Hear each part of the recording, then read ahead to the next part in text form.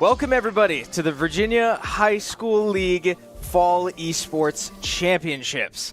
We are so excited to be here, coming at you live from our Shenandoah University Esports Arena here in Winchester, Virginia. We have schools and students from all over the state here in person and ready to represent their respective schools as they look to compete in our three respective titles for today. We have had a whole semester of competition that has led up to this moment. These students have worked so hard to get to this point, and we couldn't be more excited to bring it all to you. We've got a long day of esports ahead of us, and we certainly hope that you will stick around and join with us, join in the fun, and come support these students that have worked so hard to get to this point. My name is Chris Clayton, and I'm joined on the desk here by Gavin Eldridge. You're going to be seeing a lot of faces throughout the day here on our show. We'll be bringing in all different types of analysts and casters to cover their respective games. We have experts in all different fields. We're going to make sure that you get top-notch information at all times. So there's a lot different about this year here at Shenandoah. Among many things, our building got expanded. We have a whole new section to our arena. We've got students all over the building now spread out, ready to compete in their respective titles. But I would argue the biggest thing that's different about this year, if you've been able to follow previous VHSL championships, is that we now have multiple streams up for you to follow, and we've prepared a graphic to help you follow all of the action. We will be live on this main channel on our Twitch and YouTube on the left side of your screen right now. This will be our main broadcast that will switch between most of our League of Legends and Rocket League action. We also have two more YouTube broadcasts on our Shenandoah Esports YouTube account. The B stream will be following exclusively Smash Bros, as you see in the next column there. That will be mostly Avery and Kyle out in the conservatory, so if you want to follow some of the Smash Bros action, make sure to tune into that stream. We will also have a third broadcast going on simultaneously just to make sure that you don't miss any of the action going on here. So if you've got a kid or a friend or anybody that you really want to watch, be sure to keep an eye on this schedule. We will be sure to keep you up to date on where you need to go and to find whatever match you're looking for. We're also getting a little bit of help from our friends at some other universities, Radford and JMU, coming in clutch to help us out with as much action as we've got going on today. And with all that, I think that does it for housekeeping.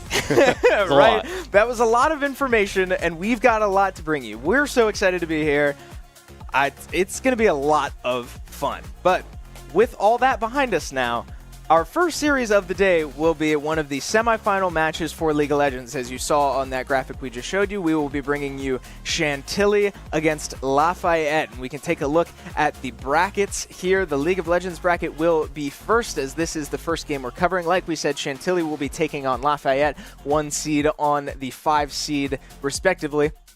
And then meanwhile, over in the conservatory, or the what is that room? The big glass room here we've got over the expansion. Collaboratory, that's the word, not conservatory. We're a conservatory school here at Shenandoah. We've got a lot going on here, but we will have the other match being streamed, so you will be able to follow that. But both semifinal matches will be going on at the same time. Up next, though, we've got 3 titles, 3 different games that will be competing here. And next up is Smash Bros, so we can take a look at that bracket as well. Rocket League, excuse me, is next as we prepare to show you that bracket. Can take a look at this together. Woodson, the 1 seed, certainly a favorite if we had to pick one, right? The clear number 1 seed very deliberately. They haven't dropped the map yet. They, have not lost a single game. I believe I was told 32-0. So certainly a presence to look out for, but Lafayette, the 2 seed right in the middle of your screen, certainly has a running chance, and really all of these squads have strong chances, and that's why we play the game, right? Anything can happen in this bracket on your screen. So that's how we got here in Rocket League. We have one more bracket remaining as we prepare our Smash Bros bracket. We will bring that to you once it is ready. But again, so much action going on here at the Virginia High School League Fall Championships, and we couldn't be more excited to get into it. Right, and the big one for Smash, we don't have the Smash bracket yet, is there's a 25th seed. There is. That had some bit of big a Cinderella. Upsets. Right, they beat the 9 seed in quarterfinals, and they beat the 8 seed, and now they're playing against the number 1 seed. Once we get the. Oh, there it is. It's coming up. Yeah, look at that. Yep, yeah. So here now on your screen is the Smash bracket. This should be up to date. A fun little thing to keep an eye on. We do have Frank Cox playing against themselves right now. The 4 and 5 seed, respectively, students from the same school now cannibalizing each other in the bracket. So that will certainly be something to keep an eye on. Again, that will be on our B stream if you would like to tune into that. But otherwise, Osborne at number 1. Very familiar school in these VHSL championships, and they're going to look to make a run once more. So with that, those are our 3 titles. That's the amount of stuff that we are going to try to bring to you. We will be sure to keep you up to date on as much of it as we can, but be sure to tune into all of our other streams, including the ones from our friends over at GMU and Radford. Big shout out to them for helping us out today. And yeah, I mean, it's going to be a lot of fun. It's going to be a long day, but we're going to be here for all of it, and we certainly hope you will too. With that, let's get into some League of Legends. Right, our first game on the slate, like we said, was Chantilly against Lafayette in League of Legends. The 1 seed against the 5 seed, I believe. Yep. Chantilly against Lafayette, respectively. So we know a little bit about these teams. We were able to do some preparations. We feel decently good about where we're going, but the big storyline so far is that Chantilly looks like a wagon right now. Yep. Again, just like in Rocket League, they have not dropped a single game yet. They've 2-0'd every single team. But in the same way, Lafayette has 2-0'd or been 2-0'd in every single match as well. So whatever team comes off first is going to be the team to win it all, essentially. We have some big names in this. Calvin for Chantilly is kind of their main star. He has a trifecta of 3 champions that we're probably going to see banned out in the first phase with Silas, Yon, and Akali. All 3 of these champions this season alone, he averages over 4 KD and 70% win rates in all of them. And these are 60 games each. So he's pretty good. But in the same way with Lafayette, we have Wild Rush, who was a jungle main, but from what the Lafayette coach told me, they had 2 players graduate, and one of them was their AD carry, so he role swapped to AD carry this year. So hopefully his jungle experience kind of shuttles him into the AD carry role, which clearly works considering they made it to state. That's true. Yeah, I mean, you have to be good enough to get to this point, right? It's not like that's a gimme at all. Role swapping, we're a little familiar with here at Shenandoah. We've had our collegiate team have their fair share of role swaps, but that's a tall ask no matter what role you're going to or from. AD carry, I think, helps because you kind of can get sort of babied by the rest of your team if you need to. Right. Obviously, the top percentages won't need that, but that's something to keep an eye out for. That's exciting. Yeah, when you put yourself in that mindset of okay, as a jungler, my job is to get the AD carry ahead. Now he knows, okay, this is what my jungler should do for me, so he can kind of put himself in that position to get it. Which is exciting. Yeah, we've been seeing a couple of the drafts that both of these schools have shown, at least publicly, leading up to now. And slight trends we're noticing are sort of the top lane, I don't want to say hyper carry, but the Fioras of the world. Yeah, and the split push chance. Yeah. Right? So he played Fiora and Gwen, and they were both really good matchups. He played into Mundo on the Gwen, which is pretty free, and then he also played Fiora into Aatrox, which is more of a skill-based matchup, but you feel more confident as the Fiora in that. You have the Q capability to dodge things and such like that. The big one I want to look at is support. The support for Chantilly is kind of he plays some characters that are really good. He plays all the hook champs. In his game, they got the Blitzcrank banned out, and they got the Thresh banned out, but he also played Pyke, and in Game 2, they banned the Pyke, so he got Thresh.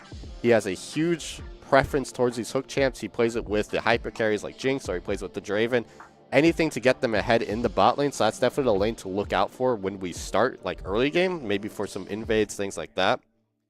Additionally, for Lafayette, they play a lot of more traditional comps. They prioritize the AP junglers. They prioritize things like the Lilia, the Zac, things that are really good at the fast clears into early ganks, things like that.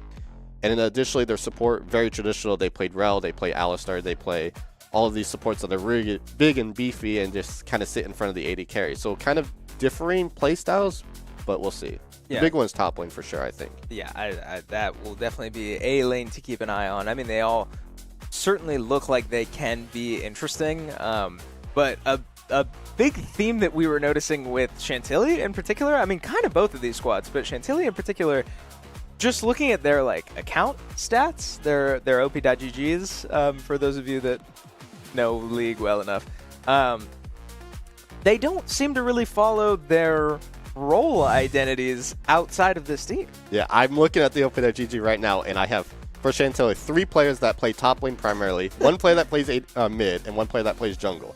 And the mid laner does not play mid. The mid laner plays, I assume, AD carry is what we're kind of basing it off of, but he plays exclusively Yasuo and Aurelia mid. So I'm curious to see what he plays AD carry. Maybe he'll play some kind of spicy picks. Maybe we'll see Yasuo Thresh bot lane, maybe to take the Thresh away from Lafayette. Maybe something like that. I'm not sure. Yeah, I mean, we might get some wacky stats or comps and strategies. I mean, it's tough to say, right? Because we have not been able to watch these teams up to this point, right? And so, we can only go off of draft comps and on paper statistics, but when you go into the game, a lot can change. Right. And when it comes to not being able to prepare for your opponent, in the same way that, I guess we struggled to prepare for these teams, right? Opponents have to go through the same amount of information that we do. Yeah. And I guess that does kind of give you advantage if you think about it. Right, yeah, for sure. And additionally with this, you talked about different champs and unique champs. You have to, if you're Lafayette against Chantilly, who hasn't lost a single game, you have to find a way to throw them off their foot. Maybe we'll see some lane swaps bot to top.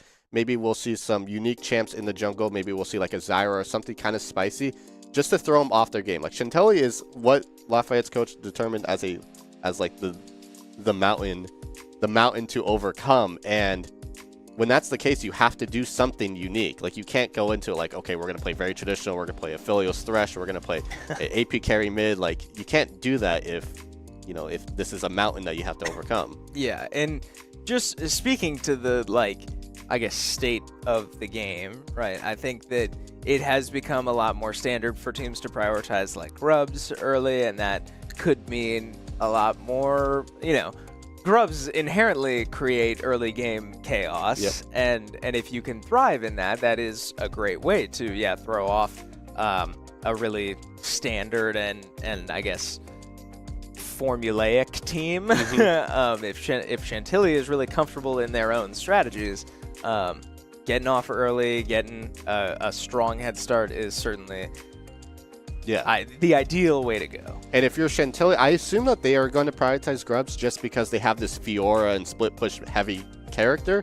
So I'm really curious to see how these early fights happen. Surely Chantilly has practiced them and has it laid out methodically, or they pull the support up or whatever, because Bijung, as his name is for top lane, he heavily likes these Nasus, this Fiora, this Gwen, things like that really want to impact the map while he's away from the team. So grubs, 6 minutes in, that's going to be the first big fight. I imagine Dragon won't have much impact until we see the draft. Yeah, and okay, so a couple more just facts coming into today. We do know that Mbessa is legal for this tournament. She was released before playoffs, so she is allowed to be played today. That is something we could see. You and I have differing opinions on Mbessa, and that'll be interesting if we see that come out today or not. And then the other question mark, I guess I'll refer to him as, is Victor. Mm-hmm. Victor did just receive a slight update. Yeah, VGU. Yeah, visual update, as well as a slight tweak to his ultimate. We don't know if that's enough to warrant a competitive ban. Because fundamentally he is still the same champion he was before, just with some serious number boosts to go with the release of an incredible show that they just pumped out. Just by the way, shout out Arcane. But point is, Mbessa is legal, and we're not 100% sure on Victor, but we assume he is legal as well. So these are champions that could be pretty volatile, right? Being relatively new, you don't know how much experience either of these squads would have against a champion like that. So, again, just feeding this idea that maybe just throwing them off is enough to get something really going. And going back to Victor, nothing has really fundamentally changed about the champ. He still has everything. The only difference is that all of his numbers got buffed. Across the entire thing, all of his numbers just went up or they went down for mana. That's about the only change besides his ultimate. Now his ultimate grows in size when he gets eliminations after it's fully upgraded, which is really cool to watch happen in game, but it's kind of a big game changer. If he gets two kills with his ultimate, it's the size of the lane. It just covers the entire lane, which is absurd.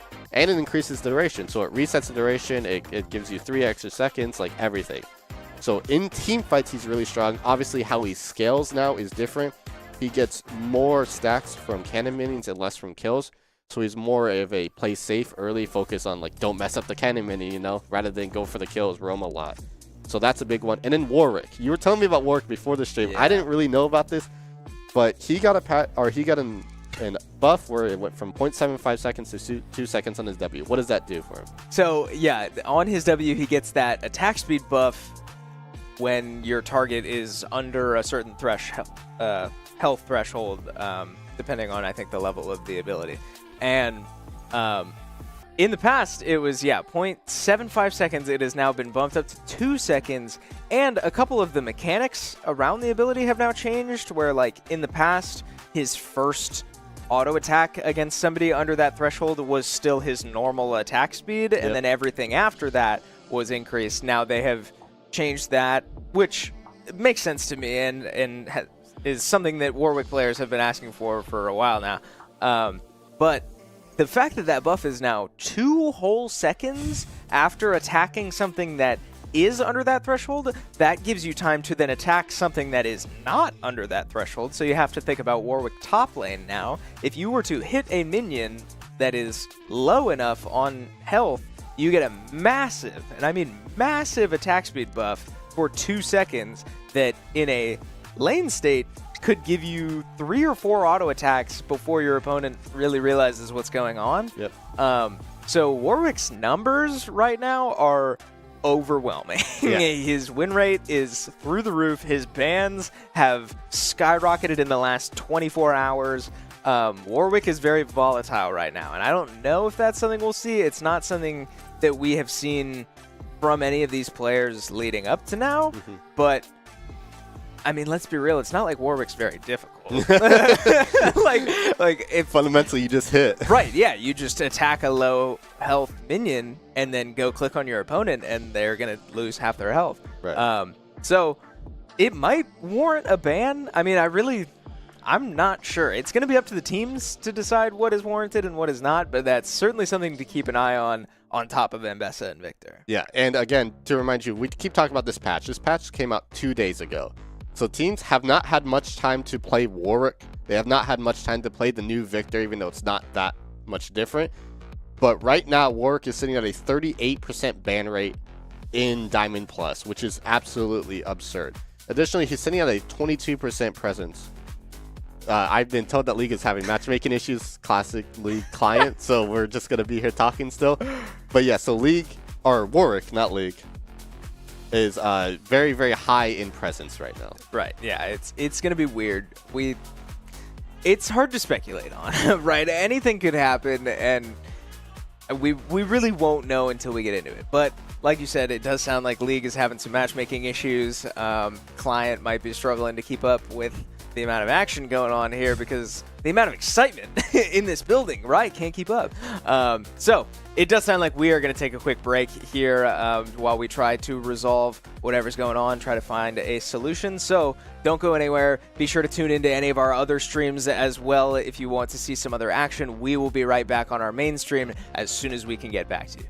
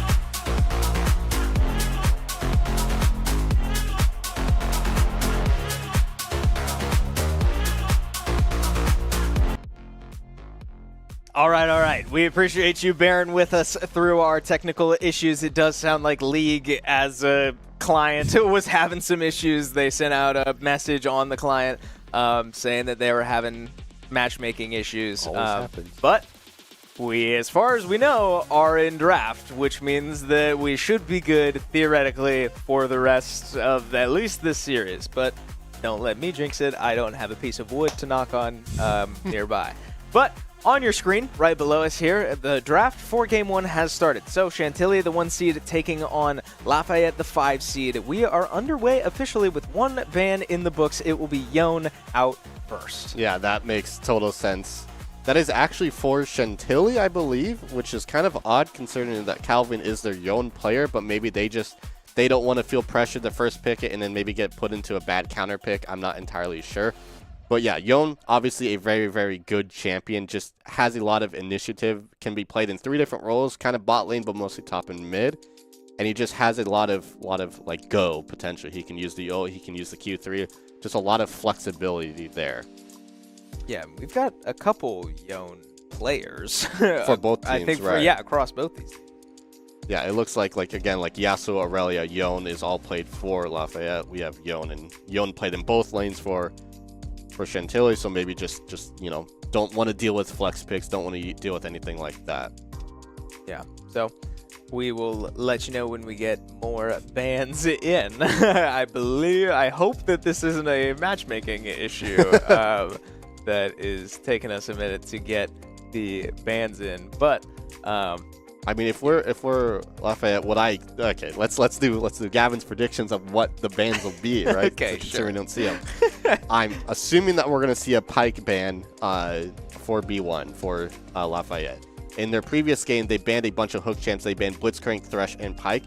So clearly, their bot lane does not have a preference against hook champs, which is kind of a problem when you're playing against Curb, who has a high preference for them. So maybe a Pyke. Oh, it looks like our bans have been updated. I believe that looks like Vigar. Vigar and Caitlyn, which is the response. Very, very odd. I guess Vigar is kind of good for locking down the lane, and maybe Lafayette doesn't want to deal with that potential. And then obviously for Chantilly, we see an Aurelia ban as well and a Yasuo ban.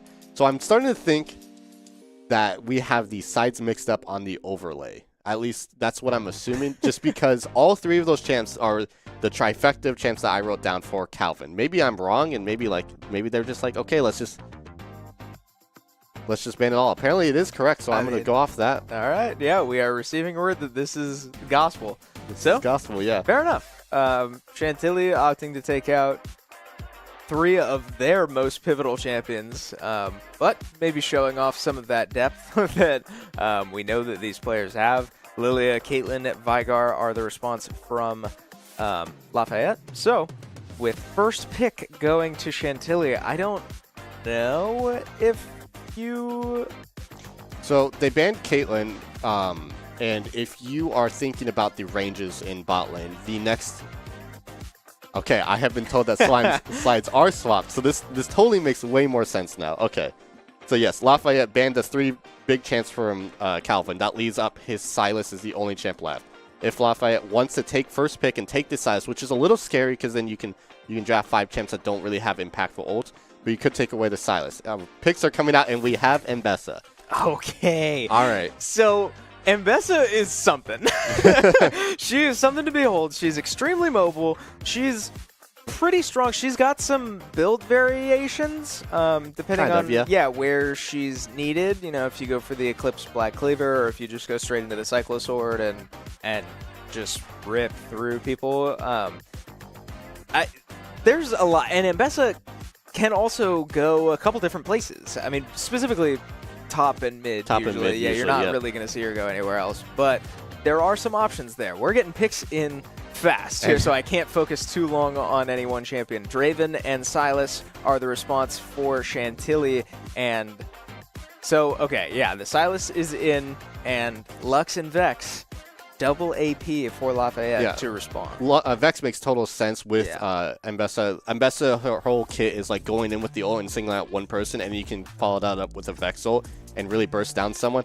I am shocked Chantilly did not take the Pyke here. They played Draven Pyke a lot in the regular season and in playoffs, but maybe they're just more comfortable getting the Lee Sin for the jungler and then like leaving it up. They still have 3 hook champs left. They have Blitzcrank, Thresh, and Pyke. So maybe there's whatever one that Lafayette leaves up.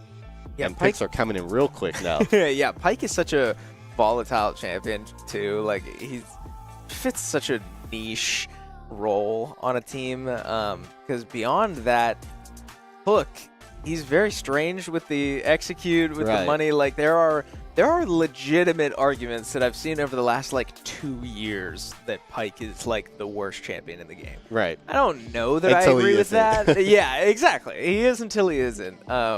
So something to keep an eye out for. We don't see it banned, so it is still on the table if Chantilly wants it to go with the Draven. Gwen and Nami, the 2 bans coming out in Phase 2 for Lafayette. Jinx and Hecarim will be the 2 bans on Chantilly's side. And the decision is in. The Pyke does not seem to be coming out in favor of a Karma to match with this Draven. So Karma makes sense because Lux really wants to push the lane in as a support. She's very common. Oh, okay, hold on. Okay. Everything's going to get paused now because we have a Warwick in the game. So everything we just talked about, Warwick appears to be going top lane here. Or jungle, excuse me, because Mbessa is going top lane. And that just changes everything. Again, this champ has a 58% win rate in the jungle right now. A really good meta read from Lafayette if they can actually perform on it. Again, like we said, Warwick ain't that hard to play, though. Right, so, like, on paper, he shouldn't struggle too much, but that is a huge meta-shifting pick. Yeah, and the counter pick, the final pick for Chantilly will be the patented Fiora. So I would think a decently solid pick against or into Warwick. I don't know top lane matchups super well, but I would think with a it's Mbessa top lane. Oh yeah. Oh, okay. It's yeah, Warwick that throws jungle things against off. Lee Sin. Right. Okay. So the Fiora is the final pick to match the Mbessa.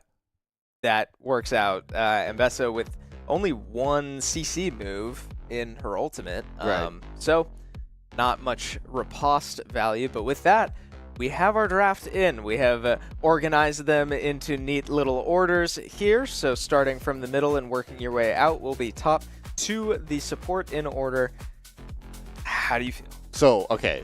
Everything with this is kind of a hype because we got Mbessa and Warwick, which are the 2 champs that we were like very... And on the same team. Yeah, they were very good. Like, very good picks from Lafayette. We have Ezreal Lux versus Draven Karma bot lane. These 2 play the exact same way. Both sides really want level 1 and 2 prio. I assume that neither team, or that we're going to see a 10-man play bot lane, or maybe 8 people bot lane, just to get control of that second bush. Because whatever team gets the push is going to have way better time compared to the other side.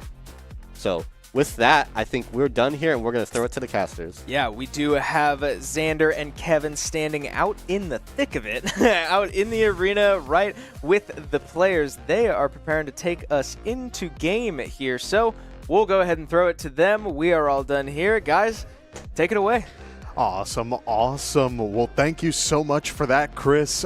Welcome to VHSL, the League of Legends quarterfinal. My name is Kevin Clayton, and I am joined by Xander Alexander Merle-Smith. How you doing? Oh, I'm amazing. Look at this. We're here in the Shenandoah University Esports Arena. The players are here. Everybody came in so early this morning, cups of coffee in hand, ready to warm up and get ready for the day. And what a state championships it's going to be today. We've got 2 great teams ahead of us, Chantilly and Lafayette. And I'm so excited to see what these teams have to offer. Oh, yeah. I mean, getting into this already, we saw a little bit of the draft highlights just with the analyst desk back there, and Gavin breaking down how that bot lane is going to go, where both players are going to want that level 1, level 2 advantage. I mean, that's going to be critical to watch because we're talking about snowball-y kind of champions. I feel like a good Ezreal can run away with any game, but you want to talk Draven? Draven's scary no matter where he is, so that's going to be super exciting on its own. But also, Warwick's in the game. That character's popping off all over the place and is sitting at some of the highest win rates that champion has ever seen before. Yeah. And Mbessa's in this game as well. Like, we're talking the hard hitters of this season all showing up for this match. I'm super excited. Yeah, I mean, looking at these two teams, obviously you're going to have the Luxonez trying to poke down the enemies here. Lafayette going to go for a little bit of that poke down before they engage with the Mbessa and the Warwick. I mean, looking at these two teams, it feels like obviously Chantilly is an absolute juggernaut, undefeated throughout the regular season, 7-0 in their series, is 14-0 throughout the entire season, never dropped a single game. And against obviously Lafayette earlier in the season, no exception. And this is one of those teams that you have to play out of your mind. You've got to utilize your draft to its fullest potential. Navigate something like Warwick on that high win rate with this recent changes. That's going to be huge for Lafayette to try and get any sort of advantage they can. Oh yeah. You've got such a great tool in your arsenal with this character who's able to not only offer that suppression in his ultimate, but is also just very strong in the side lanes. And Chantilly, a lot of their drafts are based around doing this sort of 1-3-1 style comp. Their top laners and their mid laners pick characters like Garen and Gwen and sort of interchange them. Like, you can send those wherever you want to be on their own and win like 90% of the 1v1 matchups. But when it comes to Warwick, I'd argue there's frankly no better 1v1er. Oh, yeah. So going into this, that's something you got to keep in mind. Suddenly this strategy may need to change. Maybe you do send them in for that team fight. There's so much that could go into it. Yeah, and I think what a win condition for Lafayette here is going to be surviving that early laning phase. Creating the pressure with that Warwick through the jungle, potentially getting some ganks, some successful ganks off. I mean, a lot of his kill pressure comes from that level 6, so it's going to be a little bit towards the later end of that laning phase. But I think if they're able to get a good start and off on the right foot here, then they have a chance against this strong squad. But we're going to be hopping into game here pretty soon, and we're going to see exactly which team is going to be coming out on top. This is going to be a great one for here. I'm super excited because I got the chance to talk with Lafayette's coach just a little bit before hopping into the draft and getting the lobby set up and stuff like that.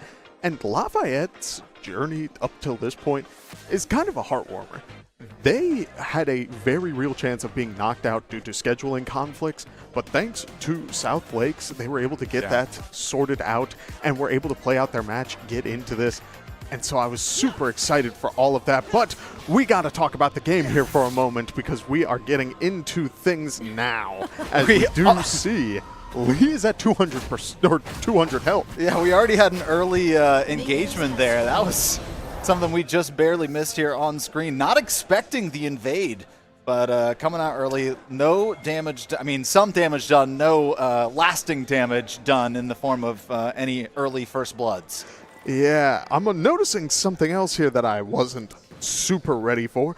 This Mbessa is in the jungle. The Warwick is going to be solo laning in the top side up against the Fiora. Oh. Which means that we're going to have a very nice 1v1 sort of balance out that super strong solo lane Fiora. But Mbessa jungle against Lee Sin feels like it could be very dangerous depending on this Lee Sin's game plan of invading Mbessa's jungle, stuff like that. I don't know who wins that 1v1, so I'm hoping we get to see that in a little bit.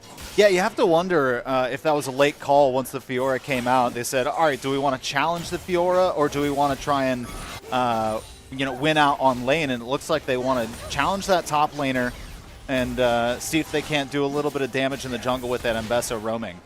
Yeah, so as we see a little bit of the bot side here, notice how Lafayette immediately gets their level 2, forcing the Draven Flash, but Warwick is also having to fight back against Fiora in the top side. Both sides fighting on very low health. Fiora flashes in for the Q on the Vital, and that is first blood into the hands of Chantilly with that super strong Fiora player. And you see a little bit of that sustain from the Warwick. Oftentimes, your best bet is facing your enemy and fighting with that Warwick. The sustain you get, the health bar you can recoup just based on auto-attacking in that Q, that's when you're going to be at your strongest. So a little bit of that early pressure. We see a fight going off here in the mid lane, and Vex able to get out. Both players severely damaged. We'll see if they hang around a little bit longer. It looks like they will. So we might be seeing early kills come here in the middle lane as well. Yeah, I'm hoping to see now as we get a little bit more of these skirmishes. I love lanes where it's just back and forth fighting throughout the entire lane. I get you want your CS and stuff like that, but there is sort of this skill matchup where you're able to force your opponent to try and go up against you. But look at the Mbessa gank up on top side. We do see Warwick able to get the Q. Is it going to be enough? It is! Niflheim on Mbessa in the jungle is proving my skepticism wrong and gets a early KO. Huge return gank there from Mbessa. They did have to expend the flash though, so that's something to watch out for later ganks. You got another scuffle here in the river, and it looks like Mbessa is just gonna have to walk out here. A little bit of support from Warwick, and Silas coming up too. So if Vex is gonna rotate, it might be a little bit too late, and all folks from Lafayette will return to their lanes. Okay, when we talk about League of Legends at this sort of level, one thing you want to keep an eye on is the CS of this matchup. That's where a lot of gold tends to either be getting your advantage or losing out. And the bot lanes on both sides are doing a really good job of staying even with each other, but so is the top lane in the other way. Because they've been skirmishing so much, the gold for both of them is already starting to go down. And so I'm worried that if you want these strong solo laners, you may need to stop your boxing. You need to stop that fighting and really focus on that money, focus on that wave management going into the rest of this lane. Now, something I'm probably going to want to see from this Lafayette bottom lane is when they return, look at their mana bars. They need a tier or some mana crystals or something, because this is a bot lane that heavily relies on their abilities to create opportunities for themselves, and they've not been missing any opportunities to use some of that, use some of their spells here. So finally returning, we'll see what they come back with, and look at that, tears on both of them. I love it when a plan comes together. Yeah, beautiful stuff here, because now you have the ability to really poke out the Draven and the Karma, but also Karma, yes, has all those great shields. Draven has his Vamp Scepter, which may be able to help that sustain when you're dealing with so much poke. I'll be curious to see if the momentum favors more into Lafayette's favor for sort of getting that momentum going. But for now, a good push down bot side means that we see the Dragon started for Chantilly and should be falling into their hands shortly. Yeah, Chemtech Dragon going over to Chantilly. No surprise that they're able to secure that. Nobody of Lafayette in the region. Bot lane happy to farm out a little bit. And CS pretty close across the board. Top lane, the battle of 22 apiece. The bot laners, we've got 44 and 47. Everything is super even. The only really disparity here is the 50 on Silas and 22 for Vex. Oh man, team fight breaks out, and we do see Mbessa in the thick of it is going to get hit by multiple abilities, but the Vex burst is going to be enough to back them away as we cut to a fight on the bot side, and Ezreal is chunked down to half health. And I mean, Draven damage is going to be high in all states of this game. Look at the return value. A good Ezreal E with the enhanced damage on the W is putting in so much value. I am loving what I'm seeing. Yeah, and that's really just comes down to, once you're done damaging Ezreal, if you're not able to secure the kill, the return damage as you're retreating can be so immense. And we saw Draven, looks like he won that battle for the most part. Then he starts walking away. He's got only one lane to go through there through that tri-bush. And all of a sudden, he's at less health than Ezreal. Yeah, we do see on the minimap a bit of a sight of Mbessa looking at that Fiora, and Warwick is now level 6. Someone may get ulted. There it is. We do see the initial hit, but there are 3 people on the side of Chantilly in the river, with Vex following up on the split, and Silas immediately getting that pick, trying to get a little bit of damage going and get Vex back into the mid lane and seeing if a fight breaks out elsewhere as the bot lane skirmish starts and gets a little bit more damage going. Mbessa damage is going crazy. Fiora may have to back out of this fight, which means it turns into a 3v2. Oh, and the flash over the wall. Warwick able to secure the Fiora. Can Warwick now get out? Both players from Lafayette trying to support. Warwick will go down, but then the damage coming out here. Mbessa almost dead, and almost Silas as well. Oh my! was so close to working out into Lafayette's favor. We saw just how valuable it was to get that Fiora out early, but the Lee Sin doing a really good job of landing that Q, getting that early reset, getting a little bit of health back, and getting a triple kill. Now with a 1,100 gold lead on the Lee Sin, one of the biggest playmaker champions in all of League of Legends. You gotta be worried going in on this, as we also start to see that now Fiora is trying to hold that lane up towards her tower, and Warwick struggling in this 1v1 right now means that it's going to be awkward getting this little bit of a fight back, as we see the riposte on the Fear just offers so much value. Yeah, trying to protect that weak spot on the left side, and this is quite the scrap we have. Fiora going to be able to press that advantage. A nice binding from Lux prevents Draven coming in a little bit closer. Both those axes spinning means big damage there in the bottom lane, and no kills going either way. I love that the, oh my goodness! The stun! The ult underneath the tower was perfectly timed! An amazing call out from the Sir Mole, getting that Fiora under tower in just the right spot. That Fiora is playing so aggressive, and understandably so, really showing their knowledge on the champion, but you gotta be careful when you're dealing with Warwick. As we see a bit of a fight break out bot lane, we do see the Lux eating a Lee Sin Q means that she will go down quickly, and Ezreal is going to have to walk away here with a little bit of damage, but will still be able to farm up this wave when it inevitably crashes. All right, so let's take stock of where we're at real quick before any more engagements are bound to happen, and it looks like a dive might be going bot, but the Q misses from Lee Sin, and so Ezreal, the Dragon Kick coming out, trying to feed the bottom lane, and they aren't able to get him! And the shield goes up. We do see Lee Sin eat another tower shot. 700 gold shutdown on the Ezreal, and he is now another powerful force in this game. That is huge. That gold went to the exact right person for this game to start taking control with this bottom lane. They were already dealing tons of damage to Karma and Draven, and now it's only going to be more impactful. I was about to say this Lee Sin was starting to become a huge issue, and is going to continue being a huge issue, being 5-1 and roaming around the map and taking huge opportunities in these ganks. But boy, what great shutdown gold to the Lafayette ADC. Yeah, and that will definitely start to even things out, but it's worth acknowledging that Draven and Lee Sin are the first champions to complete their items, and if a fight breaks out now, it still means it's going to be falling into Chantilly's favor for the time being. I do think once Ezreal gets his Trinity online, it could bring a lot of value, as we do see Fiora go for an early riposte, but is able to dash out. I'm a little worried about how this could play out, because now these 1v1s are starting to stack back and forth, but the Lee Sin is now here topside, as we see an early use of the Warwick ulti. He's able to 1v1. Look how fast he's auto-attacking for that entire duration. 1v2! He's going. Oh my goodness! He's able to get the 1v2 and is able to capitalize, which means that Lafayette not only is starting to even out the gold difference, but gets a dragon to boot. It is all falling back into Lafayette's hands as Lux is going for the bind, and Mbessa goes for the ulti and gets another shutdown, gets a knockout onto the Karma. It's all falling into place for Lafayette to bring this game back into their hands. Hello, mid-game. Warwick is online now. Just 1v2 to the two strongest people on the team of Chantilly.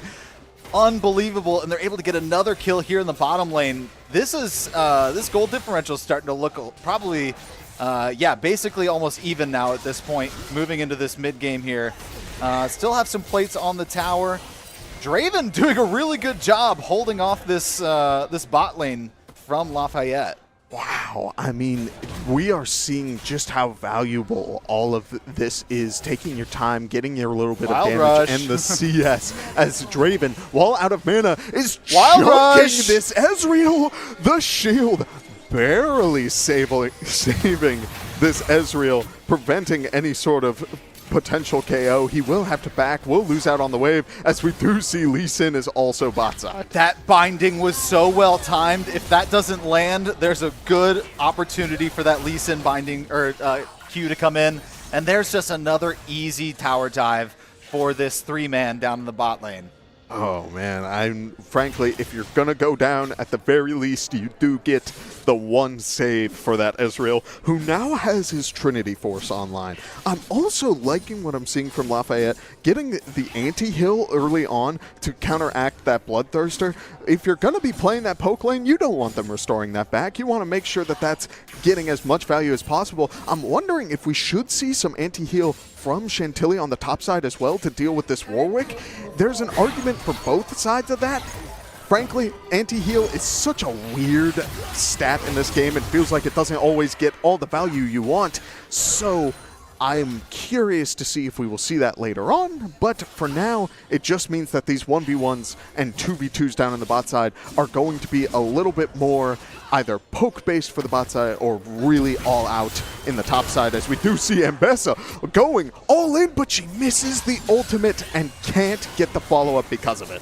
You know what's crazy to me, and we see a scuffle here in the top lane. Both people are going to just back off as Lee Sin's also rotating top.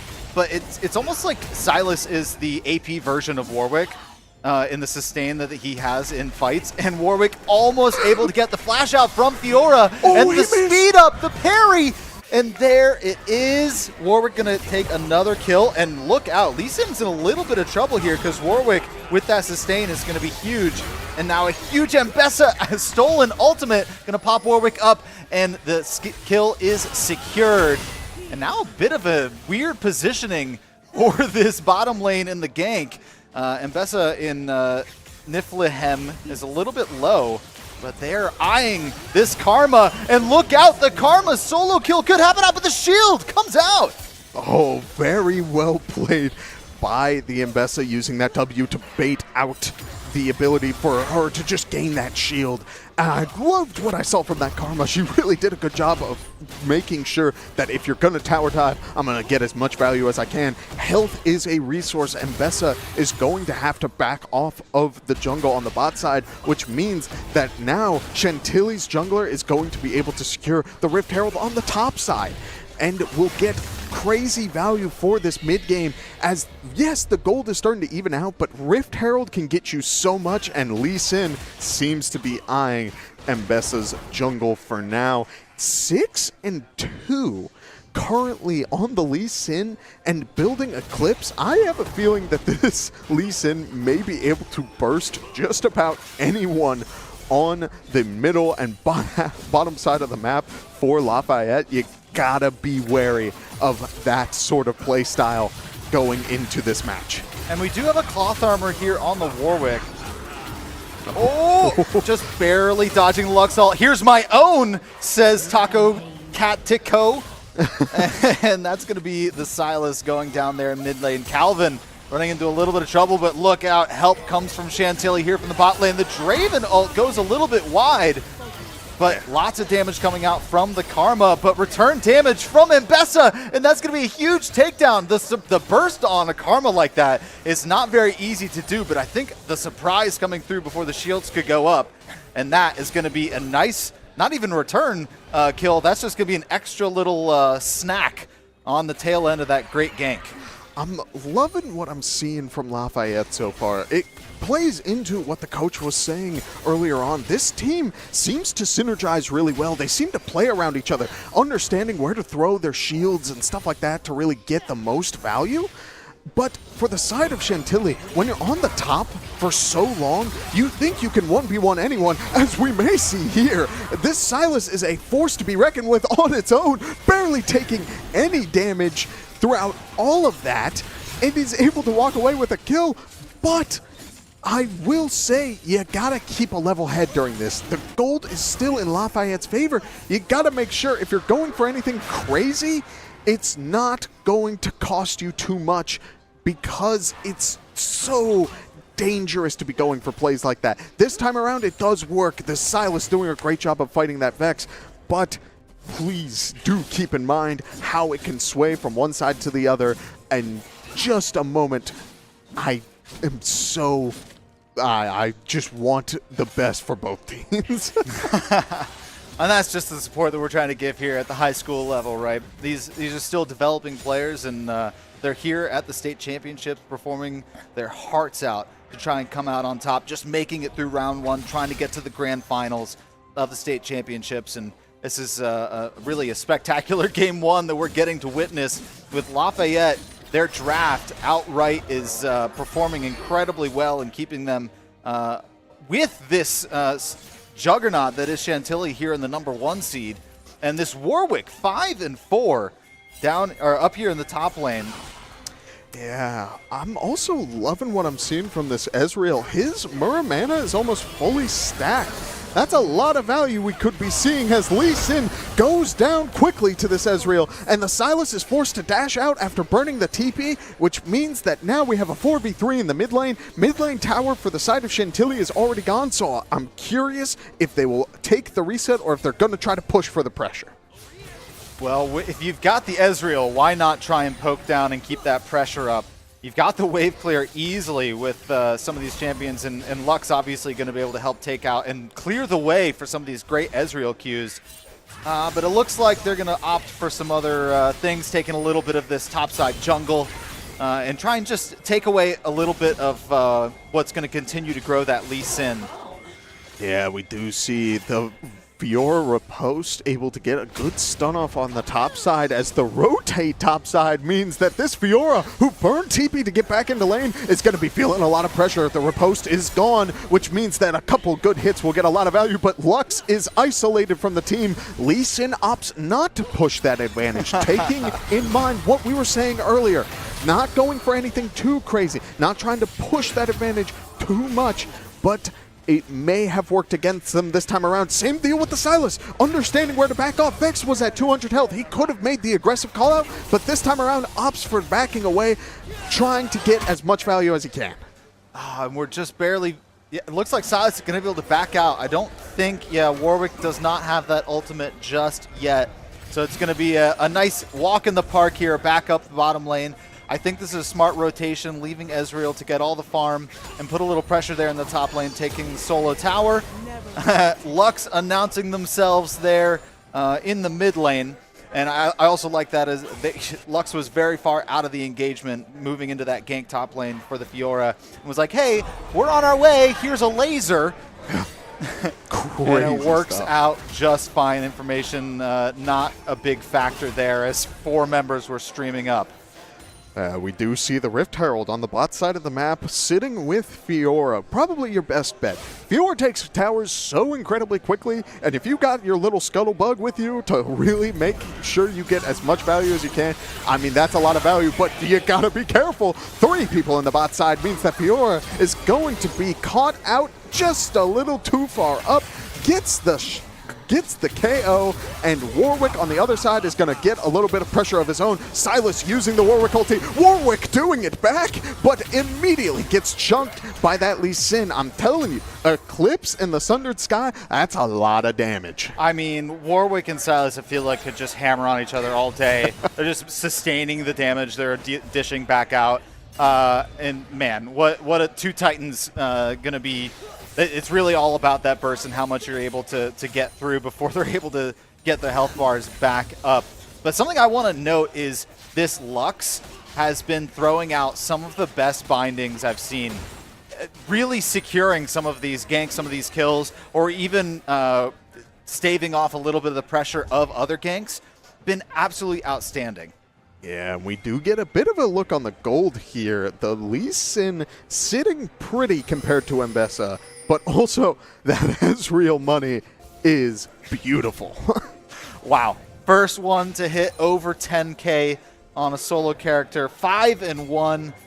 And everybody else kind of around that middle area. Karma the most starved here. Lux about 1,000 gold lead on the other support.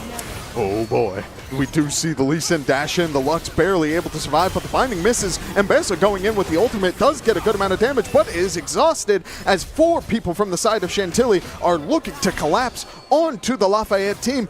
Gets the Lee Sin Q, but opts once again to play it safe. Not going for anything too crazy, walking back to the dragon and trying to secure that objective.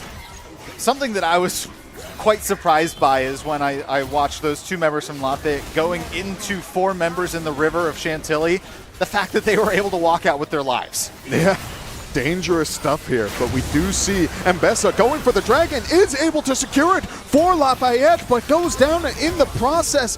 Ezreal also caught in an awkward spot, having to burn flash. I don't know if he's going to be able to make it out as Silith uses his W to secure that kill and even things out. You do lose out on the dragon, but you do secure a lot of gold in your pocket, and that means that Chantilly now has the gold advantage back in their hands. Yeah, Lafayette able to get to Soul Point here, but now, because of those kills, Chantilly with the gold lead overall, even if that a narrow margin, that sort of return kill opportunity, you can't let that get in your heads. And wow, the gold immediately going to use on the Silas, just blowing up Vex here. Extra Sensi wondering what in the heck just happened there in the bot lane. If I'm the side of Lafayette, I'm getting a little worried. Not only have we seen this Lee Sin get a ton of value off of what his build has been going for, just a lot of damage, but the Draven now has his Infinity Edge built, which is going to spike his damage a ton, and that Silas, with that magic item, is able to critically strike low health opponents with magic. On a ability that already scales on missing health. That is gross. Yeah. That is like Vex was at least 700 health or so when that W connected and got chunked. That is wild. Yeah, that's a scary Silas right now, and that's kind of one of the characters, one of the players on this Chantilly team that you're trying to shut down early to prevent this sort of thing from happening. And a great opportunity, a good binding, but Warwick missing the ultimate. Now a 2v2 scuffle. Support coming in from Lafayette, and Warwick able to sustain a little bit, but it's not quite enough. And I believe that that Draven ultimate would have helped out in securing the Warwick. And now Lafayette potentially looking to go back in, and that's exactly what's happening. Are they able to secure it? Does the red buff tick? It does! Down onto Lee Sin. And that's going to be a nice opportunity for pressure. But look out, there's a teleport coming here in the bush behind them. And look out, it is Silas.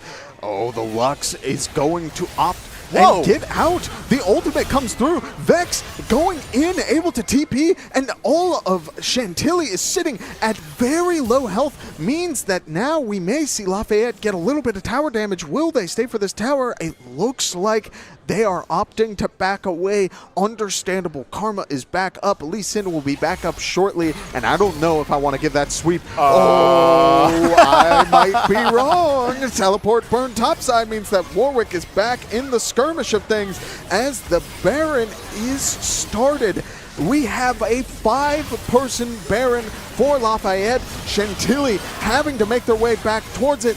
Will Lafayette be able to secure it before the vision is there? Sure enough, they do. And Baron secured for Lafayette. Oh, they're going to watch out, though. The rest of Chantilly is streaming in. They're going to be able to stop these backs. And Silas able to get damage down onto Extra Sensi. And there it is. Flying members of Chantilly coming in to destroy this Lafayette squad. The efforts of Baron quickly dwindling on the squad of Lafayette, and then the trickle here from the Warwick going down. What a disaster for Lafayette! Oh no, that is the worst possible outcome for this. You had the biggest gold maker in this game. Oh, Draven's caught an awkward spot. He didn't realize the tower was still there, and it's almost his entire health bar. Going back to the point I was talking about, I want to acknowledge Baron is such a valuable resource, and it goes to all 5 teammates. When you die, you lose that buff, which means that now the only person on Lafayette with that objective is the Lux, and she is caught in a 1v1 with the Lee Sin, who is immediately chunked, and the Baron is gone. The Baron is effectively gone on Lafayette. You do get gold from it, but also Chantilly gets gold from killing you. So this is a complete wash here for Lafayette. A brilliant play to make that call, but the Brazen backs there in the river lead to absolute disaster for Chantilly to regain what they lost in positioning off of that Baron play and now have the gold lead. I want to speak again about Lafayette's ability to play around each other. They've done such a great job of when someone is in trouble responding, but there comes a point in time where you need to just let that person go down. I understand the Vex was caught in an awkward spot. We saw Mbessa sort of dash around or sit close to the Vex, wanting to help out. But 4 people on the enemy team, and you just have secured a super big objective. You got to be careful. And look at this. Because of the pressure lost here, not having any Baron, there's a lot of members of Chantilly streaming in here to try and get some of these kills. And lots of damage down. Nobody going down just yet. Mbessa getting super low, trapped underneath the tower. Again, the Lux binding's absolutely critical. Fiora here from the left side going to dive under the tower and not secure it. Unbelievable survivability here from Lafayette. And I was just about to comment the fact that they lost so much Baron pressure they might lose positioning on this Dragon Soul, but all of a sudden all they lose for that is a tower, and they return 2 kills as a result, and now they've got pressure on positioning for this to try and take down Dragon. Yeah, you got to be careful here. It does look like Chantilly was hoping to make their way towards this Dragon and potentially get that start up. While it would have been a 3v3, ordinarily 2 champions for the side of Lafayette would need to back. Warwick's sustain is a beautiful thing, which means that he is able to get back there, making it a 4v3, and Chantilly has nothing with it. And Mbessa is able to walk in with the team and secure the Ocean Soul. A very big advantage for Lafayette. The Vex does so much damage and gets crazy value. The Lux ulti, the Vex ulti, it all just bursted down that Karma, and now we have a 4v3 in the mid lane. Fiora walking in a little bit behind, but we may see an all-out skirmish, and Mbessa using the ulti gets the knock up onto the Lee Sin, means that they will not get any crazy value off of that high damage build, instead being bursted with that build. Kevin, talk us through a little bit about what the Ocean Soul means for Lafayette.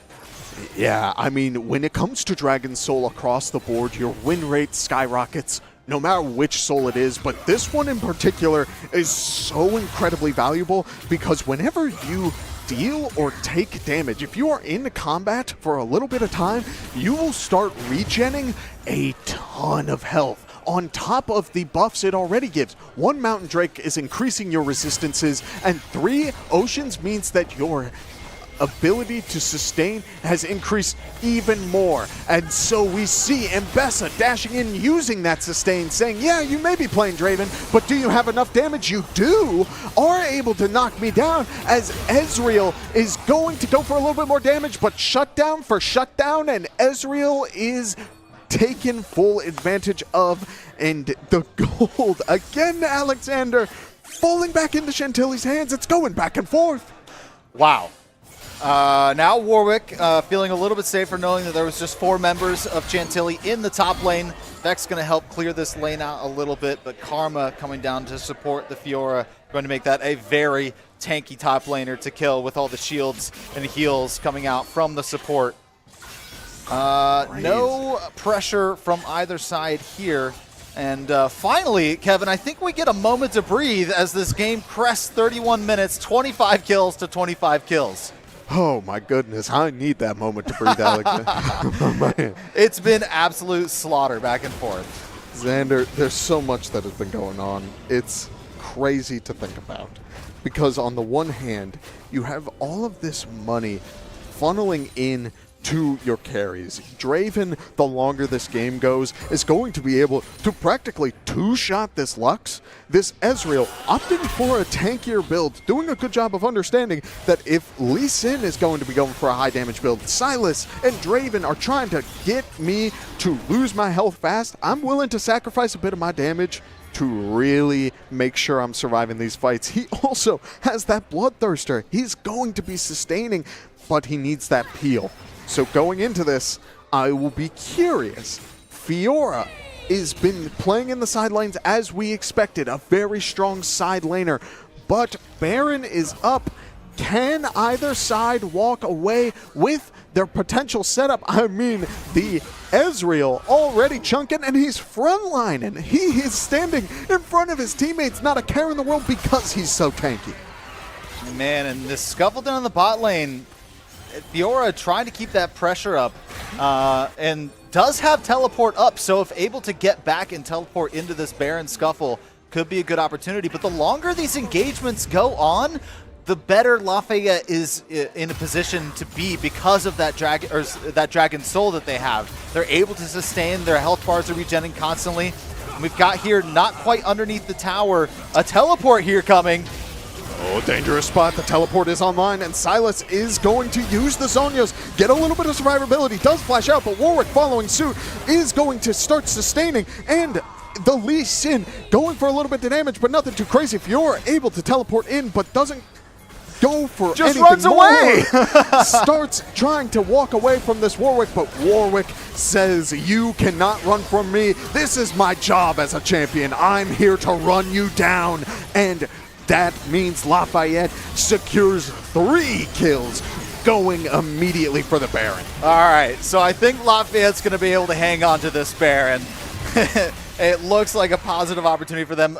It looks like the Draven ult was trying to come through and take that away. A very safe option for trying to steal it, but not going to go through. Lafayette gets the Baron, gets 3 kills, and now pushing down mid lane.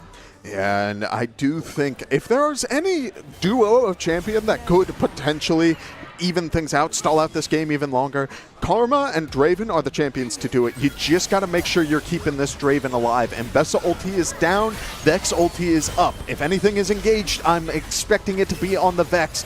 Oh, Silas is also up. We are seeing respawns from Chantilly, which means we may not see anything too crazy. Lux taking the reset and Bessa taking the reset, but that means that Ezreal's left in an awkward spot. It's able to dodge the Vex ulti from the Silas and is able to walk away. One inhibitor is down. Now the Elder Dragon is up in 25 seconds, and that means we may see Lafayette start making their way towards the bot side, and Chantilly feeling the pressure in the mid lane. This is my favorite part of League of Legends matches, when there's so many huge objectives up and there's so many critical decisions to make at any given moment on a macro level. Who do you send to clear those super minions out of the mid lane? How much vision do you try and get here in the Elder Dragon pit to risking your health and lives to try and secure a little bit of information? And once again, talking about that Ocean Soul, this is going to be huge for the longer these can go. Yeah, we do see Warwick in the mid lane starting to get a bit of that Baron push, trying to force out Chantilly from this objective. We did see Silas burn that ulti, but now they're turning the fight. Vex caught in an awkward spot, and Bessa trying to go in for the counter engage, does get good value, knocking out both Silas and Lee Sin. Oh my god! Warwick is taking the base, gets 1 tower, which means Fiora is now back on the other side of things. Does go for the riposte, but nothing more, as we do see Chantilly going in, but Warwick steals, gets a lot of health back, is trying to sustain for as long as possible as his team sits on the Elder Dragon.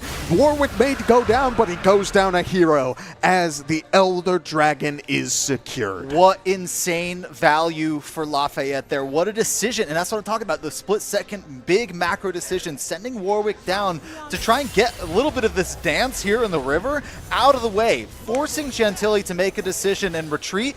And then as they think that Lafayette's overextending, they think they might be able to get a kill. No, they dive in. 2 of their members die.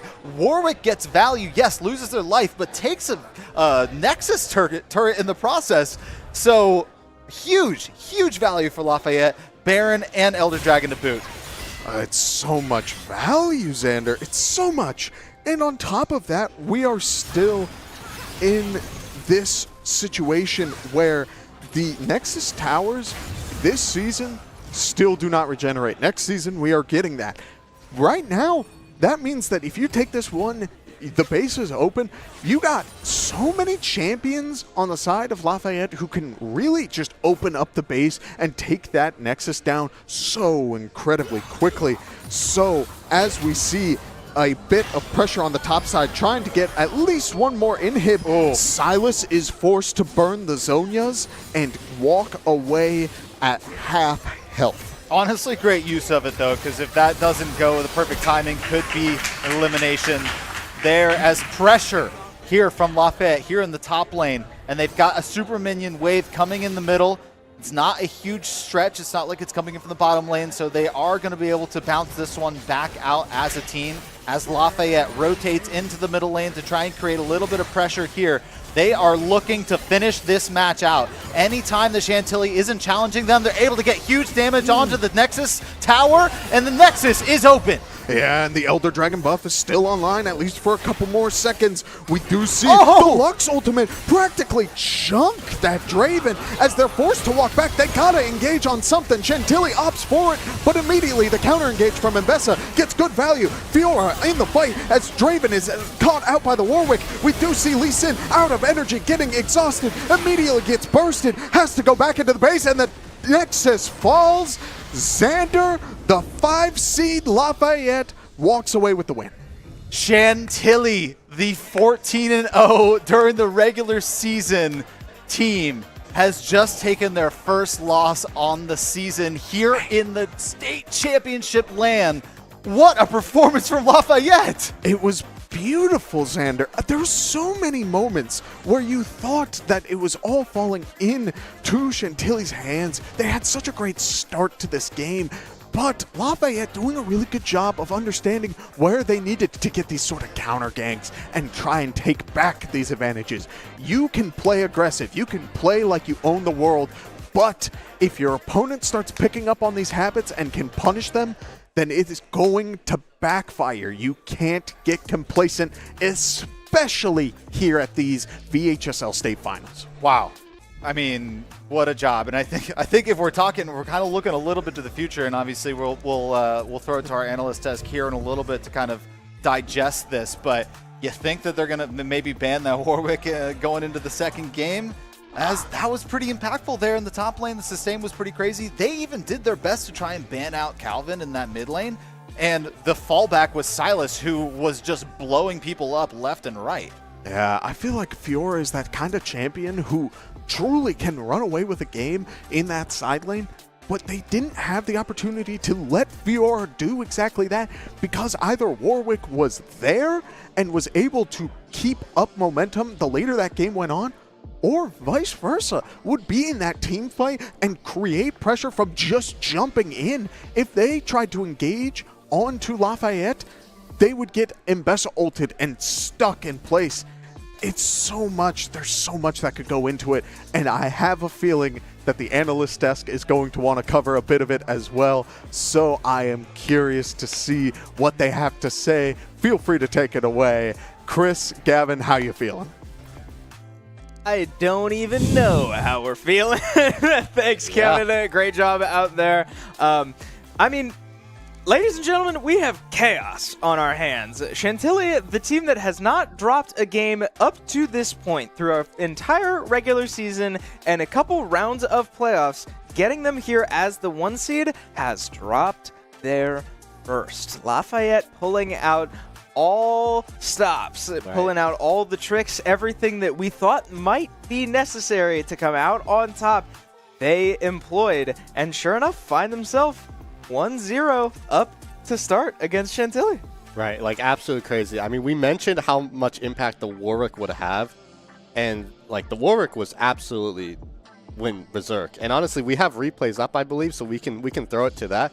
But this Warwick had so much impact in so many different ways. And Chris, take us through it. Yeah, I mean, we can relive the story of this game, and a lot of it will involve this Warwick in some way. These picks that we mentioned before the game, it might take just a little bit of chaos, a little bit of uncomfortable to get Chantilly off their game, and sure enough, the Warwick top into the Fiora, who even we in draft did not see coming. We thought it was going to be the Mbessa top. Gavin next to me thought that maybe it was going to be Mbessa jungle, but we didn't even really get to talk about it because we didn't think that was realistic. So we get into game. We have Warwick at 4-3 into the Fiora that we know has caused problems all season long for every team that Chantilly has had to match up against. And I mean, just wreaking havoc, right? We know that Warwick is such a strong champion right now, and Xander said it might warrant a ban going forward. We'll get more into that in a bit, but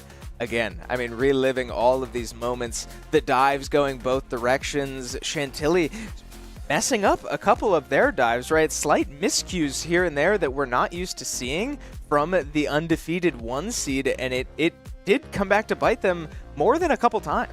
Yeah, I mean, it was a chaotic game. There was a bunch of lead changes in this game, a bunch of really close fights, especially this one with the invested Dragon Steel. Absolutely crazy, and that really set them up because then they get that Dragon Soul on Drag 5, and everything from then on was kind of Lafayette's like domain, you know? Yeah, and we do want to point out a trend that we noticed in all of these replays. You may notice a lack of a certain thing on Chantilly's tab menu, and it's heel cut. Gavin and I are sitting back here watching the whole game wondering when it's going to come and who's going to build it, but we see fight after fight healing, overwhelming. The Warwick with a completed Spirit Visage and the Ezreal with a Bloodthirster as his 4th item.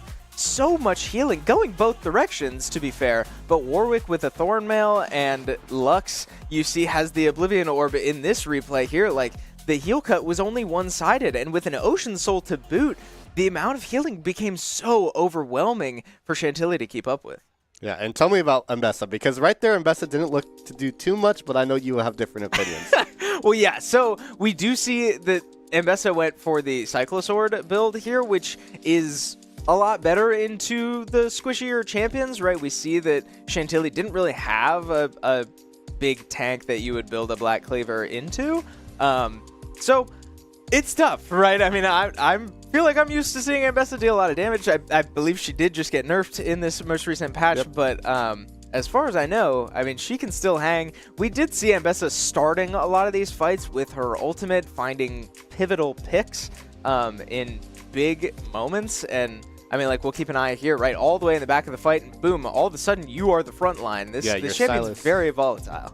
Right, yeah. The champion has so much initiative, too. And again, with the Vex and the Mbessa going in together, they absolutely blew up the Silas, which was kind of doing a lot of damage. Silas was, as Xander said on the desk, Silas was very scary with the Shadow Flame into that immediate burst.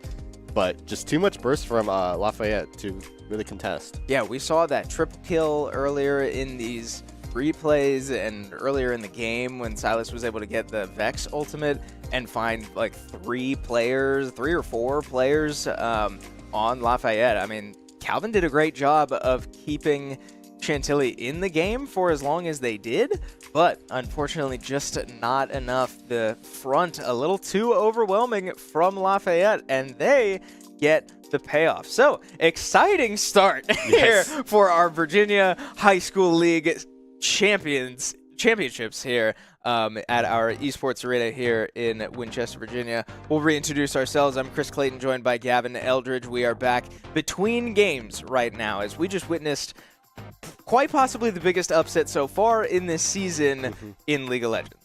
Yeah, and just to reiterate what happened that game, I want to shout out Calvin. Even though Chantilly lost, Calvin was moving on the Silas. Like, he had the 1v3 triple kill with the Vex ults, like using them on repeat. That was really, really clean. And he had a lot of jungle presence in his lane. He couldn't really impact the map as much. If I'm Chantilly, I would put our support and our jungle around there. Make sure you get vision around them just to help him out, because he was playing really, really well. Just wasn't able to have the movement to do it, frankly. Yeah, he looked great, and we do need to shout out the Lafayette coaching staff and players, whoever put that draft together, because we back here made a lot of predictions, right? Some of them were right, some of them weren't, but the big theme to all of them was it's going to take a lot.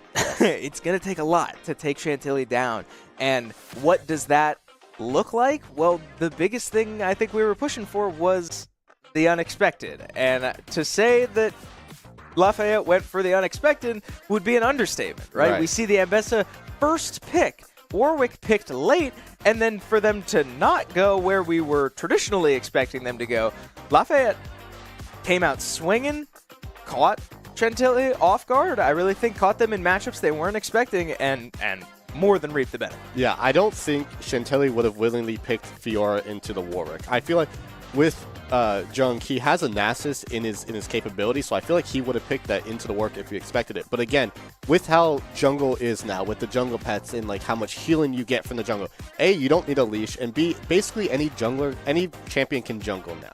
You don't have to have this uber fast clear speed. You don't have to have innate healing. Nothing like it used to be in the past. Now you can just put anyone in there and they can kind of survive. And the best of, like, I was really worried about the jungle clear, like the first wave, or like the first 6 camps.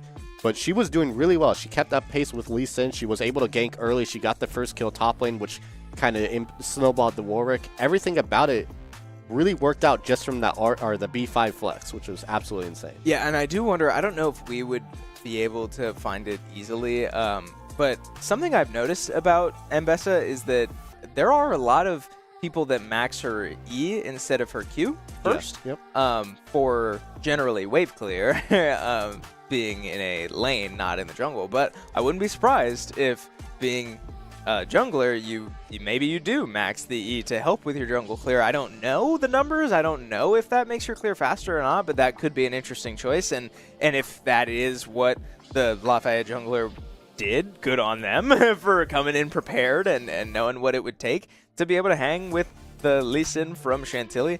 Just great stuff all around, and we should be preparing to get into Game 2, and we'll take you through that draft whenever it starts. But on that note, preparing for Game 2, what needs to change? Do you ban this Warwick? Right, so there's a lot of options here. I don't remember initially the bans, but I'm sure there's like high priority bans. But I feel like Warwick, you have to ban it out, or you first pick it on B1. That is the other option if Chantilly opts to take blue side. Granted, they don't get the R5 counter pick top, which they heavily prioritize, or even the mid lane counter pick. You can first pick Warwick, trade it away for some other high priority pick, maybe the Ezreal, maybe something along those lines, maybe Lilia jungle, anything like that, and you can kind of keep that going. But if your team doesn't play Warwick, if they haven't practiced the Warwick top or the Warwick jungle, then there's really no reason to do it.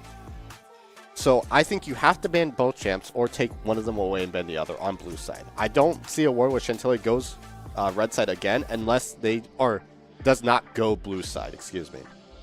And then for Lafayette, you now have to find, okay, it worked once. What is your next bit? What's your next big show? You're basically a magician now doing all these acts. Like, what are you going to pull out of your sleeve now? What's your next ace? Is it the Victor? Do you have some niche bot lane? Maybe you go like Aurelia bot. I know that's played a lot with Thresh. Do you do something like that, or do you now go, okay, we have the advantage, now we've kind of rattled them a bit mentally, do we now just go traditional and just beat them straight up? I'm not sure.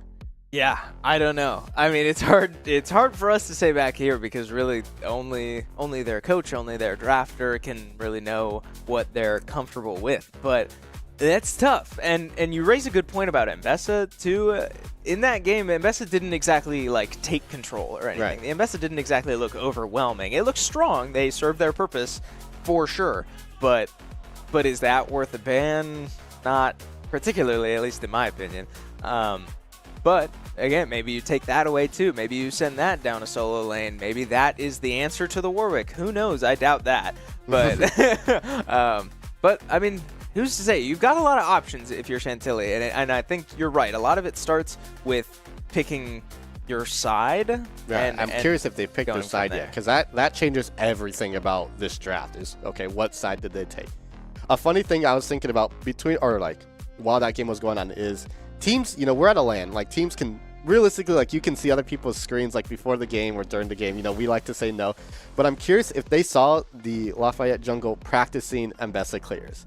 If they even saw that, if they saw that he was practicing Warwick clears. I'm wondering if there was some like mental gameplay there where it's like, all right, I'm practicing my Warwick jungle clear, and then boom, it goes top lane. Or maybe the top lane is practicing Mbessa, and then boom, it goes jungle.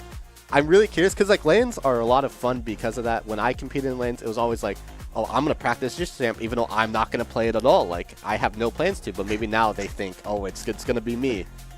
Do I need to be ready for this? Right, yeah, I used to practice Orange support because my top laner would play Orange, but like I would never play it. But man, the other team, it could have happened anytime. That's interesting. I mean, I don't know. I guess we did talk a lot about the mental games of picking unexpected characters, but the mental game of practicing unexpected characters is something I didn't expect us to go down, but it's real. I mean, that's true. We are all in the same room right now as the competitors. We're all under the same roof. You get to line up against the people that you're playing against. That person you just laned against, that person that you just solo killed like 4 times, and be like, hey, let's go do it again. Like, Yeah. who am I going to pick this time? Who knows? Because now you have to think, now Chantilly not only has dropped their first game of the season, but is now facing elimination Right. for the first time in their season. This is not a situation that they are familiar with, and certainly not something that I expect them to be comfortable in. So maybe that does affect the way they play. Maybe that does affect the decisions they make in draft. Who's to say? But we might see some desperation moves come out of Chantilly that we weren't expecting to see this early. Right. And I don't want to jinx it or anything, but neither of these teams have seen a Game 3. In all of their regular season and playoffs, they've all been 2-0s or 0-2s for Lafayette as well. Like, they have lost series, obviously. But nobody's seen a Game 3. So if you're going on that trajectory, on that line, Chantilly, like, sorry, you're already, like, you're in the water already. Like, you can't get out now. Yeah. So they have to somehow find a way to get to that Game 3, get to the, get through this game, obviously, once the draft starts. Additionally,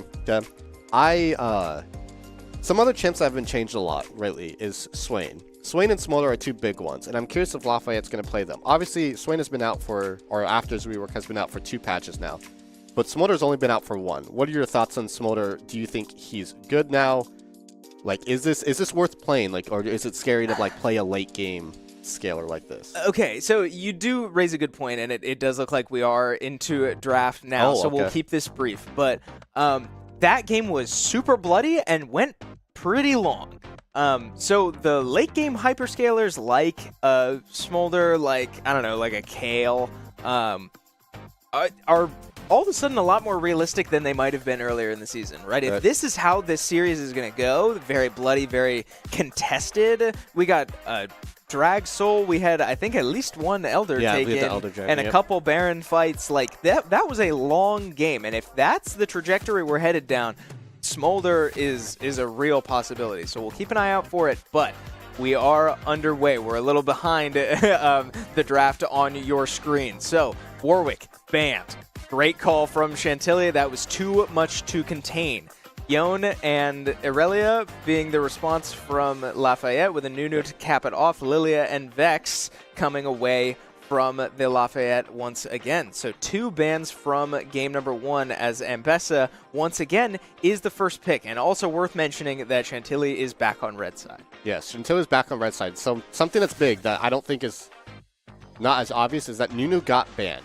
And what Nunu ban does is that it says that, okay, we might play a slower clear jungler that cannot keep up with a Nunu. We won't play Elisa and something like that. So then when you first pick Ambessa, the only thought I have in my mind is that is going jungle. So then Chantilly, I'm sure, thinks the same thing, so they pick Zac. And equally, like, I'm going to gank a lot, like, I'm going to live in your lanes. So now I'm wondering if we swap off of the Ambessa, and here comes the Pike, which is electric. Pike is a way that you can snowball this game out of control. If you're going to sit mid and really harass this Yasuo, not let him farm, not let him step up to the wave, if you're there just exerting pressure for your mid laner, keep Calvin down, like, this is the best way to do it. Yeah, and this is an interesting route, too, because the Pike was what we were expecting last game from Chantilly. Right. So not only is that an aggressive pick from Lafayette, it's a steal for Lafayette to keep it off of Chantilly's roster, as we haven't seen either of the bot laners, at least we assume, so far. Fiora rounding out phase number 1, that patented top lane pick will be coming back. Not against a Warwick this time. I mean, that's what's important, but we assume it's still blind if Ambessa is going back into the jungle. Right. Picking Fiora on R3 is kind of scary because, again, you don't know their top laner. Like, now you've picked your presumably mid laner. I mean, Yasuo could go AD carry, but I wouldn't imagine that's the case if it's against a Pike. And then you pick your top laner as well. What is your last pick? Is it going to be bot lane when maybe you're scared of a Veigar AD carry potentially, so you're like, okay, we have to wait for Veigar to see what lane he goes into. But surely the Veigar stays mid against the Yasuo. Like, that seems pretty fair. Like, I guess maybe you have better champs into the Yasuo, but overall, I think the draft is pretty standard right now besides the Ambessa, so I don't know why you picked Fiora so early. Yeah, maybe they do value it so much that they were afraid of it getting banned. They didn't want to send it to phase 2 bans and risk that being taken off the board. Kaisa will be the answer for Chantilly. Yeah, take it away from the Pike. Kaisa Pike is very strong. We see 4 AD carry bans, so now we're getting into it. Now we might see, we could see a Kog'Maw, Draven is up. If they opt to take it, instead they're going to opt for the Xayah, which is great into Zac. Yeah. Like, we have the Zac Yasuo combo, which we haven't even mentioned yet, but that is a guaranteed Yasuo ult every time. Now we can just Xayah ult it, and the Xayah is completely fine. Yeah, and we still don't really have a tank, like a true and proper tank out of Lafayette, which is interesting because, like, a lot of the value on top of just catching a 80 carry or just getting a pick, whatever, a lot of the value from the Yasuo ultimate is that armor penetration that he gets for presumably the rest of the fight, right? If you can start with that, that's a massive, but it's like 50% armor penetration for the presumably rest of that team fight that then would ensue. So we do see Malphite come out as the last pick from Lafayette, so that armor penetration will find its value. I was not expecting to see a tank that beefy, but sure enough, Lafayette says, whatever, we'll take the Malphite, we'll take the knockups, and send that, again, presumably top, assuming Ambessa finds her way into the jungle. Yeah, so right now, we're seeing the drafts kind of round out. Again, it was the Ambessa jungle. It seemed, at least to me, it seemed a little more telegraphed because of the Nunu ban, but I still like it a lot. Obviously, Chantilly did not really have a solution to it. I'm hoping this game they invade maybe more, maybe try and fight around her like early on. Especially when you pick a Yasuo mid that has a lot of agency on the Viger. Obviously, Viger is going to be fine in that lane, but he cannot push out the lane nearly as fast as Yasuo. So we're going to see a lot of plays around the mid lane or around Calvin for Chantilly, which is exactly what like needs to happen. Like, Calvin was playing amazing last game, so now you get him in these fights early, you get him some couple of eliminations, get him a lot of gold. Like, it should work out pretty well. Yeah, and it's worth mentioning too, if we think invading is the answer, there was a skirmish at the start of game number 1. Nothing came of it. There were no kills came out of it, so it was easy to forget, and especially with the amount of kills we ended that game with, it kind of got drowned out by the rest of the action. But there was action. There was level 1 action in game number 1. So clearly these teams are not afraid to go in and duke it out level 1 and try to get that advantage to start, whether it be vision or damage, whatever. But if we think that's the answer, clearly neither of these teams are going to shy away from that. Right. Now, one thing to look out for before I believe we're about to send it to the casters. One thing to look out for is bot lane. We have 2 hook champs in the supports. Both of them are going to look to impact mid lane, look to impact top lane, maybe even start some fights bot lane early on. Obviously, you can't kill Kai'Sa or Xayah with, like, once they hit level 6 with their ults. But those 2 players, the supports for each team, is going to be kind of the catalyst for how this game starts off. Yeah, and I want to point out, too, you have to keep in mind that there's not much that a Thresh can play off of his carries in this game, right? More so Flame for the Yasuo ult. Exactly. Yeah, it's going to be a lot more aggressive as we prepare to get into game. That will be something to keep an eye out for, but we won't have to speculate any longer. Our guys are back out in the arena, ready to take it away. So Xander and Kevin, show us some exciting stuff. Yes, exciting stuff will be coming up. For those of you who may be just joining, welcome to the VHSL quarterfinal for semifinal for League of Legends. My name is Kevin Clayton, and I'm joined by Xander. Xander, how you doing right now? Doing amazing. I mean, we just watched game number 1 with Lafayette taking the win. All roads, all statistics pointed to Chantilly being the team to beat here, and Lafayette stood up to the challenge and took down Chantilly in game number 1, serving them their first loss in a 14-win streak throughout the regular season. So incredible stuff from them, and I believe it all stemmed from the early draft. They had a great draft, picking champions that fit their game plan well. Something interesting that I want to talk about with the Warwick, I think a lot of the value that came from that Warwick was the willingness from that player to just always be ready to fight, always be willing to go in. And served them well in the early game. There were certain instances in the mid game where I was like, I don't know if that was like when they ran in after their entire team had died after the first Baron that they got. But then the willingness to go in and start attacking the Nexus when there was a little bit of a scuffle for that Elder Dragon really turned out to turn the tide and crack open the base. So you know what? If you've got somebody that's willing to just stick to their game plan and not sway from it very much, as long as they're making the right decisions, more or less.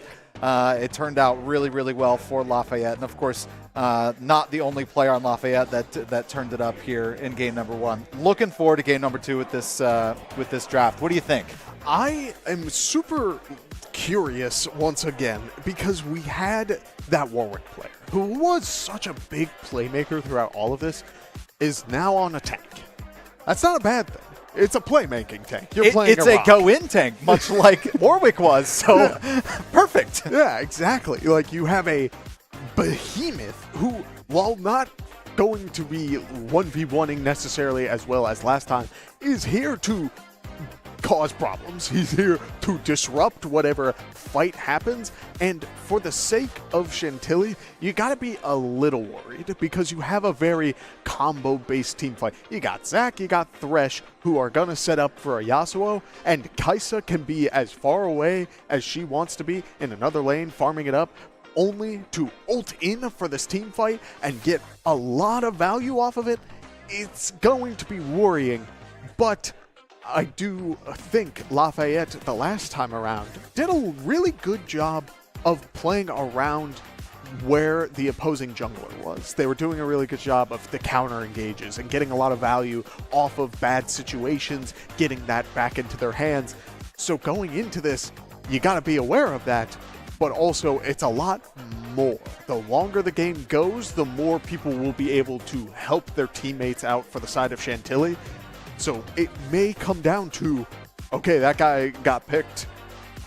Not my problem. We're going to go take the tower on the other side of the map.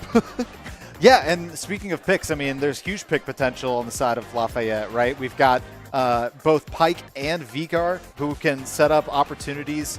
Obviously, Malphite being able to just dive right in. But just so many opportunities to either pull in or stun or pop up. And deal a ton of damage. And as you said, the longer the game goes on, talking about the Vigar, that phenomenal evil could become an issue. Oh, yeah. I mean, you have one really solid tank on the side of Chantilly. You have the Zac, and MR on Zac tends to work well. You get a Spirit Visage, suddenly you're healing your entire health bar. It's great. But when it comes to Vigar, you get that one Void Staff, and you are that infinitely scaling behemoth that just keeps on going one after another and will become that scary factor.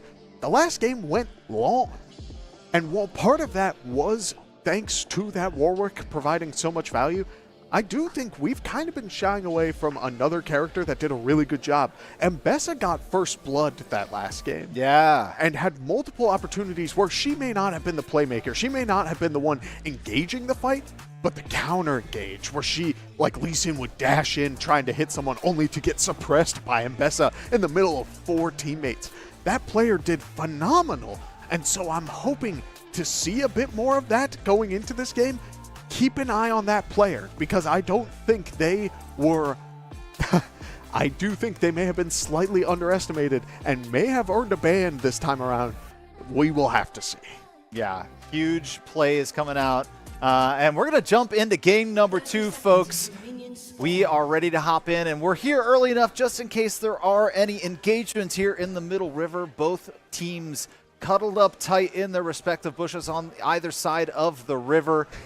So there could be something going on around this Dragon Pit, potential engages, but maybe here just for the safety potential and preventing any invades, as you see red in Chantilly, blue in Lafayette, and no invades to speak of. They're all going to wander back, and a pretty standard start here is we've got blue on blue side and Lafayette starting over at the red buff, and vice versa, Chantilly at their blue. It does look like that the jungler for Chantilly has been swapped out for another player. The other account was in another language. This time around we have player 456, which means that we may see a bit of a different game plan.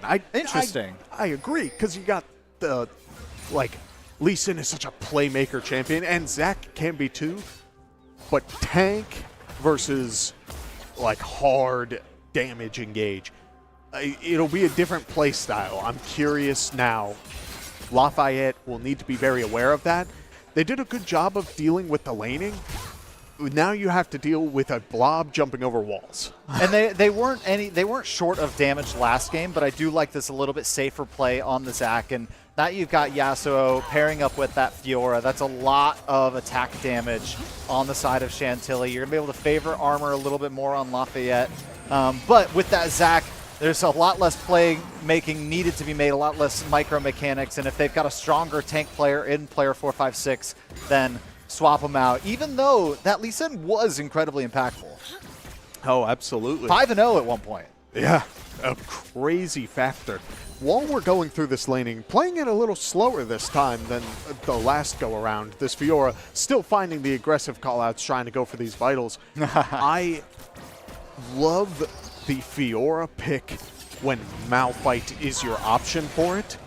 You're talking about a tank who is probably not going to be able to 1v1 you into the later factors of this game, but when you're dealing with this true damage that Fiora has, it may be on Mbessa to be the one answering in the side lane and force the 4v4 with the rest of the team.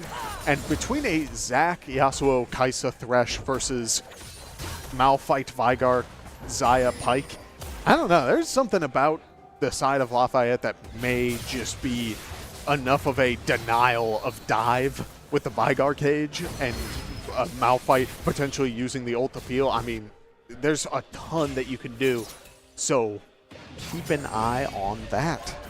Yeah, and I wasn't surprised to see Fiora pushing that wave into Malphite. Malphite, unless very disciplined, going to have a lot of trouble CSing under tower, but here's Mbessa going to have to flash away, getting the dashes, and survives. That is huge, regardless of whether having to spend a lot of the sums to try and get out. Stays alive in that engagement, and now, just as Game 1 gave us lots of action, Game 2 not going to give us a moment to breathe here in early phases. Malphite out of mana and is going to have to flash away, and so 2 flashes on the side of Lafayette already down. And we do see 2 ignites burned on the bottom Oh, side boy. as well. Fiora going all in, trying to get a little bit more damage as Zac gets the follow. He missed the Q. Xander, does the he live? riposte! Oh, The passive. Oh no, it was an execute!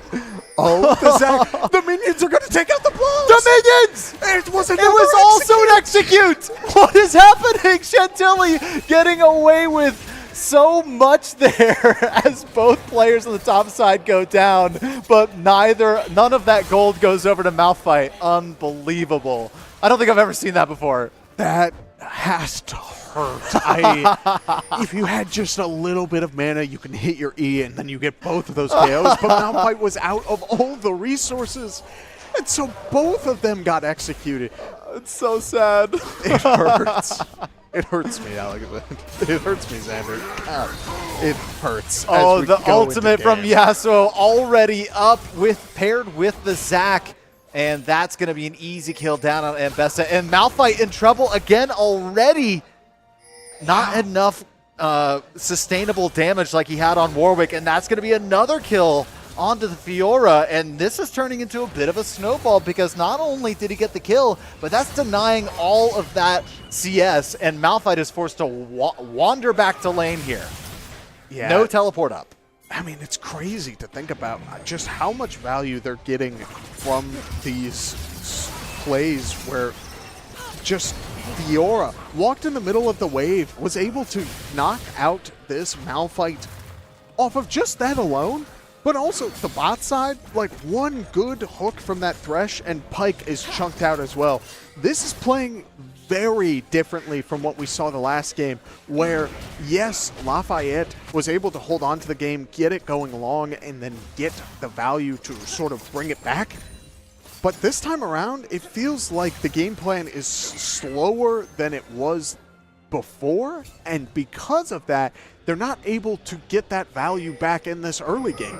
They don't look like they feel nearly as comfortable. And look at the distance potential from Zac. Crazy, able to jump over the wall so far and then follow up immediately with the Yasuo ulti. and that's going to be an easy elimination there in the mid lane. Now Malphite forced to run away once again, narrowly escaping Fiora pressure. So strong in the moment with that Tiamat.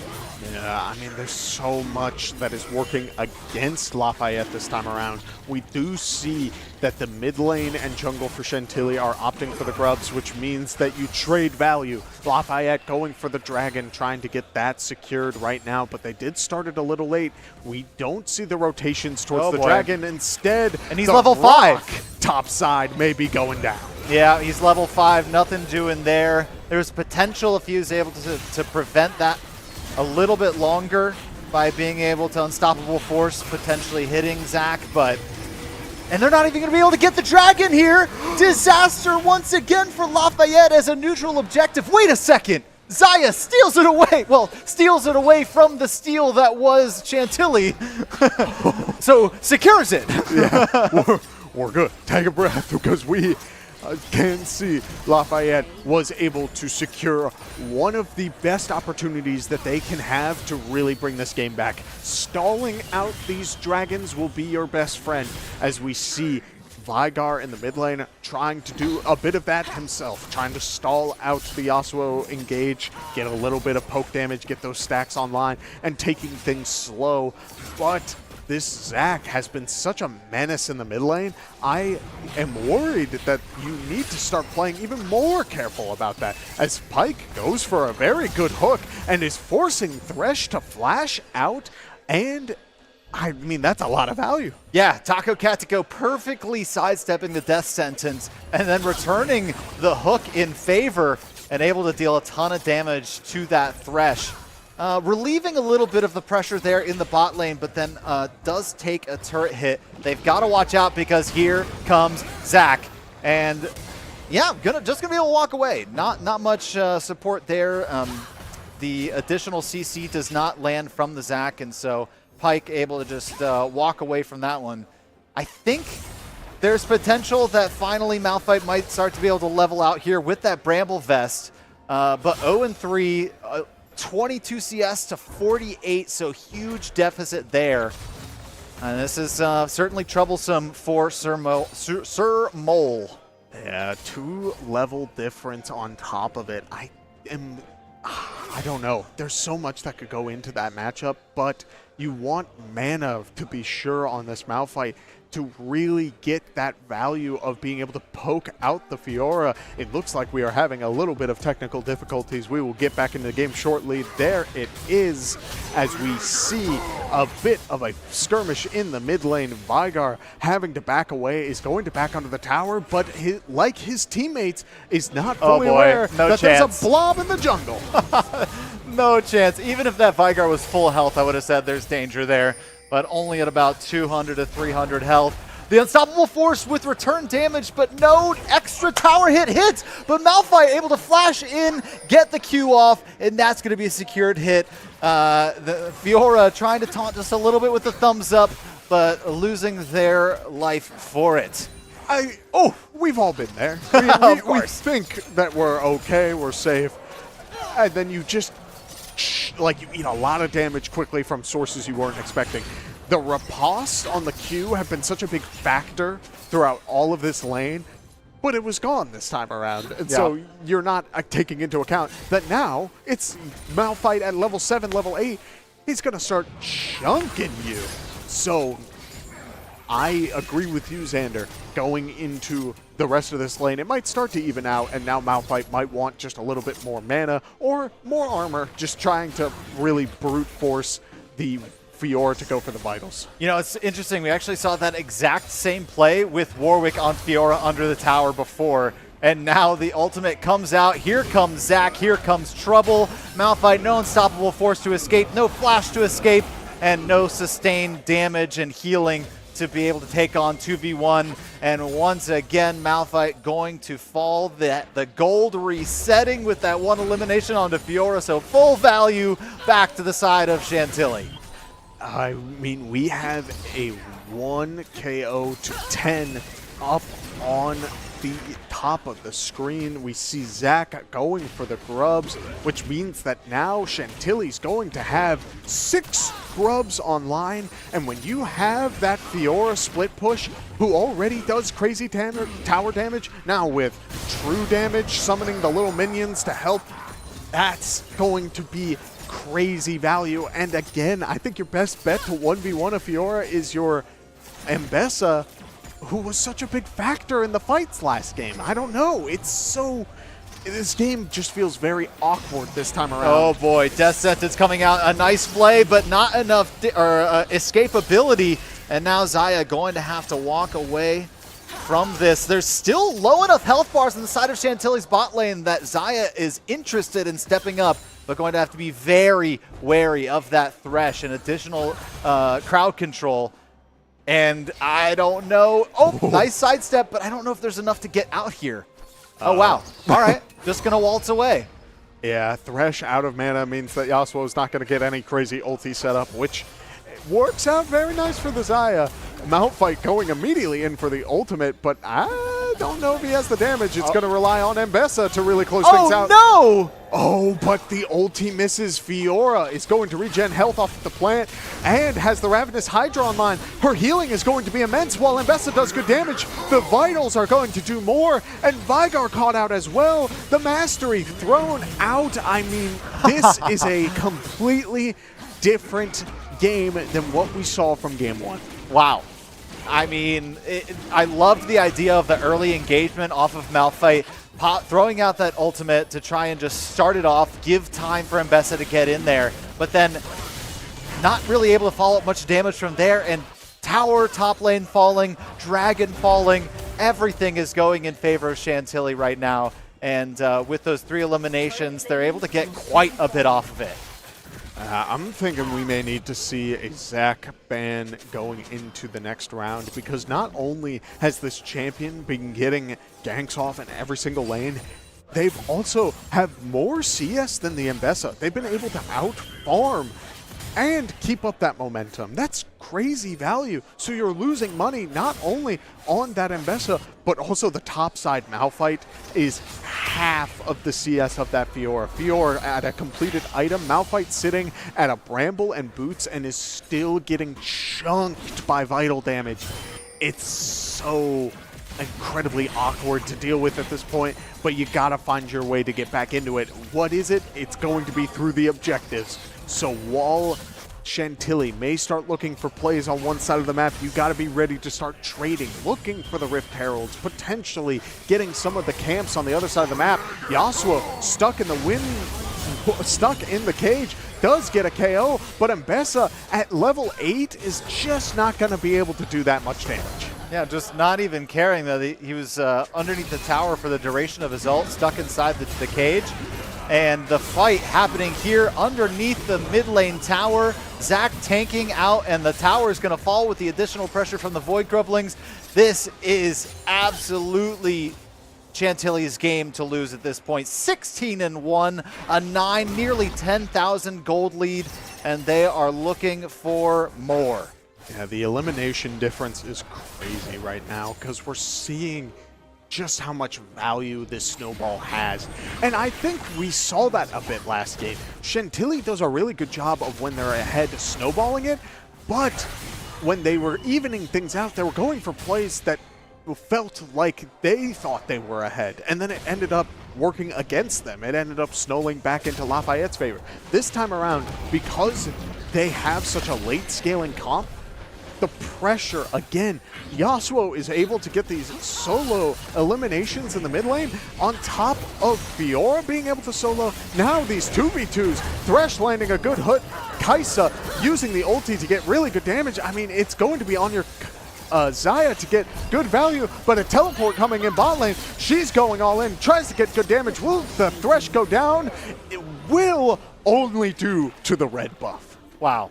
And I just want to point something out here in the bottom lane. Obviously, you've got the CS, which is pretty close within the 280 carries, but what an impactful game this Thresh has had until just before now. 0-0-6, granting that Kaisa the 6 kills and plenty of room to CS and take that that creep score above the Xayah. So just doing an incredible job. Let's take a look at the gold.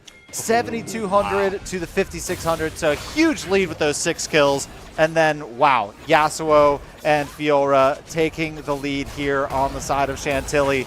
And now we've got a little bit of action trying to take down this Fiora in the bottom lane, but there isn't enough damage to make it happen. And now look at the vital points here going down, and the damage onto this Pike is, Pike, it's just too much. Oh, and finally, Fiora falling. Yeah, it took a lot of effort to take out that Fiora, and now the other 2 menaces are in this fight. The Yasuo, level 13, with the Zac, is going to get a ton of value. On top of, the Zac has been building full armor. The Zaya's damage, the one who's probably still the biggest factor in this game, is going to be nullified by all of that armor. And as another fight breaks out, using the Rift Herald for the knockup means that Zac will take a good amount of damage, but again, look at the armor value. He walks away probably taking less than 50 health. I think he healed through that engagement. Yeah, crazy stuff. As we do see Pike going for the hook, immediately hit with the wind wall as the disengage happens, and Dragon should be up in about 30 seconds, so we should see some resets. Smart wind wall there. I mean, this is going to be a really tough hill to climb if you're Lafayette. And I kind of like how that whole thing started with Fiora, right? You're in the top lane. You're basically pushed down your entire first tower. You've got a lot of pressure. You've got great CS through this mid game. 5 kills.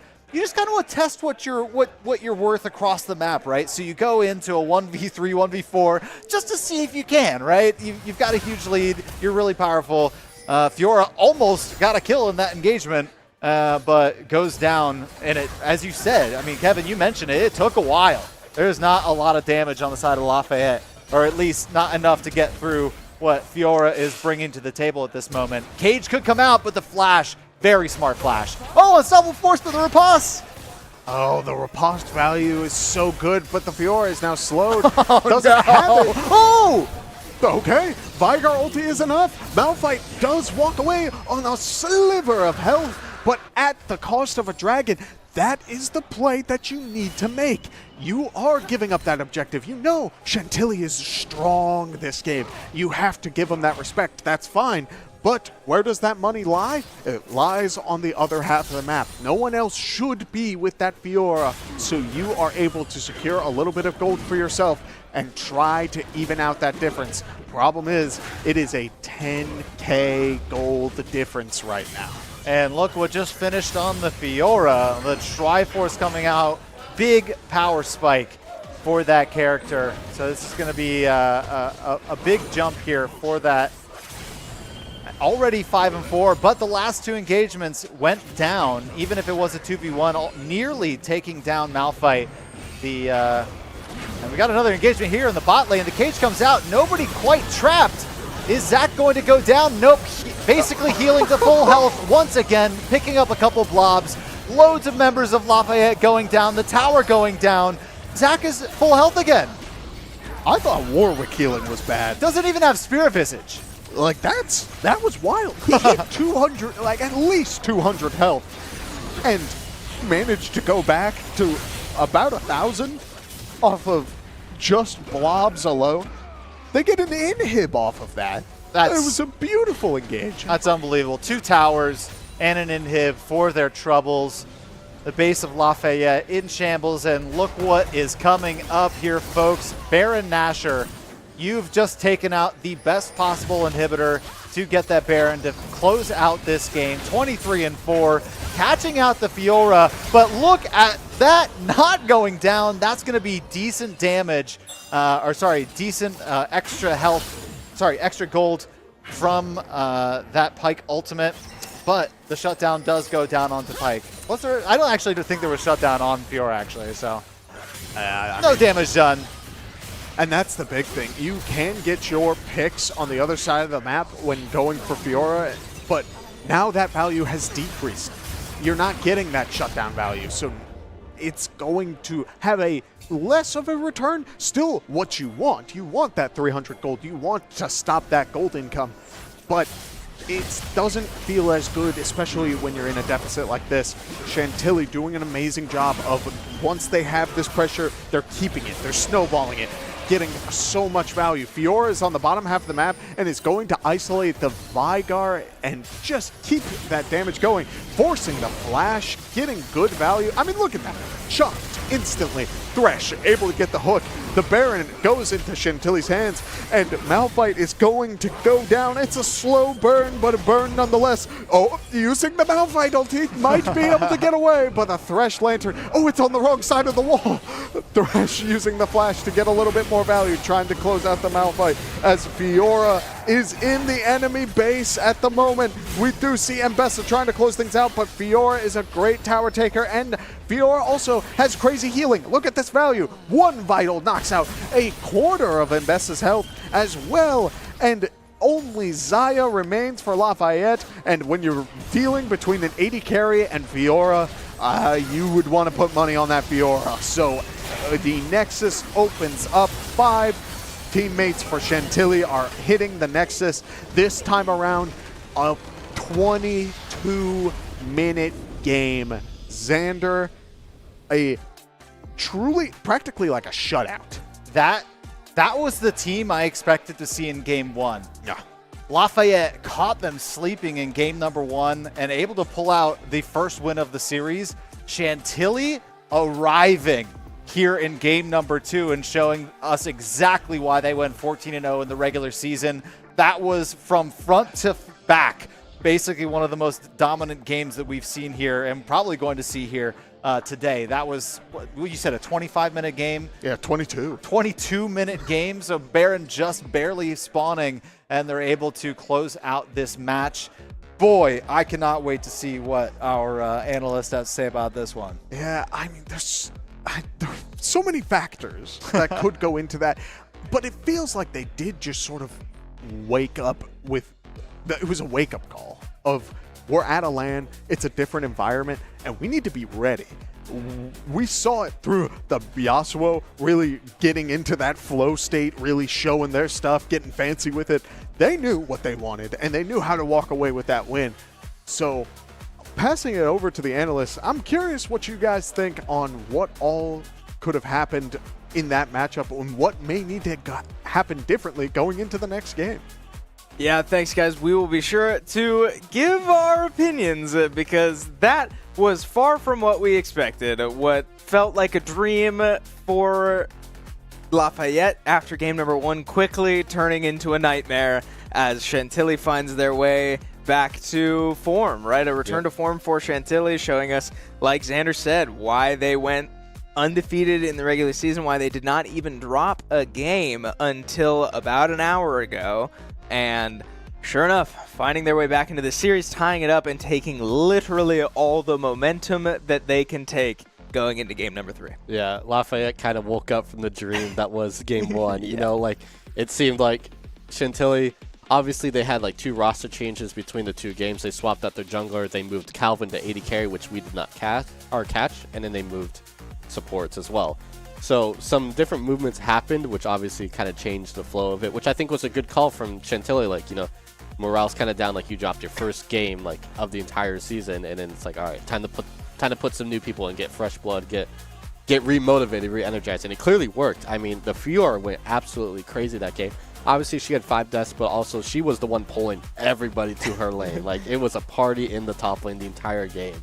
And, you know, if you're Fiora, you kind of take that as long as your team can do something on the other side of the map, which comes with the Yasuo, obviously. Exactly, yeah. And when you're up that many kills, right, you know that your team will be able to find success in any circumstance as long as you are pulling eyeballs to a side lane. We do have replays once again. We can relive the story of game number 2, and it will be a lot of bloodshed, just like game 1, except the big difference is that this was way more one-sided. Right, and something I want to point out this game was that there was a lot of dives happening from Chantilly. And granted, some of them didn't work, like, you know, Zach dying to minions because minions are OP or whatever. But, like, the idea of Chantilly really punishing this Mbessa jungle. She doesn't have much agency early on. So Zach has free reign to do all these dives, all these creative plays, things like that. And I think that was really, really, really well done from them. Obviously, we see that the Kaisa, Calvin's good on the Kaisa too, clearly. He can play mid laners, but man, can he play 80 carries as well. Yeah, very mechanically talented player from what we're seeing on our screen, what we saw from game number 1 as well. And I mean, just the fact that it took 10 kills for Lafayette to find their first really is the only story that needs to be told about this game. This game got away from them quick, and they were just never able to find their way back in. And sure, we'll see a couple of these replays go their way, right? Finding the picks on this Fiora, like we said, taking all the attention. There are 4 blue health bars on your screen. That's what it took for Lafayette to even find kills on the map, and God forbid they go up against more than one Chantilly player, and it was falling apart quickly. Like you said, I think it was good to see Chantilly have an answer for the Mbessa that they couldn't really find in the first game. While we said, you know, Mbessa didn't exactly take over in game number 1, it was enough to warrant being picked again, and now you have to question whether it will be picked again. It certainly felt like Chantilly was not worried about that pick in the slightest, and the Zach finding its value all around the map. Such a commanding presence from start to finish, and I don't know. I mean, clearly a lot needs to change now, but I mean, that is a statement. Yeah, they definitely set a precedent of, okay, that first game was kind of a fluke. Like, now we're here to play. We're locked in. Like, first game land, whatever, maybe slept bad, whatever it is, you know. Now they're here and ready to play. But shout out to Thresh. Like, again, I put a big point on both of these supports in this game, and the Thresh really performed. I mean, he got the Kaisa 6 kills early on. He got the hooks. He got the early pressure mid. Everything kind of worked out for the Thresh, and that's great if they can do that game 2 or game 3. Now, looking at changes for Lafayette, or excuse me, looking for the changes for the jungle, I think instead of the Mbessa, you kind of steer towards maybe different champs that fit the same archetype. Maybe a Kayn. Like, Kayn is also the same avenue of, I'm going to get into the backline, I'm going to cause chaos, I'm going to do a bunch of damage, maybe I have some healing, or maybe even a Viego. Like, champs like that fit the same identity, but they have higher agency in early game jungle. They can clear their camps faster, they can get to lanes faster, they just have overall more mobility, and they have better dueling power. The Zac in that game had a bunch of 1v1 potential, which is not normal for a Zac. So maybe that's where you start to think about this champ. Yeah, it worked game 1, but maybe now, like, it's just a niche. Like, now you have to drop it. Yeah, and it really might be time to sort of dig deep, into those champ pools, right? Looking at these teams, I'm not seeing many characters that really call out to me in terms of jungling of what can match that Mbessa presence. And you're right, Kayn would be a good example, but I don't see that anywhere on there here. That's not to say it couldn't happen, but it means we're gonna have to get uncomfortable, right? The strategy for game number 1 was to make Chantilly uncomfortable, but now they're back in their rhythm. And what's it gonna take to get out of that? We're gonna have to get uncomfortable if you're Lafayette, right? It's gonna take some serious strategy mix-ups, just like it did in game 1. Maybe it is a drastic champion change like that. I would expect that we won't see Warwick again. Yeah, probably not. I think Chantilly learned their lesson about letting that champion slide. So, I mean, we don't need to speculate any longer, right? We are officially in draft for game number 3 of our opening series here for League of Legends at VHSL Fall Esports Championships. I do want to point out that our other semifinal match is also going to a game 3. So a lot of excitement in the League of Legends bracket here in Winchester, and we will be sure to take you through it. And you can tune into our other streams like we showed you at the start of the show to stay up to date on any matchup you want to follow. With that out of the way, game 3 draft is on our hands, on our screens. Banned. Yasuo did get banned. Yasuo, he had a great game on it, and now you take it away. Obviously, Warwick got banned as well from Chantilly. That was no question out. The thing is, Mbessa's up. But we're going to go Hecarim. Again, a same kind of archetype for that jungler of you have high agency, you have a lot of damage, you can get into the backline, everything kind of stays the same. Just a champ that's more comfortable in the jungle, which is great. Zac got picked again, obviously. Different matchup, though, because Zac into Hecarim. Hecarim has a lot more power over the jungle. He wins the 1v1s. He has higher gank pressure. He has everything about Hecarim is better than Zac, except Zac is tankier. Kaisa, again, for Calvin. He played great on it. No questions there. But Caitlyn. Caitlyn into Kaisa. If you're going to bully this bot lane, Caitlyn's the champion to do it. She's gotten banned the last 2 games, and now it's left up. Malzahar, not much to talk about the champ other than if you have one person who's like really strong, you just kind of press your ult on them. Not much you can do to that. So They don't get to be strong anymore. we have a Diana, which is kind of interesting for mid lane. Against a Malzahar, I'm not entirely sure how that matchup works, but Diana can roam a lot better than, you know, a Yasuo can. She has a lot more agency to perform plays by herself, so kind of interesting. We got support bans now. We got the Nautilus and the Lux. Lux did very well game 1 for a lot of for them, and then for the other side, Fiora got banned. What do you play now? Yeah, that's the question, right? And that's what we saw Chantilly seemingly scared of in game number 2, right? We were kind of surprised to see them take Fiora R3, preventing it from even getting to phase 2 bans. Right. And so this time they opt a different direction, right? With Yasuo off the board, our priorities change, and Fiora, unfortunately, bites the dust in the collateral damage there. We are now well into our phase 2 picks. Thresh, Morgana, and Illaoi are the answers. So Illaoi's a little scary here because we don't see the top laner, but you did ban out the Fiora, so the next best champ, I'm not even sure who would be. Maybe you have like an Ornn that does pretty well into it. Maybe if you play Vayne top, that could do really well into it. But the big thing is the bot lane yet again. Gwen is the answer to Illaoi, which makes sense. Kind of a skill-based matchup. Depending on if Illaoi can stay even. Late game, she has a better time dealing with it, but early game, it's going to be kind of hard. Bot lane, we have Caitlyn Morgana versus Kaisa Thresh.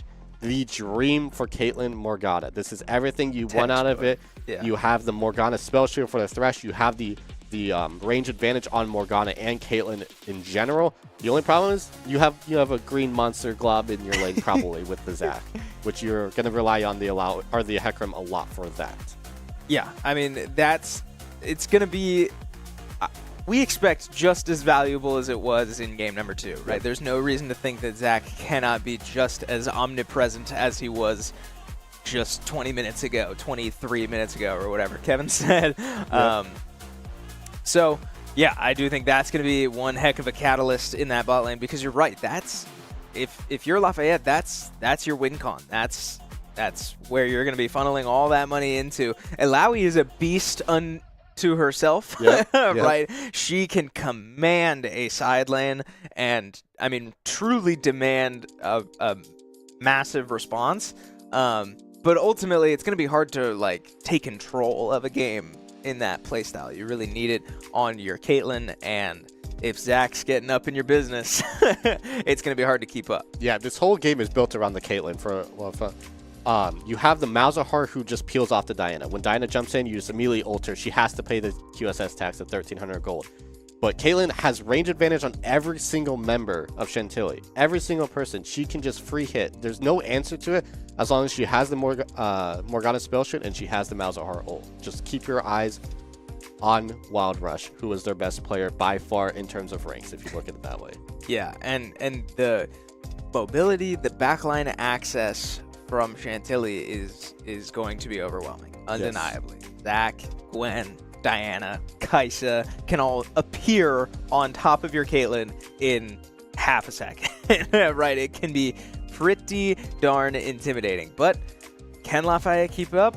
I mean, we shall see. It's going to be tough. It will not be easy, but I do believe we are getting ready to throw it out to the boys. You're getting comfortable with them. They're out in the action once more. Guys, one more game on our hands to send us to grand finals. Take it away. Game number 3 this time around, and with probably the biggest shakeup of team comp that we have seen so far. We saw very formulaic game 1, lots of very popular picks right now. Chantilly taking the opportunity to ban those champions in game 2 and walk away with the win. This time around, both sides knocking out very important bans means that the puzzle that was in front of them has been smashed into pieces. With all that being said, hi, if you're here and new, welcome to the stream. My name is Kevin Clayton, and I'm joined by Xander. And Xander, How are you feeling going into Game 3? Oh, boy. I mean, there's so much to think about going into this game. We saw a absolutely deadlocked game number 1 with Lafayette barely eking out the victory. I mean, everything was kind of pointing that they were going to be winning that game based on how the early game was going. There was a couple blunders there at the mid-game, taking neutral objectives, trading a little bit too much in return for those. But overall, they seemed in command of the game, seemingly. Game number 2, Chantilly just straight up wiped the floor. There was at no point did they feel like they were trailing that game whatsoever. They started off with first blood, and from there never looked back. Malphite going early 0-3. There was an opportunity for him to get 2 kills, but he was out of mana, couldn't E the ground and get any damage onto the Zac and Fiora. Goes down to the tower and the minions. No damage, both executions. So huge momentum going in favor of Chantilly there, where they got away with 1. And really interesting here looking at these new teams, right? Because we've got Lafayette, who has just thrown everything out the window, and they've gone for a brand new team comp, something that Chantilly hasn't seen yet today. Chantilly, except for the 2 bans that got banned out, Yasuo and Fiora, they have kept their exact same squad. So that bot lane is going to be very safe down low. Thresh was doing an incredible job landing death sentences and punishing that bot lane, especially the Pyke, who was getting into a lot of trouble, trying to secure a couple of hooks. And now we've got this mid lane. And remind me who's in the mid lane, sorry. It was the Malzahar versus Diana. That's right. And so the Diana is going to be really interesting. I think, as Gavin put it, a little bit more agency in the ability to roam. And with the ganks and that ultimate, being able to dash in and create plays along with the Zac, it's going to be huge. Oh, absolutely. Going into that lane specifically, it's going to be on that Malzahar to very deliberately go put his little like space buff thing on the enemy minions and then walk away. Yeah. Because yes, you have that spell shield and you can spell shield the Diana dash or the Q or whatever you got going, but Zac is still in this game and we saw how commanding he was in the mid lane. So even if that spell shield goes away, it is not easy for Malzahar to walk away, even if he has his ultimate or that spell shield, when you have 2 champions that just click on you and then they are in your face. You can ult one of them, but the other one's going to be smacking you silly. So that matchup alone is going to be very weird. I also want to look on the top side for a moment. Alawi, a great split pusher, and has really come into the spotlight over the last year or so. Gwen is the exact opposite, where she has been in the spotlight since release. She's been just this very strong factor, but has slowly been falling off in popularity due to her damage numbers getting decreased to a pretty low level, but still enough to be in that side lane and perform a strong 1v1. It is basically the AP Fiora. And that's fine. Traded out the Epee for a pair of scissors. Exactly. But the big thing is that yes, Alawi is so strong in the 1v1s on the across the board, and frankly, if anyone else tries to show up past level 6, Alawi's going to walk away with it. But on the other side of that, and they've got the sustain right with the ultimate, so it's going to be huge. Yeah, but you also have the Gwen mist, the hollowed mist, where she is immune to anything outside of her stuff. Yeah. Alawi can try to grab the spirit during the lane, and Gwen can just say no. That's intimidating. Yeah. So going into this, on top of Alawi tentacles now being longer range, they're kind of set a little further out. You got to be very determined. If you're going to all in the Gwen, you got to be in the mist. Yeah. You got to be very active-minded on that. And we're 3 games in. It's not easy to stay in that active mindset. People tend to autopilot at this point in the game. So it's going to be on both teams. Who can keep that active mindset and who can walk out on top? Game number 3, Xander. Ooh. Crazy stuff with great team comps all around. So many different team members to play around. That Caitlyn that Gavin was talking about can be such an intimidating force, but also that Kaisa did an amazing job last game. I believe they were either 6-0 or 9-0 by the end of that game. Whew. Static Shiv, Ginsu's Rage Blade, doing everything that they need. And this game around, we are being told that they have cleanse, which means that Malzahar ulti is not going to matter. Oh, wow. Oh, man. I mean, you're talking about a lane to look out for. Obviously, they were talking, Gavin and Chris were talking a little bit about that Caitlyn Morgana, and I think they're going to be trying to play around Wild Rush. We might be looking at an invade, which is going to be very explosive here to start game number 3. This is the semifinals, and both teams deadlocked at 1. Health bars dropping, no eliminations to speak of, and both teams are going to walk away unscathed. That's surprising considering they were basically face-checking that bush. I do not think they were expecting Chantilly to be waiting there, but I like that Lafayette is playing fearlessly. They were looking for an invade, trying to get an early pick, and if they were able to land a Morgana binding, be able to pile on some damage, then there was potential for Lafayette to lead or start this game with that lead, with that first blood. Yeah, the only thing you're burning right now is that flash, which is an incredible resource this game, but one that may not see as much value in the early game as long as the Morgana gets the black shield early on. So while that is burned, that's pretty good value for what you got out of that fight. Both sides walking away relatively unscathed. I can't believe that was the only summoner spell exhausted. That's crazy to me. So as we get into this, we do see Gwen opting to start pushing the lane, trying to get that pressure on the Alawi before the abilities are online, and Kaylin and Morgana getting a little bit of momentum down on the bot side as well. I think that this could work really well for the side of Lafayette if they can keep this sort of momentum going throughout the game. But Gwen hits level 2, you get that level up timer value, and Alawi with the fadeaway ignite, is it enough? The pot is burning, ticking away for the Alawi. I think he stays alive. She stays alive. Unbelievable. Ooh. I mean, You want to talk about who I was praising in game number 1? Taco Katiko on the Lux. Guess what Lux has? A bind. Guess what Morgana has? A bind. So I'm looking for an impact player in that support role. But first blood goes to Diana. Malzahar stepping up just a little too far, and the dash in takes him down. Yeah, we do see Alawi opting not to teleport back up to the tower, which means that they're going to be losing a lot of value early on from these minions and these level ups.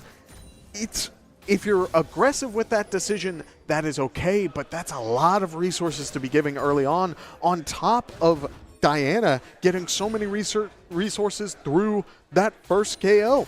I mean, you gotta be scared of any assassin in League of Legends, but this one in particular can be a menace. Oh, speaking of menace, holy cow. That's a lot of damage from the Caitlyn Morgana combo. No kidding. It looked like that was for sure going to be an opportunity for Thresh to get an early kill here in this bot lane. Lands a death sentence. The black shield comes out onto the Caitlyn. They burn through the black shield, so then the spell shielding is completely negated, but Caitlyn's still able to walk out and get plenty of return damage. Hecarim looking to get a little bit of value here in the top river, but the Scuttle Crab going to go over to Zach, and they're going to walk their separate ways. Kudos to the Zach player. I feel like we've seen them play so aggressive throughout this series, but we heard from the analyst desk that between Hecarim and Zach in a 1v1, the Hecarim will tend to win. Zach, realizing that, gets the Scuttle and leaves. Says, I don't want to deal with any of that. Yeah. So as we see more of this game develop, Zach with the Bomby Cinder online, Alawi pushing in the top side, Hecarim looking for something in the mid lane potentially, instead opting for the back because Diana is taking the time. Oh my goodness, look at the value again. 1 headshot, 2 headshots. Oh! It's barely not enough, and Zach is jumping in, but the spell shield offers pretty good value. Will the Kaylin be able to make it out? She will not, as the flash hook gets immense value, and Alawi is forced to flash topside. I mean, Taco Katiko able to get that black shield, perfectly timed. Now kind of in an awkward position. The ward does go down, so vision is granted. And now another scuffle here in the top lane. Alawi in danger, just an auto attack away. Oh, not going to go down, but just enough damage. And also Gwen able to take that tower shot and walk away. Now 1-0 in the top lane with a 21 CS lead. This Alawi pick still creating a little bit of trouble for Lafayette. Unfortunately, not able to get much going against this Gwen. Yeah, we do see the Zach jumping into the mid lane, able to get that KO as well, is getting immense value out of all of this. And now we're expecting this sort of aggressive play calling from the Gwen and the Zach, Diana, where yes, Zach can engage all of these. The Malzahar caught just a little bit far up on these engages. The Diana getting a lot of trade value and not much in return by nature of Malzahar trying to use his abilities on the wave.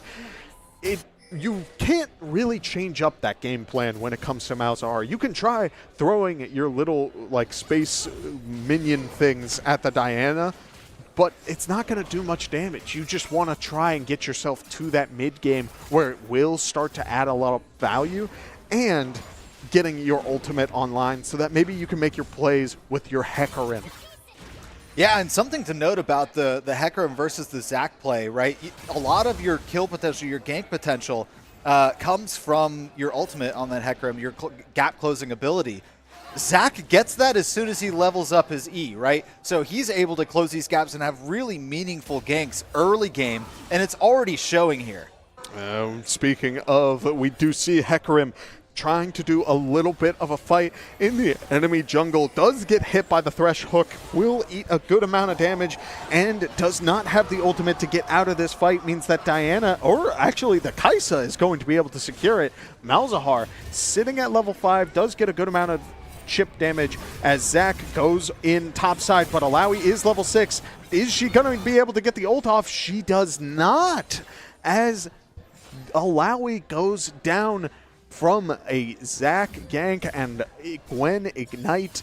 It's so much value as now plates are falling into Gwen's pockets. I mean, the confidence from this Chantilly squad going off of the back of game number 2 where they're so dominant. They're playing fearlessly, courageously in this game number 3 with everything on the line, a spot in the grand finals at stake, and they are stepping up to the plate here with losing game number 1 against Lafayette. If you're just tuning in, Lafayette was able to win out on that one in a really great high time game, close to 40 minutes. And Chantilly returns favor with 23-minute game, and everything going in favor of Chantilly since then, as game number 3, maybe a return kill here for the Hecarim. Plenty of damage going out, but Zac has arrived, and so the little bit of CC, and it is going to be enough. Finally, Hecarim getting on the board, having an impact here in the mid lane. So a little bit of breathing room potentially for Malzahar as they just getting back to lane teleporting. Yeah, we did see Hecarim able to level up during that fight, which did secure them that execution. But I will say, it's a crazy thing to see that the Caitlyn is keeping relative tempo. Almost a 24 CS lead down in the bot lane, and it's because of that Morgana Caitlyn pressure. Oh, 2 tower shots means that this might shift back the other side. A little bit of red buff damage means that the Caitlyn will be taking more damage than they would have liked from that interaction, which means that pressure may start falling back into the Kai'Sa's favor. But we do see Alawi topside does get a very good spirit grab. Hecarim opting for the jump in. Very good engage, but Gwen healing is crazy. Does Alawi get it? Sure enough, they do. And that is great value, but a return gank on the bottom side means that both Morgana and Caitlyn are caught in an awkward spot. 4 people down in the bot side as Diana is looking to potentially finish off that Morgana. Morgana using the ultimate, but does not get it off in time, means that the Diana is able to walk away without the stun connecting, and a lot of plating could be going down topside in exchange for Malzahar getting a little bit of his own. And what a gank there, bottom lane. Obviously, there was already a big threat on Morgana and Caitlyn retreating there in the bottom lane, and they're able to dodge that Zac dive in for just a moment, but just too much damage and CC coming out of the Thresh and Zac combined, and then Kai'Sa just able to finish off a couple of these here in the bottom lane. So 1 for 2 around the map in recent engagements is enough for Chantilly to come out on top. We do see Thresh canceling the back to try and get a hook, but that does mean that Caitlyn's going to get a good amount of chip damage, but the minion wave will prevent Morgana from going for a bind. I also want to draw attention to the top side for a second. Alawi is going for a Frozen Gauntlet, which is a perfectly fine item on Alawi. It's very strong. It gives the slow for the E setup, but it's an armor item. So Gwen is going to be snowballing this lead like crazy as Hecarim is looking to run away and get away with his life. He does, and Gromp resets, not getting too much value off of it, but at the very least, you're keeping yourself in this game. Gwen trying to solo the grubs while all of these skirmishes are happening bot side. Very good presence of mind from Penguin to walk up top side and prevent the Gwen from going for any more grubs than just the one. Yeah, you definitely want to try and deny these if possible if you're Lafayette. But it's just really tough for Lafayette to try and find opportunities right now. Obviously, we see the Hecarim coming online a little bit now that level 6 has been acquired. So ganks are a little bit more potent. We've already seen one elimination coming out from one of those. Recently had to escape the jungle with that one, but now getting ready to set up for another one. Ult is not online for this Hecarim, just going to be forced to back as the wave is not in place for this pressured gank. Actually not going to back, going to steal away some items here in the top. And a very good call. You do see that the Zac was trying to take the dragon and does get that value. Gwen with a very aggressive teleport topside means that she may be caught off guard. Keep in mind, Gwen doesn't have TP. Taking aggressive summoner spells, or does not have flash, excuse me. Aggressive summoner spells, ignite and teleport are going to add a lot of value when you have your lead, but that does mean that if you get jumped, you will not be able to run away. Gwen is immune in the mist, and Alawi gets caught in the wrong spot because of it. Trying to go for the E, but it goes right through because of the hallowed mist, and that means so much of that damage was lost, so Gwen walks away very pretty with a solid amount of gold in her pocket. What looked like a really great rotational play from Hecarim turns into disaster from just the solo ability of Gwen. Going to get 2 eliminations and the tower to boot, several waves, including a cannon minion. This is snowballing for the scissor champion lady. Yeah, I mean, this is the exact situation we saw in game number 2. Chantilly looks so just intimidating. They have so much value through the mid lane and the top side. And frankly, even though the Caitlyn has more CS, the Kai'Sa has been doing a great job of sitting back with the Thresh and getting what they can. Now with a static Shiv online, you can't crash those waves as easily. So Kai'Sa will slowly fall back into this game as well, and it's starting to look like a Chantilly game. Get back into the game, 3-0-2, 105 CS, 5,400 gold to their name. So certainly in this game. Absolutely. Look at that. I mean, the static Shiv cleared out the wave right then and there.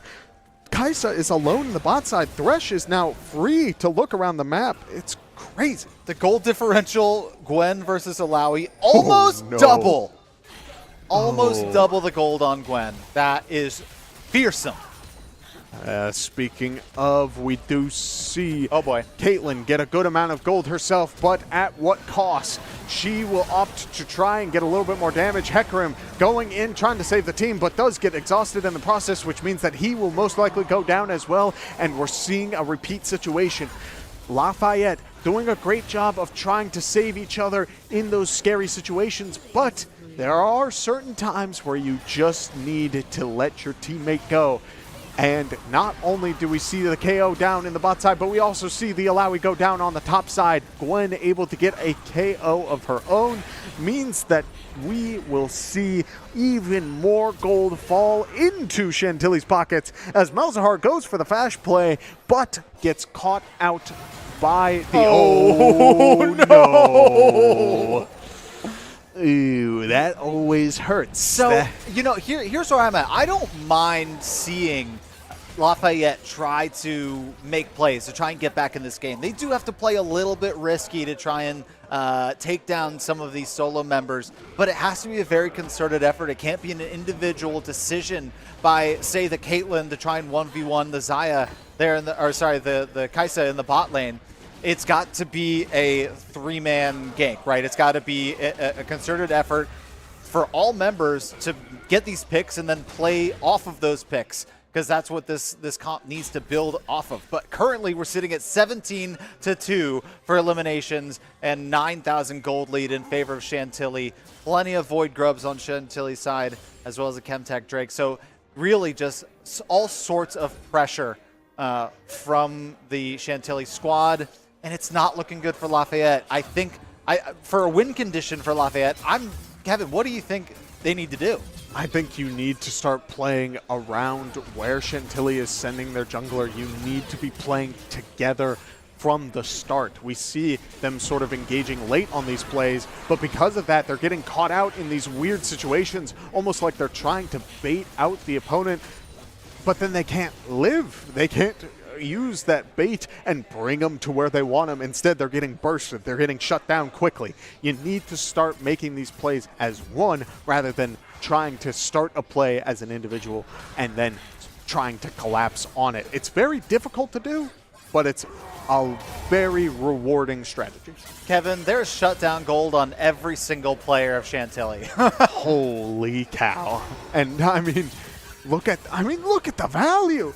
Gwen is able to 1v1 Hecarim, who is such a intimidating champion in all states of the game, and it's just because she got that early gold, is sitting on the Nashor's Tooth, will be completing the Leandries on this back, if I had to imagine, and that is going to snowball it even more. Diana, able to complete the Lich Bane, is going for her second item. Kaisa, the last time we talked about them was at one item, immediately now has the Kraken Slayer. Like, it's... The Caitlyn was relatively even at the time. Now it is, at the very least, about a 3,000 gold difference. That is so detrimental for Lafayette. So you need to be careful when you're going for camps such as these, as a wombo combo Zac Diana ulti means that they will walk away with 2 KOs. Gwen trying to go for even more. This Caitlyn dodging left and right is able to get away from the Gwen ultimate, but that does mean that these towers will be going down. Also, Gwen is immune. By the way, yeah, look at this pressure here in the mid lane. And Alawi just in the top lane trying to push it out a little bit. Not much to do when the base is falling with such a deficit that they're in. They're not able to trickle in. They're getting caught out every which way.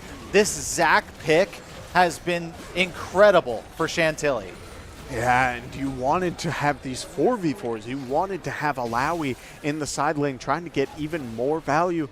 But because of this early game, how it played out, Alawi isn't going to be a strong side laner unless she can get those items. And that means that she needs to be doing her own stuff for a while. She needs a lot of time to get that money. So she's alone in the mid lane trying to get the CS, trying to get the money back online so she can hopefully start 1v1ing this Gwen, but it's a tall mountain to climb. Yeah, I mean, at this point, you've Lafayette, you've got to push out your mid lane. You've got the super minions streaming in. Neutral objective in Baron coming up in just 40 seconds. And Dragon looking, that's a little bit further out. They just secured that recently. So definitely going to be Chantilly setting up for that, because then they can either opt to push bottom lane or top lane, get a little bit more pressure in base. If they're able to secure any eliminations along the way, then surely this game is looking to be around the same length as game number 2. And now we were cutting off the gold from Alawi, but now we're seeing the gold cut off from Hecarim. It's going to be even more value onto the side of Chantilly. The gold just snowballing into their favor. The Baron has spawned. The waves are crashing. Gwen is down in the bot side, and Caitlyn is going to try and get some good damage going, but What am I Gwen looking tower at? damage is pretty high, and she has healing. Get ready for how this fight goes as she goes for one ulti, goes for two. Will she be able to sustain it? She does. And will she be able to walk away? Does she have the miss? She does not. She goes down, giving a shutdown in exchange for the Baron. Exchange for the Baron, bottom lane turret, and Hecarim's life. That was a pretty good trade. Yeah, a lot of value. Gwen giving the shutdown, but we talked about this last game. You do get that shutdown once. It doesn't feel great, and it's falling onto the Morgana this time around, which is not the best person to give it to. It's not exactly where you want that to go. Right. One of your win conditions is sustained damage through these fights, keeping that Caitlyn alive. And if Caitlyn can stay back and return some damage, then it's going to be a little bit more likely that Lafayette is able to get a little bit of momentum going. But currently, as the state of affairs is, 0-3, 177 CS, but not even 2 items complete yet, with a slew of items complete over on the side of Chantilly. So I don't know if there's enough damage here in this, I want to say late game. It's 21 minutes, Kevin. Crazy stuff, and we are seeing the first MR item built on this Alawi against the Gwen matchup. Gwen is at 3 completed items and is going to be going into the side lane against that Alawi, and if this is your only MR item, look how fast this Alawi's about to melt. Just one ulti after another, quick snip snip, and it is all done from there. The fight is going to start down bot side, getting a little bit of chip damage, but Malzahar with no spell shield means that he will have to flash out, and Morgana's shield is thrown on just a little late. Gwen able to push out the top side. The 4 being able to get the inhib on the bot side. Hecarim using the ulti. Zac using his ulti in return, getting a ton of damage off. Malzahar able to get an ulti of his own, but it just won't be enough. Everyone on Lafayette going down one by one, and Chantilly showing game 1 was a fluke. They show that they are the champions, and they want this win for the finals. We have seen great play, but man, Chantilly showing why they are here at this LAN today. They will not be denied. Chantilly moves on to the grand finals. Lafayette falling after, as you said, taking game 1, looked very strong, taking advantage of that Warwick, but everything from that point forward, Chantilly never looked back and was completely dominant. If you look at the elimination differential between game 1, which was basically, I remember saying it's 25-25. And then game number 2, which was essentially very similar to game number 1. Overall, it's basically like 40-45 kills to 6 maybe in games 2 and 3 combined. Crazy stuff. I can't wait to hear how these analysts are going to break this down, because boy, what a turnaround for the Chantilly squad. Yeah, I'll be curious to hear. I mean, Chris and Gavin, there's so much that went into this. I'm just as curious what you all think about this matchup. It feels like Chantilly got a bit of a wake-up call in game 1 and then really sat down the opponent for the rest. Yeah, we said it after game number 1. The dream was riding high for Lafayette, and that came to a screeching halt and quickly turned into a nightmare. But I do want to applaud this Lafayette squad for how they played in game number 1 especially, but continuing forward in the next series. I know those were tough games all around, but to be able to take a game off this squad is quite literally something that nobody has been able to do yet. And being able to really pull out their unique strategies, right? We talked about the Warwick beforehand, and for that to be so volatile, we should be proud of how they performed against Chantilly, but ultimately Chantilly comes out on top, showing why they are the 1 seed. We do have replays once again. We can relive game number 3, as it will feel pretty similar to game number 2. We'll walk you through these replays, but once again, it's going to be a lot of action for the red team. And a big part of this was the Diana. The Diana had some monster plays all throughout this game, like huge 3-man, 4-man ultis that just had so much burst potential. It was absolutely absurd. Here's the solo kill. Really gets the Diana like going early. Yeah, dying solo in mid lane that early in the game is certainly not how you'd like to start. That one hurts a lot. Again, Zach finding his presence all around the map, just like we saw in game number 2. Lafayette opting to not ban it, right? Feeling like it was not big enough of a threat, feeling like maybe they could try to handle it. But, I mean, it's hard to break a game like this down because it did all fall apart so fast in so many ways.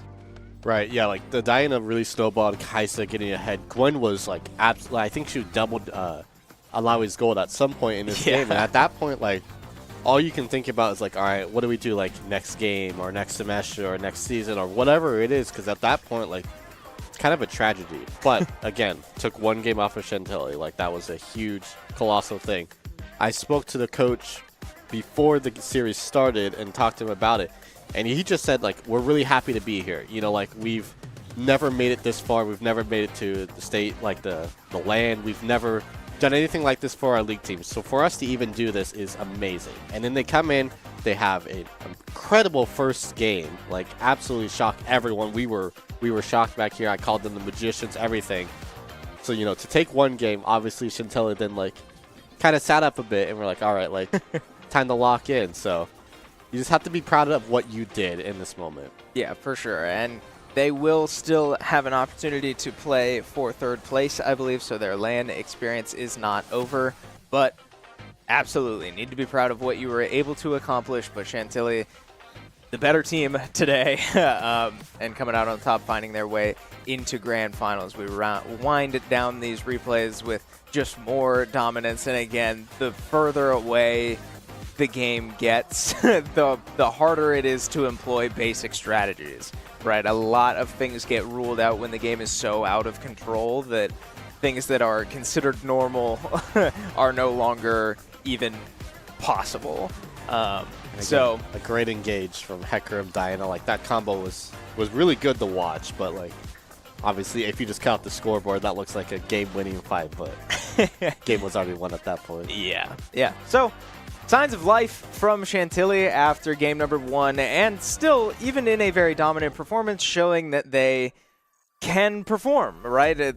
The mechanics are still there. It's not like they won the game in 3 minutes. It's they went the distance. They showed that they have great team fighting, even if in the long run it would not have lost them the game. Like, they're still going out, they're executing, and they find their way in grand finals. We do have the winner from the other side of the bracket as well. We can show you on your screen here. It will be Rock Ridge taking on Chantilly. The 1 seed and the 2 seed find their way all the way back to grand finals. So, as to be expected from the seeding placements, the 2 best teams in this bracket find their way to each other, and we will take you to that game later today. Yeah, and something about that bracket is this is a rematch from spring. Rockridge 2-0 Chantilly last spring in the grand finals. They won every single game. They didn't drop a single map until they played against Chantilly in the regular season. So this is definitely a grudge match for Rockridge, hoping to kind of reclaim their title from last spring, and just overcome Chantilly. Yeah, and it's going to be tough because, I mean, I said it in the intro, and we certainly saw it. Chantilly is a wagon right now. I mean, for lack of better terms, I mean, they have a lot of momentum. Rockridge did go to game 3 as well in their side of the bracket. So, you know, stumbling, right? I guess I shouldn't say stumbling, right? They're playing great. They're the 2 seed, but stumbling compared to dominance from Chantilly. They just lost their first game all season long. And maybe that's a sign of hope for Rockridge. We will see. But Chantilly certainly looking to put it away while they have the momentum. Now, in our esports arena here at Shenandoah University, we are preparing it to transition our setups from League of Legends setups into Rocket League setups, because the Rocket League section of our day will be starting very soon. So we are going to take a quick breather here. We just watched a lot of League of Legends, so we're going to take a breather. We encourage you to as well, but don't go anywhere. We have plenty of other streams if you want to keep up with all of the action going on here, but we will be back with Rocket League action here on the main stream in just a little bit.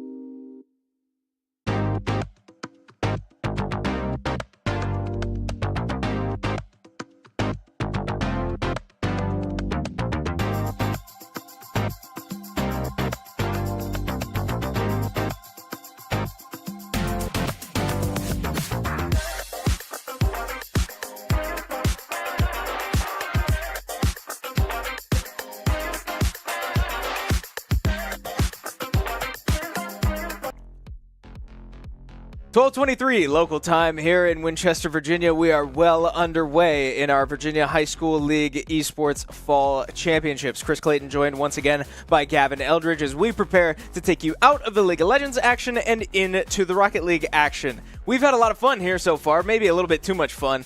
Off camera, having some fun here, just with all the students and just having a great time with everybody who's here. But with all that behind us, though, we had an exciting League of Legends series that is now over.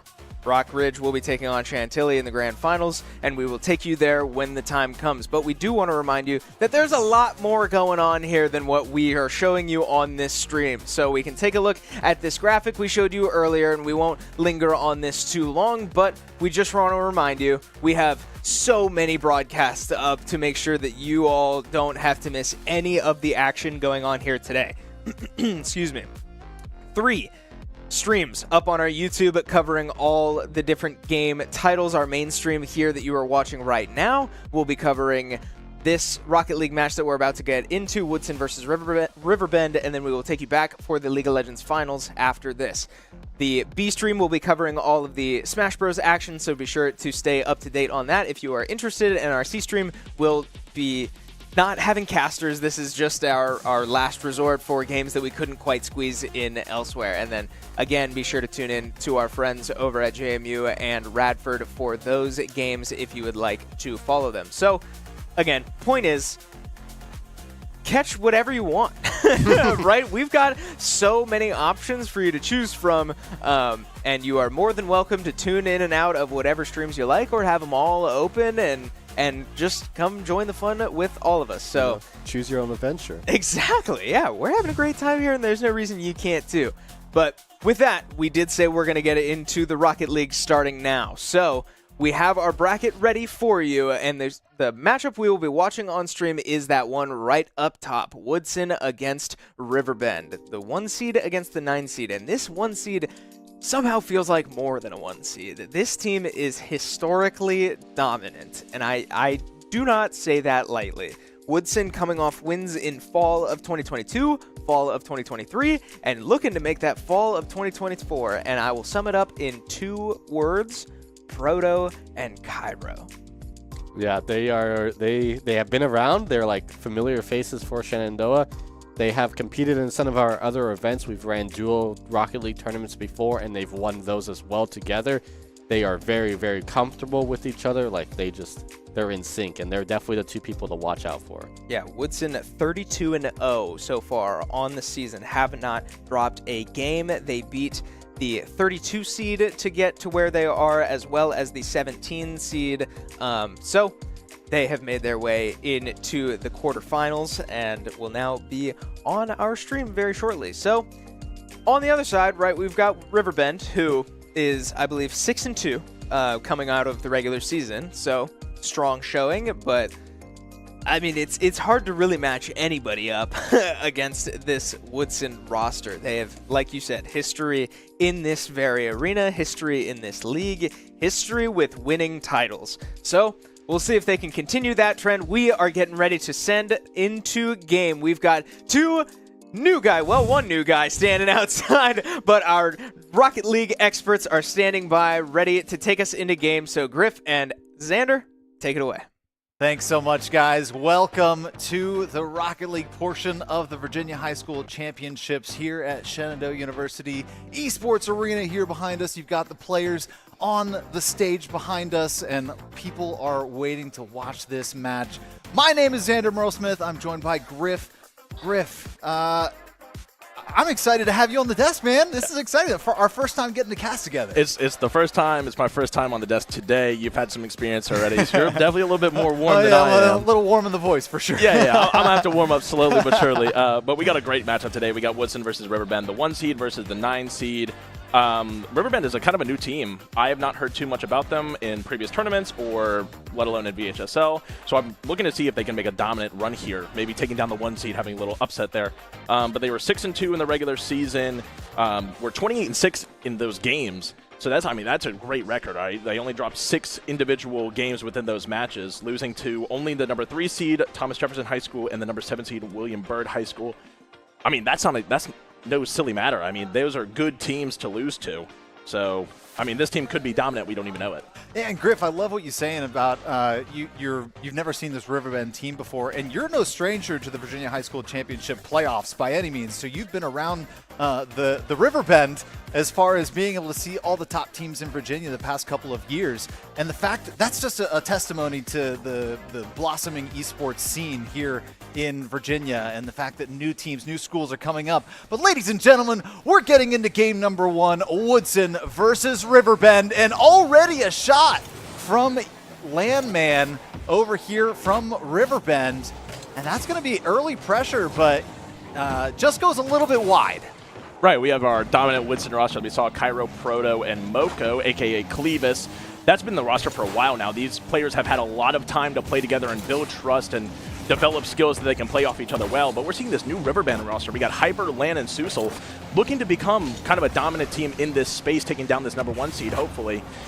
But it's a best of 7, right? 4 games to play, a lot of Rocket League to be played today. I mean, we're just looking for a good show match between these two to kick it off. Well, 4 wins to be had, potentially 7 games to be played here in this quarterfinals of all things. Best of 7s throughout the entire playoffs for Rocket League. So lots of opportunities to ebb and flow between these, and you've got to stay focused throughout the entire series. And then not only if you're able to win one series, through the semifinals and grand finals thereafter. So a lot of Rocket League to be played, and we're just getting into it today. I'm so excited that we are able to bring this action to you. Cairo challenging there in front of the net.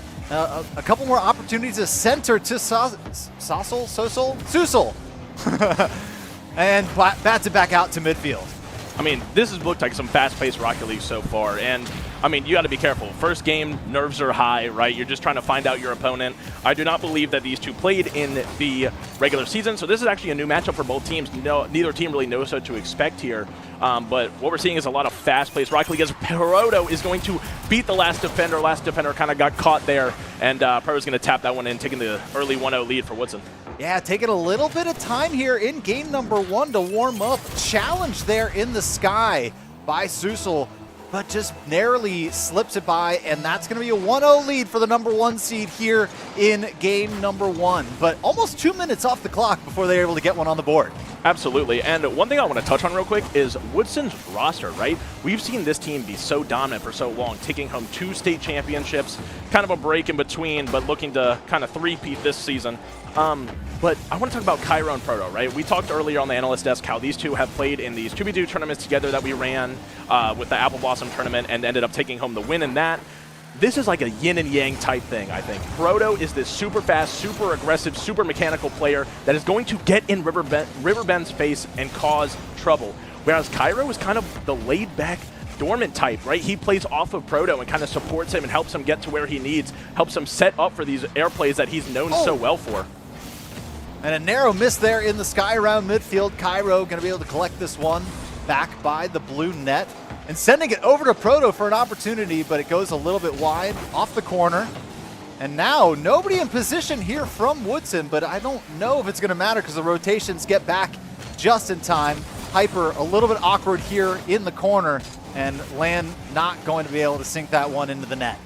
Right, and I mean, what we're seeing from this Riverbend and Woodson rosters is a lot of fast gameplay. I touched on that a little bit earlier, but with fast gameplay comes a lot of mistakes, right? Some of these mistakes come out and they could be detrimental for these teams.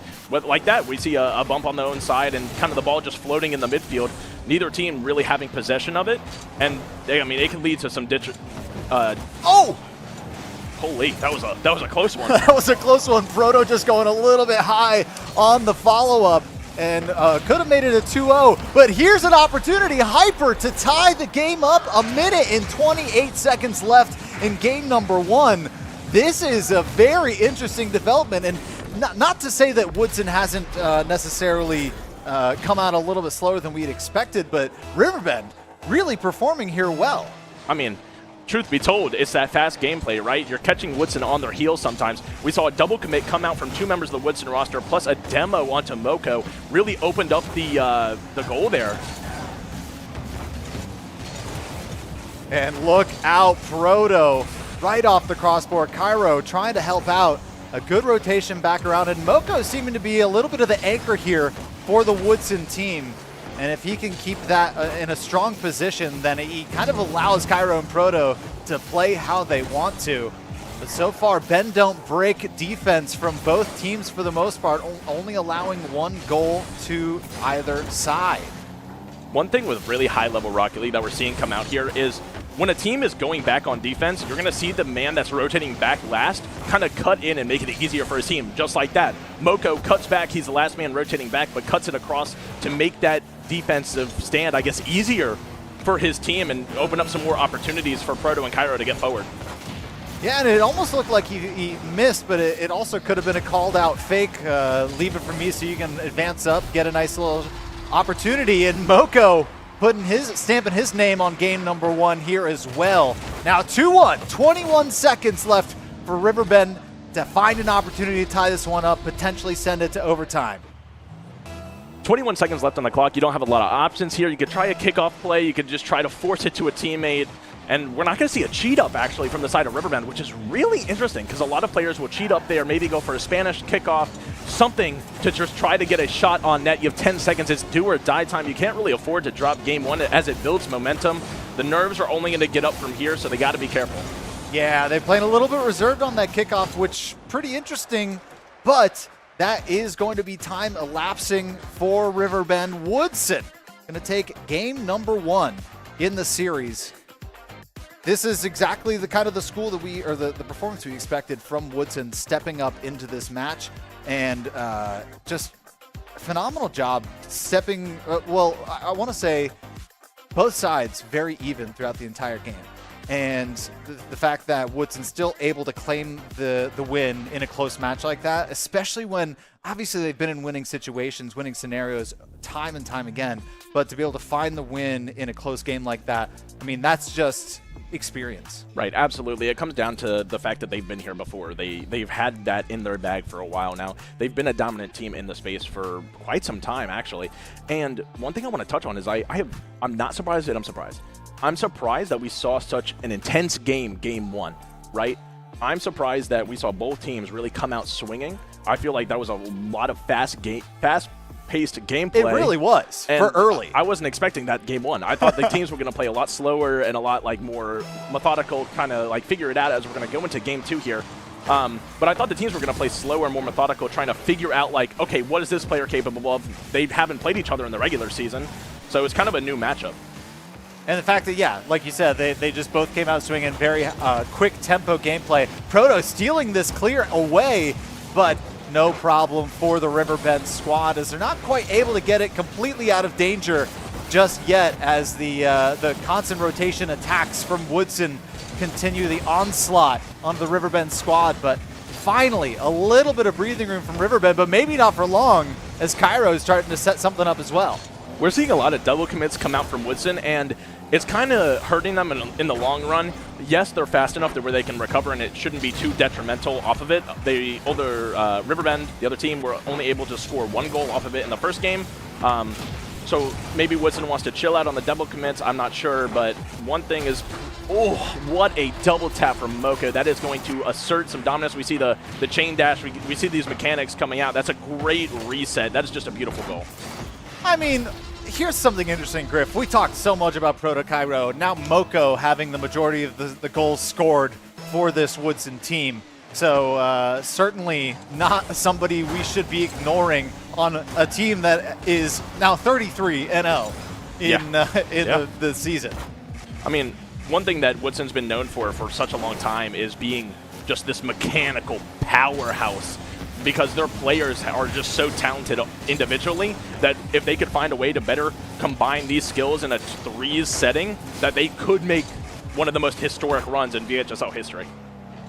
If they haven't already. I believe they're second place in all-time wins for VHSL Rocket League. Wow. So, only having 4 years to make a stamp like that is pretty remarkable. I believe the current record is Tab High School has 3 or 4, and Woodson, I believe, is second with 2. Moko back over to midfield here. Gets it by 1, but Lan going to be able to help out on the defensive side. Now Proto to the top left side of the goal, just narrowly missing it. A double push here on the right side of the field for Riverbend, but off the back wall. And now Hyper forced to make an aerial play. Acrobatics stolen away by Moko. Now Proto putting it against the wall. Another great center here towards the net. Cairo also trying to help out in that endeavor. And it is a full team movement here, pushing into that top right side. One thing that we're seeing from Woodson is they just want to get the ball in front of the goal. I think it's kind of like they're trying to test Riverbend and see exactly where their skills lie when on defense. As we're going to see a missed touch coming here. Proto going to look to bury this one as he's going to sneak it past the last defender. An unfortunate midfield touch. Maybe that was supposed to go to the wall or the back corner. Kind of an unfortunate situation. Maybe the third man got too far up the field a little bit, caused a miscommunication. Ball went over his head. He had to try to get a touch on it. Unfortunate. It happens, but with 2 minutes left to play, a goal a minute is kind of like the golden standard in Rocket League, right? You can score a goal in a minute, right? You can score a goal in 10 seconds, but a goal in a minute is realistic. But 2 minutes on the clock with only 2 down, it's definitely possible. The only thing I'm worried about for Riverbend in this situation, though, is they've only scored 1 goal on Woodson through 7 minutes of gameplay up until this point. So 2 goals in 2 minutes is certainly a tall order for this squad, and they've got to be able to capitalize a little bit more on these clears and sustain an offense. I mean, obviously, if they're able to get a cheeky goal on them, that's great.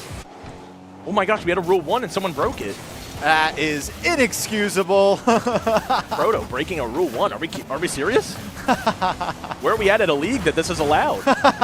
Where's the justification? Where's the TO? Anyway, but Riverbend, one thing I also want to say is, I mean, yet again, this is your #1 seed in the entire state, right?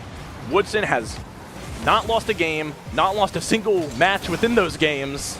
Like, this is your this is your champion squad, basically, right? I mean, this is just such a dominant team that maybe some of it's nerves that they're just like, this is the best team in the state. We gotta play our best, and they're trying maybe too hard. Yeah, I mean, only being down 1 game now. With a minute left, looking closer to 2 games unless they're able to get some points on the board here. They are attacking the goal, but that shot just goes a little bit wide. A demo goes down. Proto playing a little bit more physically. And wow, a lightning shot off the left post, and Cairo going to sink this one. This is surely going to be a Woodson victory. 41 seconds left in the game. So now, if you're Riverbend, you obviously played very close in game #1. Game #2, getting away from you a little bit, but you still overall playing a pretty solid game plan. But what I'm seeing from Riverbend is they're not really able to get as many offensive opportunities as they were in game #1. And so really that's the ultimate game plan is obviously you want to try and get Woodson out of your end as much as possible, but that comes through. Sometimes the best defense is a good offense. And I think it really just barrels down to 2 things, right? And it happened right here in this goal as well. Woodson is doing such a good job of controlling the midfield that it's really slowing down Riverbend's offense, right? They're playing, Woodson is not only controlling the midfield better, they are playing faster and kind of controlling the ball a little bit more, to the point where it kind of seems like Riverbend isn't getting a lot of momentum on offense.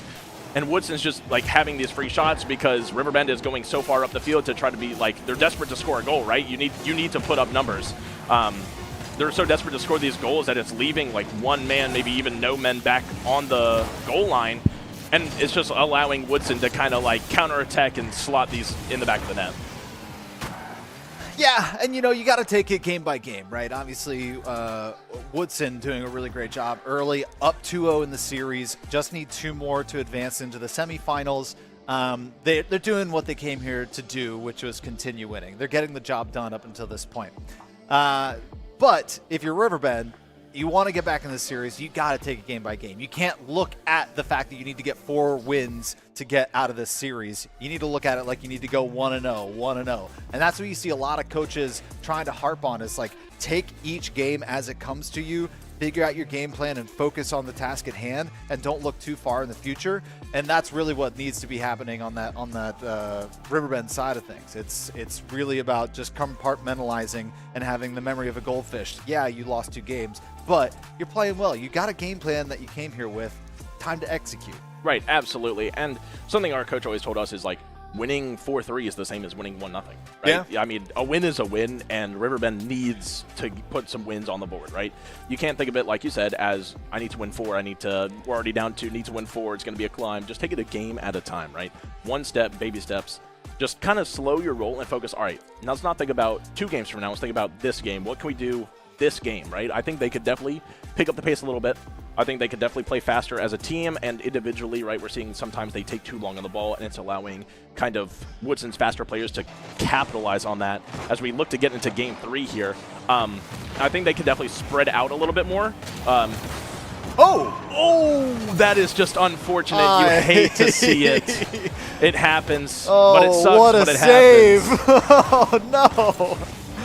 That's an unfortunate start to the game, but you see that quick play come out. You see a little bit of that physicality. That might be something that Riverbend utilizes to take back over the midfield that you've said Woodson had such good control over.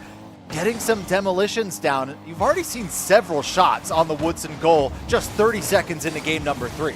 Right, absolutely. We're already seeing Riverbend kind of be more, like I said, faster and more aggressive. They really need to, I think, maybe capitalize on the fact that Woodson double commits a lot and maybe hold their boost a little bit better. Just based off the fact that Woodson double commits a lot, you could definitely capitalize on that by spacing out more and just like winning your 50s. That would like completely eliminate the fact that Woodson is holding the middle of the field. I mean, you just saw a double commit there. As you were saying double commit, you saw a cross double commit there at midfield, and Riverbend came out with the ball. So if they're able to capitalize on that, certainly opportunities will arise. Nice little steal away from Proto to try and get a waterfall down to a teammate. Moko going to steal his way at midfield.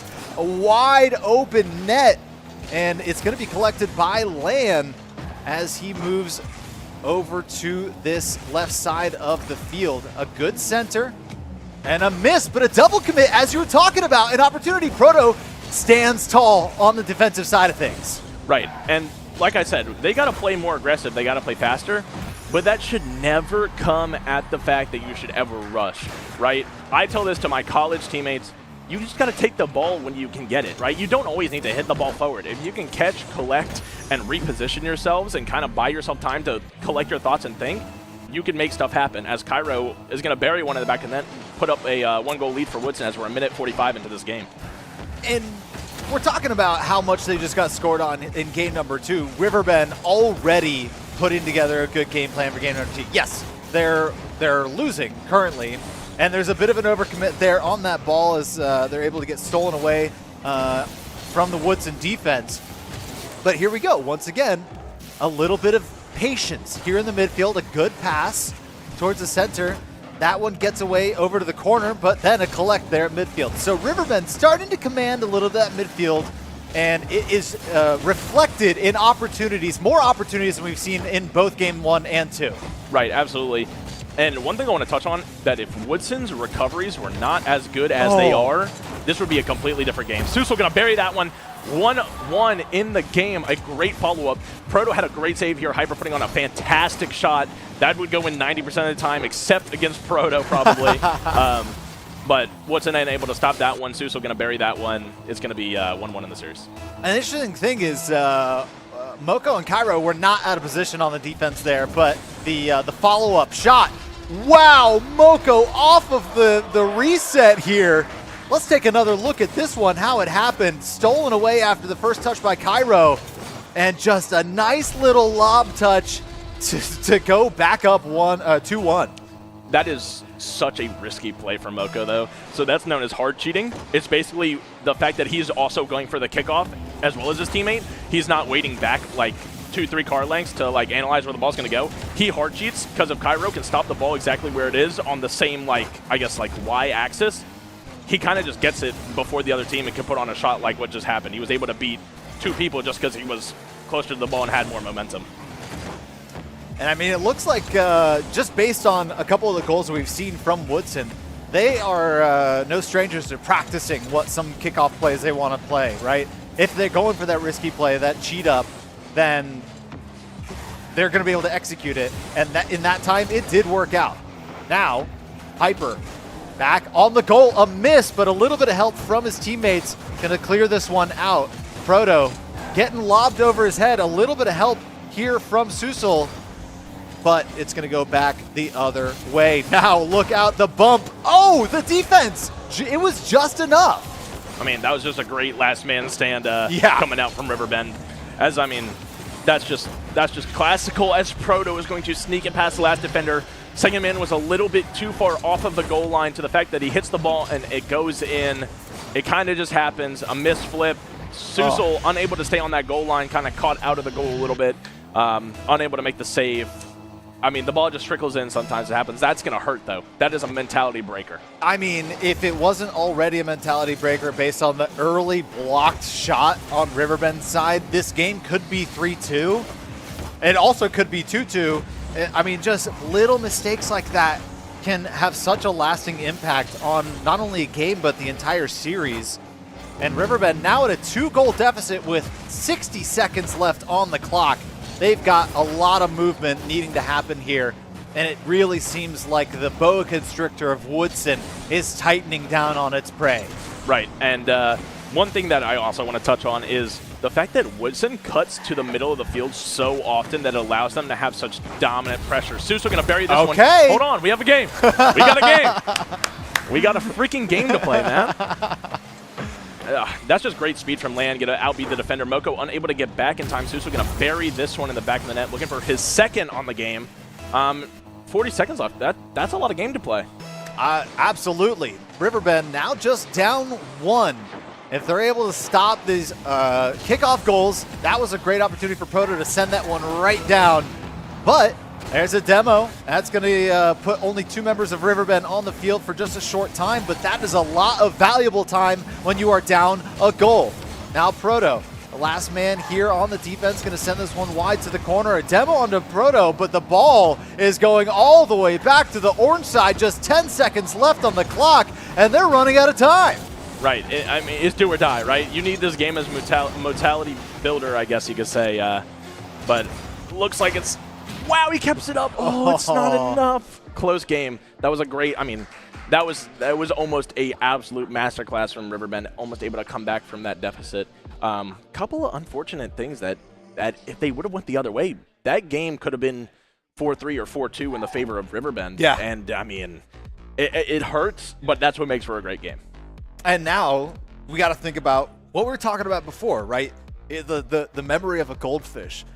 Riverbend has a tall order ahead of them. They are down 3-0 in the series. They now need to win 4 in a row against a team that has not lost this fall. And, I mean, they've come fairly close. This is Land. This is nerves. Anything can happen. But so far, Woodson seems fairly unfazed. It's been quite a showing from this squad, the Cavs. I mean, you're 100% correct. And if I was Riverbend, I would just play my heart out right here. Yeah. I mean, you lose. It's whatever. You have nothing to lose anymore because like you're at the edge, right? You're at the edge of the cliff. You can't fall back now. You got to kind of make your stand and push back. Maybe they could just play like super aggressive and look for some demos. I think that would really open up the fact that Woodson double commits a lot. If you can get a demo, then it's just going to be they're going to be able to collapse a little bit better. So that might be something to look out for that Riverbend could attempt, but I was not expecting this from a team that I've never heard of before. So if anything, Riverbend, I'm excited to see what comes. I mean, you got to expect something, right? Top 8 in the state of Virginia here in Winchester, just looking to make a name for themselves in the high school scene. And I think their performance against a team this historically dominant has been something of note for sure.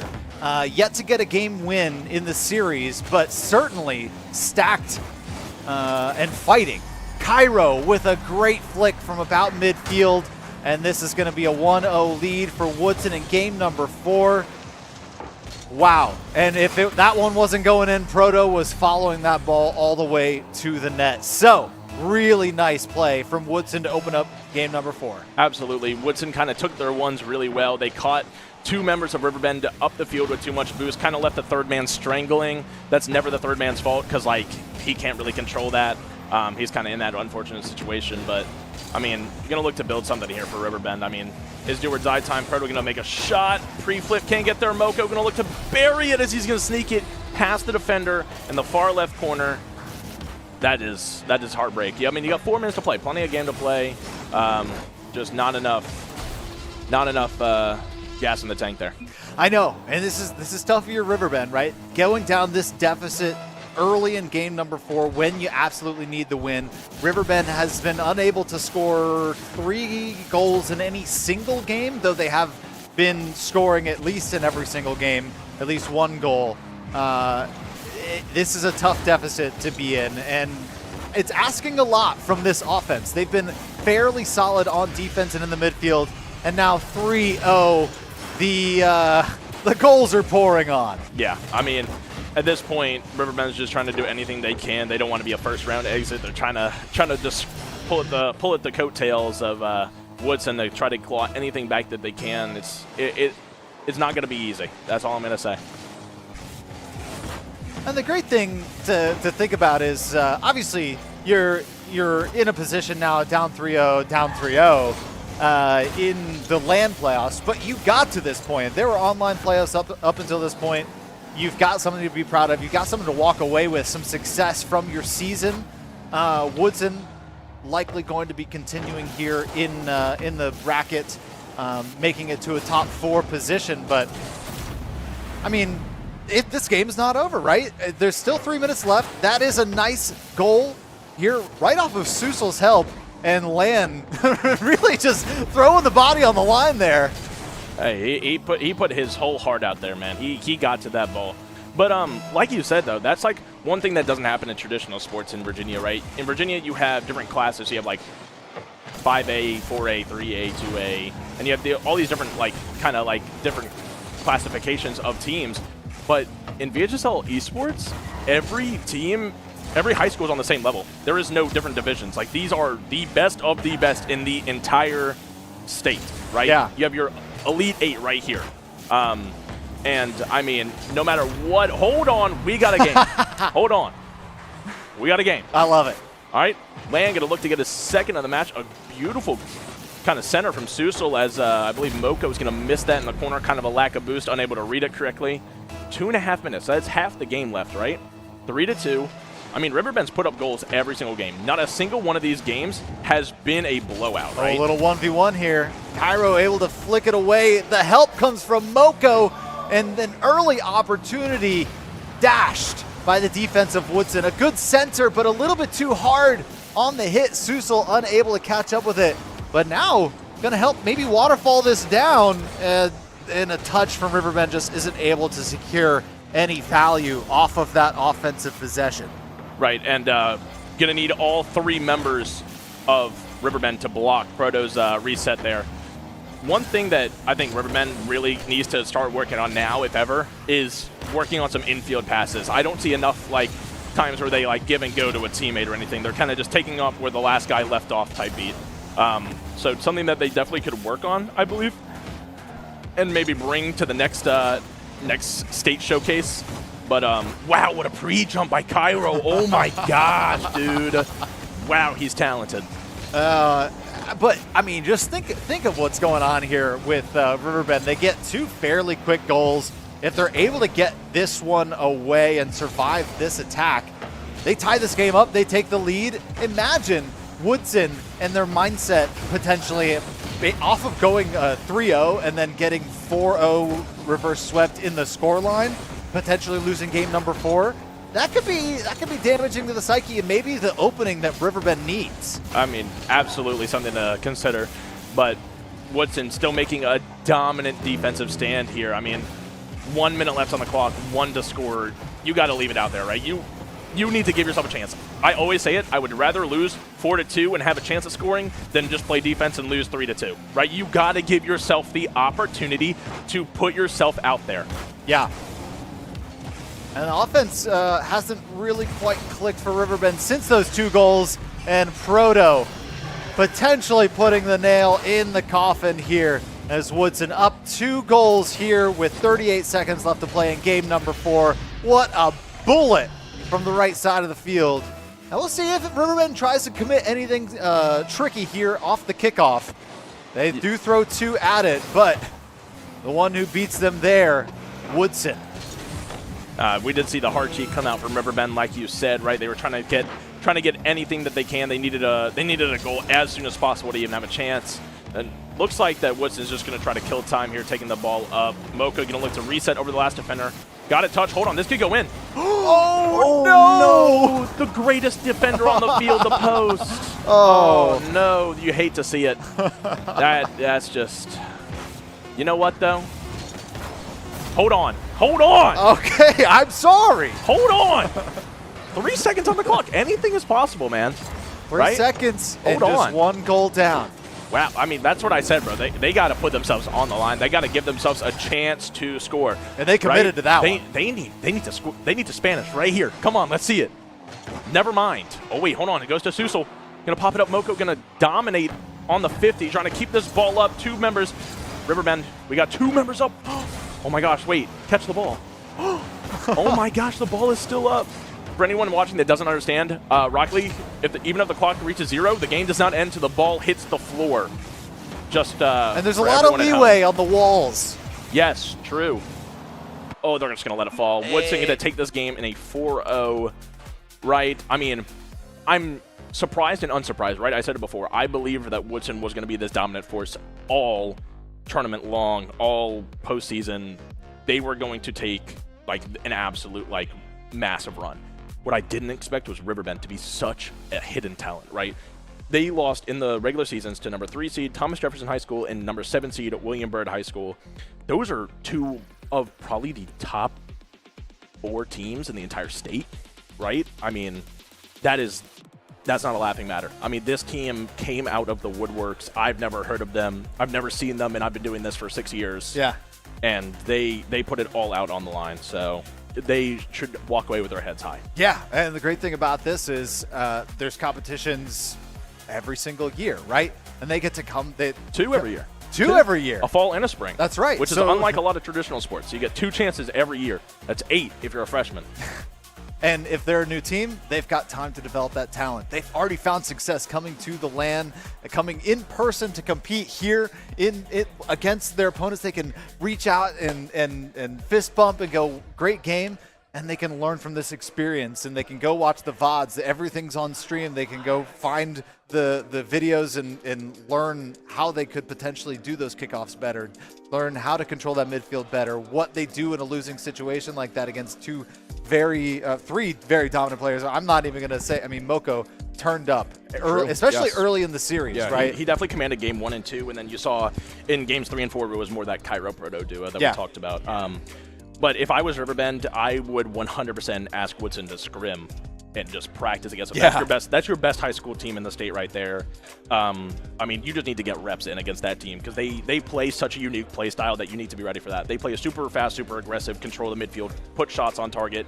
I mean, I didn't see the stats after every game, but just from what I'm assuming that Woodson just piled on the shots, and they just had shot after shot. And my motto is, the team that usually shoots the most is usually the team that wins, because one of those is going to fall eventually. Right.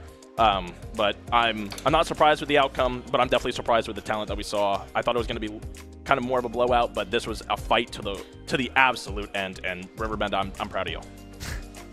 Well, that is going to be our very first Rocket League quarterfinal. I'm excited to hear what the analysts have to say about this one as we get ready to go talk to them in just a moment. Guys, take it away. Thanks, Z. Yeah, that was an exciting series. Even with a final score of 4-0, right on paper, that's kind of not what you hope as a neutral Rocket League fan. You want to see long-distance series, but, I mean, Woodson showing off exactly why they are the 1 seed. I mean, very, very impressive Rocket League from start to finish. But Griff made some good points in that closing statement there. Riverbend really showing some light, showing that they can hang with some of these higher level teams and dropping their games to some of the most impressive squads on their schedule, right, is certainly nothing to scoff at. We do have replays once more as we relive this series. Woodson taking full control pretty much right from the get-go. Game 1 maybe a little bit closer than the others, but certainly not for long once Woodson really started clicking. Yeah, and something you want to look at is like every single one of Riverbend's goals was because of a demo or some nature of that kind. Either they had the numbers advantage of the boost, or they just flat out demoed someone, but every single one of their goals was because of that. Yeah, making adaptations, and that's the beauty of a 7-game series too, right? These playoffs are best of 7s all the way from round 1 to grand finals. So these are long Rocket League series, and that's a lot of time to learn about your opponent and make adaptations just like that. I mean, it's impressive stuff to watch, and that's high-level Rocket League. Making adaptations, feeling out your opponent, sort of poking each other out, seeing how they like to play, and then figuring out a game plan, and then going out and executing, right? Woodson ultimately does make it look easy sometimes, but it's not, right? It takes a lot of skill to do what these guys do. We've talked a lot about their individual talent, right? Proto, Cairo, and in this case, their third player who we were, I don't believe, expecting to see on the roster, but still playing very well, all three of them, and finding, I mean, a lot of very impressive goals, very clean textbook Rocket League. Yeah, and shout out Riverbend for not breaking the rule number 1 like Proto. I think in that regards, Riverbend might have won a bit of the mental game there. Kind of disrespectful, but it is what it is. Such is life, you know? Yeah, when we look back at these replays, we get exposed to a lot of the intricacies of some of these goals. But again, I mean, Woodson just really pulling ahead early in a lot of these games, maintaining control. Really, it kind of felt like Woodson wasn't at 100% for a lot of this series. And not to say that they were, sandbagging or anything, but like they did what they needed to win. And that's what the great teams are going to do, right? They're not trying to go in and score 11 goals or anything like that, even though they might have a shot to. They're certainly good enough to, but, they go in, they take care of business, right? They're up 2 goals, 3 goals, and they control the ball and put the game away. They run the clock down, and Riverbend was able to find, a lot of these late game goals to sort of stay in, especially game 4 here. I mean, this one did get a little close. We heard Griff on the call saying, hold up, wait a minute, Wait a second. We're not out of this yet. But, I mean, what did he say? The best defender in the game, the goal post itself right there. They do get one more goal there, but you have to think back at missed opportunities from Riverbend. But ultimately, like the casters said, like we have said, nothing to be disappointed about at all. Yep. The scoreline looks a lot worse than the gameplay did. Riverbend certainly has a lot of potential there, an upcoming new team around the block, and I certainly see a successful future for that squad. Yeah, and the beauty of Rocket League is, like, even though that was a 4-0, it's a lot of fun to watch. Yeah. And I'm sure, like, the Rocket League players, they have a lot of fun playing the game as well. Even though, like, it seems like, oh, man, like, we lost 4-0 or whatever. You still have a great time. You still learn a lot. Like, they played really well. The game 4, like, it seemed like they started to get into the flow of it. Like, they almost made a 4-0 comeback. So, like, really good looks from them. Yeah, for sure. And we'll be sure to keep an eye on Woodson as they advance. Riverbend will be done for now, but we will take a look at the bracket on your screen. We see Woodson advance, like we said. Kempsville, by the way, is up against Justice, and they are just now starting. So we will be taking a longer break, but that stream will be on JMU's broadcast. So be sure to tune into that if you're interested in following. But the mainstream broadcast will be moving to League of Legends after this for that grand finals matchup. So that will be coming up soon. But again, back to the bracket on your screen. Lafayette taking the win over William Byrd, So another relatively expected outcome if we're going strictly off seeding. The 1 seed, the 2 seed advance, and more matches still left to be played. Like I said, check out the JMU stream for that Kempsville Justice matchup. But with that will do it for our Rocket League quarterfinals session for now. Like I said, we do have League of Legends Grand Finals coming up real soon. So we're going to take a quick break once again, but don't go anywhere for very long because we have a very exciting matchup between Chantilly and Rock Ridge, a rematch, a grudge match, 1 seed against 2 seed, domination versus serious contender. We've got a lot of fun coming your way, so we will be right back on the other side of this break.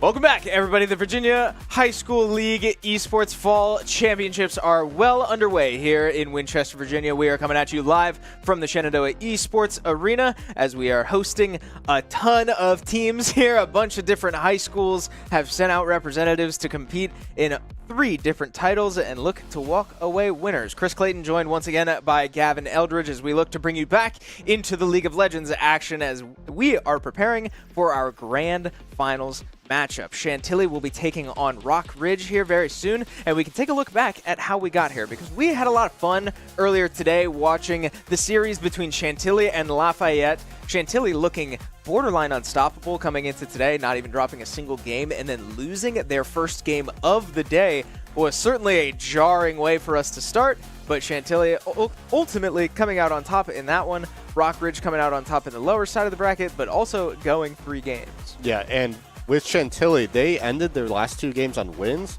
while Rockridge dropped game 2. So, if we look at like momentum, Chantilly has a little bit more. They felt good in the last 2 games, where Rockridge started off really well. Game 2 was, when I went over and watched, it was a 38-minute game that they lost barely, and in game 3, they regained themselves. But, there's definitely some momentum going in favor of Chantilly. Yeah, that's exhausting, but thankfully these league players have had some time to breathe. We did just bounce into the Rocket League quarterfinals. We had the pleasure of watching Woodson really just take care of business on stream. They looked incredible, but that did it for our Rocket League segment, at least temporarily. And I do want to take a moment to shout out. We have 3 broadcasts going on here at Shenandoah University. We have so much action going on, and we wanted to make sure that you didn't miss any of it. We will show you once again where you can find all of this action that you right now are listening to our main broadcast on both Twitch or YouTube, but we have 3 YouTube streams total, including this one. We have a B stream that will be doing all of the Smash Bros action. So if you're interested in that, if you've got a kid or a friend that you want to follow, be sure to tune into our B stream over on the YouTube. And finally, we do have a C stream to take care of business. I believe those games should be done, so you probably won't need to make your way over there. Big shout out to the right side of your screen. JMU and Radford have been helping us out all day, taking care of the games that we could not quite cover.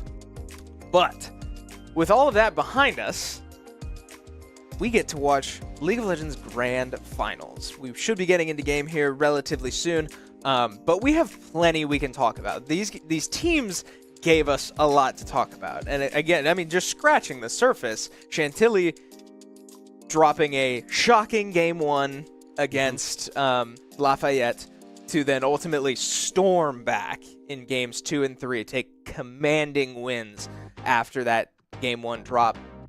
And then Rock Ridge, like we said, ultimately going the distance in a bit of a closer series than we saw on stream. These teams are going to be very entertaining to watch because we don't entirely know what to expect from Rock Ridge. We have a good idea, but these teams seem pretty volatile so far. Yeah, and so I have the draft from the Rock Ridge games, and the first thing that is always questioned during drafts is, okay, what do we ban? Like, what are the bans? And Rock Ridge, it seems pretty simple. Both games, they banned Yasuo, Yone, and Aurelia. And if we remember the Chantilly game, those are their champs. Yeah. So I assume Rock Ridge has it pretty easy on draft. They put a lot of emphasis on Lux. They ran Lux mid, and they also ran Lux support. So like that's a potential flex. They first picked it both games, so there's that as well.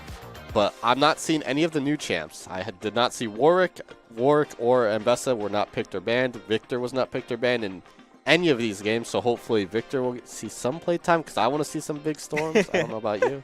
Yeah, I mean, that would certainly be fun. Victor is a very strong champion right now. He just received the recent update to his visuals as well as a minor tweak to his gameplay in favor of as a result of the miniseries, or I guess it's not a miniseries, of the show that they released on Netflix Arcane. So we're seeing a lot of action from Victor in the state of League of Legends, right? Yep. Well beyond just our VHSL here. But as well as you mentioned Warwick, right? This is an extremely interesting situation. We had an update come out 2 days ago that skyrocketed Warwick's play rates, ban rates, win rates. I mean, it's an egregious boost to a lot of his stats, specifically in his W, that attack speed interaction we talked a little bit about in our earlier window. And if any of you were not around, we might come back to that later if we see Warwick. But extremely strong champion, and we saw it pay off, too. The one time that we saw Warwick get through, it was the one win that Lafayette was able to take off of Chantilly. And a lot of it due to the Warwick, right? That was not a coincidence. So if Chantilly learned anything from that series, I definitely think it's to not mess with that Warwick. And they learned it in game 2 and 3. They banned it both times, and I expect that to continue. Right. So with Rockridge, or with both these teams, frankly, you have some interesting things happening. For Chantilly, they picked Zach game 2, game 3, and they played extremely well on it. Now, if you're Rockridge, hopefully you've seen the games. Hopefully you've been able to watch the VODs. Maybe you just you had someone watching the game or something like that. But that is a champ that needs to be banned or taken away or whatever. Both these junglers have high emphasis on the AP junglers, Lilia, Zach, such as that. Brand is up there. And then you also have Yasuo, which the mid laner played very well on for Chantilly in game 2. And then finally you have the Kaisa. The Kaisa was a great pick as well for Calvin. And all these champs need to be banned or picked, so the draft prep for Game 1 has to be very intricate and very interesting to go for, especially with, the new champs being out.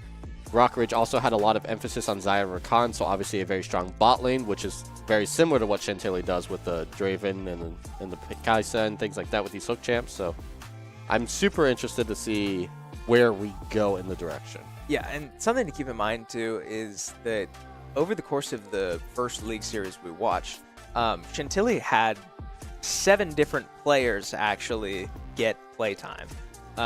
They seem to find a lot more success in games 2 and 3 with the same roster, but they had 2 different players start that series.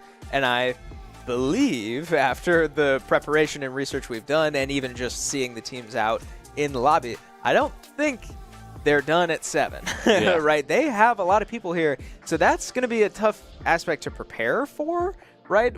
I think we know the roster that Chantilly should put in for their best odds at winning, but it's a volatile situation nonetheless, right? The fact that you have as many subs as they do creates interesting dynamics and the flexibility in champ pools.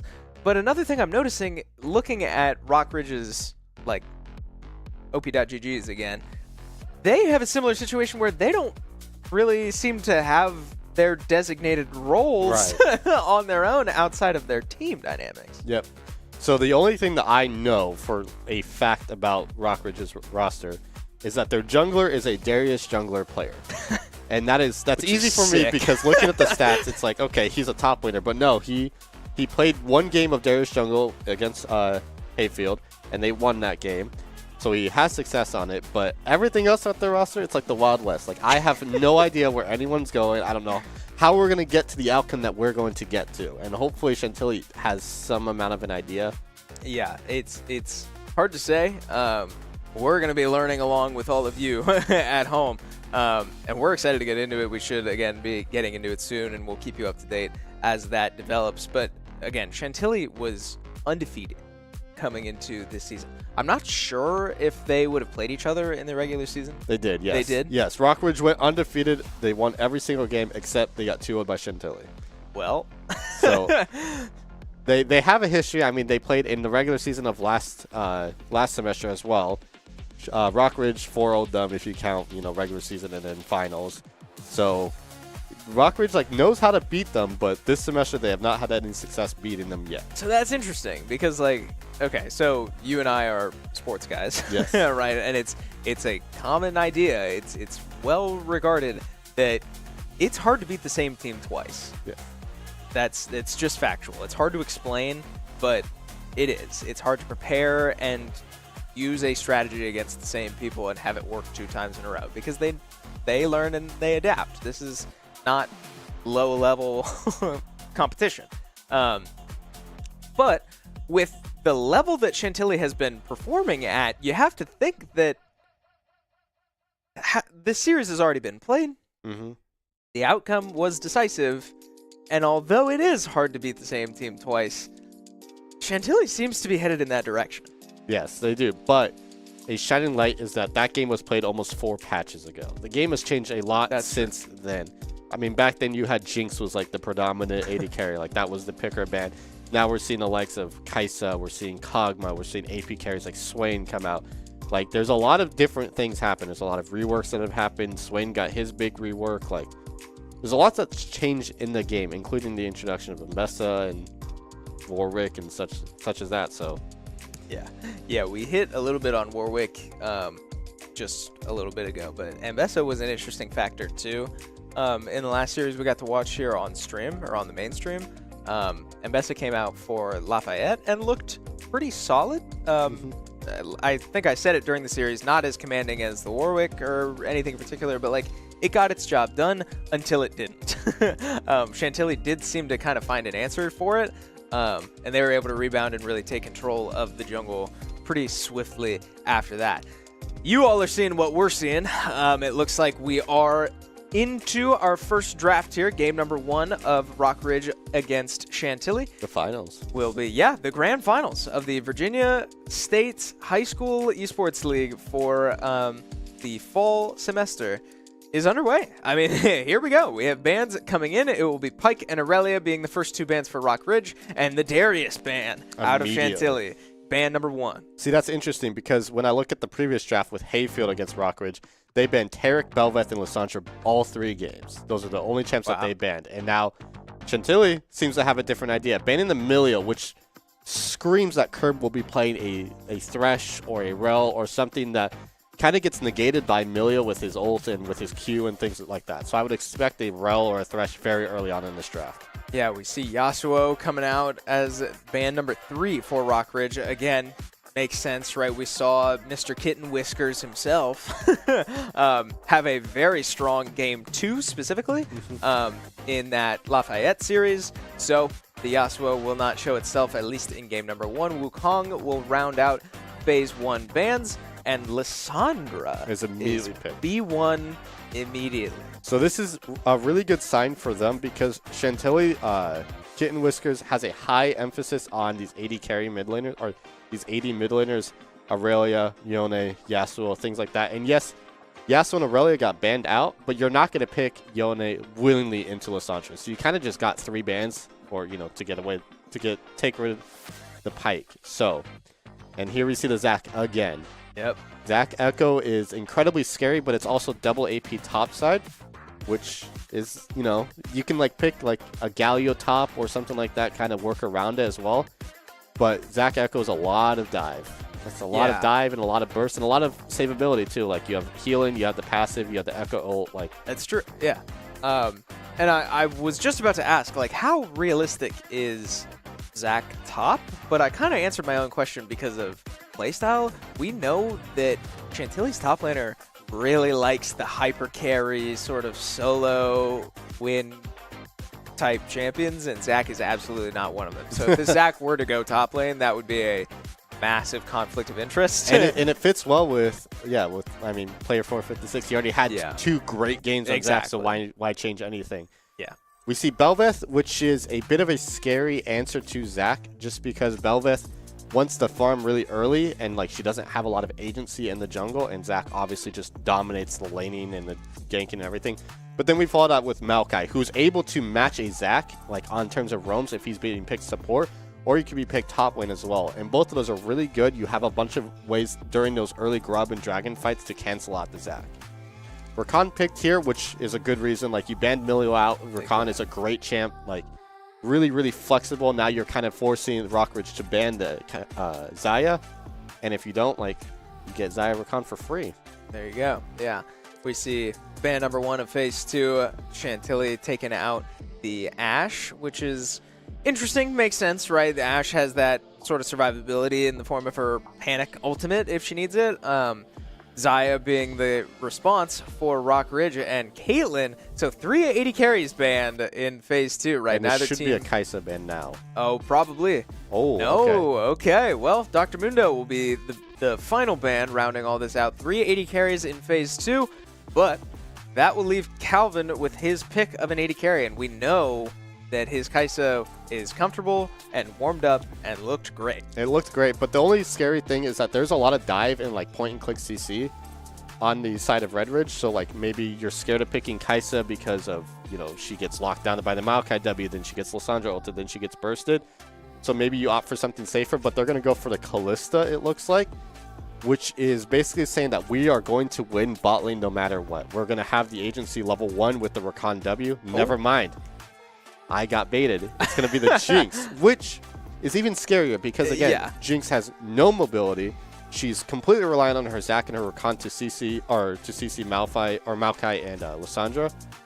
And, she has to go cleanse, and she has to find a way to survive. But if she can survive the initial burst, there's not a lot of consistent damage to kill her. Yeah, Rakan Jinx is, I guess, a little non-traditional lane, but not necessarily a bad lane. Yeah, Rakan is a very flexible champion. Yeah. He can kind of slot in with anyone. Right. He feels the same no matter what, unless he's with his eye, then he feels like God. So, well, there you go. And his eye was banned, but and a smart decision, right, after showing Rakan.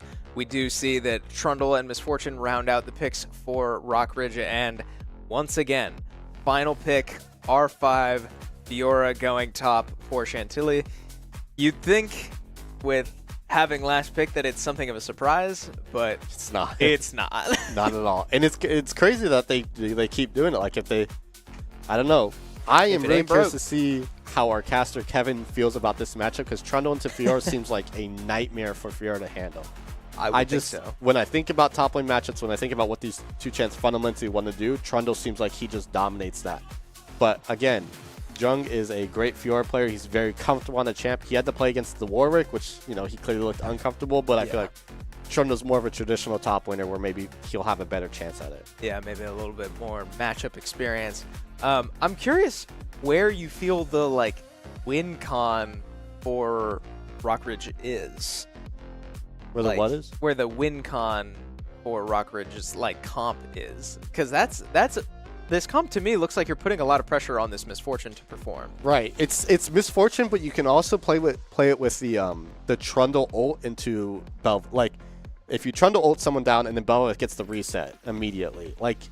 If you guys layer that burst down and it's okay, we're all 4 of us are going to go on to someone and get Bel'Veth going in the team fight. That can also work.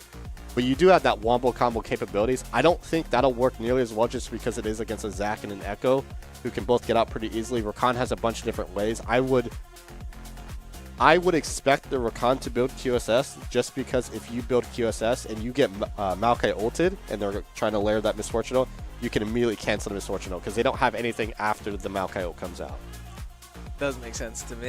And with the dive potential of Chantilly, and especially on the Rakan support, right, it's kind of tough for a Misfortune that's really stagnant playstyle in her ultimate to get much off. And I mean let's look at support matchups, right? We have Maokai support versus Rakan support, right? And that is exactly what Rakan wants. It's really hard for Maokai to cancel the Rakan engage.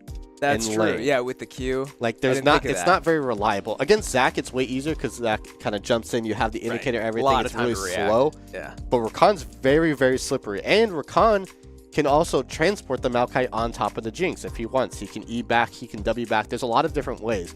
So that support matchup, I expect the Maokai to look to Roma a lot just to kind of help the Lysandra. You can do some 3v3 plays topside with Lysandra, Maokai, and Bel'Veth against the Fiora Zac Echo. You have a lot more CC, a lot more burst potential, especially with the Bel'Veth passive.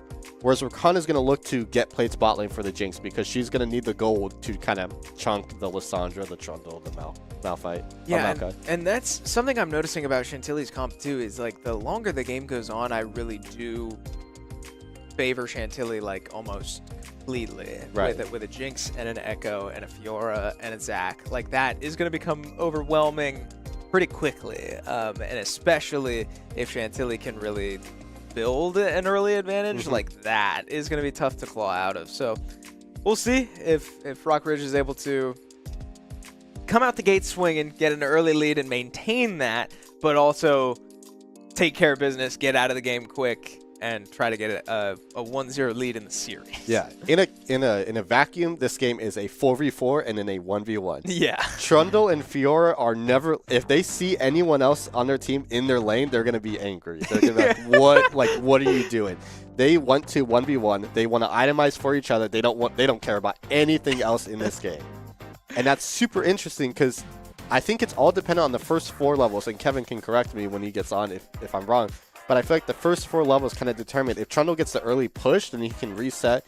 He gets his Tiamat, and then he's kind of chilling. But if Fiora gets that early lead with the good vitals and with the good poke or whatever, Fiora can really take that over. So I expect Zach to be top lane early, and then Belveth, when she has the capability to come up to maybe try and help as well. But again, neither of these top laners have much CC for ganks. Yeah. Okay, I'm going to try something because admittedly, so the players are out in the arena. They had to draft through a third-party client. I assume somebody in the lobby doesn't own all champions. So we should be getting into game here soon. But I believe our casters are standing by.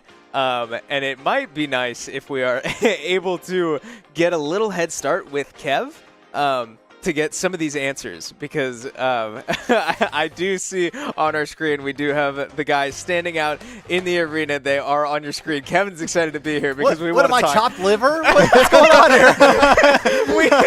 Kevin, we love you, Xander. Do not get me wrong, but Kevin is an incredible top laner that would have a lot of these answers that we are missing. So, Kevin, what are you thinking about this top lane matchup? You played Trundle top before. Yeah, so here's the big thing about this matchup is, Gavin, if you're familiar with the Renekton-Fiora matchup in any capacity, a lot of the skill expression comes from Fiora being able to riposte Renekton's W. The same thing is going to apply here. The skill expression is going to come from if Fiora can riposte the Q from Trundle, because she won't lose the attack damage off of whatever Trundle has going on there. But on the other side of that, it's going to be on Trundle to, if it does get stopped by Fiora W, to get out of the way, because if he gets hit by it, he loses anywhere between like 50 to like 75% attack speed. Like, he's not going to be able to attack fast. I didn't think of that. Right. Okay, So- well, yeah. I agree with him, but like, yeah. Xander, you're doing great. I promise. I couldn't have gotten that level of analysis. I step aside. Yeah, neither could we. Kevin, you're doing great.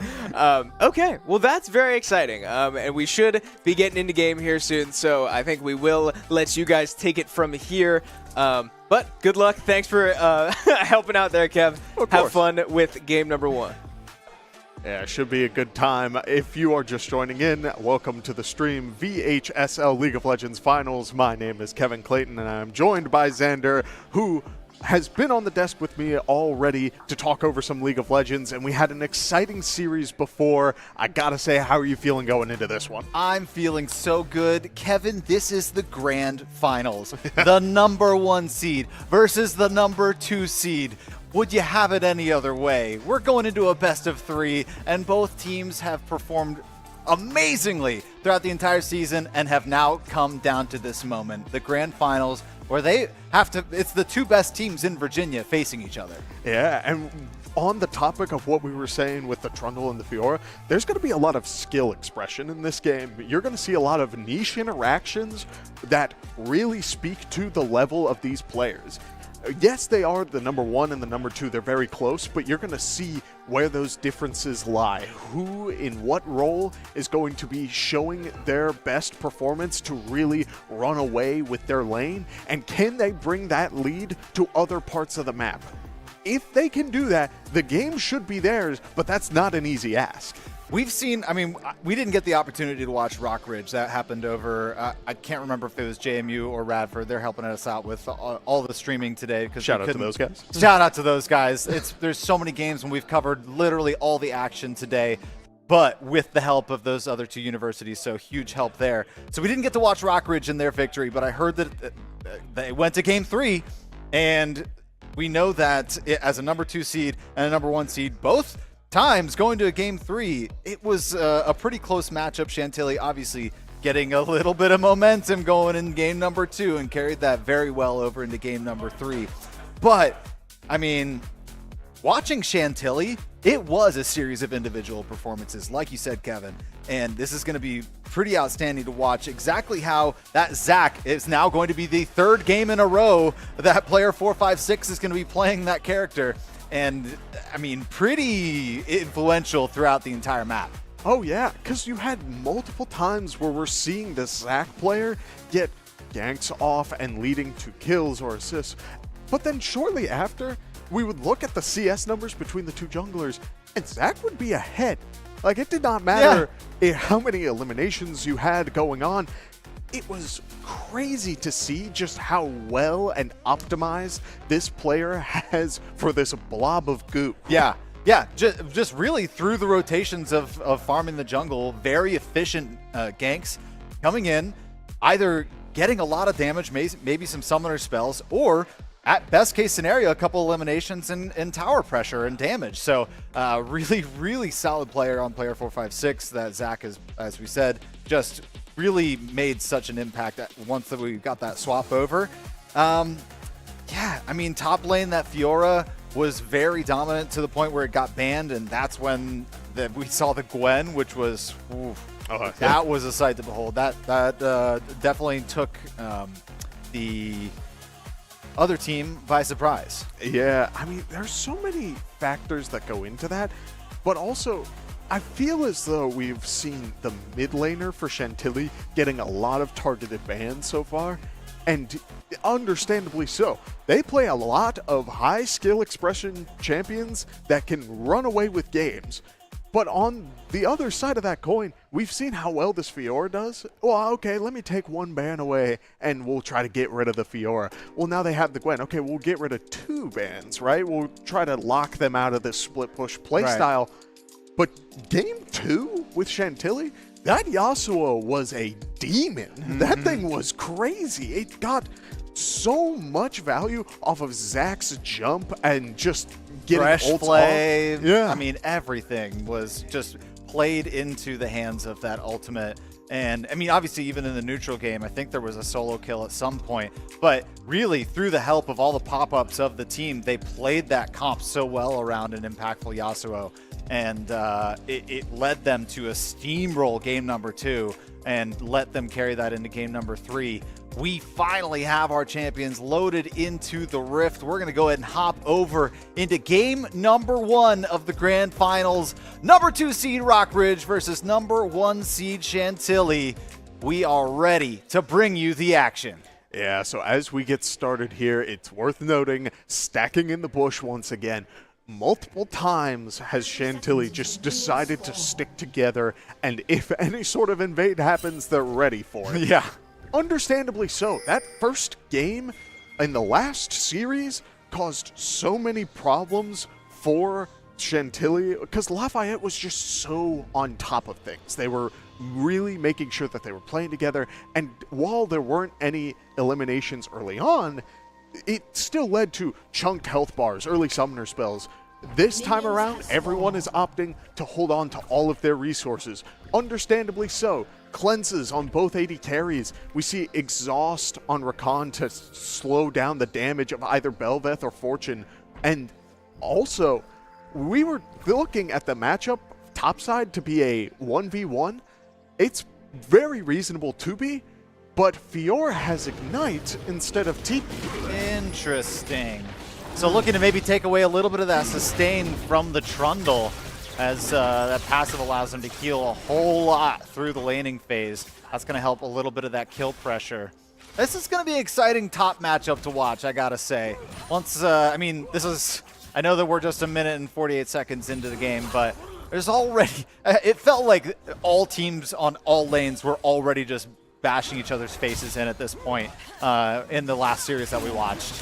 Yeah, and note how already we're starting to see small trades on both the top and bottom side of the map as players are getting their level 2s. Fiora getting full Conqueror stacks. This is a very dangerous spot to be fighting in. Opts in for the flash and is able to get the first blood. I do want to acknowledge what Gavin said at the start of this series. Is the level 4 going to be impactful? Absolutely. Fiora burning both summoner spells. Trundle will be able to TP back to lane if they so choose. But it looks like this time around, because Fiora is opting for the slow push, it's just going to save the teleport for when they need it most. Yeah, they're not crashing that wave into the tower just yet. And obviously, with being level 1, you would want to soak as much of that experience as possible. But no, going to go, like you said, for the slow push, trying to starve out that Trundle, keep them at level 1 as long as possible, and keep that advantage with the levels. Yeah, we do see a bit on the bot side also. This Maokai is taking a lot of damage, but he also has a good amount of built-in sustain. And in the last series, we saw Chantilly is one of the teams that generally doesn't look forward to getting the anti-heal on their team, which is understandable. There are multiple games where you build anti-heal and it doesn't feel great. I've been there. It's a pain, but also you gotta acknowledge how much healing they've got on the side of Rockridge, especially if Belvith goes either Blade of the Ruin King or maybe a Bloodthirster. You need to get that on someone, and that should be a talking point even now as the start of the game starts to get going. We see Belvith on the Scuttle Crab getting that lockdown. Zach trading it on the other side, as we do see Gank up top side. Riposte still online, doing a good job of holding on to it, not using it too early to get the stun and cancel out the Belveth knockup. And that once that pillar is out, that's their only option for any of their CC. Now we see a little bit of scuffle here in the mid lane. Lissandra so far in the lead, but now we have Zach jumping in. A nice CC, misses the E in, but follows up with a good Q. And Belveth gonna help maybe get a little bit of return. The flash goes out, but no damage done as the miss with the knockup. What a crazy setup. I feel as though you need to be so aware of Lissandra's ability to get out of these fights with that teleport ability where she throws the little hand out. I love that Echo went in first, got rid of that, took a little bit of damage, but it was all shielded damage from his W, and that allowed Zach to jump in and try to get the value then afterwards. Like, that was beautiful play calling. It's just a matter now of executing on it going forward, especially now that Lissandra doesn't have flash. Great foresight, though, from Lissandra to be able to recognize that stun is coming out and have the foresight to send that claw out and get away. But we look at the CS difference in the mid lane. Lissandra with the range, able to bully a little bit more and wave clear effectively. So there's going to be a lead there. Of course, once we hit 6, ganks in mid lane become a lot more difficult. Echo, obviously, being able to turn back time, negate a bunch of damage, and also reposition. But also Lissandra with the frozen prison just can go invulnerable. It's a free Zhonya's Hourglass, essentially, that does damage. Yeah, also, look at this topside Fiora. 3 long swords, 2 trundles, 1. I mean, I am not exactly a math major, but I can count, at least on my hand, that 3 is greater than 1, and we see the damage output because of it. Trundle, they only have 2 hands. How are they holding them all? Yeah, exactly. Trundle able to get a second long sword, but is still going to be feeling that pressure for a little while longer. Once the first item is completed, I think we may see a bit more of that back and forth skill expression, but for now, CC layered, but the bubble misses, and Lissandra is able to walk away. That sidestep off of the bubble was so key in staying alive there. That was everything. Now, hitting 6 though, both mid laners at that 6th level. We're talking about those ganks about to get a little bit more difficult. And even without needing the ultimate, able to survive there with the Zac leap in. Yeah, very interesting choice here to start things off. We do see the Zac starting things off. Oh, Fiora level 6 against this Trundle, who's only level 5 and is not close enough to get the experience off the wave, means that he's in an awkward spot. The Ignite will finish him off, and he will walk away. Fiora doing a great job of keeping that pressure going and preventing the wave from fully crashing into their own tower, taking the reset and not losing too much because of it. But Echo getting a little greedy on the engage, is not held in CC long enough to lose the stock before they get a ulti off, still ends up going down, and so that was a beautiful elimination. And that's a great thing that you didn't really, you don't really think about with the Lissandra Echo matchup. You can use that Lissandra ultimate on either yourself to put yourself in stasis or the enemy, and they can still take damage during that time. And during that time, they are unable to use things like their ultimate, which turns back time and gives them all their health back. So they were just barely on the cusp of eliminating him before he was able to use his ultimate, but it didn't matter. They still had enough follow-up damage and the great positioning from Belveth when he just watched Trundle die in the river and was able to rotate very effectively down and get a good rotation on that mid gank. Yeah, very nice stuff so far. I'm also loving how slow this tempo is. This feels like game one of the last series, where both sides are willing to play a little bit slower. Chantilly is such an aggressive team, as we do see here, as the Maokai ultimate is used for the disengage. Belveth going in, but is not finding the reset just yet, as multiple targets are losing a good amount of health, and Misfortune is able to walk away with about 200, 300 health. Lissandra having to use her ability to blink away, and now there are 3 people on the side of Chantilly and a Zach who is not afraid to dive. Gavin and Chris talked so much about the maneuverability of that Rakan, and it showed right there. Immediately after MF was starting to channel the Bullet Storm, or I can't even remember what it's called, maybe it's called that, their ultimate, that cone of damage completely negated by the slipperiness of the Rakan movement. And wow, the solo kill from Lissandra onto the Echo. Things are starting to look down for the Echo. Yeah, I mean, what a strange matchup. You feel like Echo is the kind of character who can really run away with a lane, but this Lissandra is doing a really good job of dancing around Echo's W. They have not gotten stunned too often in this lane, and the only times that it has happened, it is with the setup of the Zac.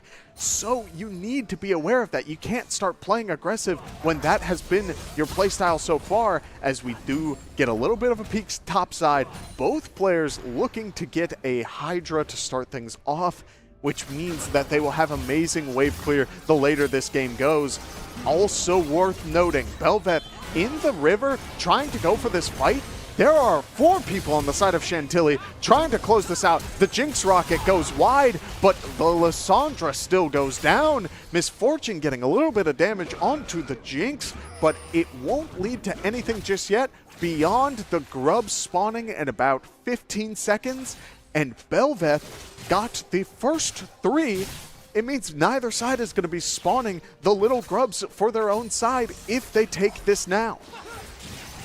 Oh, and we've got another engagement here in mid lane. Belveth evaporating there under the pressure of 3 Chantilly players. Now, a little bit of damage here in the mid lane. A very valuable tower to start putting damage down onto. You can take get extra gold from this plating. A big wave going down to the bottom lane, though, so a lot of experience and gold missed out on the bottom lane for Chantilly. But they're going to be trading these Void Grublings for them. Yeah, this Jinx just lost a lot of value, both experience and money, on that play alone. While you do get these grubs and it denies Belveth her enhanced state, you did get your 80 carry set back a pretty good amount. The gold is falling into Chantilly's favor, but the people who have it need to be ready to run away with the game, and it looks like that may fall onto the Fiora this time around, as she has so much money early on, and the CS difference is starting to build. And just barely mistimed on the bubble from Echo. Mr. Kitten Whiskers wasn't able to quite get the stun off and got snared before that, and then Lissandra on Lissandra able to wander out of the bubble before the stun happens. Still, these fights with Jung in this top lane just basically standing under Metro Block's tower and just kind of showing that he's not afraid to fight, even with a huge health deficit. Yeah, you are 2 levels, 1 level down, and we do see the ulti waited till after Fiora uses the riposte. A great call out, but uses that to disengage. The Jinx rocket bursting out the Lissandra, the Maokai ulti, getting a good root down, but that still is not enough, as Chantilly has so much early game damage that now Echo is the one who's pocketing all of this money and will be able to snowball it into the late game. You need to be careful. That is a character, again, high skill expression that can run away with games. Yeah, and what I'm noticing from Chantilly is they're making plays together.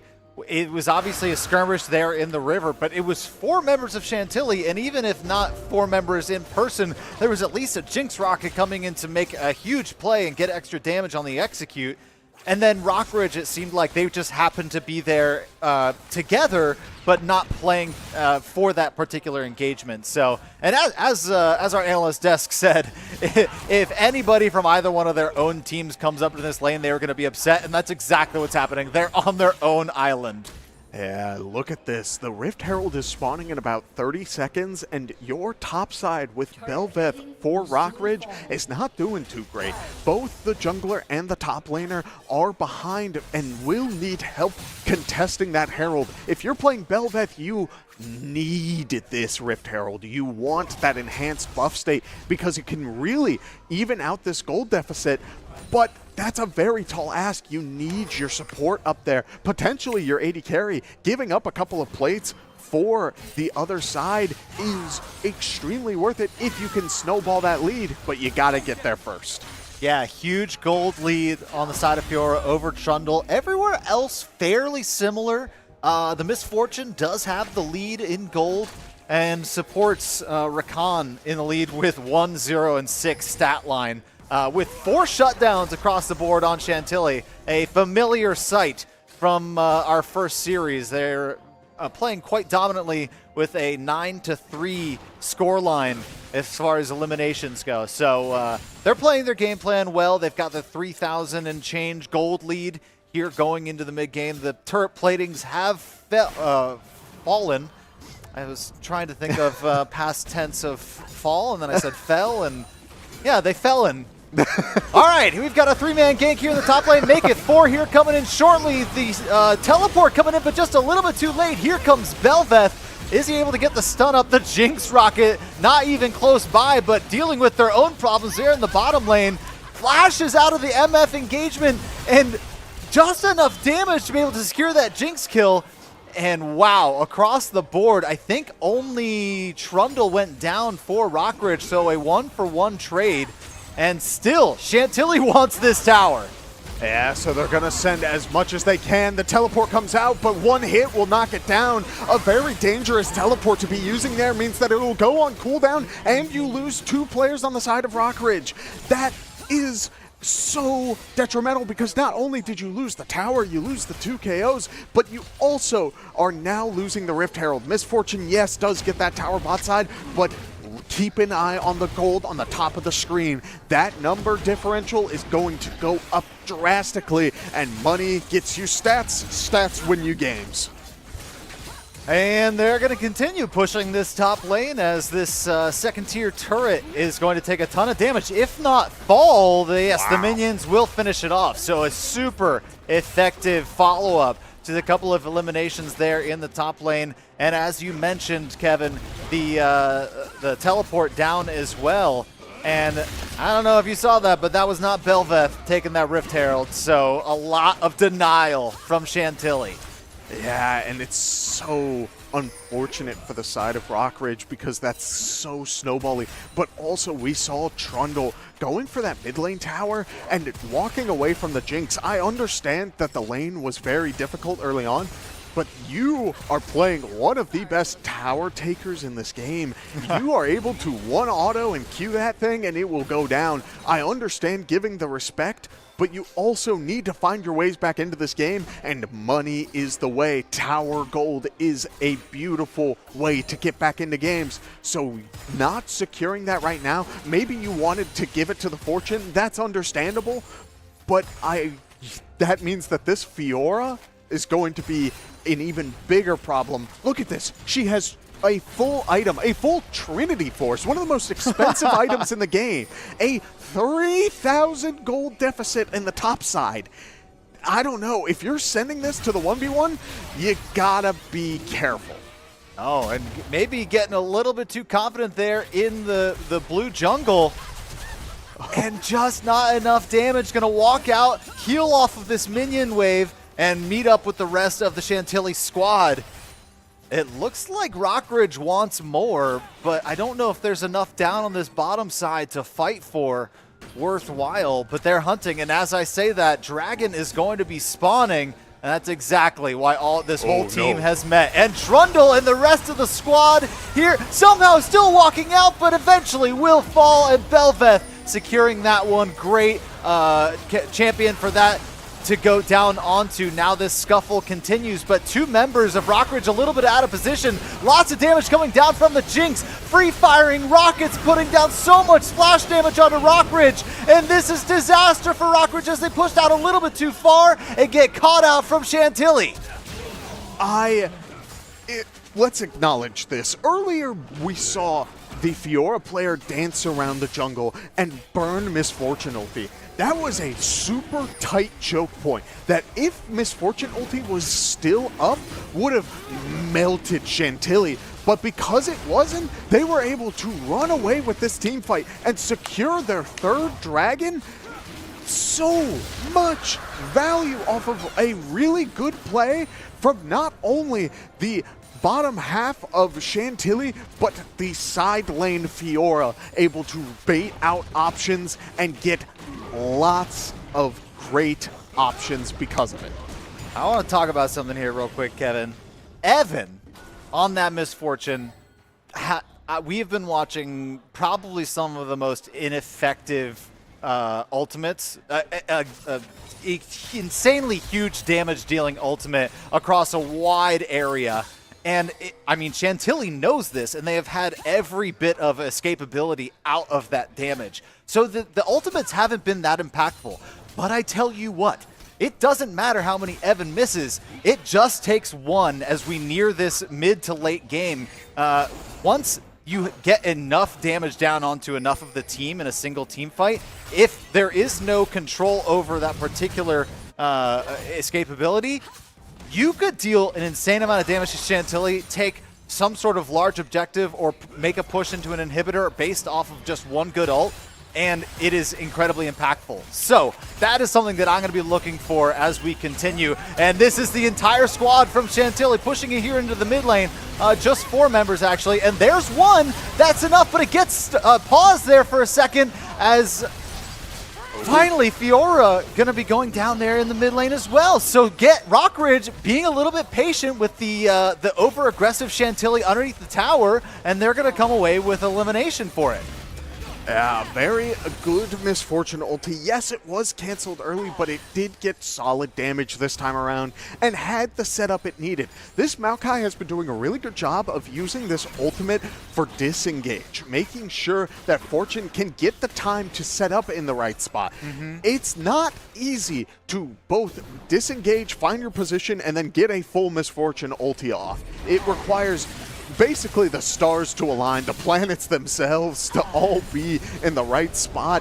But when you do that, it can really work in your favor. Zach opting to jump in here, maybe looking for a little bit more as well, but nothing too crazy. Echo using his E to take out the turret, and might as well just ult out and make sure that there's no crazy follow-up. A very safe way to take the turret there. Not going to take any damage whatsoever. And now, going to go back to a little bit of farming. We got a little bit of time to cool off. They've taken the tower, and I don't think Rockridge is going to be looking for anything right away. 2 minutes until Dragon spawns, and Baron is up, but not enough pressure on the map for either team to opt for it. Maybe a little bit too much vision as well. So, we're back to even keel. Let's take stock of the match. This Zach is 1-0-11. A terrifying blob to behold. This Rakan is 1-0-12. Okay, good point. I mean, you got 2 characters who are jumping into the enemy backline and just there for pure setup, are able to get in, get the CC on, and then leave. That is so good for them, and Maokai stuck on his own Trundle's pillar is going to get a little bit of back and forth misclick shenanigans, but I also want to acknowledge Baron is up, Dragon Soul will be up in about a minute 20. If I am Chantilly, you gotta make a big decision here because you're gonna go for one and the other team in theory should be going for the other. If you go for the Dragon Soul, on paper that is a beautiful objective. It sets you up for the rest of the game. Your damage numbers go off the charts. But that means you are giving Baron to the other side, and especially Belveth. You will have immense pushing power. We've been looking to see if Belveth can get these void objectives and get that pressure going. This time around, instead, they have been caught out on multiple objectives, and those void objectives have fallen into Chantilly's hand. So do you go then for the Baron and forsake the Dragon Soul this time around? It's worth it, but I don't know. Dragon Soul is such a beautifully strong objective, and when you have a lead like Chantilly, you may just try to force the end. There's a good argument for both, and it looks like the setup for the Dragon is the answer for now. Absolutely. We finally have an engagement here as it's really, really close. That's an amazing MF ultimate, and Belveth going to get shut down onto Rakan, but return damage coming down onto Belveth in kind. And now running away, the vital spots for Fiora going to be able to get that elimination onto Calvin. And now Dragon Soul coming down into the hands of Chantilly. An incredible job to survive the original engagement from the Misfortune ultimate from Evan. And with that only getting one elimination, you just let the Fiora run free. Zach's able to return. Ooh. A pause. And we have a pause here right. as we are in game number 1. We're 30 minutes in, Kevin. This game is very hot. And I want to talk real quick, and we might be hopping back into game here in just a second. But something to note is that the Rakan and the Zach are building huge armor right now.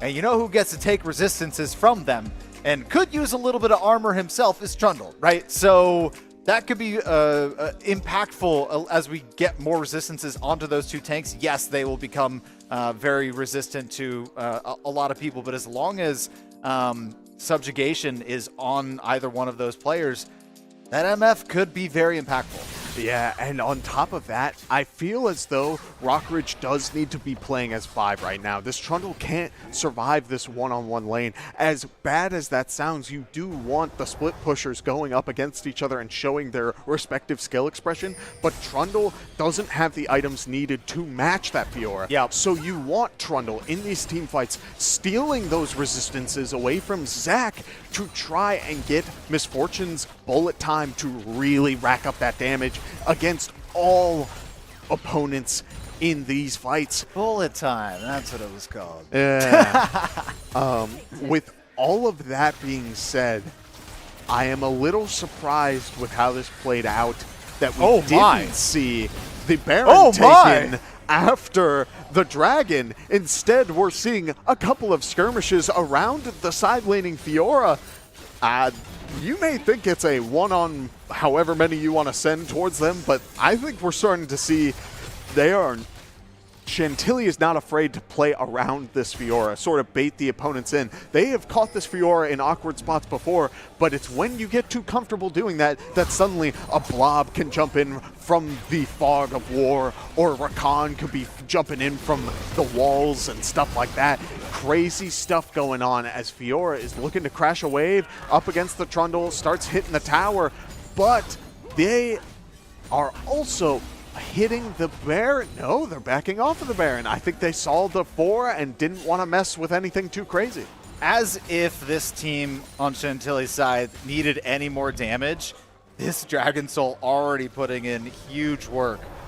And they're going to see a little bit of an adventure into the jungle, and they don't put any damage down. The recall finishes. What a, really, a break Yeah, I think they saw the Belveth in the top bush and assumed that was it, that they would get out. As they walked into the bush, they could see the vision of someone in there, but they didn't throw out their abilities ahead of time.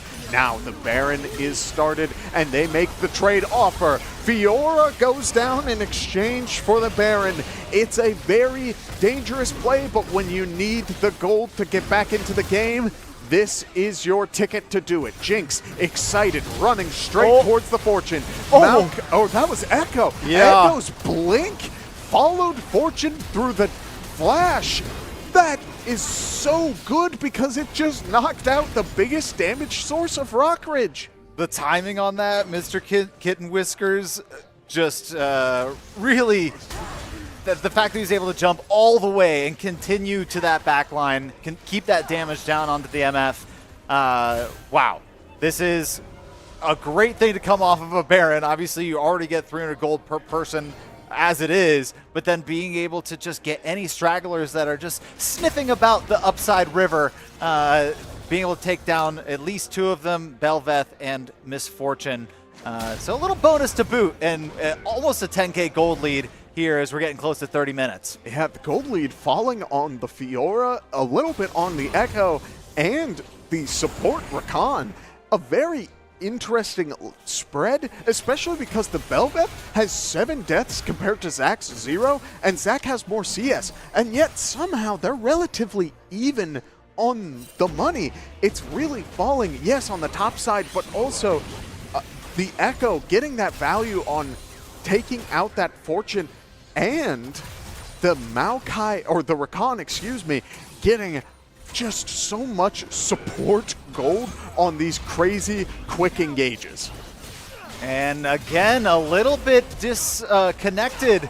Able to flash away as Lissandra, but now we've got Metro Blocks versus Jung there in the top lane, battling underneath the turret. Nobody really losing health. Lissandra and Hasi still on the run, trying to follow up here with Belveth and Planebog. And it's, wow, the damage coming from both Jinx and the empowered cannon minions. You saw those giant purple cannonballs flying in, going to seal the deal there, and then just gonna walk up, and why not take the turret and in to boot, try and take down this Trundle. The damage is continuing. 4 members of Chantilly still in the base. The center inhibitor going down. Now the top one is sure to fall as well. The pressure is just too much for Rockridge to be able to sustain. Look at these cannon minions. They don't even need to be anywhere near this tower, and these cannonballs are destroying everything. Chantilly wants game number 1, and they will have it as they continue the pressure here in the base of Rockridge. They continue to fight, and the health bars of Rockridge are falling. Keep an eye on the Jinx. If there's one thing that gets her excited, it's skirmishes like this. Multiple towers taken down, and you blink and they're all gone. A ton of attack speed and Echo's great magic damage on the objectives means that this game falls into the hands of Chantilly. Wow. And continuing that reign that Chantilly brought throughout the regular season, going 14-0.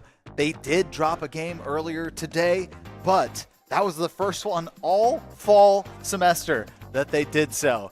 And they are continuing to fight and now take down Rockridge. It was fairly close, though the advantage seemed to be in Chantilly's favor for the majority of the game. Largely due in part to, as you said, Mr. Kitten Whiskers, such a silly name, and Jung there in the top lane on Fiora. They were wealthy by the end of this game. It's crazy. Every time we see this Fiora, it feels like an unstoppable force, and you want to get rid of it.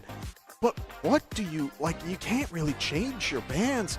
There are so many skill expression mid laners that are also getting out of the way, and we saw what happened last series. When you leave one of them open, you suddenly have a Yasuo with 15 kills. It's craziness. You pan the Fiora, you get the Gwen. It's like there's no winning here against these players that have a deep champion pool or are able to really put the pressure in their respective lanes.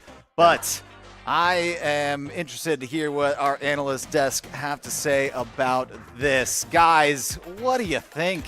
You know, it's a gorgeous thing when a plan goes exactly how you drew it up. And I would say that went more or less exactly how Chantilly drew it up. I would say. Yeah, the Fiora really running away with the game. The bot lane finding its way. But namely, I want to shout out, and we didn't really get to talk about this much in the pregame, Echo holding his own in what was a miserable matchup.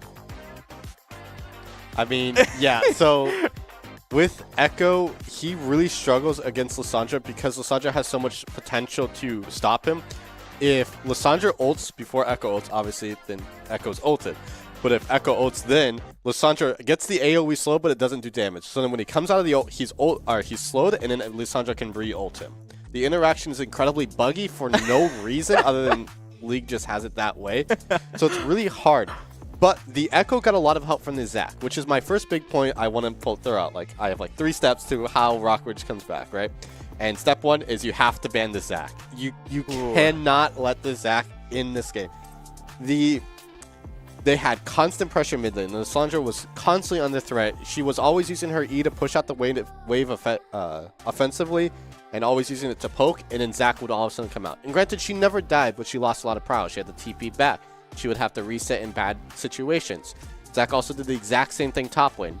Yeah, Fiora got the solo kill, but then Zac went up, backed up top, and dove. And then the lane was frozen. Bel'Veth can't help.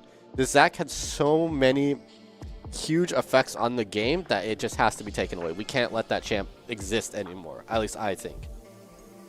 Additionally, bot lane was kind of the same situation. They had the really good dive bot lane. They had a lot of great dives.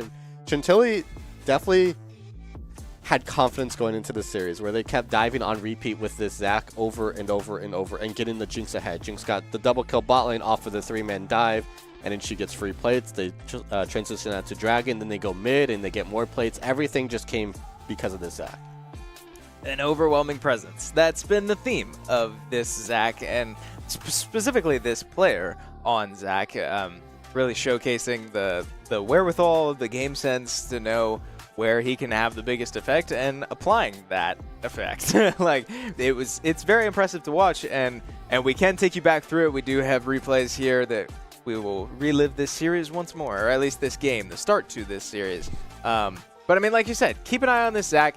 Sure, you know, First Blood does go to Fiora. The flash is unfortunate, right? You trade flashes. Trundle's able to walk back to land, and it's not too bad just yet. But once that wave is pushing into the Fiora off that First Blood, it's miserable. It's a horror for that Trundle to have to play through.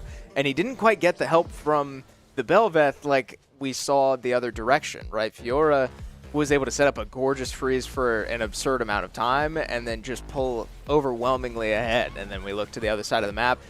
Xander did a great job of breaking this down, right? We saw the mobility from Rakan get him out for a little bit, buy enough time for the Echo to make his way down, and by then, I mean, numbers are already favoring Chantilly, but why not make it a guarantee, right? Team play from Chantilly looked great all around. More dives, like you said, fighting their way all the way under the mid lane tier 1 tower, and Jinx rockets hailing in all across the map, right? 2 replays in a row. This team's global presence was very much felt.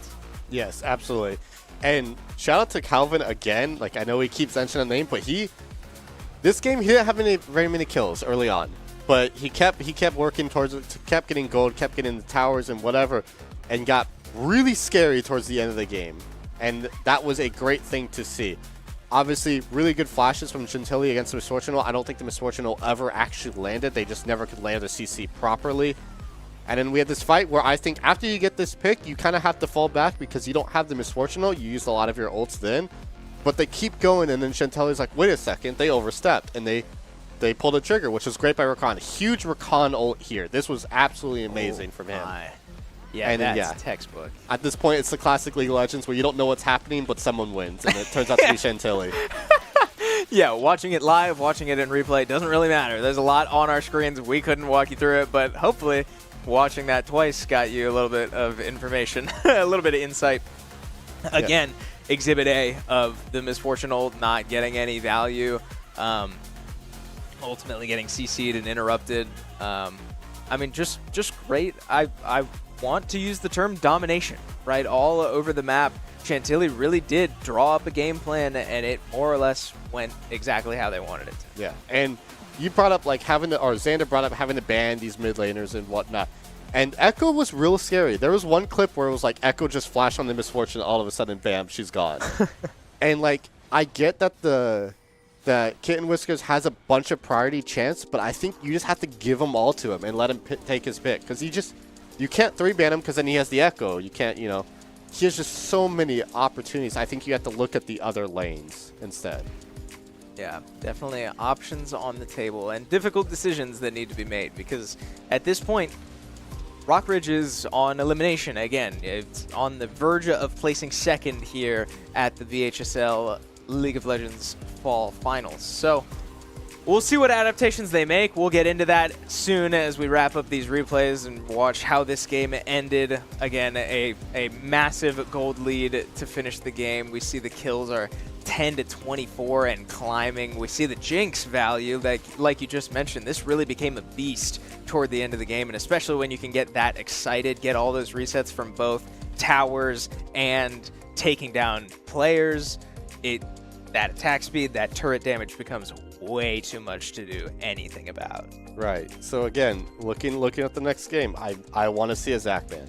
Yeah. It just, I know it's like, oh, then they're gonna play like Nunu or they're gonna play Hecarim, but I feel like any of those champions have less assertiveness in ganking lanes. Like Nunu, yeah, he comes in like really, really fast, but he can only come from 2 different ways. The Zac ganked top from like 14 different angles. He came from that tri-bush, he came from the pixel bush, he came from the middle river, he came from the alcove. Like, he just can come from everywhere. And I feel like that's too much for Rockridge to effectively handle when you have a player like player 456 who's just so comfortable on Zac. Yeah, the Zac is becoming an issue. And the other issue seems to be this Fiora. I mean, just like top lane in general, sure, got a lot of help from the jungler in this game and in the previous series, whatever. But the Fiora, we teased a little bit about this. The Fiora has always been the last pick. No matter what the matchup is, whether it's good or not. We saw Fiora struggle into that Warwick earlier today. But the Fiora is the choice anyway, right? We saw the one time I believe Fiora got banned was when Gwen came out. Yep. So, sure. But I do think something needs to be dealt with that. I don't know if it warrants a ban, but I think you know it's coming. Whether it's last pick or not, whether they have whether you're technically blind picking, you know how much Chantilly values this Fiora in the hands of their top laner, and I think you really need to play around that. Yeah, and I honestly think that Red Witch assumed that it was going to be a Fiora R5 because they picked Trundle. And blind picking Trundle is kind of scary unless you're assuming it's a Fiora. And I think Rockridge will give up the Fiora just because they're like, okay, we got solo killed level 1. We misinterpreted the Ignite. Fiora took Ignite. That's on us. But this game, we won't get solo killed. Our lane state won't be ruined from wave 2. Then we can manage the game there. But I do think it's the Zac that has to be banned. It has to be. I think you potentially ban the Lilia, maybe, because if you're going to ban Zac, you might want to ban, maybe it's just a 3-man ban jungle, and let mid have whatever picks he want, then you can kind of navigate around that. If you give him a melee mid laner, I feel like this mid laner should be able to play Galio, which would be very good into the Yasuo. Maybe you can get Lissandra again, even though the Lissandra might get banned, because it looked pretty good. Early game, it looked pretty good, even though it had a lot of pressure on it. I think it's way easier to navigate the game if you get player 456 off of these high impact, high gank intensity junglers that he's been playing. I agree. And whatever game plan Rockridge is able to draw up from here needs to be a little deep too, because at this point you are looking at the distance. Rockridge needs this to go to game 3 for them to stay alive. So what does that mean? What did we see bite Lafayette in the earlier series? They had a great plan for game number 1, and then it worked out how they wanted it to, but then when adjustments were made, they weren't able to keep up. So what we need to see from Rockridge now is, 1, a game plan that will work for now, and 2, a game plan that can last through adaptations that we know Chantilly can and will make if a game 3 is needed. Yeah, and again, if we look at just straight up ranks, for Rockridge, it's their mid laner that's their highest ranked character or player, right? If you can just let him deal with whatever Kitten Whiskers has to throw at him, just give him red side R5, let him figure out what he can play into the mid laner. I think that's your best outlook for winning the game. The top winner was really, really successful, I think. I think he managed the wave even after it gets frozen on wave 2, which was devastating. After that, he played really well mechanically. All the fights were still really close, even though he was down an entire Triforce at one point in the game. So I think if you just clean up these small mistakes, we'll go to game 3 for sure. Yeah, small mistakes and early mistakes, right? The game kind of gets decided in the first couple minutes. I mean, that's been a saying that gets tossed around League of Legends quite a bit, and I felt like that game was a great example. At the moment it fell even slightly out of control, Chantilly never looked back. They took complete control of the map. The Zac, I mean, we can say it a million times, and it will still be true. The Zac made his presence felt literally everywhere. And it just became too much. Once you fall just a little bit behind, Chantilly is a great team when it comes to suffocating and closing out the game. Yeah. So it's going to come down to the first couple minutes. I mean, it does seem like that. When they get the early lead, then it's like, okay, now we're diving on repeat. We're setting up our waves. We're stacking 2 waves and then diving your top laner. They just seem like if they fall behind, they start to falter. They start to get less confident. They don't want to go for these greedy plays. They don't want to start diving. They don't want to start invading, nothing like that. So then they shell up and they start to lose gold passively. But if they get those first 3 kills, if they get the solo kill top lane, if they get the dive bot lane, whatever it is, then they like their confidence flows through them. Like they seem like a very, very confident team. And then if Rockridge can somehow get the first advantage, I think they'll have a lot more success. Something I want to see is if Rockridge takes red side is that you go R1, R2, go Zyrocon.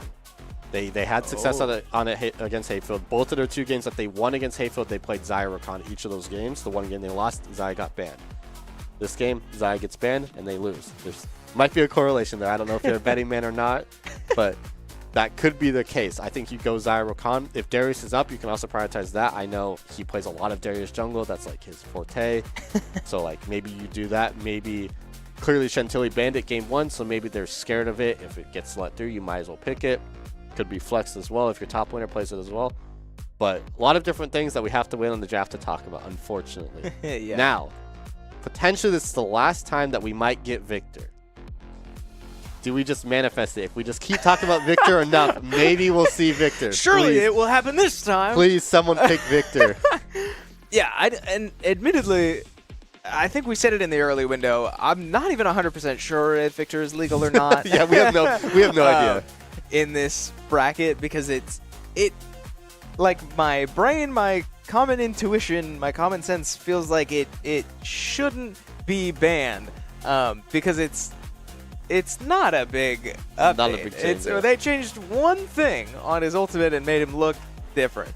But it does sound like we are getting word that Victor is legal, which, again, makes total sense. So, to this point, we have not seen Victor, and I would put Victor in the same category that we've been putting Warwick in. This really niche, strangely overpowered character within the last 2 days. Yep. But we've only ever seen one of them, and the one we saw was in the blueprint to take down Chantilly. The one game they've dropped today, the one game they've dropped all year, was when they were so blown away by the raw power of that Warwick. And Victor can absolutely match that, and I don't think Chantilly can really afford to ban both. Right, I don't think they could either.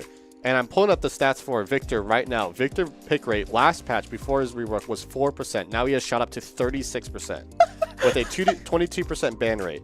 The champ is good. The champ is very good. I am not just, being a schizo and just saying, oh, pick Victor because of the big ults or anything, Victor's a good champion, guys. Like, he's very, very strong. All of his numbers got buffed. Everything about him is good now. They just need to capitalize on it. And the champ did not fundamentally change at all.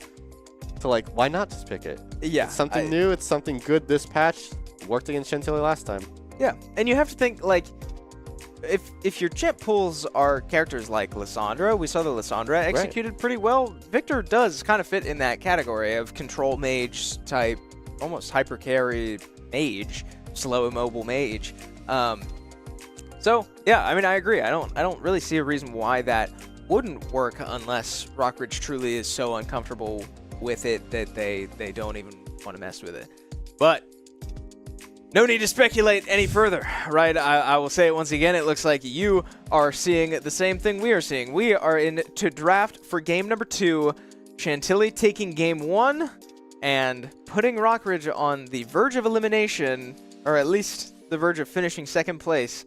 Chantilly with an opportunity to take the Grand Finals title of Fall League of Legends champion in VHSL. Band number 1 for Rockridge will be Draven. Wow, we have a lot of bands coming through pretty quickly here. These teams are drafting fast. Draven, Fiora, and Jinx are the bands for Rockridge. Misfortune and Lissandra. So all champions that we saw last game minus Draven.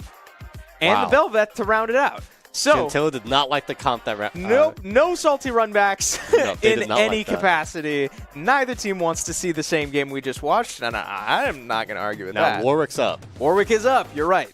So that's a potential. There's also the Zac, which I would like to see first pick to take it away from Chantilly unless they have an answer to it.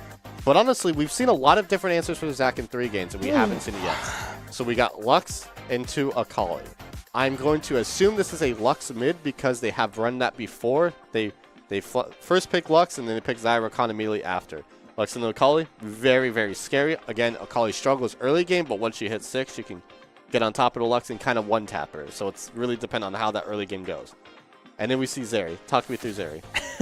Well, Zeri's weird because this champion is already so mobile, and against a champion like Lux, I would expect that you don't really struggle to dodge that CC, which makes me, again, think that this Lux probably has to go mid, but I don't really know how that works into Akali, or how that looks into Akali. Ashe is the counter pick for similar reasons why Ashe is good into Callista, minus the attack speed difference, right? With a mobile character like that, it's great to have a permanent slow on them for as long as possible, and especially in those lane exchanges, that can be a serious difference maker. But what is the answer to a permanent slow is a movement speed buff. The Karma pick from Chantilly to round out bot lane. We do have our bot lane matchup for the first time this series shown before Phase 2 bans. Yeah, which is very interesting because every game, AD carry has been getting pinched in second phase, Yeah. but not anymore. Tarek is a very good champion to Akali, but kind of struggles against Zeri. Not going to have the best time. Yeah, he can go armor boots into Warden's Mail, and then Zeri does nothing, basically. But also, Tarek can't really get on top of Zeri. But I think you're just playing to keep your carries safe from this Akali that's now looming over you. Like, Akali is kind of scary to think about in a vacuum. No, absolutely. And bans continue. We do see the Darius get knocked down once more. Chantilly not interested They had their in chance. letting see that see the light of day.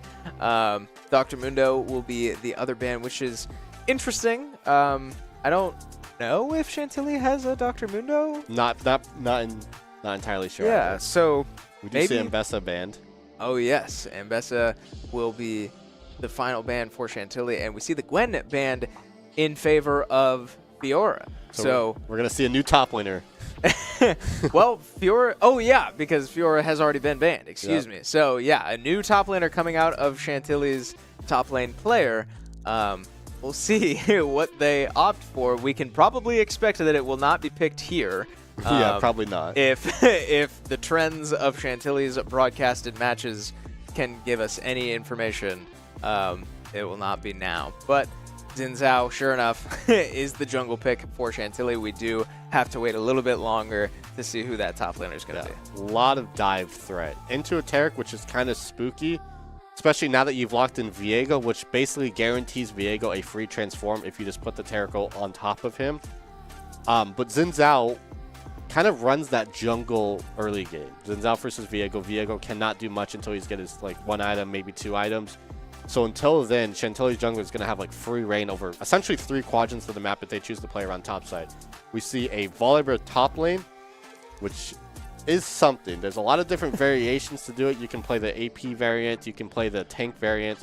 There's some different variations, which I think is very flexible into what is now going to be the Camille top, which is very fitting for the top laners that Chantilly's top laner plays. Yeah, not a massive surprise. Really does, fit in that sort of category that this what's it called when like an actor is cast for the same type of role every time they do a A trope? I don't think it's a trope. Maybe? I don't know. I'm blanking on the term. But this person has laid out their own blueprint for themselves, all right? We know how they like to play the game, and Camille fits that definition almost exactly. They just like to destroy tanks. I don't know. I mean, yeah, the frying tanks, frying towers is a common theme here, and Camille is no exception. I do want to point out that we are once again seeing a roster swap from Chantilly. Now that I'm looking closer, the jungler and the AD carry, as well as everybody but the top laner Has been changed did out. not play last game. Yes, that looks correct, yes. So we have Camille top with Zinza jungle, which was the Lee Sin from the first game that we saw. Then we have Akali mid, which I don't think we've seen that player yet. I agree. I don't believe so. Zeri, which was the Draven, which didn't make sense with the Draven ban. And then Karma, which was the Karma from the first game as well. So things were kind of connecting the dots. So Chantilly has opted to maybe put their subs in, give them some lane experience, or maybe it's just like a call of, okay, we've shown all of our cards with our current players, now we changed it up and we can play these unique comps, because this is a very unique comp. This is very dive heavy, and you let Zeri figure it out. Like, Zeri does not have a lot of help, but your entire team's going to cause chaos where hopefully, Zeri ult can kind of bounce around. Exactly. Chaos is where Zeri thrives, and especially in these longer team fights with a little bit of help from Karma, maybe to just get that movement speed off the ground until Zeri can build her own movement speed up to be something too overwhelming to deal with.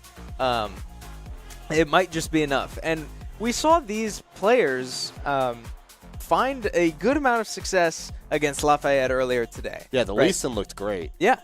And that game went very long. It was very bloody. Mm-hmm. There were a lot of takedowns both directions, and that game kind of went the distance, but Chantilly did fall in that one. So we'll see if that's enough to overcome it. I do believe we have our guys standing outside once more to take the reins from us. Guys, what do you think about this?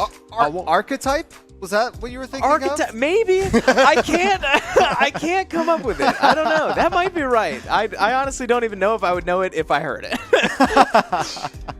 Yeah, there's so much that's going on in this game, Chris, in terms of skill expression. I'm kind of excited to see not only the Zeri and the Akali specifically. That character is a feast or famine style character.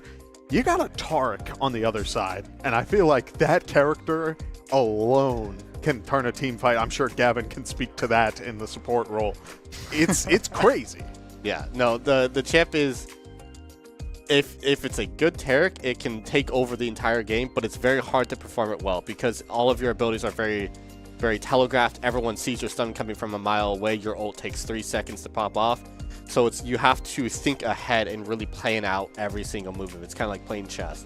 But I love that character. I love seeing that character played, so I'm excited to see it. Well, thank you guys. Appreciate it.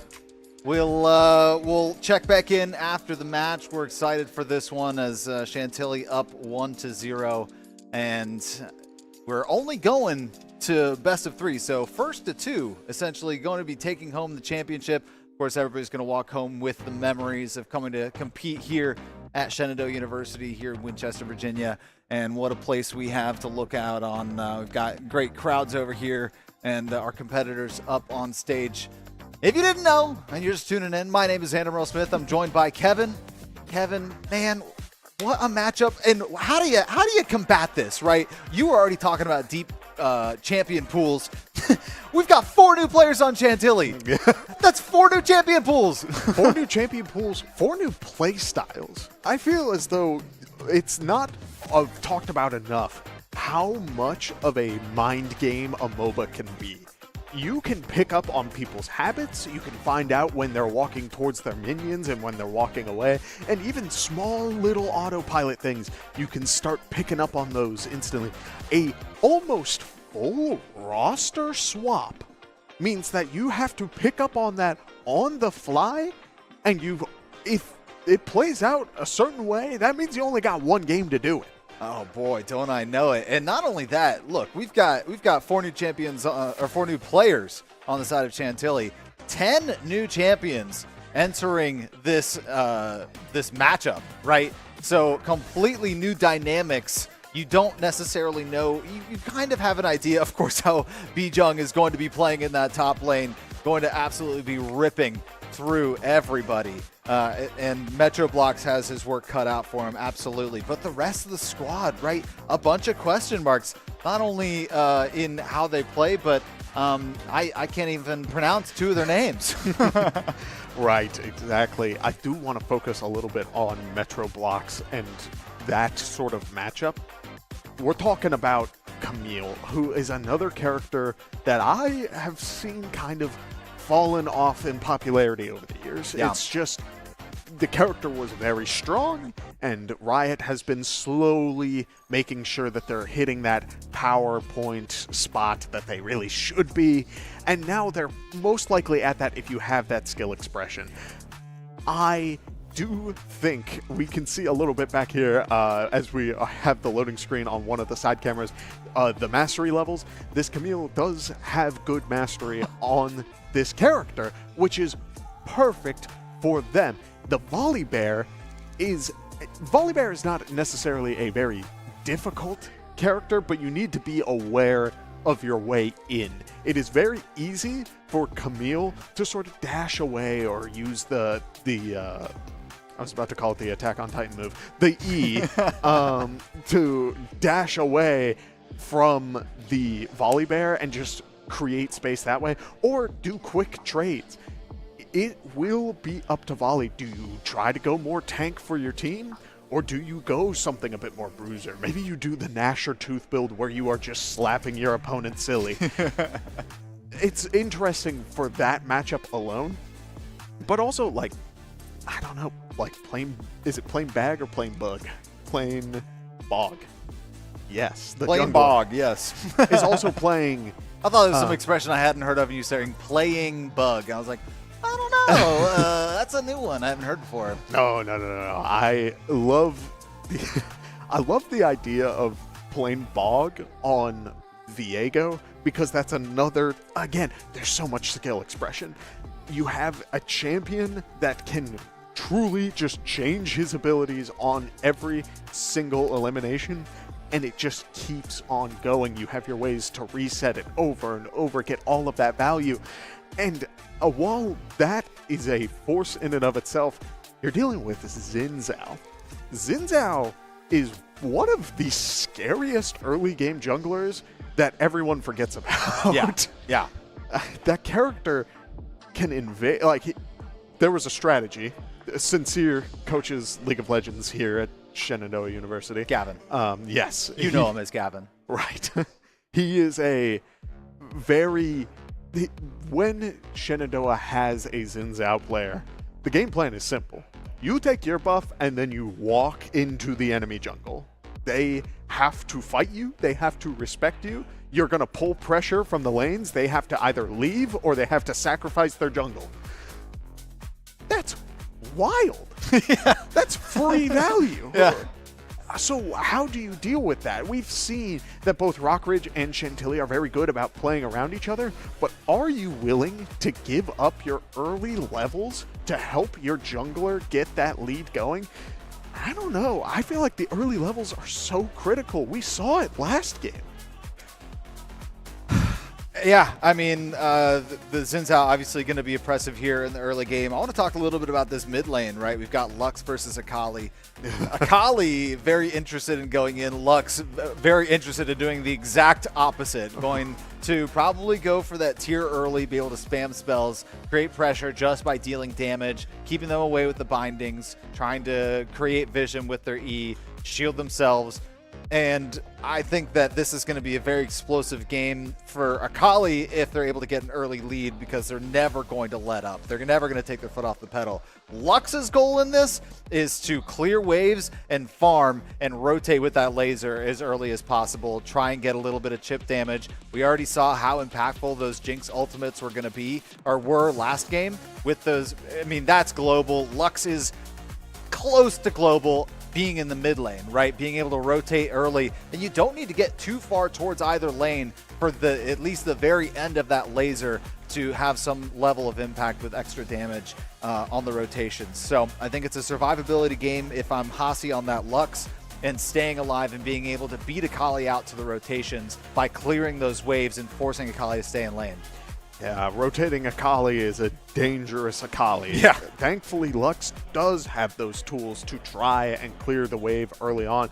Frankly, it wouldn't shock me if Lux was using the ultimate to clear the wave and just say to that Akali, you're either getting your wave, like you're either taking this experience or you're trying to make a play. You're losing out on something. Yeah.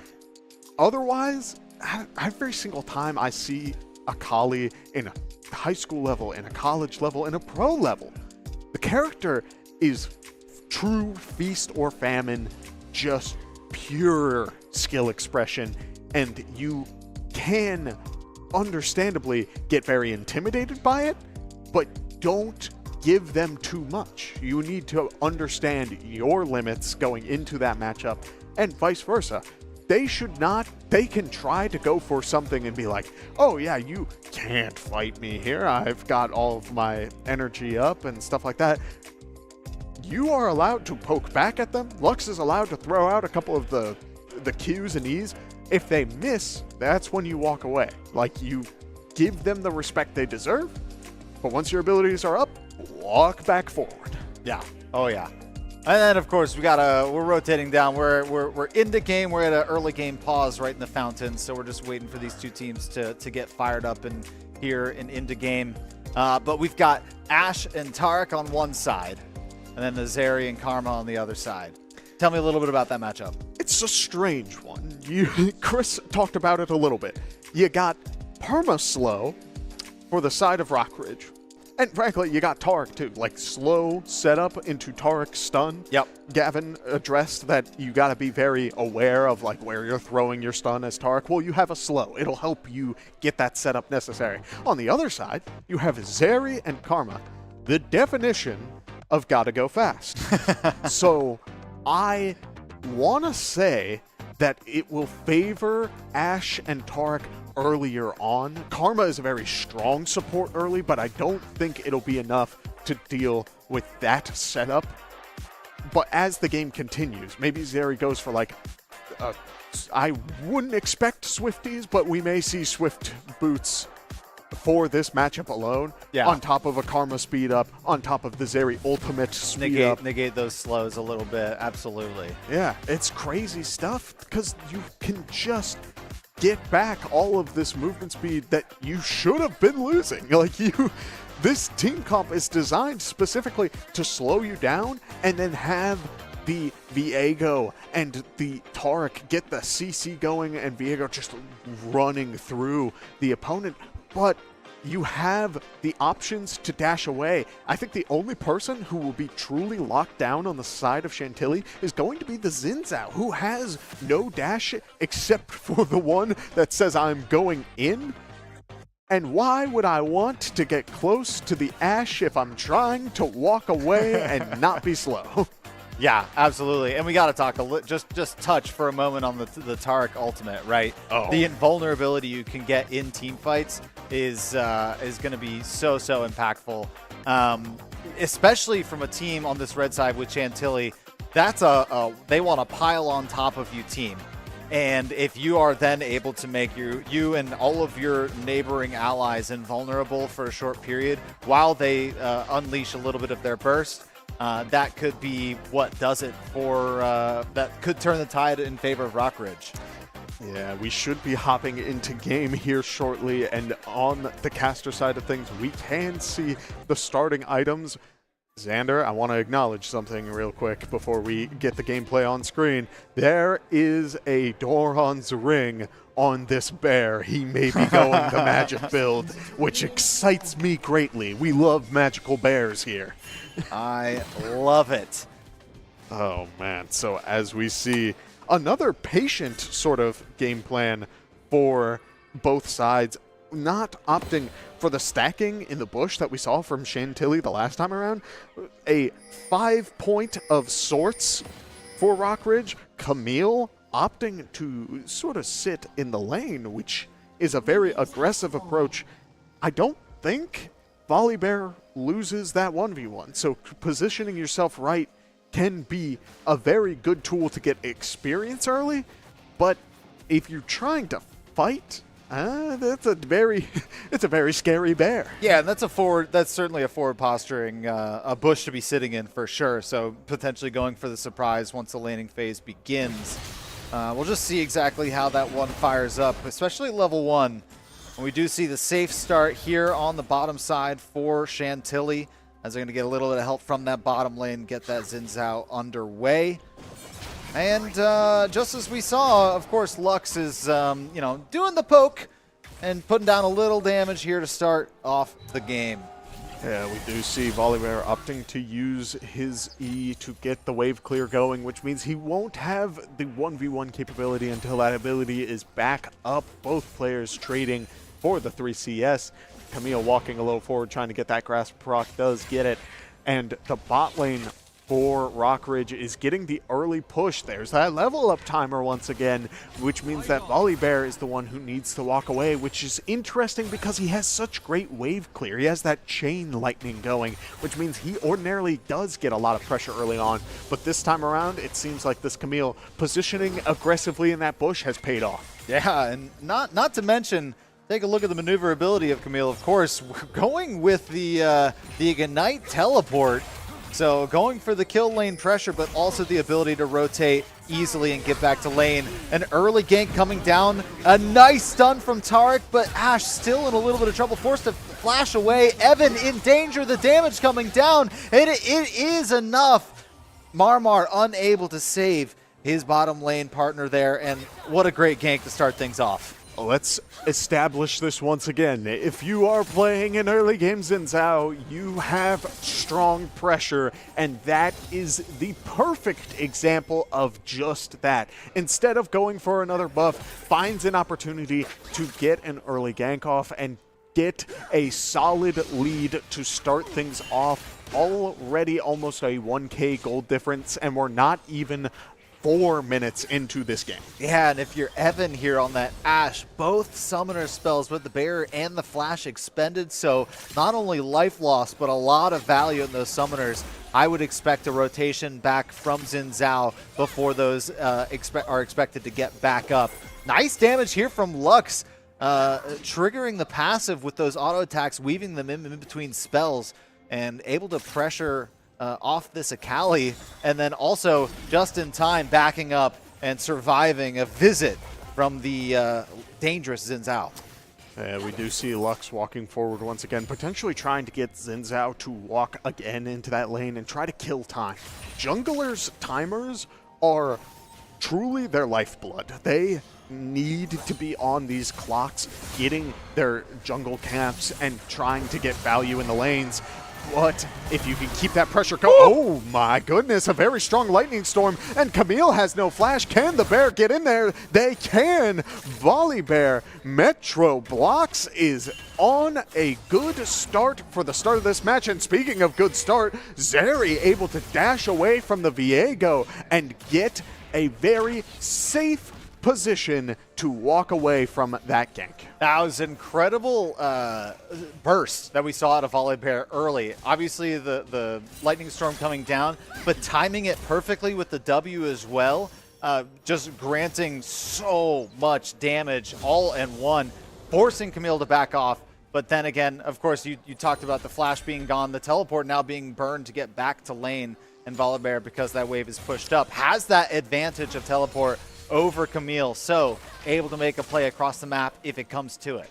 Xander, I'm getting very excited because as a top lane player, I see the Ruby Crystal and the Sapphire Crystal from the Volibear, and that means that it's most likely building into a Rod of Ages, which means that we are getting the AP bear. We're going to get a very old bear indeed. It's going to be beautiful. And so while we continue to see how this lane plays out, the bone plating getting knocked off of just the chain lightning alone, we should see Camille beat Volibear to level 6 here. There it is. not opting for anything more. Does have Ignite up, but not wanting to pressure it, as Volibear could very quickly clear the wave, hit level 6, and then turn it. So instead, we just see these very quick trades. One little back and forth, and a good W heal at that means that Volibear is sitting nice and pretty, while Xin Zhao and Viego are sitting at the opposite sides of the map for most of this game. I do think that means we will see a lot of trade objectives early on, and these timers should go until about 15 to 20 minutes. Oh, and we've got Chantilly taking Dragon number 1, an engagement from that Volibear after taking that second health bot they've got, feeling they were a little bit brave enough to go in. But in response, we've got Planebog on these Void Grubs, and that's a good choice to take the other neutral objective in the river in response. Great stuff to start things off. Again, you want to be trading your objectives if your opponent is going for one of them. Don't give anything for free. It is worth taking the time to go for these objectives. Xin Zhao immediately walking into the other jungle saying, if you're going to go for that objective, I'm going to take your camps. Again, nothing in League should be free. And so with that, we will see a bit more of a back and forth, but also he may try to posture for a dive here before the enemy bot lane Rockridge hits level 6. Something interesting to note is I think that's one of the first times we've seen Chantilly opt for the first dragon, probably because it was the Infernal over the Void Grubblings, which is something they've been going for. Hasi flashing out on the Lux, missing the binding, but able to get out with their lives. That is going to be 5 minutes where they're going to be extremely immobile, going to have to play a little bit more safe, and don't quite have the mana just yet to be able to sustain throwing out tons of spells from afar to try and farm. So going to have to return, potentially pick up a tier or any other form of mana regen there, and able in order to be able to survive against this Akali. And we do see some mana regen come out of that. So there you go. Yeah, I'm a little interested to see as the bot lanes hit level 6.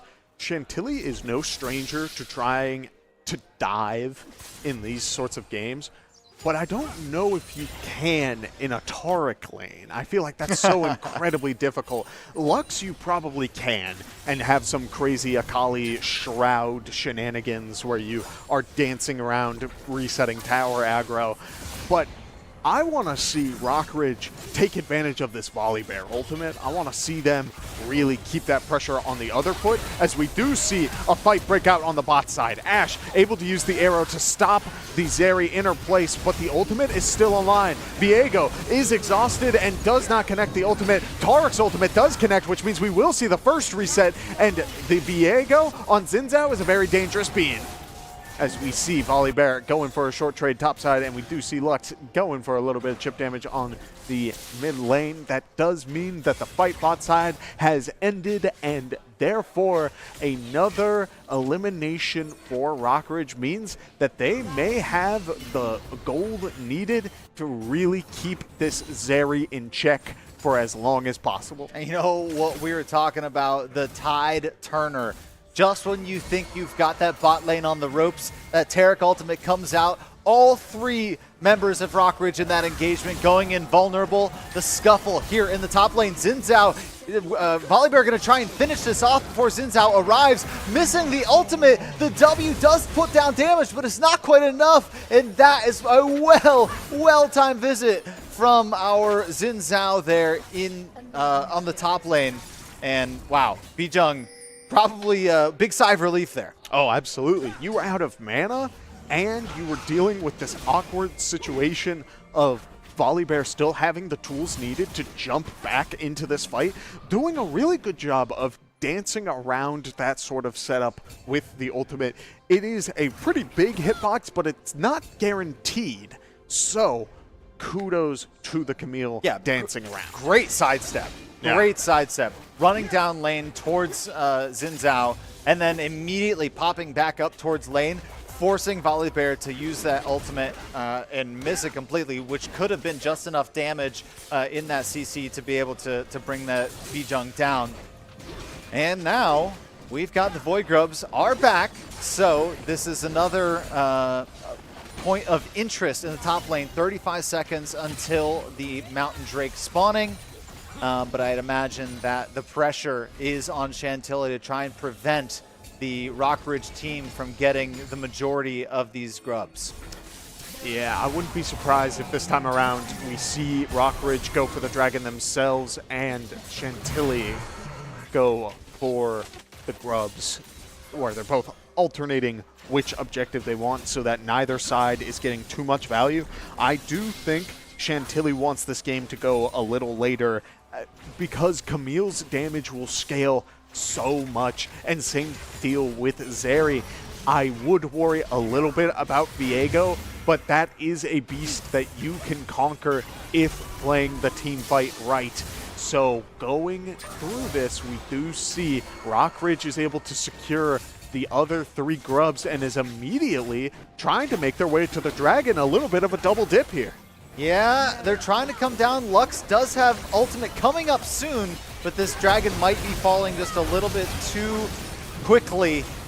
Laser is up, so Steel is on board if Lux can stay alive, but just trying to put the damage into the Akali. There's 2 still members from Rockridge in this bottom lane coming up to take a bit of the fight. Akali saying, I don't want anything to do with this very tanky bottom lane coming up to visit the mid, and the dragon stays untaken. So a really nice job from Rockridge to prevent the counter neutral objective from Chantilly, and they might be able to secure the Mountain Drake as a result if they're able to position properly.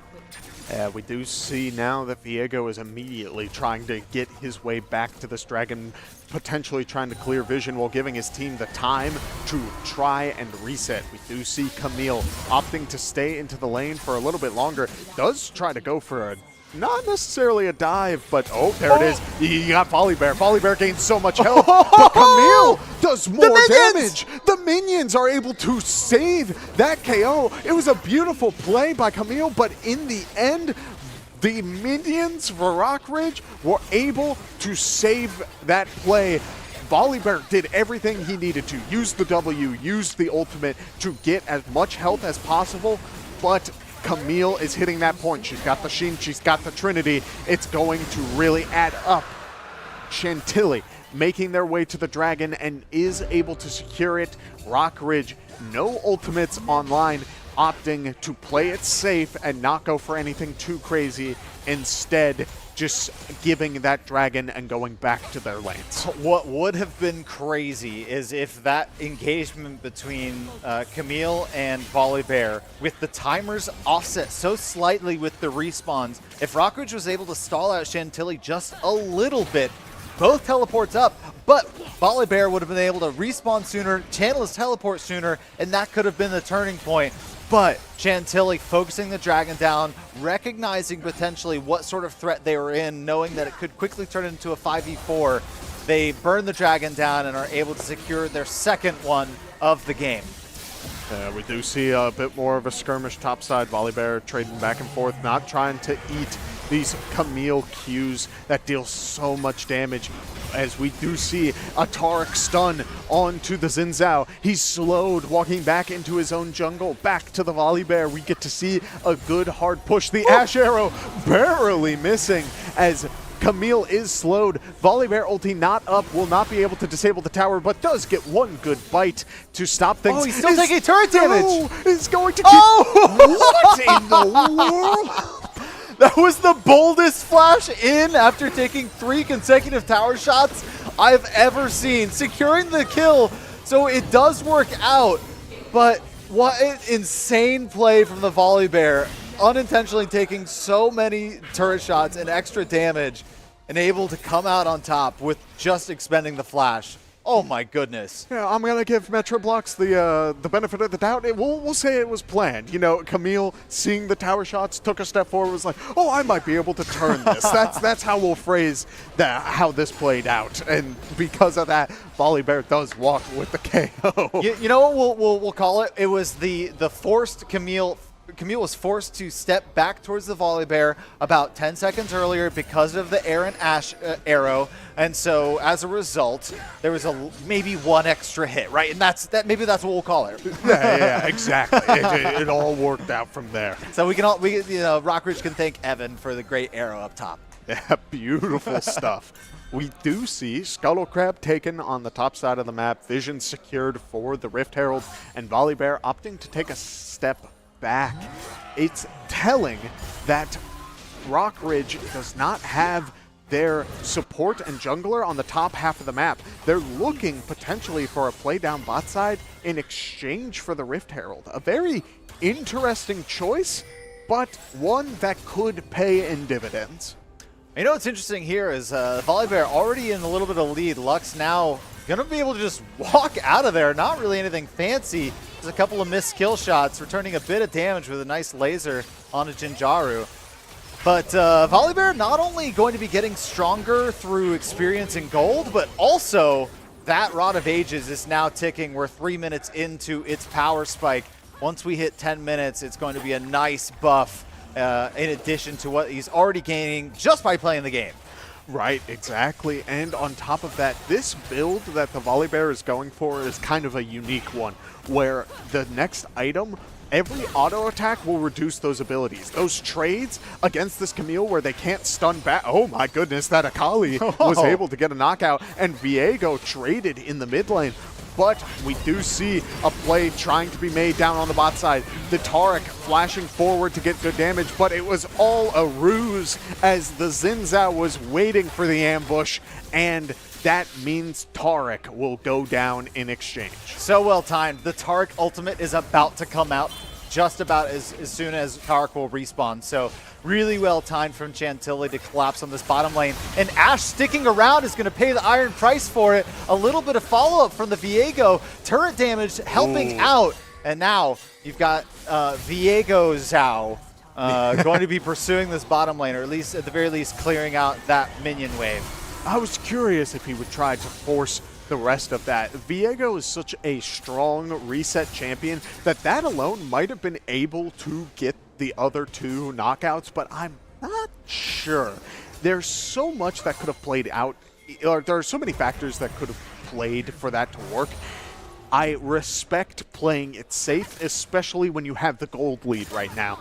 You're allowed to take the safe plays once you have this initial lead. It's on your opponent who is behind to start getting risky, start playing more aggressive, because that is how you get back into games. So with all of that being said, the dragon will be spawning, and we do see Viego hitting it already.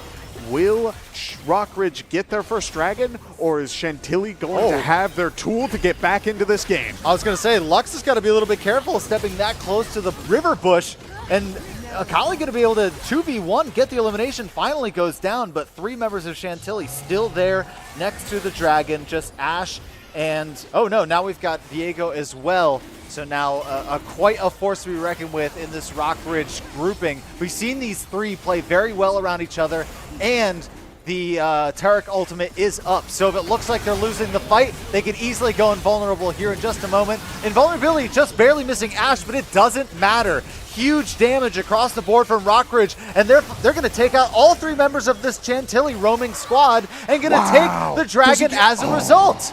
I thought Viego got out of there. That would have been insanity for that character to get so much value off of those resets and use the Zeri dash out of that tower, but tower scaling has increased over the last couple of patches, and therefore Viego does go down. But even so, the dragon still falls into Rockridge's hands, and specifically Chemtech dragons. These give you increased healing and shielding, and we're talking about Taric here. Taric healing and shielding amplified is frankly disgusting. It is so valuable, and if Rockridge gets even 3 of these dragons, it could mean almost a great increase in healing. There's so much. Lux shielding, Volley Bear shielding. Oh, There's Volley Bear too. Tons on this squad. And heal and shield power, I mean, Volley Bear heals a ton with his W, so This could be very impactful for the Rockridge squad if they're able to secure just a couple more, and it could very well counteract a lot of this Infernal Dragon that Chantilly was able to secure first off. Man, what a farm lane topside. No kidding. We see Volibear is at level 14. Camille is at level 13. Volibear has not hit the 10 stacks on the Rod of Ages. We may have a level 16 Volibear before a fight at Baron breaks out. That's crazy. Yeah, 2 minutes and he gains another level, right? Yeah, well, and so waiting for that will be important. The Zinzao goes down, and we do see Camille in a very low health spot. They do need to walk away from that Zeri. Tark walking back forward for the stun, and Viego able to dash in but not use it for the reset. Does get the slow onto the Zeri, and they do disengage. And with that being said, we do see Akali dashing forward, caught with multiple stuns. Viego stun as well. She can't move, Xander. You can't move. Can't do anything. The layered CC was absolutely impeccable from 3 different members of Rockridge, and now you just have Ashe wailing on this mid lane tower, going to open up this map so much for rotations for Rockridge in the enemy jungle. And what a job from Rockridge to counteract a lot of the Chantilly aggression there, trying to, I mean, that was a teleport used from Camille, and immediately walks in and loses their life for it. Yeah, that's beautiful, right? You got to be happy with that because you're knocking out a global summoner spell for both sides. Now Volley and Camille don't have teleport, but Lux, being the slow immobile mage, means that they are caught in an awkward spot. Does get hit by the Camille no way slow. they get out, right? Oh, the blast might be close. No Does way. not connect. Oh, but the vision is enough for the Camille to get the auto attack off, and they will get that knockout. But it took a surprising amount. I couldn't believe it. Nearly, I mean, not quite to 100 to 0 status quite yet, but 100 to 35, right? Be able to take the health bars down, getting the snare and the laser down is a huge combo because the laser also triggers Lux's passive, which is an additional amount of damage. You weave in a couple of autos in there, and that could be a dead Camille. Yeah, speaking of a dead Camille, we may see an exchange here where Viego's going in. Does have a Death's Dance as the second item, but that's not a great 1v1 item. He will be taking this true damage slowly over time, but Camille does true damage in burst. We do see a good amount of chunk damage into one good Q, and Viego just goes down. I mean, yes, you have your Blade of the Ruined King.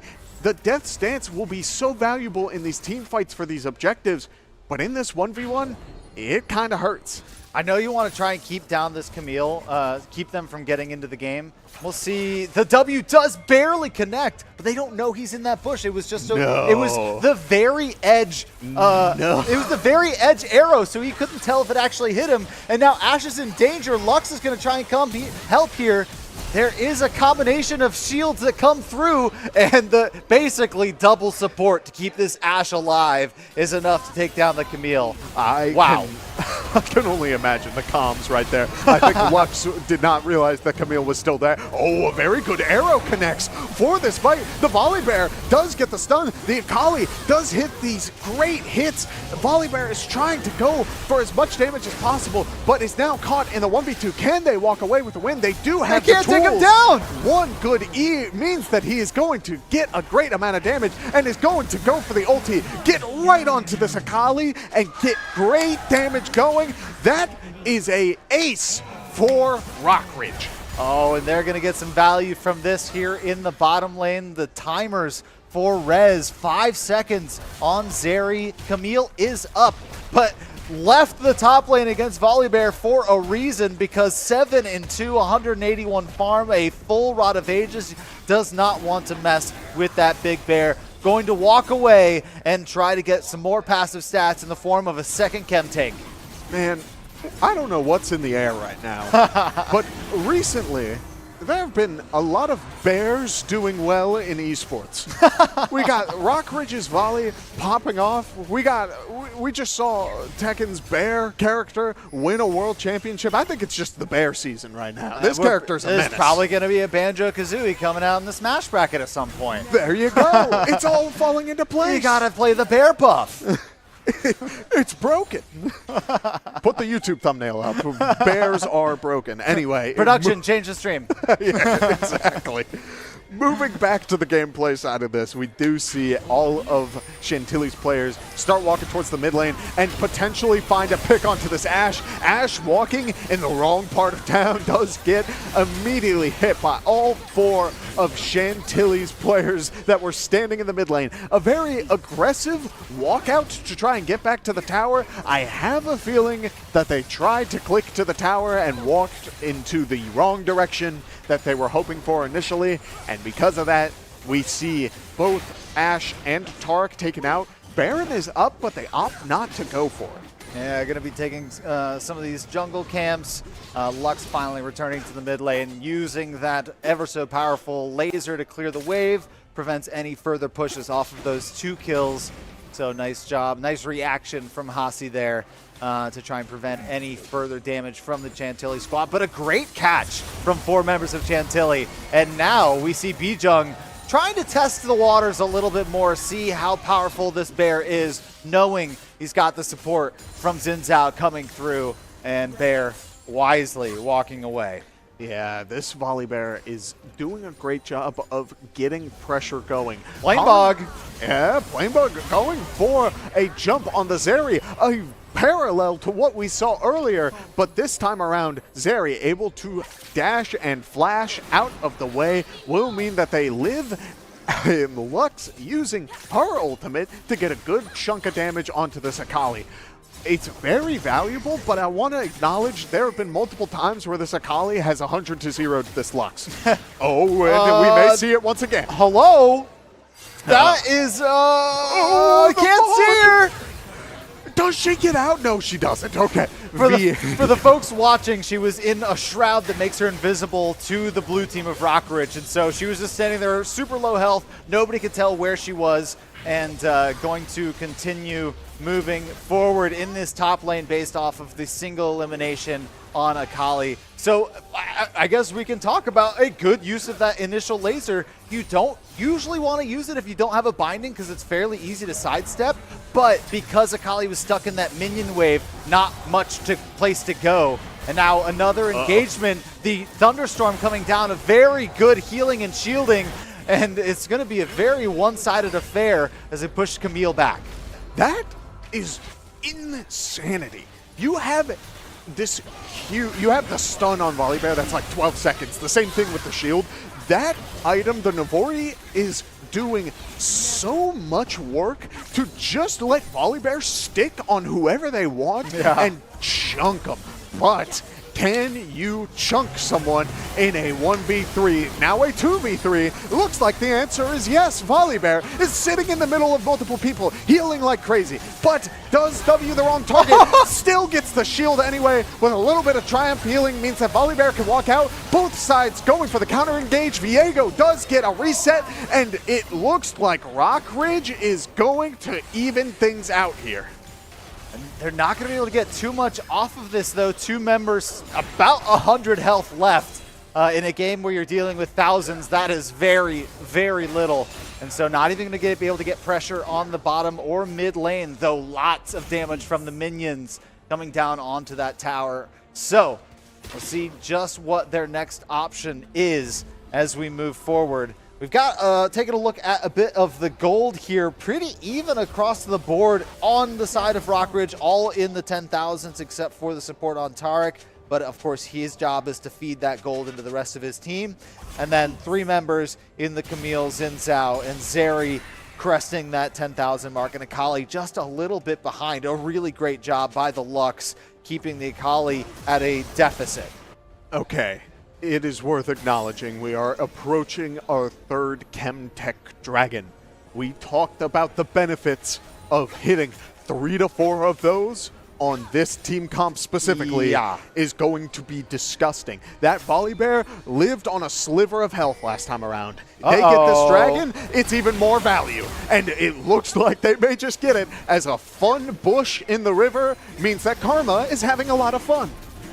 And they're just going to let Plain Bog take this one down. Oh, the no. laser comes down. They get another catch, taking Camille by surprise, thinking she was going to have a little bit more time, expecting the entire team to be going for that dragon. But no, 4 rotate over to mid lane while the solo Viego taking down the 3rd dragon. And this team is full of heals and shields now, as they're going to be rotating over to set up potentially for a Baron, knowing the advantage they have with 2 members of Chantilly down and Camille down for 30 more seconds. Okay, with all of that being said, we do see Xin Zhao is in the spot looking for the steal. Will it fall into his hands? The dash is up, the smite falls into Viego, and Xin Zhao burns the flash, but is on the wrong side of the wall that time around, means that he goes down. It is falling into Rock Reg's hands, Xander. Everything is working into their favor. He timed that so well, but he was a fraction of a second, Kevin, late. It could have been the difference between Rockridge continuing to steamroll through this game at a 28-17 difference in the eliminations, or Chantilly clawing back into this. But Chantilly down by 10,000 gold here late into this game, 32 minutes in, and that is nothing to shake a stick at. I mean, so much value off of the Blade of the Ruin King and the Death Stance on Viego, on the Lux Shield, on the Taurik's entire kit. And same deal with Volley Bear. He has a Spectral Cowl. That means he's going for a Spirit Visage. He's going to have even more healing and shielding on top of the dragons. That is insanity. Oh my goodness. Yeah, this bear is going to be really hard to kill. If already not hard enough at a 9-2, Metro Blocks is looking to increase this lead and become even more powerful. A really amazing job so far. And the engagement here at mid lane, the teleport coming through from the Volley Bear, joining the fight. And this is an elimination already in the top lane on Bijung, and so a huge power ability down for Chantilly, and they're just going to be able to sit here with this Baron buff and let this any cannon minions that pop up come and start wailing on the tower from a big difference away. Look at this rogue cannon minion here right next, taking down Xin Zhao bravely. And this mid inhibitor is going to be falling. 5 members strong still. We're talking about the heal and shields. This sustain through a push is absolutely insane.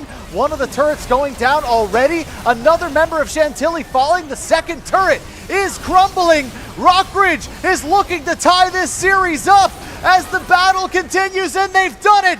Ladies and gentlemen, we are going to a Game 3. Game 3 finals. I mean, you can't ask for more.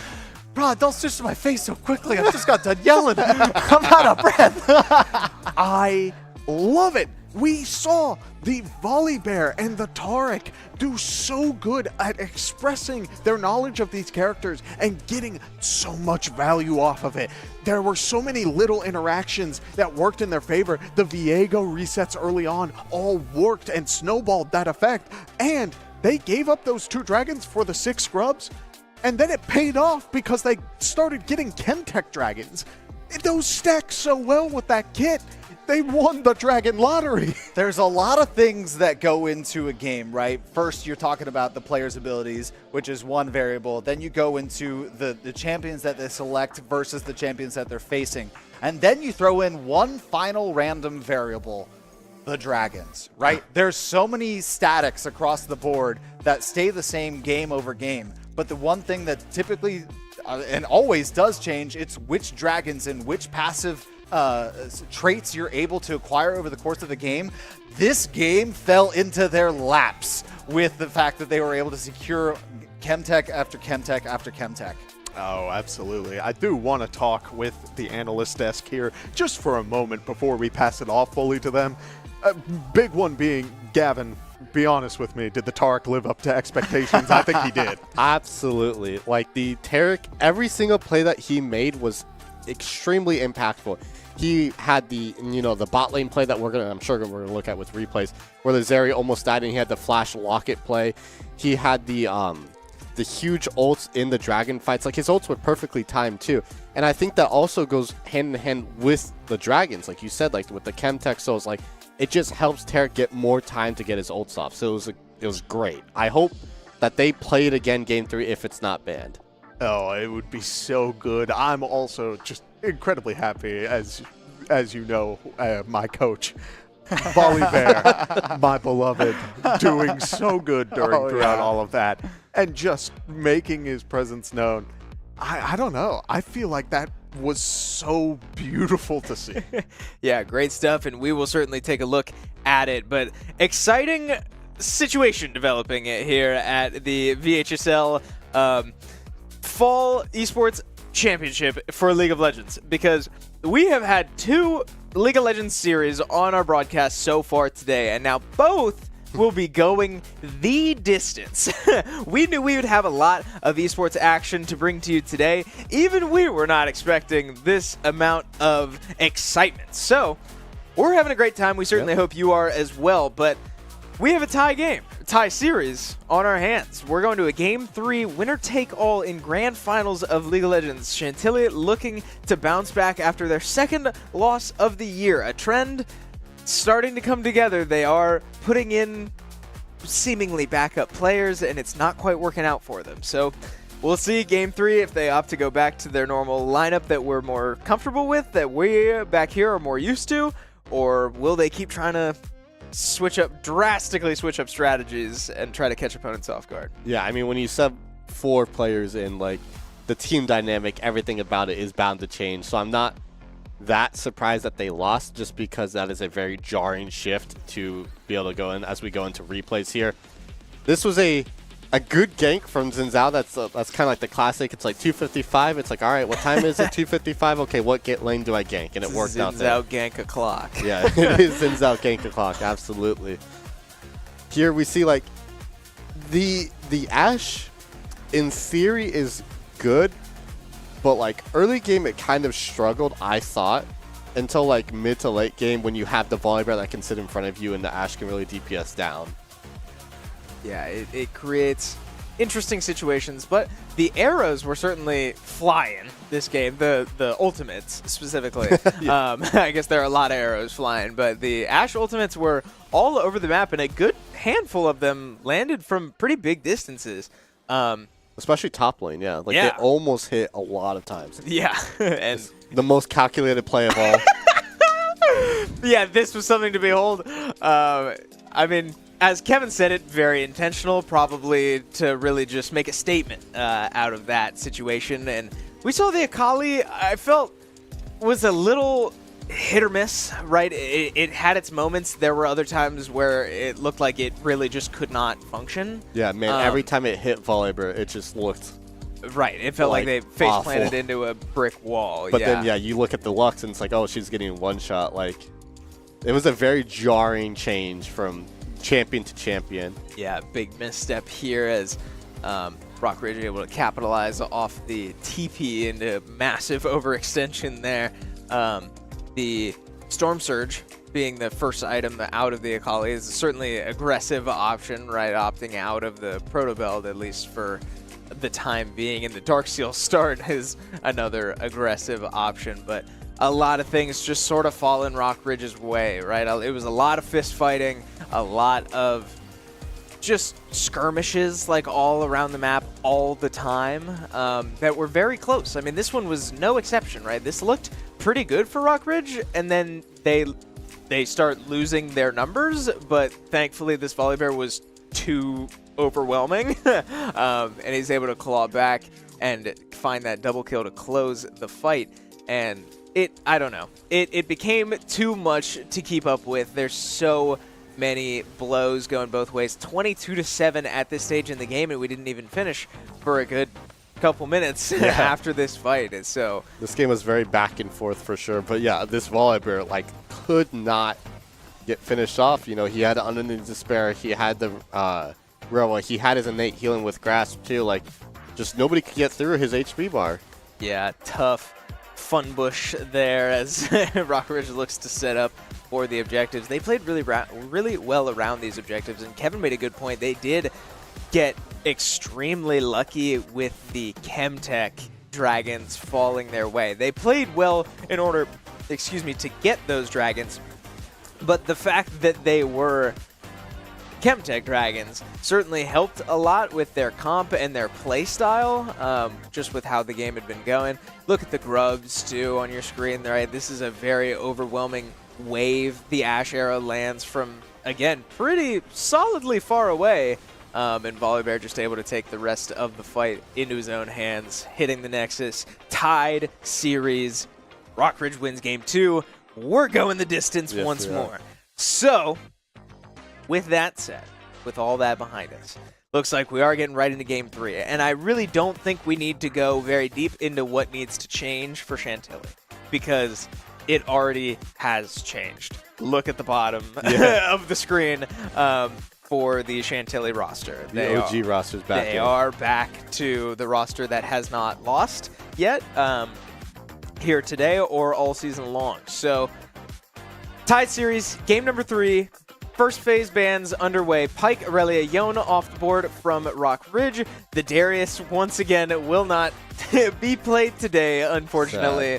But the Milio and Ash being the other 2 bans to round this out. Milio ban always does pique interest, at least back here. Yeah, with Curb specifically with his champ pool, he just wants the Milio ban there. Yeah. Now, Zach did not get banned here. So if player 456 wants to play it again, they can go Zach Yasuo. Same thing that worked last time, and here it is. So the logical answer to this from Rockridge would be a Lissandra pick. It's very good into Yasuo. It kind of, you can negate the Zach Yasuo combo pretty well. You're going to be able to get lane prio, and you have a lot of CC to lock the Yasuo down. Now the question is what do you pair this up with? And they're going to try and go back to the staple. This is very scary because you have Yasuo wind wall that exists in the game. That's true. So you have this, basically, Yasuo wind wall is an 18-second cooldown. It's up for 5 seconds when you use it. So you have a 13-second window that you have to play around. Unless you can just flat out one-shot the Yasuo with like a Lissandra ult. If you pair that up with like maybe a burst top laner or a burst jungler, if they get the Viego again, maybe you can just one-shot Yasuo before team fights. But very scary to build your identity around that, which they've already shown their entire hand. Then we see a Xayah, which works really well against Amumu. Like Amumu flies in, he's like, oh, I'm going to get a 5-man ult, and Xayah's just kind of there. She just floats above everything. So we get to see second phase bans now. Neither supports have been picked, but also junglers have not, or top laners, have not been picked either. Yeah, you probably expect a Rakan ban or at least from Rockridge, and it looks like they will opt to ban the Fiora as well because... Right. Yeah, fair point. Top laner has not come out yet either for Chantilly. So, a couple options for these bans. Maybe they don't ban the Rakan, and maybe they try to get rid of the Gwen. We did see that Bijung on Chantilly was the one player that transferred over that was not subbed out, and they kind of struggled on the Camille. I mean, like, that Volibear really took control of the game, so really tightening that champ pool might be worth it, but they do get rid of the Dr. Mundo and leave the Gwen open. So that could be something to keep an eye out. Real quick, you can flex them with support here because it's very good into Rakan, and you can get a higher priority pick in the jungle. I don't know what that looks like necessarily, but if they feel like, okay, we've seen Xayah Rakan, now we want the Amumu into that because it is extremely good, they can opt for something different. Maybe they go back to the Viego. Maybe they go for something more burst-like, which could fit up their comp really well. They're going to go back to the staple tier Volibear, which will probably be answered by Gwen. I'm sure Kevin has opinions on that. I don't personally know how that matchup works. But yeah, if Volibear worked last game, why would you fix it, Yeah, I mean, we might get a little pregame talking to once again from our pocket top lane expert sitting out in the arena. I'm sure he's listening right now and waiting for an opportunity to give his opinions. But yeah, blind Volibear, it will not be into a Fiora that they already banned, but they do not opt to flex the Amumu down to support, locking in the Alistar. That's almost guaranteed to go support. No surprises. Final pick, R5, will be the Gwen, left open. Rockridge opting to, or announcing to the world that they would rather play against the Gwen than the Dr. Mundo, and that is fine, right? Yeah. That's the decision they make. We will see if it pays off because we only have one more game to decide this all. If I'm Rockridge, I'm very scared this game because where is your damage coming from? You have a Misfortune ult, which is incredibly like on being able to hit people, and Gwen and Yasuo are very good at not allowing that time. Also Xayah. You have a Lysandra who's very burst oriented. You have a Volibear who was doing a lot of damage last game, but I don't imagine he gets the same lead this game. I feel like last game wasn't necessarily disrespect, maybe a lack of knowledge of the matchup of Camille and Volibear, and he kind of faltered early game. I don't think that'll happen this game. So the question is, like, where does your damage come from? Like, you have to wait out on the Gwen W. You have to wait out on that Gwen is immune ability. You have to wait out on the Yasuo wind wall. You have a Xayah ult to be aware of. You have Zac having passive. I just don't see enough damage present. Yeah, and now you have to think too, okay, we talked about potentially bursting the Yasuo to get the wind wall off the table. Well, now you do have a couple ways in with the Mumu ult to force a stun, Volibear Q to force a stun, and Lysandra ult to force a stun. Whether any of that kills him or not, it will prevent him from using his wind wall, and then if a Misfortune ultimate can get off, that is a lot of damage. But that's one of 5 problems on Chantilly's roster, right? It's easy to tunnel onto that and say, okay, we should be able to lock down the Yasuo, the wind wall, we can work around now. But then, before you know it, okay, you do all of that to the Yasuo, you've still got a Zac that's going to launch himself at your Misfortune, a Gwen that will not take damage, a Xayah that can ult until she is safely out of the Misfortune ult. Like, I don't know. I am scared. I agree for Rockridge's potential here because it does look like they committed just a little too hard to focusing on the Yasuo, and I think they will struggle to deal with the other 4 players on this team. Yeah, I feel like in a team fight, in a vacuum, the Gwen's just going to be able to, like, cut her way through everything with her surges. Like, if you ignore the Yasuo, then you have the Yasuo-Zac combo, but then you lock down Gwen. If you ignore the Gwen, you can lock down the Yasuo-Zac combo, but then Gwen's in your backline. And what is your answer to that? You can reliably, like, potentially, you know, a Mumu combo all 3 into an Alistar combo on all 3.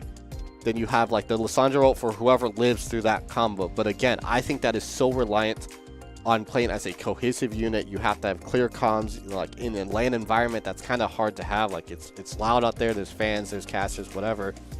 I think it's a really, really difficult comp to play out in Game 3 of the finals. Yeah, it's aggressive, but it's also what we saw them try to do in Game 1, right? This core of Lysandra and Misfortune being the main damage dealers. You add the Volibear that's coming off a pretty hot game, and then a mix-up in jungle and support to try to maybe fill the holes that they felt were too much to handle from Game 1. Is it enough? I don't know. Right. I mean, I genuinely am not sure. I struggle to see how that would fix the problems that Rockridge ran into, and maybe it's the difference in bans, the Fiora now off the table, and forcing them on the Gwen, right? They opted to ban the Mundo instead of the Gwen, so clearly they are making a decision to play into Gwen. We'll see. And the Lysandra looked great Game 1. Yes, it absolutely did. A good sign if they can just limit the amount of impact that Zac has in these lanes. Mid lane, he had a lot of impact, but they didn't really result in kills. He had a bunch of eliminations bot lane, he had a bunch of eliminations top lane. If they can clean that up and be like, okay, we're going to get deep vision, we're going to invade early because we have early prio. If we invade early, you know, get vision on Zac, see where he's starting, see whatever happens, then maybe they can kind of navigate the map that way where they just avoid him entirely. If Zac does not have 10 KP by 15 minutes, I think this is Rockridge game to win. Yeah, and one more thing I do want to take a focus on is the bot lane matchup. Yeah. Because, like we said, this Rockridge comp is pretty dependent on Misfortune staying afloat. But into a Xayah Rakan, really hard. That's really hard. Yeah, that's a pretty aggressive, pretty, I don't know, forward-facing comp, or at least duo specifically, that really can bully you into a pretty uncomfortable lane state, a pretty uncomfortable financial state. Whether they're killing you or not, they're going to be getting a lot of damage onto you. And the Alistar, I don't know, is enough to keep that damage off of you. Like maybe you're just headbutting the Xayah away and then sort of leaving Rakan on an island, but we all know how far that Rakan E range gets when he has the Xayah to jump to. Yeah. So it's hard to say, but I do fear for, like, not only do we talk about the difficulty of getting Misfortune's damage off late game, but frankly, getting Misfortune's damage there in the first place. Yeah, getting her there.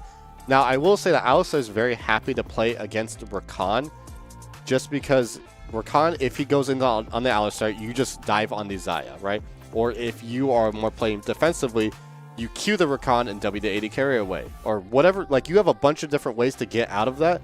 So I don't see the bot lane dying until the Zac gets there. And even then, you can Q the Zac E when he jumps in, and then you Alistar W the Rakan when he jumps in, and then the play's dead. If the Alistar can play it like pretty well, if they just position properly, then the Misfortune should be shuttled all the way to late game, where ideally she has 5 items and her ult is doing like huge numbers. But a lot of very pivotal to spot lane. Everything's going around that, so Yeah, it's gonna be tough. I do believe we might be having some technical issues with the client again.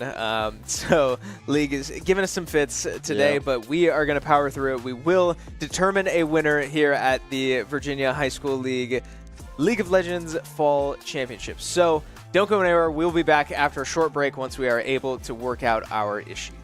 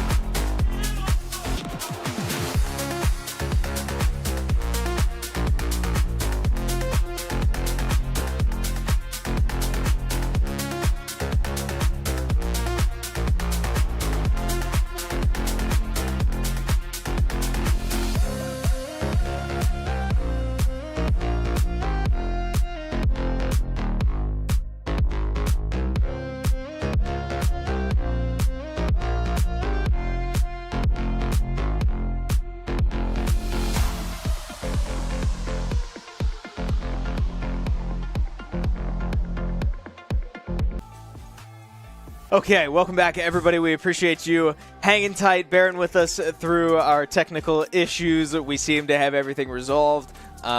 It sounds like we had some issues with champions and accounts, but it's been resolved. We got permission from Play Versus.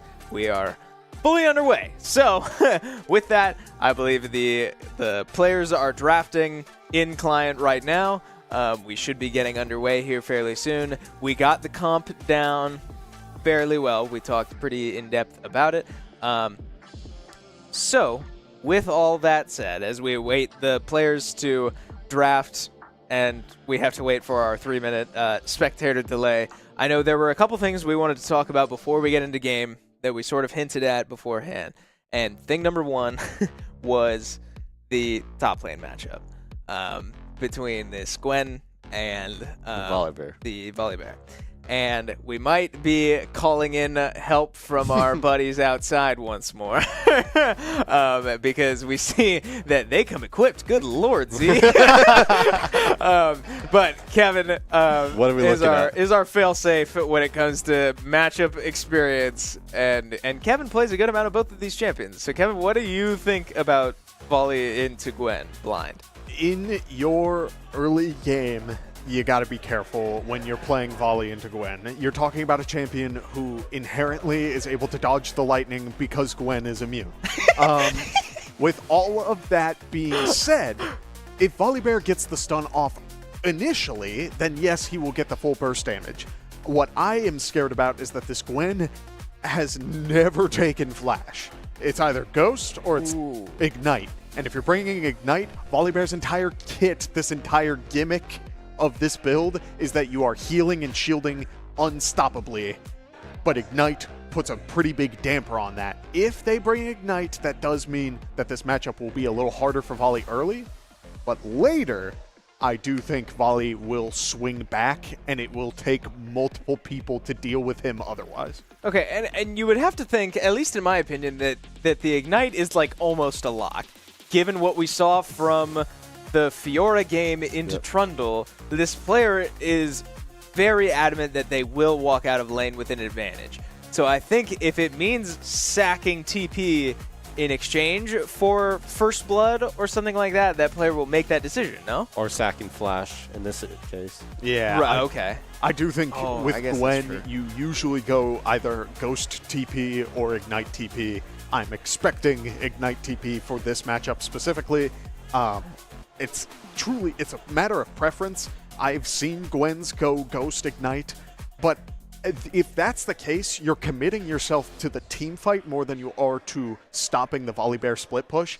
I think this Volibear is about to have a lot of pressure on him. If this game goes on long enough, I think it's going to take Gwen and Zac combined to try and stopping this bear. I do not think Yasuo has a chance to deal with this Volibear if this game hits a certain point. Z, is that what you agree with? Oh, yeah, of course. No, that raises an interesting point too, because, okay, so we expect the Volibear to be side laning quite a bit. We think that Gwen will have to go respond to it, but I guess if TP's a constant, I don't know. I guess I'm getting lost in my own summoner spells, but I believe we are getting into games, so I'm going to let you all figure it out on your own, and we'll all be learning together. So you guys go enjoy. Hey, big game here. Last game of League of Legends at VHSL. Yup, I'm excited. Thanks, guys. Boy, Kevin, like Chris just said, game number 3, Grand Finals. The winner of this game takes home the Fall Championship title and a trophy to boot. Wow. Yeah, a lot of pressure building, and definitely a tall ask for both sides. For the side of Chantilly, you have a very strong draft going into this game. It means that you need to play these team fights well, and you need to play it to your strengths. Stopping that fortune bullet time is critical for neutralizing the damage in this game.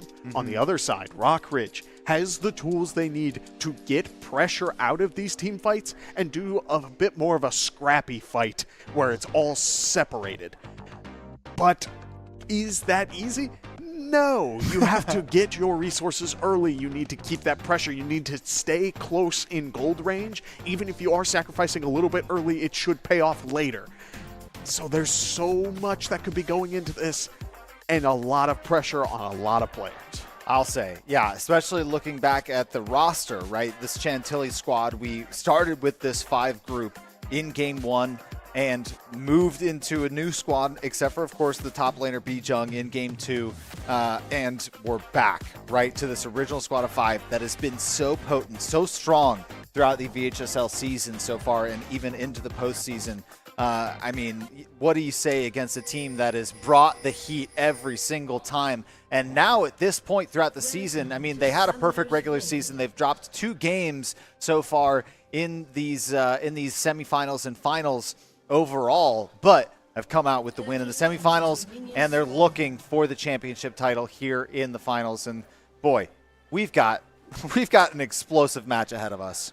Yeah, one other big fact, I should go back on a point I made earlier. We did see that the Volibear, or I made a comment that Volibear would be able to deal with the Yasuo. There is one caveat to that situation where if this Zac is going to be getting a lot of pressure mid lane and Yasuo is going to be pocketing a lot of money early on, then Volibear may lose out on this Yasuo matchup in the mid game.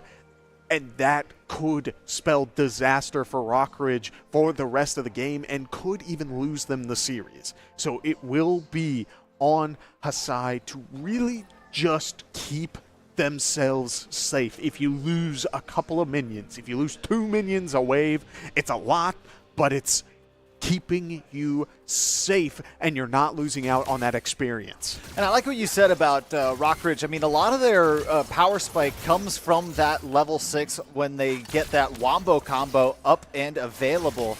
And I like what you said about them maybe conceding a couple things here in the laning phase early until they're able to unlock those ultimate abilities when their power spike really will come to fruition.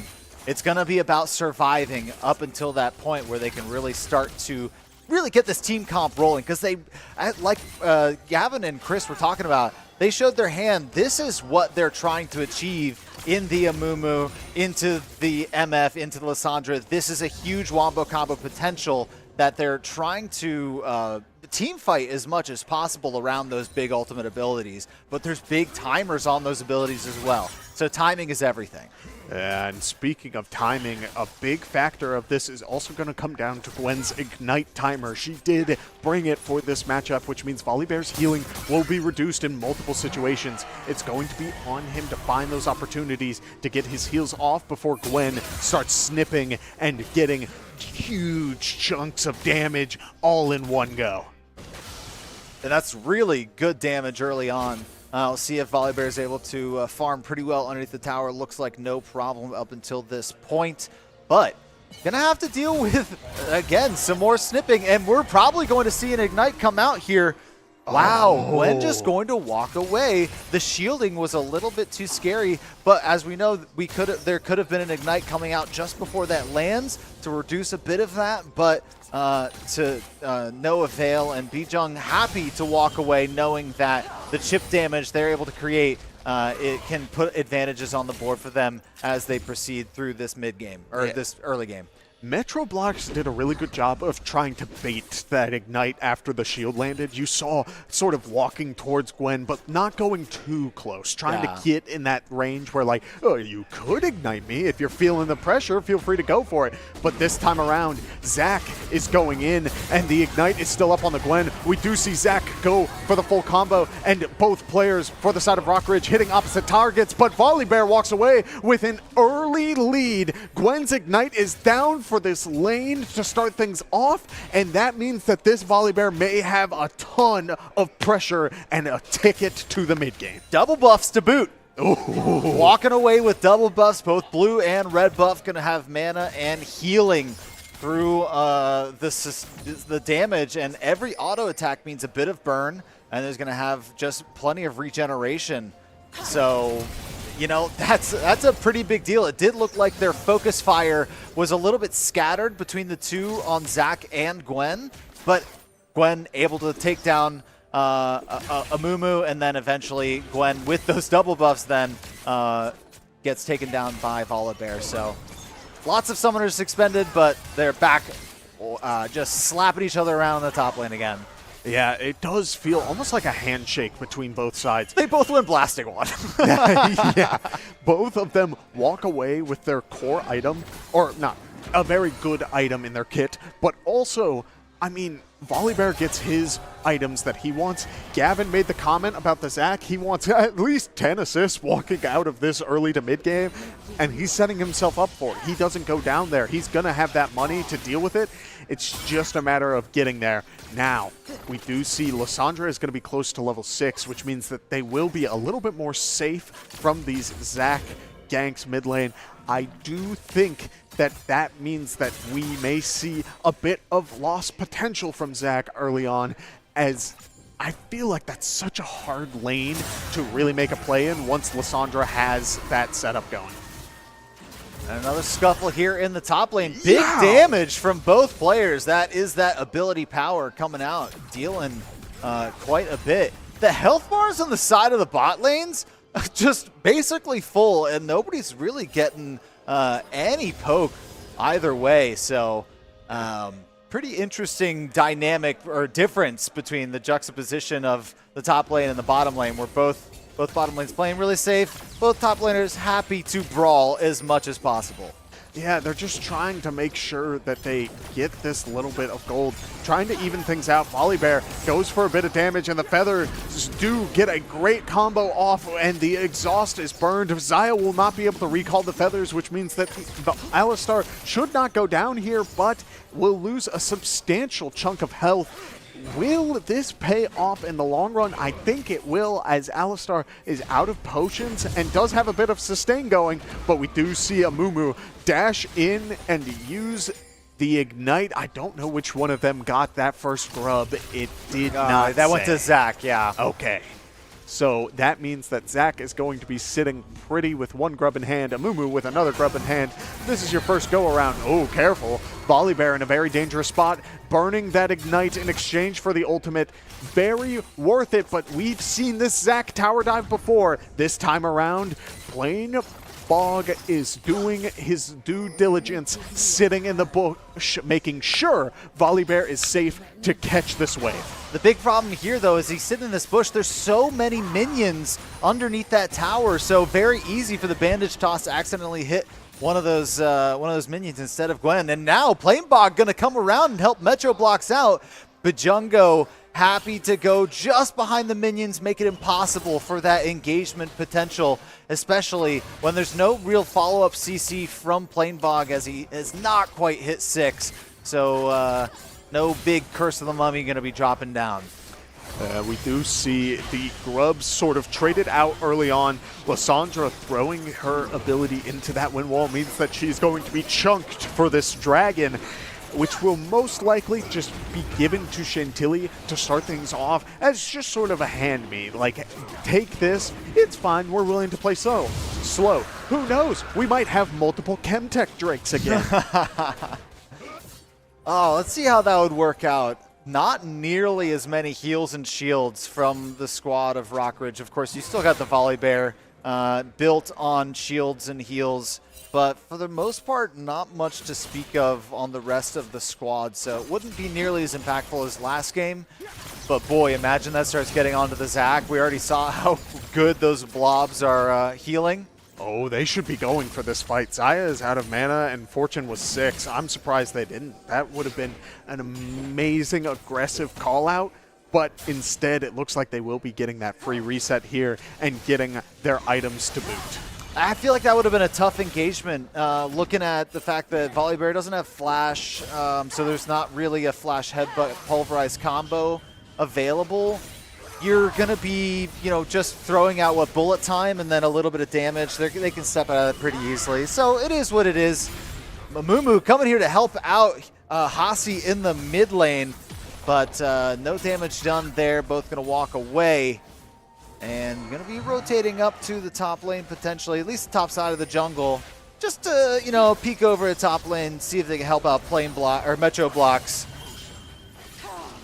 Metroblox is doing a really good job right now of trying to stay as even as possible with this gold. We talked about how difficult this matchup can be early, and so once it starts to get into the later game phases, I'm expecting like 2 to 3 items on Volley before he can truly start boxing with the Gwen, especially if it's a Spirit Visage. Like, you've got Magic Resist for the Zac and the Gwen. That will be your ticket to success in the side lane and to ease up the pressure like we are saying here.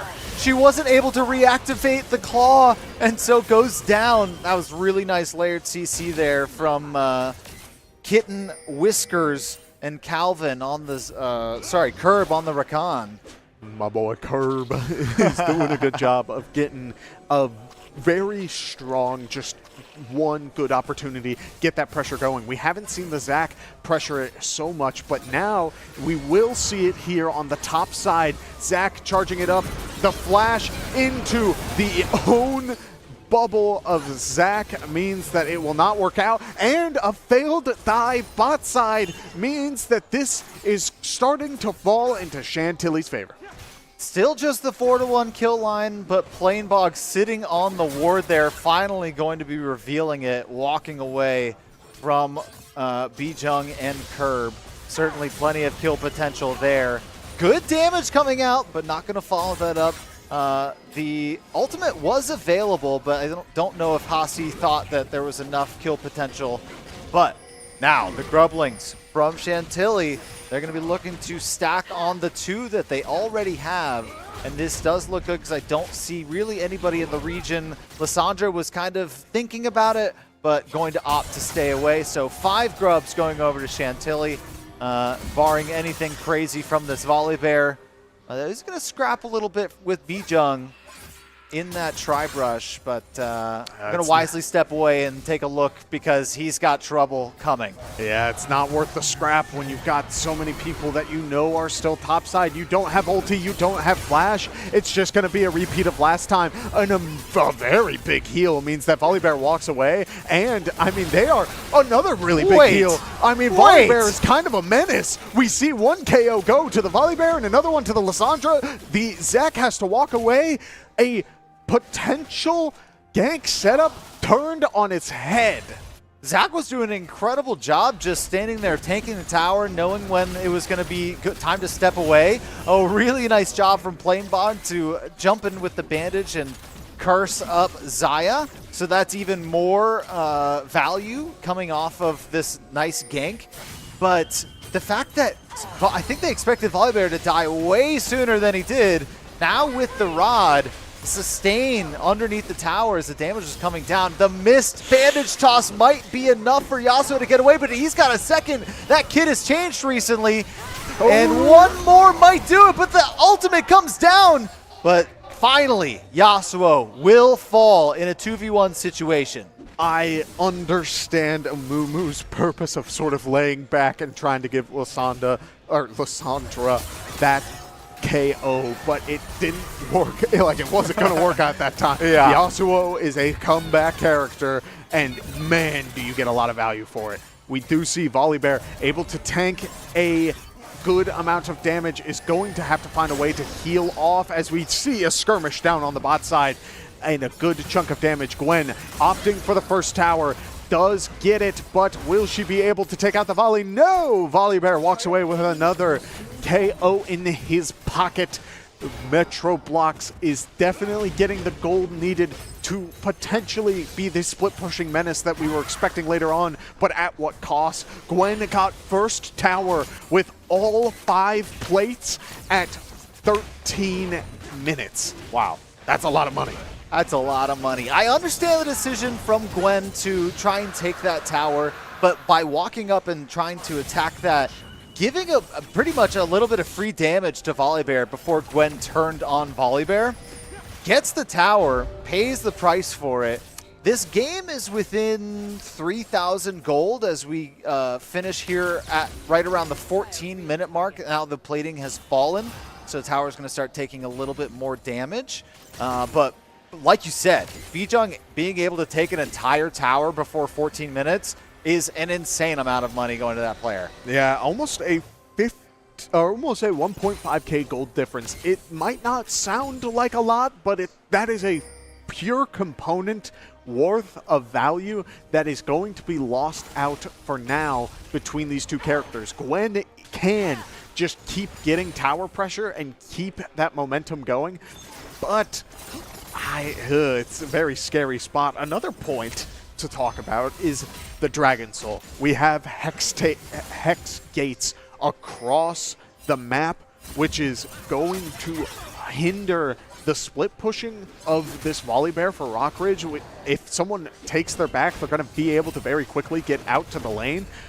On the other side of that, we could see Volibear find opportunities where he otherwise wouldn't. As a Misfortune ulti comes through, Gwen is immune, but does get a good chunk of damage. Is it going to be enough? We do see Volibear in the middle of the fight. Fortune having to kite back, and the Alistar in the middle of it all. The Volibear does go down, and we do see a knock-up onto the Lissandra. Yasuo ulti coming through, and Misfortune in the awkward spot. Will she be able to get out? Is Alistar going to try and sacrifice? No! Alistar is going to mosey his way backwards, trying to get one good hit onto the Gwen in exchange for a little bit of value, but that is an ace at 15 and about 50 seconds minute. I'm sorry. I just watched what looked like an entire bullet time channel onto the majority of Chantilly, and that really didn't feel as impactful as I was expecting it to. Like you said, of course, Gwen being invulnerable during that time, or untargetable, or just not taking any damage, but there were still other members of Chantilly under the bullets, and it didn't feel like it hit all that hard. So maybe just itemization not quite landing just yet for the MF. We do see Plain Vlog playing a very aggressive Q in, using the ulti, trying to force a fight for a little too long because the call was made that someone was TPing topside on the side of Chantilly. It was the Gwen who was getting very aggressive, trying to collapse. Nobody goes down, but at a cost of Amumu's ultimate, one of the biggest team fight ultimates in this game. I am so curious how this will affect this next go around. We may see this Amumu ulti down before any sort of picks for this next dragon. We will have to see, but for now it looks like Amumu will just be sitting pretty. I don't know what build he is going for at the moment. We'll get itemization back up in just a second for you folks, but yeah, I mean, the Chantilly squad, they're up right now in gold, they're up in dragons, they're up in void grubs. So by all metrics currently, they are in the lead here. We do have a scuffle here as Lissandra is taking on Yasuo, now Gwen and Volibear. So these side lanes battling it out. Gwen is really quite fearsome in this this top lane, and now help is on the way, dear. But headbutt from Alistar is going to say, nah, Zach, I don't think so. Understandably so. You do not want to deal with that. Volibear, again, feeling that pressure for now.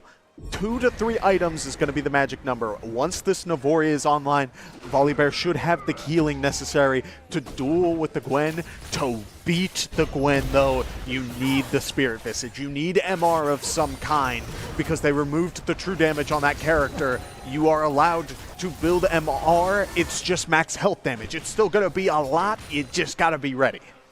Alistar's just headbutting everything around. Shelly taking a ride.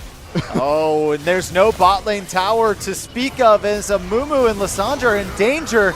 Really nice Q from the Zac, and so much damage. The Frozen Throne is going to stall out for just a moment, but inevitably going to be falling. The bandage toss over to Zac saying, you know, maybe you're going to be the one that can keep you alive, but no. Damage comes down. Now Calvin in a bit of trouble, but almost able to take down Evan. But Bijung, look out. The pressure still sustaining through this top lane, and that second tier tower falls. And on top of that, Volibear goes down in a 1v1 against Gwen. Again, it's not at that point just yet.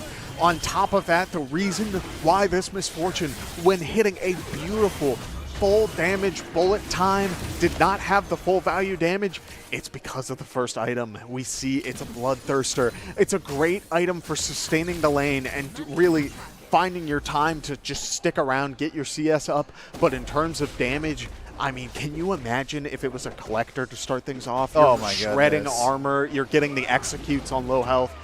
I mean, it all would have fallen into place, but this time around, Fortune opting for the lifesteal, trying to sustain that very difficult lane, a very smart call, but this situation in particular, the mid game rolled around just a little faster than I think most players were expecting. Yeah, I think if you're able to get that IE on the MF, that's a huge amount of damage that starts landing. And that ultimate that we saw earlier that didn't quite do a ton of damage to the enemy team despite the full channel really starts to look pretty serious damage for the side of Rockridge. And they just need to survive long enough for some of these power spikes to come through. Yeah, we do see Volibear sticking to the top side, which means Gwen has free reign to really keep the pressure going. Lots of scissors. Snip, snip, and Amumu's bandages are cut in the process. We see Lysandra at low health, and there is Yasuo. Mr. Kitten Whiskers looking to potentially close out this Lysandra. Oh, and a three-person topside. Volibear stuck in a very awkward spot. Exhaust is used, and Volley's trying to walk away, but it's not easy when you have so much layered CC going on. Yeah, see, that's still like every single bullet just not really doing what it needs to do in this moment. And right now, we've got a Baron happening here for Chantilly. They were able to take that in that Volibear. They're seeing tons of members of Rockridge trying to keep this fight going down there. And they're looking right to the giant purple worm in the top river to try and close this game out with some serious pushing power. We do see Amumu is definitely in a close spot. I don't know if he's going to try to go for the steal or anything crazy, instead opting for whatever jungle he can secure at this point. Flamebog trying to get money to really get the survivability going, to continue applying CC with the bandage toss and the ultimate. A very smart decision, especially when you're behind like this, but I don't know, giving up Baron, this team has done such a good job. Chantilly specifically does such a good job of closing out games once they have Baron. I don't know, it's a very scary point. Yeah, completely agreed. And, I mean, if you're Chantilly, you've got all the advantages in the world right now with not only the Void Grubs, the Dragons, now Baron, you've got the gold lead. You've got what seems to be the tempo of the game playing into your favor. You're setting the tempo. Rockridge forced to react to many of the plays that Chantilly's making as a team.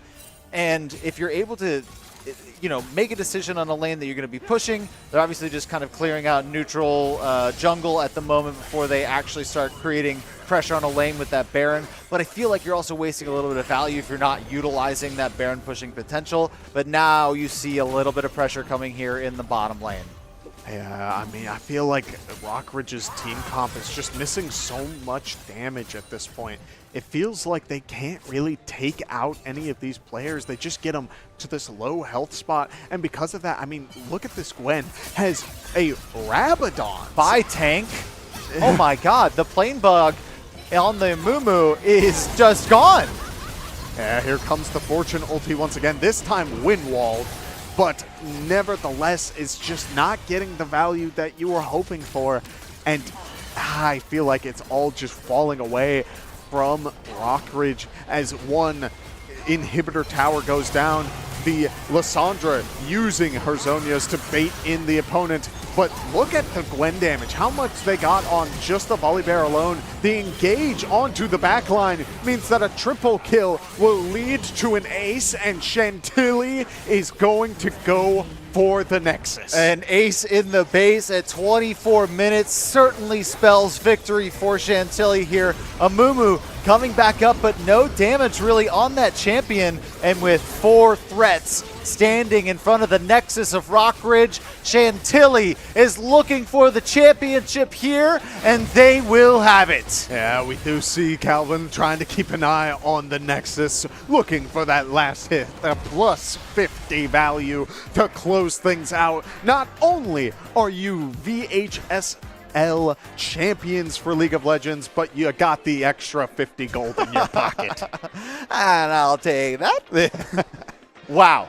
Congratulations to all our competitors today, but most especially to Chantilly. What a performance you put on.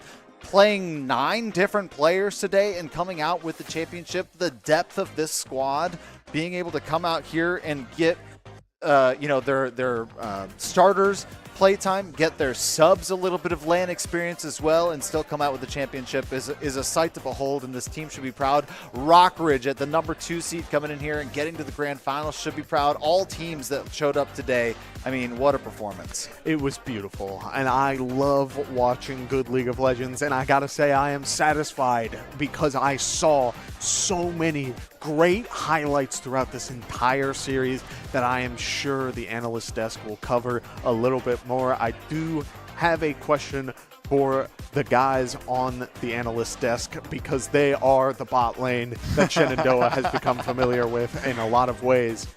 I gotta ask, the bullet time, Xander and I were very curious. It felt like it just wasn't doing as much damage as we were expecting. That ultimate is game-changing from what we remember. Did we just miss something?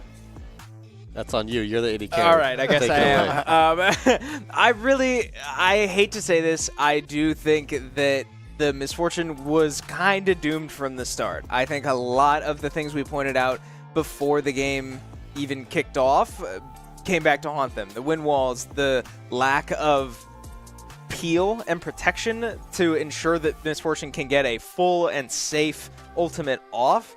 It just never worked out that way, right? The CC was never quite timed well enough, and then it would result in like 2 or 3 waves of the bullets coming out, and then Misfortune would have to cancel it and run away. And too many of those, that's a brutal cooldown. That's so much of your damage. Misfortune hits pretty hard with her normal auto attacks, but just not enough to compensate for losing that whole ultimate, and it did just come back to bite him, I think.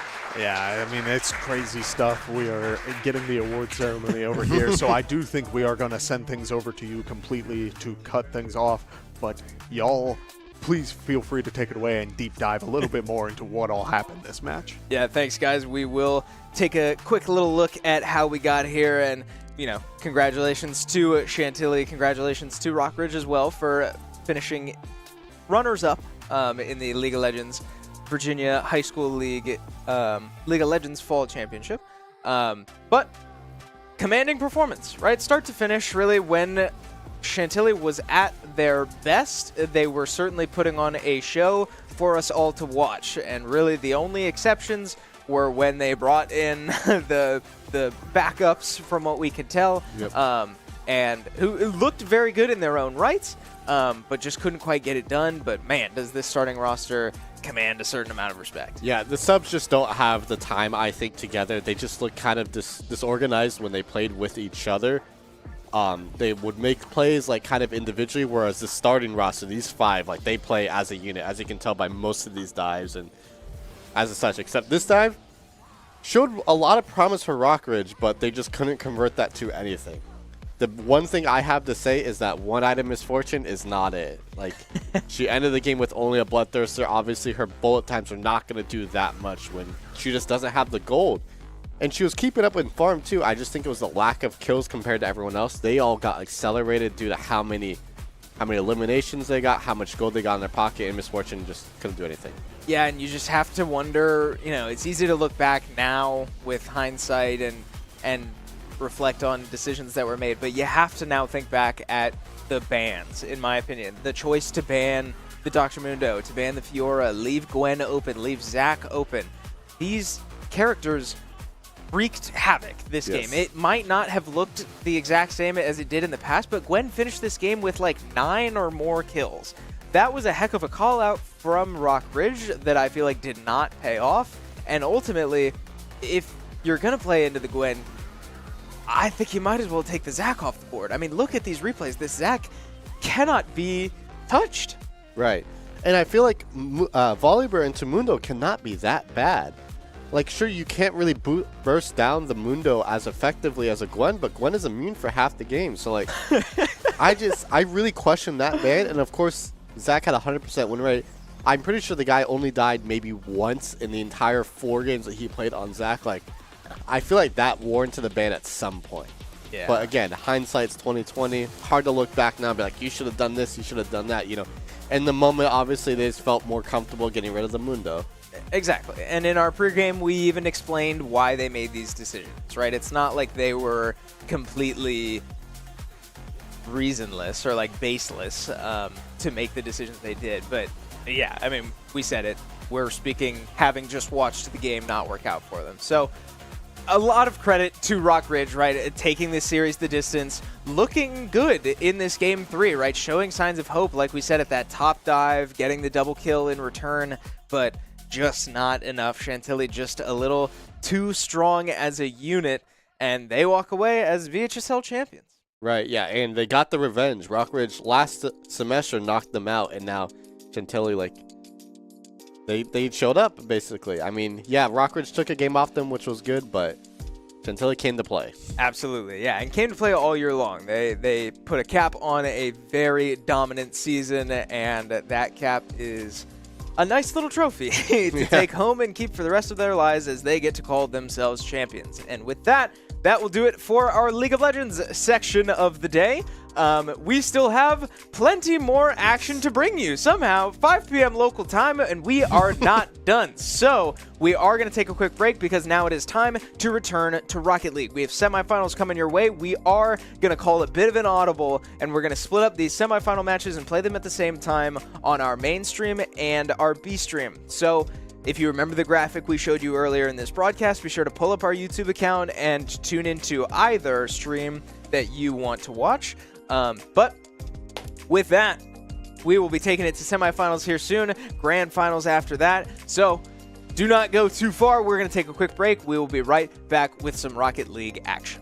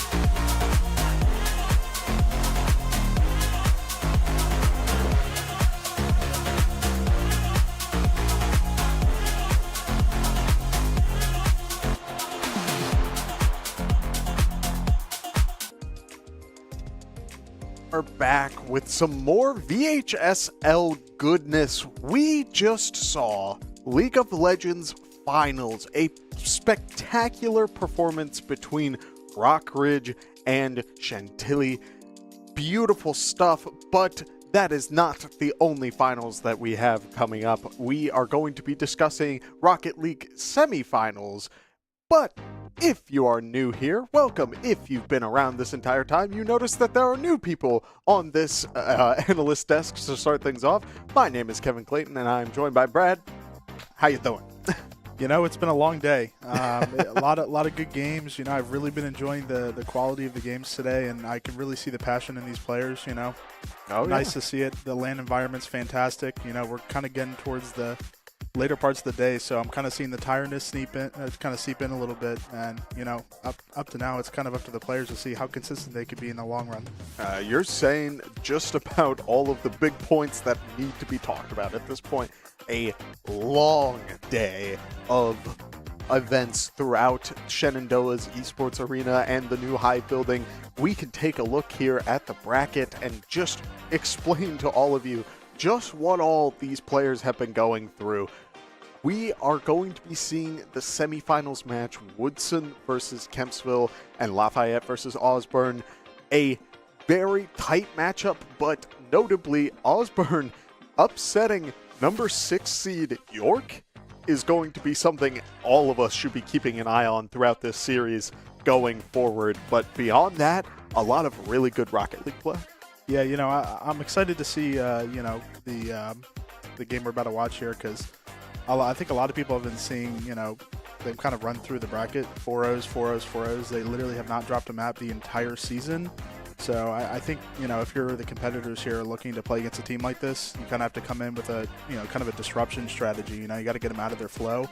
And that might be challenging because, you know, they seem really locked in, really competitive. They just hasn't been any cracks to push on, you know. So I'm kind of excited to see the strategy come in this game from Kempsville. Yeah, that's the big thing when it comes to Rocket League that I feel like I, as kind of an outsider, have noticed. The skill level, especially in young competitors, can be so drastic, not necessarily in a bad way. There are some really good high school players competing against the pros and keeping up, which is crazy to think about. They're not, they're still not even 18. Right. Yeah, I think some of the best talent we've seen, especially in the recent couple of years, I mean, you're talking the 15 to 18 age, you know, kind of age range there. And it is crazy because you see, you know, pros that have been around for years and years, you know, 4, 5, 6, 7,000 hours in the game, and randomly some, you know, kid shows up and just completely changes the game, how everything's played. And it's just amazing to see, honestly. The game evolves so fast, so many new mechanics, so many new ways of playing the game. It's just really fun to watch. Yeah, hopefully as we get to see a little bit more of these games going forward between the semifinals and the finals, we may get a better gauge, not only for the people here watching this event live in person, but for those of you back at home who may be coaches, may be interested in looking at some of these players. After all, we may see an evolution of esports both at the high school and collegiate level. Who knows? But with all of that being said, I do think we may be hopping into game here in just a little bit. So I do want to throw it to the casters here. I gotta ask, how are y'all feeling about this matchup? Kevin, you got to sit down. I'm going to sit down too, man. We've been on the desk a lot. The League of Legends match going to 3 games was absolutely electric, but boy, what a good time it's been today. All right, let's get back into it. I am excited. Oh, man. My name is Xander. This is Griff. We're back in it for some Rocket League action. I'm excited to watch these two teams. We've got Woodson once again. Yes, and this team has been an absolute threat throughout this entire season. And now sitting here in the semifinals. Right. We have this matchup, Woodson versus Kempsville, the 1 seed versus the 4 seed. This game is going to be pretty electric, I think. I think it's going to be a very close matchup between these two. Woodson, we talked about being that undominant force, just absolutely dominating everyone they play. 4-0s across all of playoffs, 8-0 in the regular season, not even dropping a single map. You have Kempsville, the number 4 seed, They got 6-2 in the regular season, total of 26-10 in games. Their only losses were to the number 3 seed, Thomas Jefferson High School, and the number 9 seed, Riverbend High School. But then later they played well in playoffs, right? They got a forfeit win in the first round and then had a close win against Fluvanna County. They pulled out a 4-3, so not a team that I know a lot about. So I'm really excited to see what can come from this game. Well, hey, look, they're in the semifinals here, going up against Woodson. And this is going to be something to look at here as we get into game number 1. Woodson taking on Kempsville. Game number 1. We've got a best of 7 here in the semifinals. And around the world we go. And Mist going to take the first goal on the board for Kempsville. Mist striking early and effective. This goal is going to just sneak right past Cairo. I don't think he thought that one might have been in, but it just bounces in off the corner. Got to be careful of those bounces. Kempsville looking to start electric. 9 seconds off the clock, and you already have a goal lead. If they can just hold this one, they're going to have a strong lead going against the undefeated team. Yeah, you've got a squad in Woodson that has been dominating all the way through this season, and you kind of can't keep the same caliber of play as you get through the playoffs. You've got to wake up here, and Kempsville getting that early goal, that's certainly sending a message to Woodson saying, you guys, you're going to have to step it up against us a little bit because we came to play. And Cairo and Proto, along with Moko, already putting a couple shots onto that net. So it looks like Woodson might have woke up. I don't know if this is accurate or not, but I believe Cairo played Fennec in the first series, and now he's in an Octane. So I don't know what the thought is behind that one. As Proto's going to get a reset, double tap it off the corner. With a crossbar, Moko going to look to tap that one over the defense, tying it up, minute off the board, 4 minutes, so basically a brand new game. Yeah, I mean, that was completely set up by Proto, riding that one all the way to the crossbar, just letting that trickle down as Moko, with the beautiful timing to seal the deal.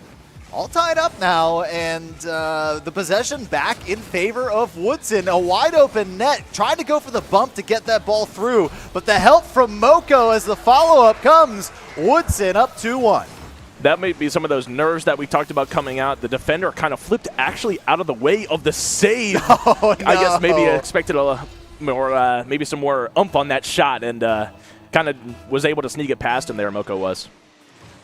Now Cairo challenging, missing Muddy Masterpie, going to get possession here, but the ball goes back over towards the Kempsville goal once again, and the onslaught from Woodson continues. Cairo, pass back to Moko. This one's high. Cairo's going back up for it off the right side of the goal.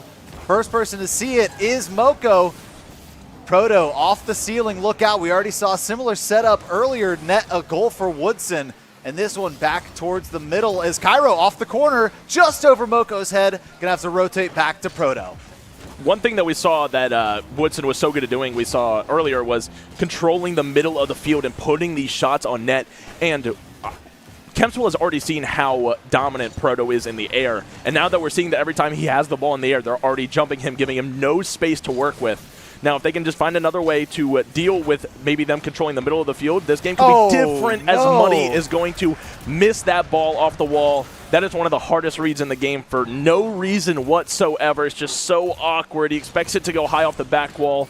Got too far underneath it, couldn't flip back up to it. Unfortunate, down 3-1 now. The little bounce shot, netting another goal for the Woodson squad. And now, this one's going back to Moko. Nice clear over towards in front of the net, and look out, Moko gonna clean up his own clear. This one's getting a little bit out of hand for Kempsville now. Just 3 minutes left in the game, already down 3 goals. Kempsville needing to put together a little bit of offensive progression here. We saw that in the first minute, 4 minutes left on the clock. The scoreline was 1-1. In this last minute, Woodson has put 3 goals on target. I mean, not much they could do as Proto is going to double tap another one in. You can't let him get the ball there. You can't give it to him like that. Look at that. Right off the back wall. Right into the net. 5-1, 2:45 left on the clock for game number 1. A best of 7 reminder as we're going through this Rocket League bracket. And all the way through quarterfinals, semifinals, and grand finals, all going to be best of 7. Now Proto, Cairo, and Moko all with a goal on the board with 6 this is turning into something of a blowout here early as Woodson looks to send a message. I wonder what happened from the first minute from Kempsville, right? We saw that first minute that they were able to play good defense and even had the goal lead to start off, and now they've dropped 6 in a row. I don't know if it's maybe nerves, being on the stage because they weren't earlier, or what's going on, but we need to see how they're going to turn this one around. Nice pass from Moko down to Cairo. Going to try and collect a double commit on that one. Wins the 50-50. A demo onto Proto, though, leaves the offense a man short. Cairo's going to pass this one down to Moko, trying to create something while they're waiting for the third man to come up. This one's a long shot, could net a potential goal, but no, Cairo getting back just in time. And this is looking like Woodson is just probably looking to run out the clock with a 5-goal lead at this point, but look out. Here comes the attack again. Something that's working so well for Woodson, as Miss is going to look to get a little consolation goal here, making it a 4-goal deficit. Something that Woodson's doing so well is that, yes, they can put all of these shots on target, but if their third man gets up too far, situations like that happen. We saw for the first 3 minutes of the game, they were so dominant in not only the offensive pressure, but also the midfield pressure as well, right? Their third man did such a great job of not getting too far up the field to the point where, say, Cairo and Proto were too aggressive, then Moko could position himself well as a third man and get a clear for him that wouldn't result in any danger. Proto to the corner, down to Moko, and 7-2. The response to the breakaway goal from Kentsville is another beautiful pass right into the heart of the net. Moko sending that one through. Tons of goals to the side of Woodson. Kempsville really just looking to get, knowing that they're at such a deficit in this game, get a little bit of momentum, a little morale moving to game 2. Moko going to ride that one all the way through. Proto with the great assists. And let's take a look at the slow-mo once again. And, you know, Griff, we talked so much about Cairo Proto being this dynamic duo that we've seen time and time again. They came to Shenandoah University to win a 2v2 that we had in April, won that. But Moko, what an incredible addition to this squad. Really a standout player amongst 2 already great players on a team. You're 100% correct, Xander. We've seen Moko in the past be kind of this like supporting role to the 2, but now he's kind of like his own shining star, right? He's taking more of a commanding role in the offense, and that's something that other teams should really fear, because not only being able to score with the Proto-Cairo duo, but also with a third man that can also put the ball in the back of the net, it's unstoppable. And we haven't really seen through the quarterfinals this sort of offensive production from Woodson. It's almost like a light or a switch turned for Woodson, and all of a sudden they've decided that every single time they get possession of the ball, they're looking to score. 9 goals on the board through 4 minutes of game 1 here in the semifinals against Kempsville. And this game is far from over. There's still 60 seconds left on the clock. And so if you're Kempsville, you're really looking to reset a little bit and figure out what sort of game changes you can make to maintain some sort of possession and keep the ball out of the hands of these 3 fantastic players from Woodson. Right, you're looking for something that you could take into the next game, get some momentum that can actually like help you in the early stages of the next game. Kempsville kind of just pulling at the coattails right now, trying to find anything that they can. I mean, this offensive reign from Woodson is just so dominant. If they even want a chance at this game, they're gonna have to figure out a way to stop the offensive like pressure that Woodson has. And that's, I mean, Muddy was back and had a really good timing on that block, but that was such a quick shot from so high. Really just not a very easy block to make. Now ball once again going in favor of Proto and the blue squad here. Potential breakaway from Muddy, but Proto gets there first. And 15 seconds left on the clock. A 10-2 scoreline here in game number 1. Woodson will take game number 1 and go up 1-0 in this best of 7. One more for the road as 1 second left on the clock. Now 11-2 scoreline. A nice finish to a great game from Woodson. I mean, that, like you said, taking one for the road kind of puts the nail in the coffin there for Kempsville. This game is kind of lost in the dust for them.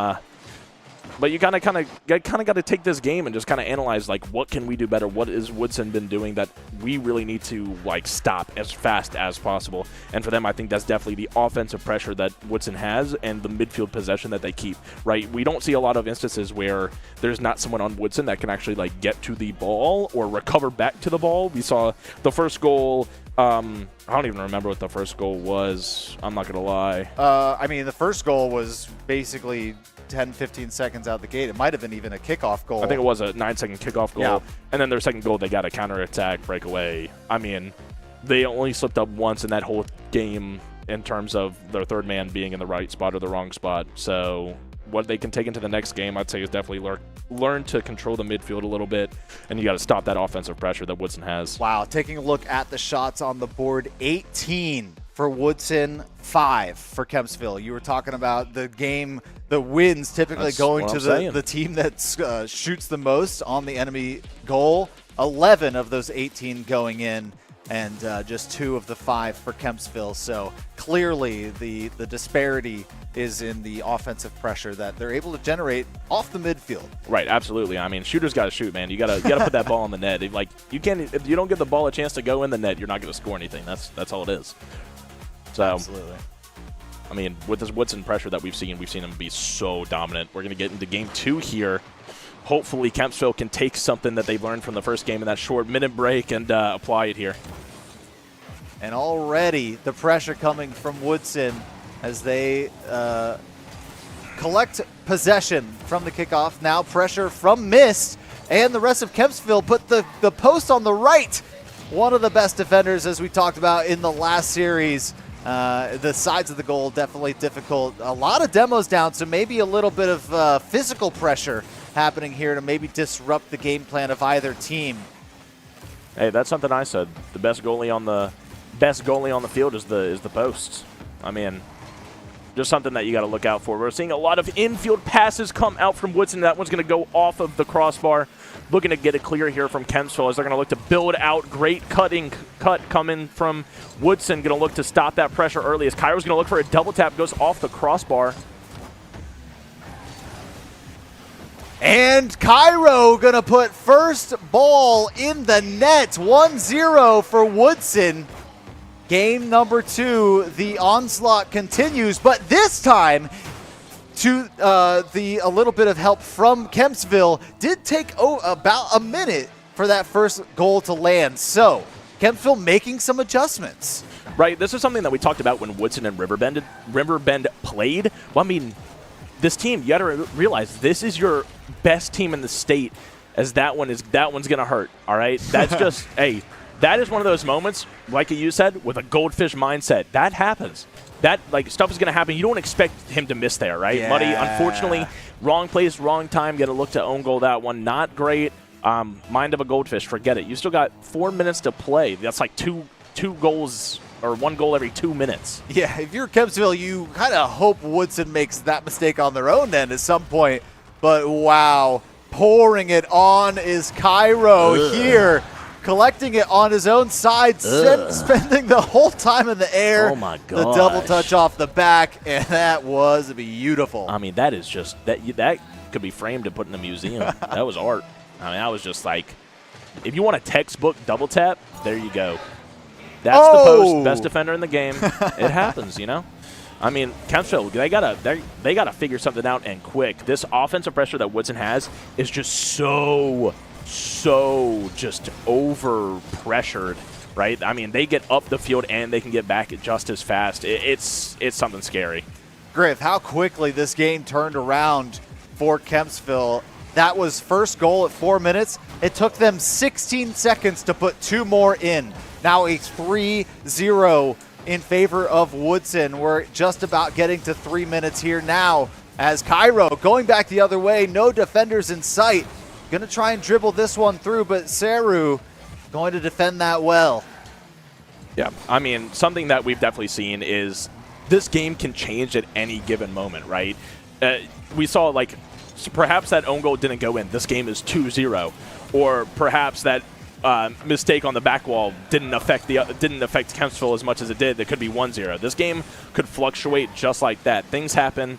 things don't happen, things go your way, things don't go your way. You kind of have to just play it by ear and be like, okay, well, now what do we do, right? Oh, wow. What do we do? Oh, my gosh. Wow. Holy Let's take a look at this crap. slow-mo. Cairo in What the corner. a touch. That's a crazy angle. I don't even know if he needed help from Somebody his get a teammates for that contract. to go in. Wow. Wow. That might be goal of the mat day so far. I mean, that was holy crap. And there's man. been a lot of goals. That was just a great double. Oh, what a 50. Oh. Yeah, no, we've seen this time and time again from Woodson, right? They are really good at not rushing forward. Look, Cairo slows down, no boost, allows Moko to get in front of him, force the defender to go high, he 50, low underneath. That's textbook. I mean, this team is not – they're doing it different than everyone else in the entire tournament. Yeah. I mean, this is a squad that, is undefeated in all of fall, right? They already took 4 more wins on top of the, what'd you say, the 32 that they got in the regular season? Yeah, so 36? they are currently 37-0 in games. They've not even dropped a single map. In this fall, and that is just remarkable. And they're showing exactly here, right here and now, why that is the case. They scored 11 goals in game number 1. They've scored 6 goals here. So the goal differential is absolutely completely lopsided in favor of Woodson. Kempston just trying to hang on, find any value and any success that they can. But it seems like every single time a blue car touches the ball, it is going towards the net. I mean, this offensive, just pressure that Woodson has, right? They're able to beat them to the kickoff. Proto able to recover. Moko just sitting in the middle of the field waiting for these silver platters to pour another one in the back of the net. I mean, 7-0, 2 minutes left. This Woodson squad is looking so dominant.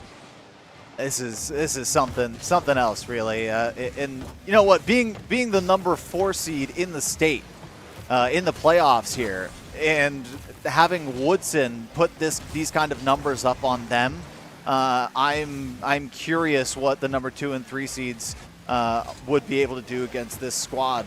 But this is remarkable, really. It's really no shame to Kempsville.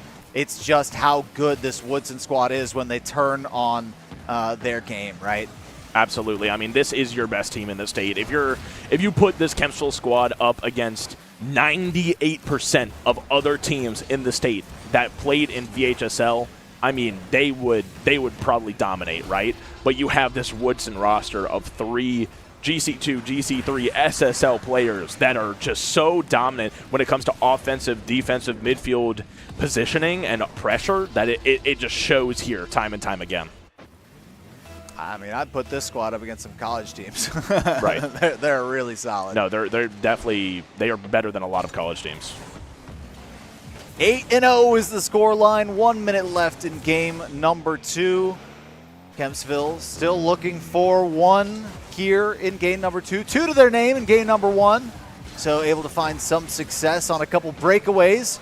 And the defense is starting to find a little bit of success blocking that goal, or that shot there.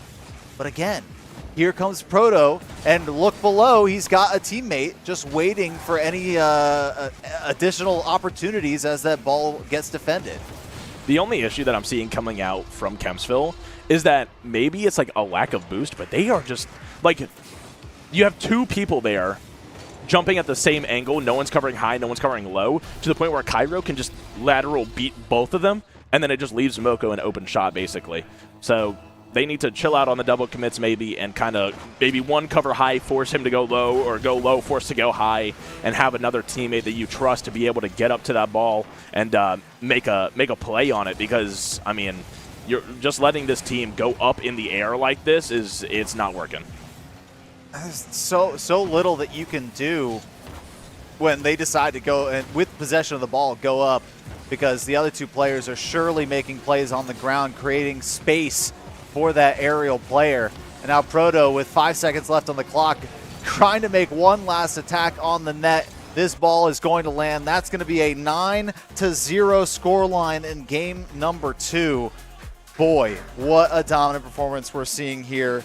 I mean, there's really not much that Kempsville is able to put together that is worthy of combating what Woodson has been able to achieve. Right, absolutely. This, like, I must sound like a broken record, honestly, but this pressure that Woodson can create, just building out from the midfield up into the air and towards the backboards, towards the goal of Kempsville, is really just, it's overwhelming, and it's just so persistent.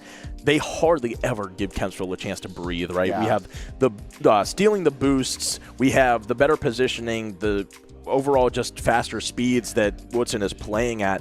I mean, that's why they're now, 32, give them 4 more, give them 2 more, 38-0 in maps.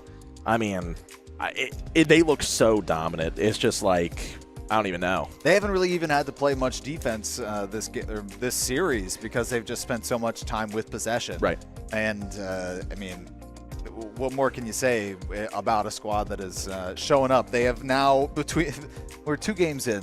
Right. Griff. We're 2 games in, and it is the score differential is 20-2. Yeah, that is a 2x deficit for anyone that can't do math. That is 10x. Oh wait, yeah. You're right. I can't do math. And all right. That's on me. I'm gonna keep that a bug. That's on me. That's why that's why I'm a cybersecurity major. But I mean, game 3 here. What do you think that Kempsville needs to try to incorporate to deal with this Woodson offense? Well, I think in any game where there's just better ball handling skills on one side of the pitch, using a little bit more of your physicality to disrupt some of the timing of Woodson might come into play. So trying to maybe go for a couple demos. Those eliminations might help a little bit trying to get that. But then, I think Mocha heard me. I'm going to go for the demo himself. Proto easily batting this one away. Now missed with possession, but Proto going to take this one back again. And Cairo there to finish the job. Now 2-0. 4 minutes and 24 seconds on the clock. And what's crazy to me is the last series that we watched with Woodson, 2-0 was where some of these games would end. Right. Yes. And they're continuing to pour it on. It seems very clear to me based on, and obviously their last opponent was very, very skilled. But Woodson, I don't know if they were pressuring the goal as much as they are in this series. They're sending a message to the rest of the Rocket League field in Virginia that even in the semifinals of the state championships, they can put up numbers like 22-2 as far as goal differential. I mean, we're seeing it like time and time again. This Woodson team is not only as a team fundamentally better, but individually they are fundamentally better, right? They have better car control, better aerial control, better boost management. They have better positioning. It's just like teams at this level should look at this team and base their progress off of what these teams are capable of. Yeah, I'm sure there's a lot of teams in Virginia wondering when these 3 are going to graduate. Yeah. I mean, they, like I said, midfield pressure, Proto takes it up, reset, over 3 defenders double tap. I mean, you got to one should force to go high, someone should be on back wall. Like at no point should you have all 3 defenders jumping for the same ball and no one hitting it. Oh my gosh, and Mocha almost getting a 4th to boot with 3:30 left on the clock, but Proto's right back in the mix. Cairo going to get this one off the wall to a center. Is Moko going to be coming through? No, Moko back for some boost. And Seru able to push this one out, get a breather for just a second. But again, they immediately lose possession as soon as they go to midfield as the pressure from Woodson continues. I mean, we saw it there. Seru did a really good job of kind of sticking to that back wall. He didn't move because he didn't have to move, right? Even though he has no boost, if a teammate forces them to go high, he is up there already able to shut it down. A nice touch from Proto. Moko going to take that one away from his teammate, but of course, talked about surely in comms. Oh, 100%. Totally. that was. I promise that was planned. Totally. Yeah. Now Sarah in a bit of a scary position with 2 members, Moko and Proto, waiting on the 18 to steal that ball away. Missed, able to get this one away for just a moment, but Proto with the boost going to be spending some time in the air towards the goal. This one's off the back wall. A demo is exactly what Kempsville needed in that moment. Otherwise, that offensive possession continues. And now, missed. towards the net, and Muddy going to be able to put one on the board. 3-1, 2 minutes left. I touched about this in the first game, but I'm pretty sure that now Moko switched to an Octane, so that means that Woodson's roster in the first series was Octane, Fennec, and now they're all three in Octane. I don't know if that has to do with them playing kind of more aggressive, because in my personal opinion and from what I've played with, the Octane is more an aggressive car. The Fennec is more of a all-round stability car. However, they do have the same hitbox, which means that they are the same height, same length. But usually the Fennec is used more because it is a better representation of said hitbox. So a lot of people will use that when they're trying to play more fundamental, but if you're trying to play aggressive like this Woodson offense is, they're going to play that Fennec, or that Octane, sorry. Huh. That's great insight there. And wow, nice double tap from Mist. One goal, just clawing back this Kempsville squad towards Woodson. 3-2 the scoreline. A lot less offense from this Woodson team here in game number 3. Kempsville starting to put some things together, potentially a little bit of that physicality, some disrupting some of that timing. Now Cairo back on the assault. Mist has been a great player here in game number 3, keeping this Kempsville squad alive in the series. They're close to this Woodson team and potentially sending this to overtime or additional games. Right, and one thing that, I mean, Kempsville is hoping for is that Woodson is going to get complacent, right? So hopefully they're going to get complacent. They're going to make a lot of mistakes, and I think we're seeing a lot more aggression coming out from Kempsville. We just saw that I think every member of Kempsville's roster was on the other half of the field, which is usually not good, but in this case, I think it's working out for them, right? You need to get up in Woodson's face. You need to not give them time to breathe. You need to kind of be on their heels at all times, right? Good fake coming out. Shot. Ooh, great save by Proto. Oh, no, he's got it in the air. Oh, no. With fake, plenty of boost. Flick over. Woo. Oh, it's just, yeah. I mean, you can't give Proto the ball in the air with full boost. He's a scary dude. And he did something different that he's been doing all game, going off that crossbar of the back wall. He brought it all the way down to the ground to play a little bit of 1v1 dribble and is able to put that off the left post to a teammate, sends it through. 4-2, 35 seconds left on the clock. A comfortable scoreline if you're Woodson. You've got that comfort goal. No longer in threat of going to overtime unless Kempsville can put one in here quickly. Right. I mean, 20 seconds left on the clock. However, this game felt a lot more controlled from Kempsville. I feel like they weren't so outpaced and so out-possessed. Whereas, like, in the past games, I mean, we saw these huge deficits, 9-1, 9-2, 11-1, 11-2. We saw these insane goal differentials. This one's going to look to get buried. Moko going to jump up and tap that one in. One for the road, 3 seconds left. I mean, like I said, though, this game feels a lot more controlled and a lot more stable in terms of, I guess, like, attitude and positioning, which are two completely different things. I understand that. But, I mean, I think this was a way better game from Kempsville. To me, what I'm seeing is it looks like Kempsville started to pick up their tempo a little bit. They were starting to control a little bit more of their pace in the game. Instead of reacting to Woodson, they started to make some plays themselves. And instead of just, it seemed like every time they were able to escape their side of the half in previous games, it was kind of just riding the ball along the wall and hoping that they were able to get a little bit of space for themselves. But this time there was measured passes. They were playing up to a lot of the players of Woodson, and it looked like they were a little bit faster. Right. I 100% agree with you. I think the term that comes to my mind is before they were playing reactive and now they're playing proactive, right? That's completely different, right? You have reactive where you're playing based off of what your opponents are doing. Then you have proactive, which is you're kind of forcing your, I guess, like situation on the other team, right? We're like, okay, we're gonna go on offense now. We're gonna put everything we have into this attack. If it goes over our heads, so what? You just gotta score more goals than your opponents. When it all bears down to it, it's soccer, right? It's car soccer, right? I mean, the goal of the game: score more goals than your opponent. If you let in 1 or 2, but you're scoring 3 or 4, power to you, right? But I think that's definitely something that Kempsville did really well this game. I think they played a lot more proactive, a lot more aggressive. They controlled a little bit more of the field, right? They caught Woodson being a little bit complacent at times, allowed it to be a little bit of a closer game. I definitely think they can take a game from Woodson. I 100% think that is within their reach if they play fundamental enough and with that same aggression and that same proactivity.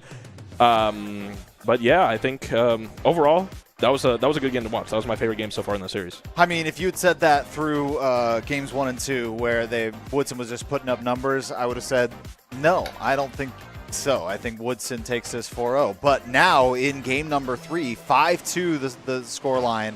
Kempsville was within 1, very close. And the possession already going in favor of Woodson, a shot, and narrowly escaping an early goal as Kempsville as it goes off the crossbar. Now here, back the other way on the blue side of the pitch. Cairo getting bumped away, and Muddy here. I mean, we're seeing it already. Woodson wants to get the ball in possession, right? They're trying to do kind of these fancy maneuvers, like, yes, have fun.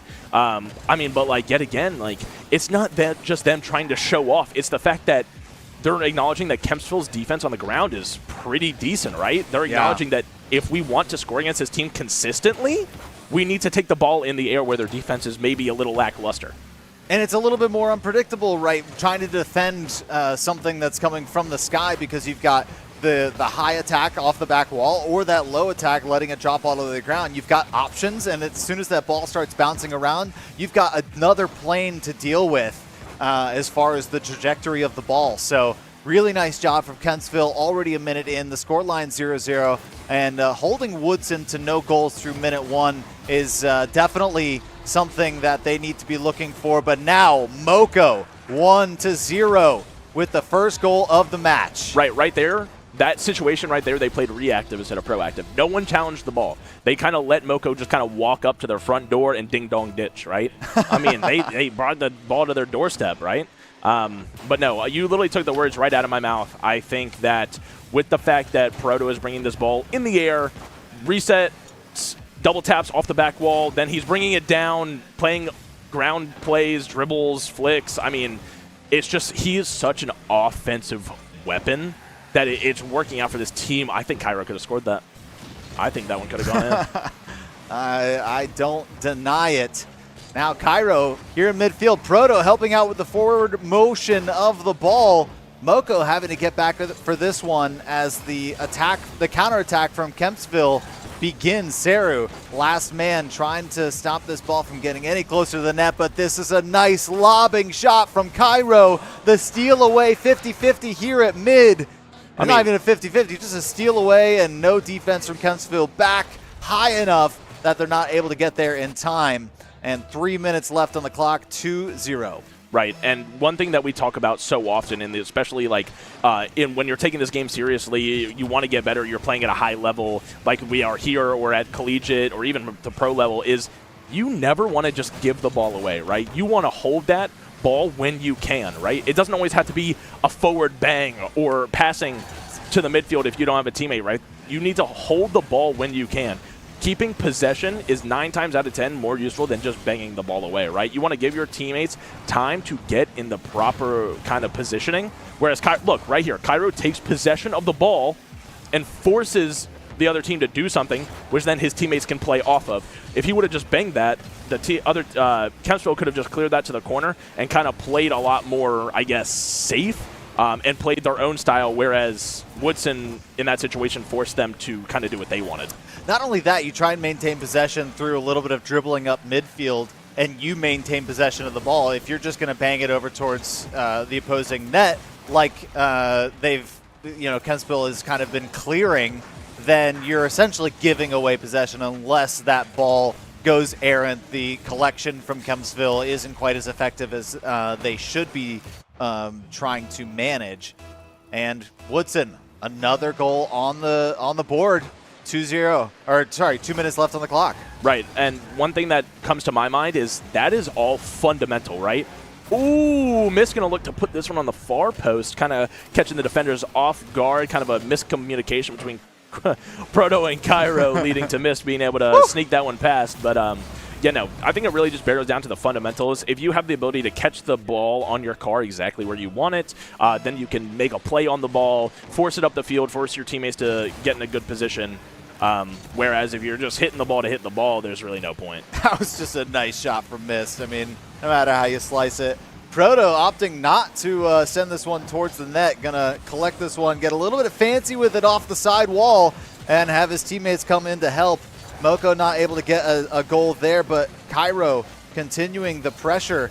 Now missed the other way. The person that's been keeping Kempsville alive in these series and in these games has got possession, but now Proto with the pinch. This one's going long. Moko looking for it, but nothing doing. I mean, that's just Proto's insane mechanics, right? Yeah. That coaster pinch.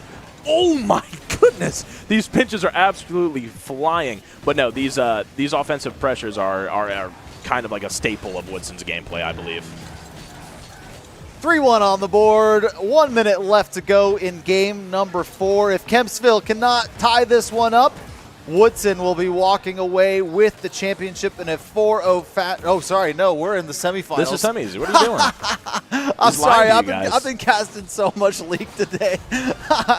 Oh, we're only in the semis. Yeah, we got a whole nother game after this to cast, and I mean, this kind of feels like a victory lap for Woodson, right? I mean, a victory lap, minor victory lap. Well, they'll walk away with the semi-championship. Oh, yeah, but I mean, they're walking away with an entry ticket to the finals. I mean, we're just seeing such outstanding offensive pressure from Woodson. It's just forcing kind of Kempsville to be stuck in these situations. Squishy save coming out from Moko. Yeah, I mean, this game kind of felt extremely one-sided really early on. Later game, it kind of felt more controlled by Kempsville. I would have liked to see this coming out game 1, game 2 from Kempsville. Definitely something that they could have played better with, I think, is if they just played a little bit more proactive and controlled rather than reactive and hesitant. Yep. But that just barrels down to, like I said, this is your #1 team in the state right now. This is, I mean, that might be nerves. That might be, like, just lack of, like, I guess, what's the word I'm thinking of? Lack of experience at this level coming out. But, I mean, Woodson going to walk away here looking for a 4-0 in the semifinals versus Kempsville. #1 seed taking down the #4 seed, earning their spot in the grand finals, looking to get a three-peat. I mean, that felt extremely, extremely one-sided for me. It was very controlled from Woodson, and they will move to 40-0 in the fall. Holy crap. Wow. Wow. Getting to that number without a single loss to their name is absolutely remarkable. And the fact that they were able to put up 29 goals in 4 games. Yeah. 29 goals, 20 of them coming from the first 2 is... I mean, I don't know who they're going to be facing in the grand finals just yet, but boy, does that other team have their hands full with this squad. I believe it's either going to be Lafayette or Osborne Park, the #2 seed or the #14 seed. Not sure if we have a word yet on that match, but no matter who they play, I'm sure it's going to be a great game to watch. This Woodson roster is super entertaining to cast, super entertaining to watch, right? You never really know what you're going to get, right? You can have triple resets, double taps, passing plays, dribbles, flicks. I mean, you can just have basically the entire arsenal of attacks coming out. I'm super excited to cast this grand finals with you. It's exciting Rocket League we've gotten to watch, but we've got our analyst desk on standby to break it all down for us. Take it away, guys. Yeah, there's a good amount to talk about this because we just saw a very dominating performance from Woodson High School.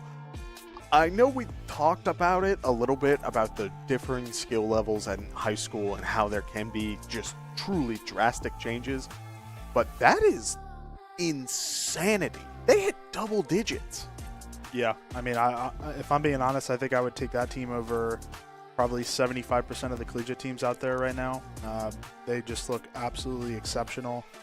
Everything's calculated. I mean, to be honest, it kind of looked like they were just having fun with it at the end, you know.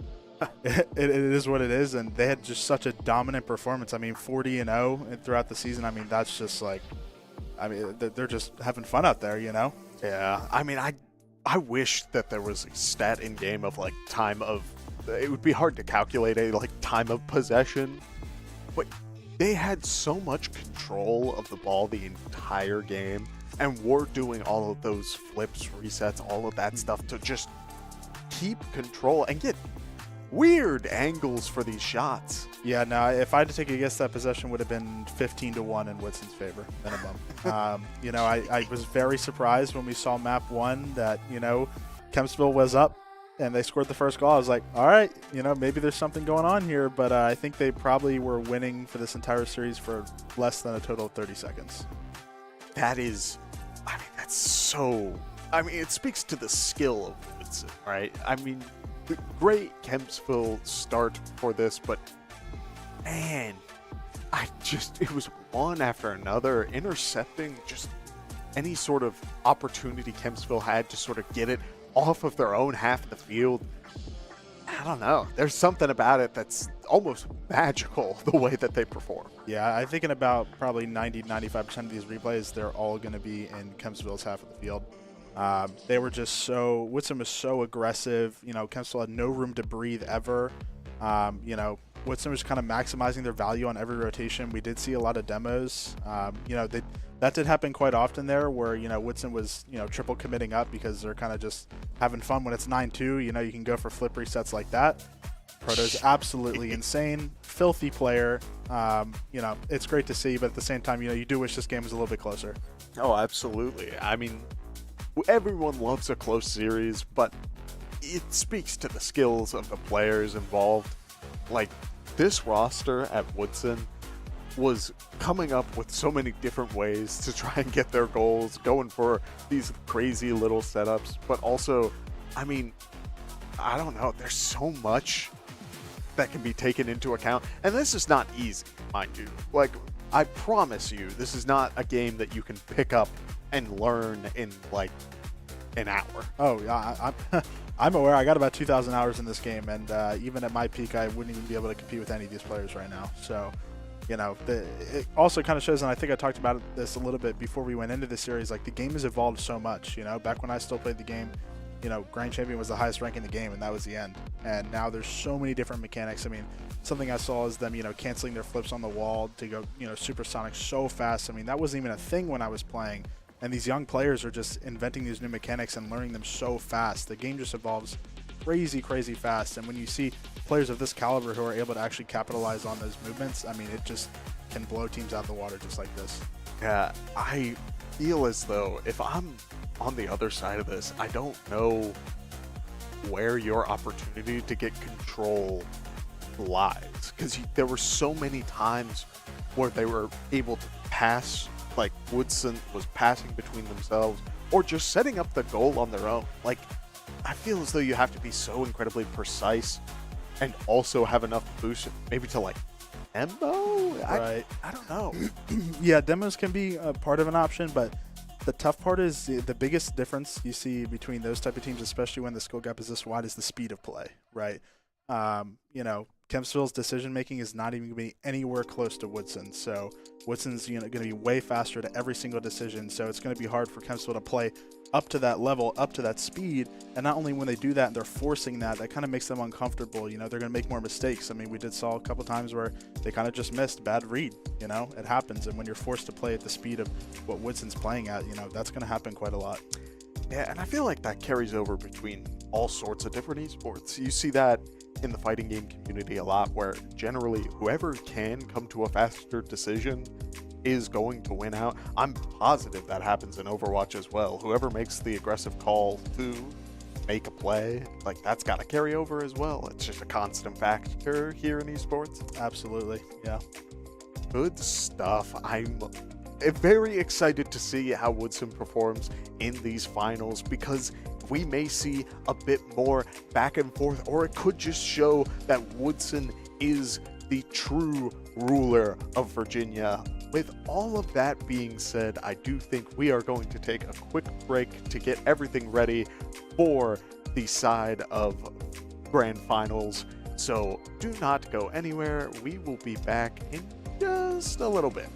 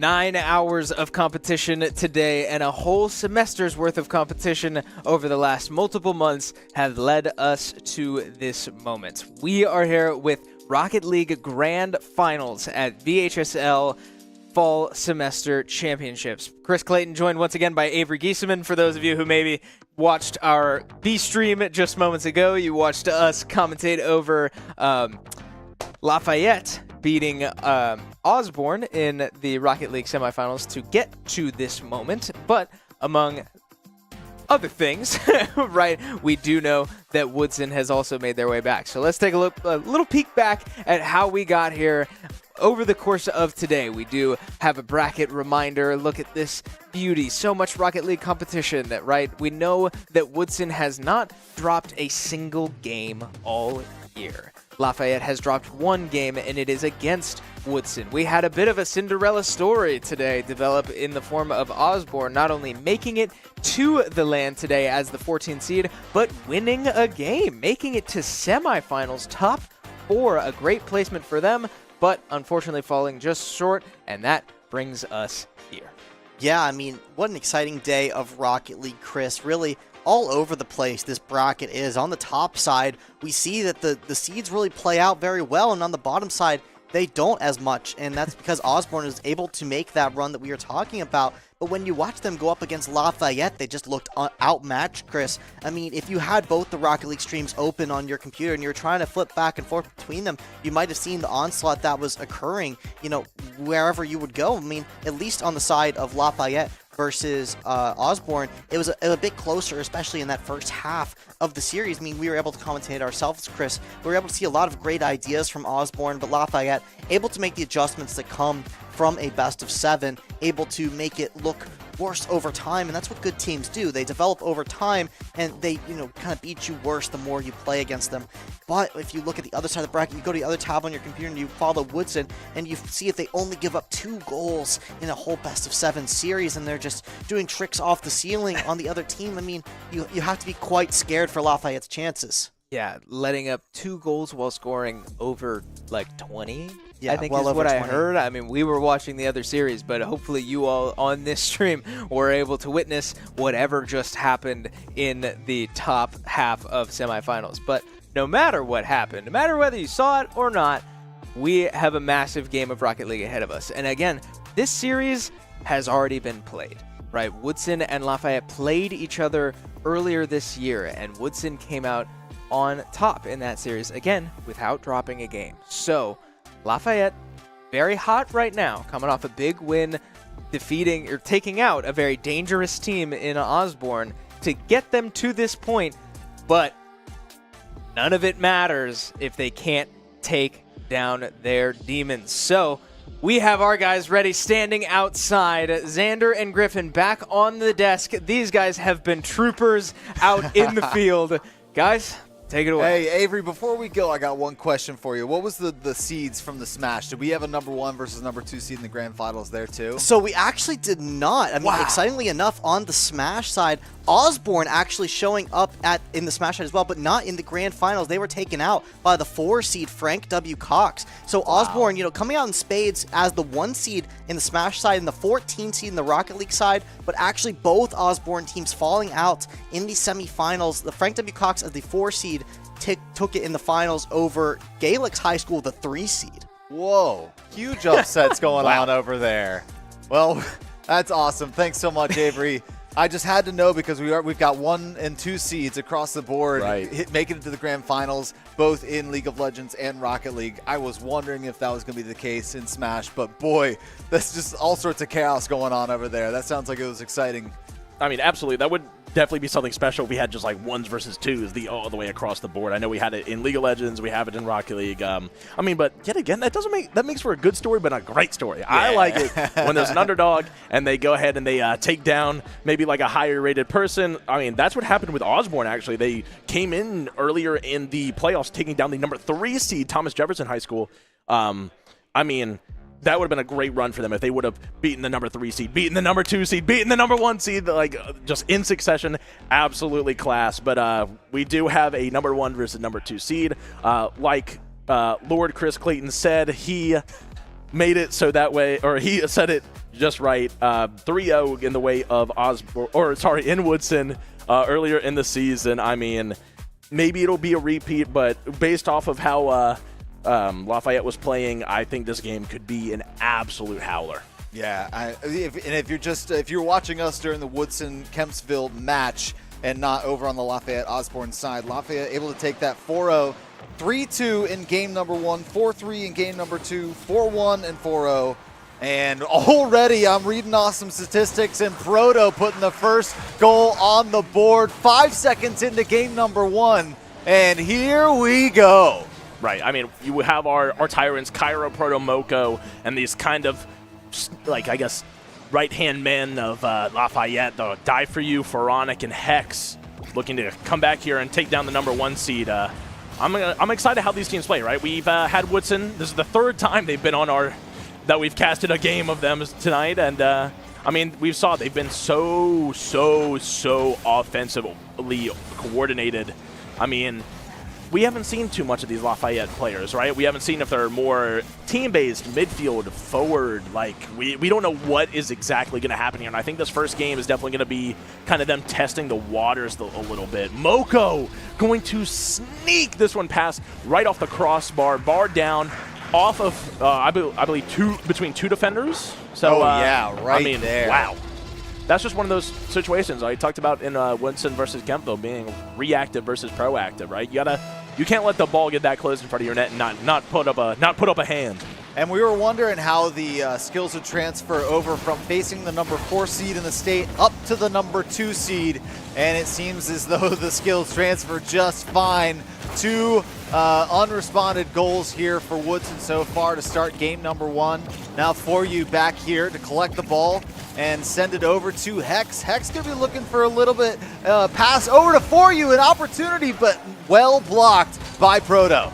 I mean, this is something that we're kind of we've had a lot today, is we're gonna have these really high level teams. Woodson having that GC2, GC3, SSL players, whereas Lafayette, I believe, has an SSL and then I believe either a Grand Champ 1, Champ 3, and a Champ 1. So like, these teams are pretty diverse in skill level. Oh, Moko's gonna own goal. Oh, we got a game. Oh, we got a game. Certainly with the help of Hex here, but a nice 50-50 gets it over the head of Proto. And then, wow, Moko sending that one through. 2-1, Lafayette on the board. 3.5 minutes left to go. And as you said, Griff, we've got a game. Right. I mean, these are basically your top 2 teams in the state, right? Clash of Titans. I mean, anything can happen, anything goes, like, but I mean, you never want to see something as simple as an own goal, as we're going to see an overextension coming out from Woodson.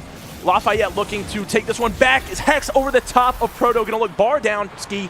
That's 2-2 in the game. Hey, I was talking about freebies that potential teams facing Woodson would be looking for, like Kempsville, except they kept going in favor of Woodson. Now Lafayette getting a freebie and building on top of that to tie this game up. And now all of a sudden, we're back to square one. It's a 3-minute game, folks, in game number 1. This is the grand finals of the VHSL championships. Something that we've seen so much from Woodson is that they are not scared to throw out these double commits because they know they can get back to it because they're faster than their opponents. Lafayette's like, whoa, don't underestimate us, man. You double commit, we're going to punish you for it. We've seen Hex before at VHSL be such an outstanding offensive pressure. Cairo's actually going to nail this one right down the center of the net, looking to take that lead back. Questionable decal choice from Proto, but we'll talk about it later. And what a shot. Proto there just to help out just in case it didn't sink. But now the lead regained for Woodson as we near the halfway mark of this game. Now, Moko over to For You. Proto and Moko back to collect this one on defense. A nice little clear. Proto zipping around immediately. Going to put pressure on it. And Cairo collecting a second opportunity towards the net. Forcing Hex to make a play, make the save. Now Hex going back the other way. Proto just interrupting a little bit of that tempo that Lafayette is now playing up. But we can already see the difference between Kempsville in our last series and Lafayette. Lafayette's not afraid to play a little faster. Right, and not only is these your number 1 and number 2 teams in the state, my completely unbiased opinion, I believe this is not only your top 2 teams in the state, but your top 2 players in the state. I believe that Proto and Hex are the top 2 biggest talents within VHSL Rocket League currently. And I mean, these are 2 players that know Rocket League down to its fundamentals, right? They are extremely mechanical, extremely knowledgeable in exactly what Rocket League is and how they can succeed at it. Time is ticking away. Lafayette looking for another goal to try and tie this one up. Moko back with Proto on defense. Veronic towards the blue side of the pitch. Hex gonna get a nice touch off the wall. Sort of a gift wrap bag over to Proto as he collects it, but for you, challenging there in the midfield. Some challenging in midfield we haven't seen against this Woodson squad. And that is certainly going to make a difference in how these games start to play out. This is a much closer game than we've seen Woodson be challenged by thus far. Absolutely. And one thing that we need to point out is, like you just said, these teams are fighting tooth and nail. They are not giving each other any room to breathe, right? Both of these teams are being extremely quick to get to the ball, play off the ball, get their boost, get back into position. There's so much that these guys got to remember to do, and it basically will come down to whatever team makes less mistakes is going to take this one home. And it seems so far that Woodson doing a good job managing those mistakes.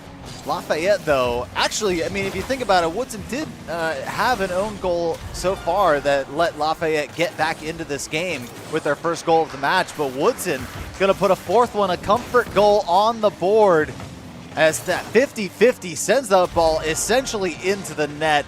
A little bit of misreaction, I'm sure, from what Hex intended. Right. I mean, 4-2. Game 1. This is definitely not a blowout game by any means. We saw a 3-2 scoreline for quite a while. I believe 2.5–3 minutes of this game were spent within a 1-goal deficit. And, I mean, now to the fact that the Woodson gets another one early, looks like they're going to try to take this one home and take Game 1 for the road. But, I mean, moving into Game 2, what can Lafayette build off of, right? They need to maybe control the midfield a little bit better. I've been saying it all night, and I'm going to continue to say it. Controlling the middle of the field will not only open up more options for attack, but it'll also make defense so much easier for whoever is able to capture it. And that's going to be game number 1, going over to Woodson High School, 4-2. Honestly, I mean, the way that they've proven themselves to be scorers, that is a very manageable score line from that of Lafayette, right? They're within striking distance. As you were talking about the first half of the game, they were basically within 1 or tied up until those last 2 goals went in for Woodson. I mean, this is certainly Woodson's series to lose based on the track record of their entire season. But Lafayette is already looking like a team that could stand the test and potentially take this series based on how Game 1 went. I 100% agree with you, Xander. And I'm a really big statistics guy, so we're going to dive back into that real quick or in between games. Lafayette, number 2 seed in the entirety of VHSL, right? Only losing 1 game in the regular season to Woodson. That's the only game they lost, right? They were 29-7 map-wise.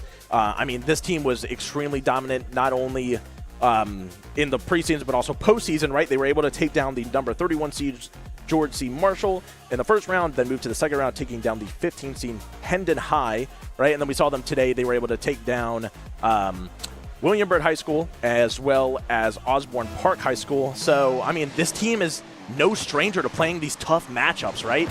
So this is just kind of another one of those situations where they got to kind of dig down and decide, like, all right, how bad do we want it, right? Do we want to take this one? Do we just want to not have any options? Are we going to let Cairo score a goal when he's on offense every time? Or are we going to do some work? I mean, these are early goals that Woodson seems to continually make happen. They always seem to be able to, within 30 seconds, start the game at an advantage score-wise. There's been very few times where a team has been able to hold them off for more than a minute. Kempsville was able to do it a number of times, but, you know, there was also games where they wound up 11-2, 9-0. So we know that this Woodson team can score. Lafayette relenting a goal early in game number 2. Hex. You got to see what they want here. I mean, just like we said before, This is your 1 and 2 teams, your 1 and 2 players. An unfortunate miscommunication there coming out from defense. Veronic maybe not hearing his teammate, clearing it too high above the wall to the point where, oh, they collided. Whoa. Wow, too high off the back wall. Veronic unable to get down to it. Cairo going to bury a second one in the game. 37 seconds off the clock. Woodson is making their presence known early in game 2. Yeah, absolutely. Already, right, with that comfort goal just 4 minutes into the game. And now, I mean, you know they're not going to, but they could just try and let time elapse. But their defense is offense, and if their game plan that they've stuck with the entire season is any mark, they're just going to continue pressing the attack and trying to continue scoring goals. Once again, Proto with the flashy plays up on the ceiling, ran out of boost, wasn't able to continue that dribbling through the air, but now Veronic finally in this corner. Moko looking for a little bit of boost, going to make some room for Cairo and Proto. Proto putting the pressure on the right side of the post, and a nice bounce clear out of there. Veronic looking for a little bit of space, but back comes Moko. A good back pass to maintain possession. And off the ceiling, here comes Moko. Great individual skill from this player. Proto going to collect this one on the corner. A little bit of a fake there, leaving it for Cairo, and now for you. Coming back the other way. I mean, let's just call it how it is, right? Woodson is that type of team that would rather win 8-6 than win 2-0, right? They want to be this offense. Is Hex going to clear that one off the goal line? I'm pretty sure that 98% of that ball was in the goal. Unable to get a good enough clear on it as Cairo is going to look to pass this one to Proto on the goal line. Proto going to make sure that this one is in, looking to take a 3-goal lead, 3 minutes left on the clock within game 2. Lafayette needs to get something, and they need to get it fast, right? What can they do? Do they need to feed their best player a Hex? Do they need to highlight his individual capabilities? Or do they need to work as a team and kind of break down Woodson's errors to the point where maybe Woodson's offense crumbles down a little bit? I mean, it's not often that you see the back pass, right? We just saw that from Woodson to create a little bit of space, take the ball opportunities away from Lafayette.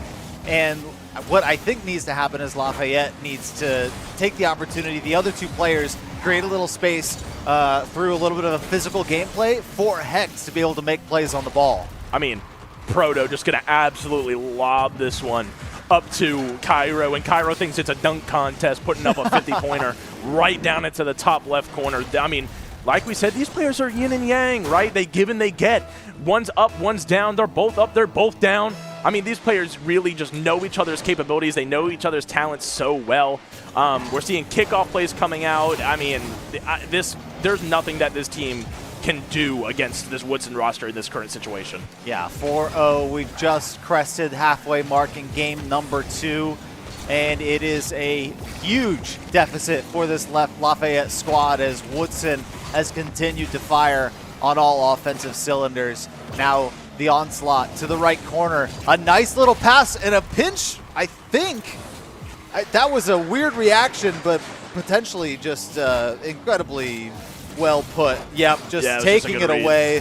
Good read from Woodson, and 5-0. I mean, that's definitely one of those situations where you got to kind of be aware that, hey, I might have someone challenging me. Maybe I don't bring it down to the ground. Maybe I bring that up high to where the point of challenge is not as dangerous as it would be. Situations like that happen, but they could be better managed. Now for you, looking to ride back on Proto just a little bit. This goes to the corner. A nice second touch. Cairo is an animal. I mean, he is balling out. I believe he has 5 of Woodson's 6 goals and an assist. I mean, he's 100% goal participation right now. And he is just absolutely dominating the pitch right now. I mean, Cairo is here to play. He wants this 3rd championship. He wants it under his belt. He wants the title that comes with it, the bragging rights. He wants it all. And now a little bit more from Woodson. 6-0, 92 seconds left on the clock.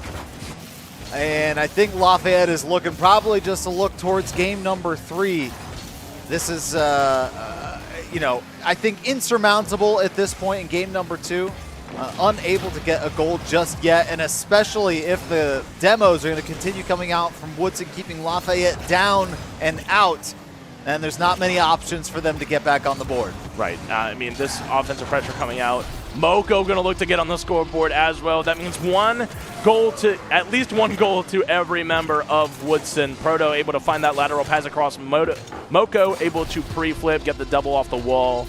I mean, this team looks so dominant in its current state. If I'm Lafayette, I'm like, okay, what are they doing so well, right? Their offensive pressure and their midfield capabilities.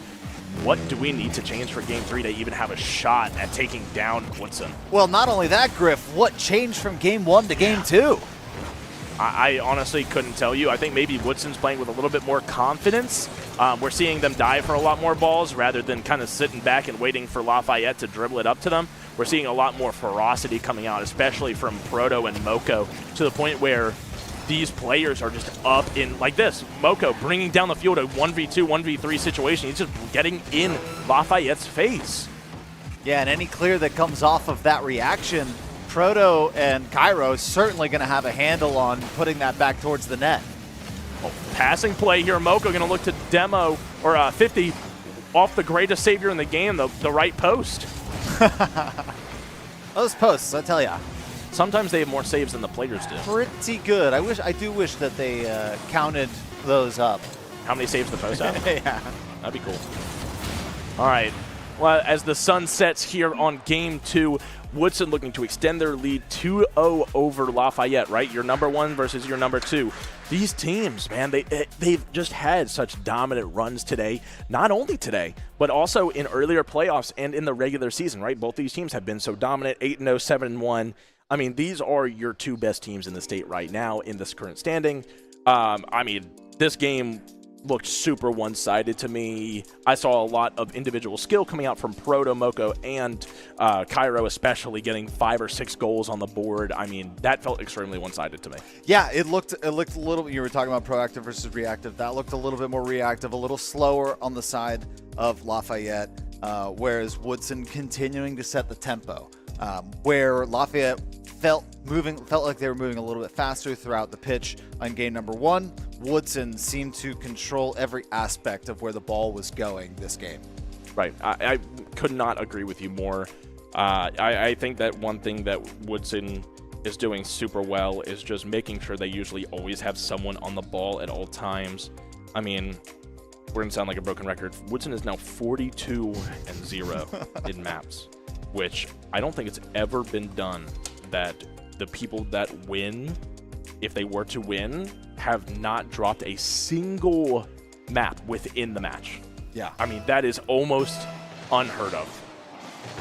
It's remarkable. And you, a 4-time VHSL playoff. Whoa. Playoff Careful what you say. Attendee. No, I attended more than 4 times. I just got second place 4 times.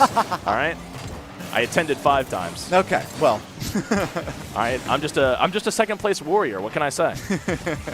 No stranger to the silver medal. But did any of the first place players or champions in any of those 4 times, did they ever walk away with a perfect season? I mean, that is... No, never. Yeah. Never. That's never been done. I mean, no one has ever in the history of VHSL kind of walked over every single person they've played. I mean, this team just looks so dumb. How is that not a reset? What? What the freak? Well, something special cooking here for Woodson, but first they've got to get 2 more maps on Lafayette. The first goal for Woodson will do something towards that endeavor. Lafayette now once again starting a game at a 1-0 deficit, though this time pacing up a little bit, starting to take key cues from their game number 1, where they're picking up the pace and they're playing a little bit faster, taking 52 seconds for Woodson to score. Certainly. Oh, as For You is going to instantly answer back, looking to take control of this, like we talked about, not banging the ball away, keeping possession when you can, catching Moko in an awkward situation where he's extremely perpendicular to exactly where the ball was. It just makes him so awkward that he can't put himself in a position to save that ball. Yeah, that is a nice return goal, and that's certainly something for morale. But then look at Cairo almost single-handedly putting that one through, taking a lot of Lafayette members to try and put that one away from their net. Now they do a little bit of return damage as they try and get that one back down the other side of the pitch. Cairo with Proto, a nice defense there from Lafayette. We've seen this combo all day. all season long. Cairo and Proto, I mean, I talked to Cairo a little bit before this match, and he said, yeah, my job is basically get the ball to Proto, be there for him, and clean up the scraps. I mean, these players have played together for so long now. I believe the entire Woodson roster is seniors, so they will be graduating hopefully this spring. I mean, this team just has looked so dominant all season long. This defense from Lafayette is looking a lot stronger. They're, like you're saying, they're playing a little bit more proactive now on the pitch and making sure that the play doesn't have time to develop for Woodson. So because we're tied up, Lafayette looking for a little bit more. They're playing very, very strong defense in this moment so far, 2 minutes through this game, but they haven't been able to really have a sustained drive, so to speak, back the other way. Yeah, we're seeing that Lafayette is kind of struggling to get the ball up the field, right? Their only time as they're really crossing the halfway line is when Woodson actually is leaving the play and they're able to get a clear over the heads of Woodson. But, I mean, yeah, like you said, this Lafayette defense is looking way better, besides maybe the fact that they kind of don't have boost at times. But, I mean, this roster is looking a lot better than they did Game 1 and Game 2. Yeah, and that might be something of note, right? They're expending a lot of their boosts trying to play that defense, and by staying on their side and playing that strong bend don't break sort of turtling method, they're not really able to branch out into the rest of the boost pads and try and acquire something for their offensive side of stuff. But here again, once you have all three members of Lafayette pushing out around mid, Proto able to pop that ball away from them right over the heads of a lot of them. Moko back in at Proto, off the crossbar. Cairo off the left side. And now Moko going to go up for this one, trying to get the waterfall down the backside, but Hex is there. Yeah, we've seen this 1v1 tons of times, Proto and Hex. We're seeing a great job as Cairo's going to get his shot off, but Hex clears it off the goal line. We're seeing this come out time and time again, where Lafayette is being absolutely suffocated by the offensive pressure. Proto double tap off the crossbar, can't finish it. Holy crap. I mean, I am stressing for both teams. A minute left on the clock, tied 1-1. We have not seen a game yet where Woodson scores this little, and now Proto finally putting a second goal through for Woodson. Lafayette looking for a equalizer here. And that's just a really nice job getting right through the defense. A little bit on their heels is the Orange squad. I mean, we saw that beautiful aerial play. Proto taking it up, actually faking for you, going back down. I believe Cairo actually bumped Hex on the back post, which opened up the bottom right corner for Proto to kind of sneak that one in there. I mean, these two players, they play together so often. They have the chemistry. They have the knowledge of what each other wants to do with the ball. I mean, I don't think there's a better duo in VHSL right now. Oh, and a triple commit on defense. Lafayette, all members fly towards that ball. They're not quite punished for it just yet, but Cairo going off the crossbar again. Hex able to punch this one out. Can For You do anything with all this boost? No, Cairo going to be interrupting that one. Down back towards the corner. We're seeing Woodson actually does not have a lot of boost right now. I mean, underneath, just off the right side, 10 seconds left, 1 goal game.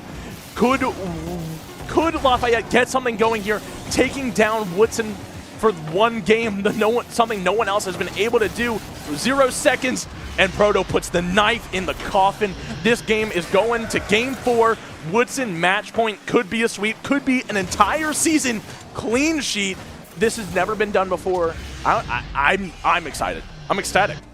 Wow. I'm so many fancy words to describe like energized. I don't even know. Amazing stuff from Lafayette there in game number 3. We saw a really, really close match all the way through, basically tied 1-1 to about a minute and change left in the game. And then 2 more goals eventually falling for Woodson to make it a 3-1 scoreline as we got that buzzer beater in just in time. But that's a game that has Woodson kind of thinking, scratching their heads a little bit. What went differently there that Lafayette was able to get such up-tempo on us? I genuinely think it barrels down to Lafayette playing more proactive. Yeah. And we've said it all day. We're going to continue to say it. But these teams that are playing more proactive are putting themselves in a better situation to greater succeed in offense, in defense, in possessing the middle of the field. We saw multiple times that Woodson's roster maybe got a little too complacent, tried to go for maybe one too many freestyles, thinking that they had this in the bag.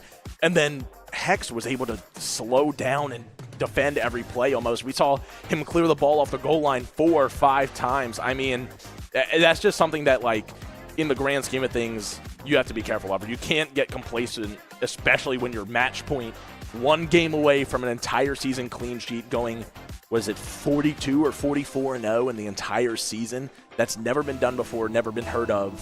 5 minutes, 300 seconds. Woodson they're looking to make history here in the VHSL championships and in running the perfect season. Lafayette just needs 1 win to get this series going.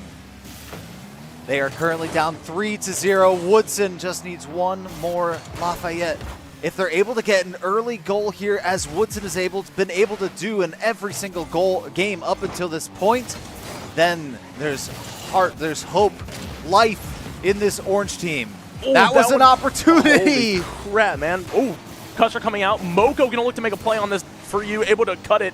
But no, you're absolutely right. If Lafayette could find something early, and I'm liking what I'm seeing, right? We're seeing a lot more kind of team play coming out from Lafayette, right? They're not trying to play individual so much like Woodson is, but they're trying to play as a team, right? They know that if they can pass in the midfield onto the sidewalls and maybe get some heater shots off, then maybe it could be easier for them to score past this Woodson offensive defense type thing. Yeah, and if you're able to do that, you put Woodson in a position where it's the first time all series that they would be trailing. But the aggression from Woodson, all 3 of them going to collect that ball on around midfield, making sure they get possession of it. Hex taking that one away around midfield. Proto with a nice 50-50 steal as, wow, Pharaonic with a really nice save there. That was almost disaster for Lafayette. Minute and a half scoreless in game number 4. I'm really happy that Pharaonic saved and not go in, because that would have been an absolute, like, howler. Dive for you over the top of the defender, able to get the reset. First time Woodson has been trailing all day, right? Nice, great reset over the top of Moko, looking to find the top right corner. Proto unable to get there with a limited amount of boost. This game just got interesting. Lafayette putting the pressure on Woodson, and regardless of how things go, whether they win 1 game, win 4 games, Lafayette could put a spoiler on the Woodson perfect season if they're able to finish out this one. But 3 minutes is an eternity when it comes to Rocket League. Anything can happen second to second. Cairo coming back the other way. Little pass to Proto off the corner. This one to Moko, a nice angle. Gonna go a little bit wide thanks to Hex. Now to the corner for you, up the side of the wall. Running out of boost though. Gonna pass over to Hex. This one back the other way. If they're able to get there in time, they aren't. Wow. Moko gonna tie up the game. Holy crap, I need to see what happened here. Great recovery by Moko. I think Hex got bumped, and then maybe For You thought that his teammate was actually able to get there, and then was it Pharaonic unable to get back to the 3rd-man position?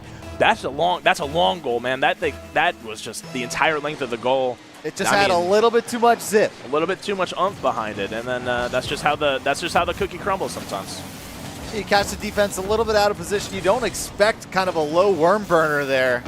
And Hex back the other way. A nice response to regain the lead. I mean, Hex immediately answers. Great sidewall read. Looking to make it up top past it For You, but that one he just left it go. I think Cairo might have given up on it because he thought it might bounce out, or the fact that For You almost had the goal himself. Accidentally bounces off the front of his nose right into the goal. Those 2 shots are easily more than the length of the pitch when combined. That is remarkable from both squads. 2 minutes now. Lafayette still in the lead For You. We just watched on his own 18. We watched Hex's positioning there for about 20 seconds, and his recovery is so fast.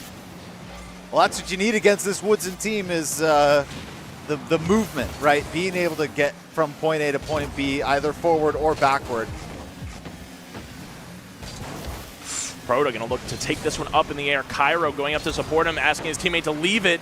Looking to get something going here. You got roughly a minute 45. All members of Woodson going back to their team. Going to look to Psycho. That one's going to go to the sidewall. Hex is already there on the ball. Proto going to look to make a play on it now. Woodson needs to figure out something if they want to keep this undefeated season alive, right?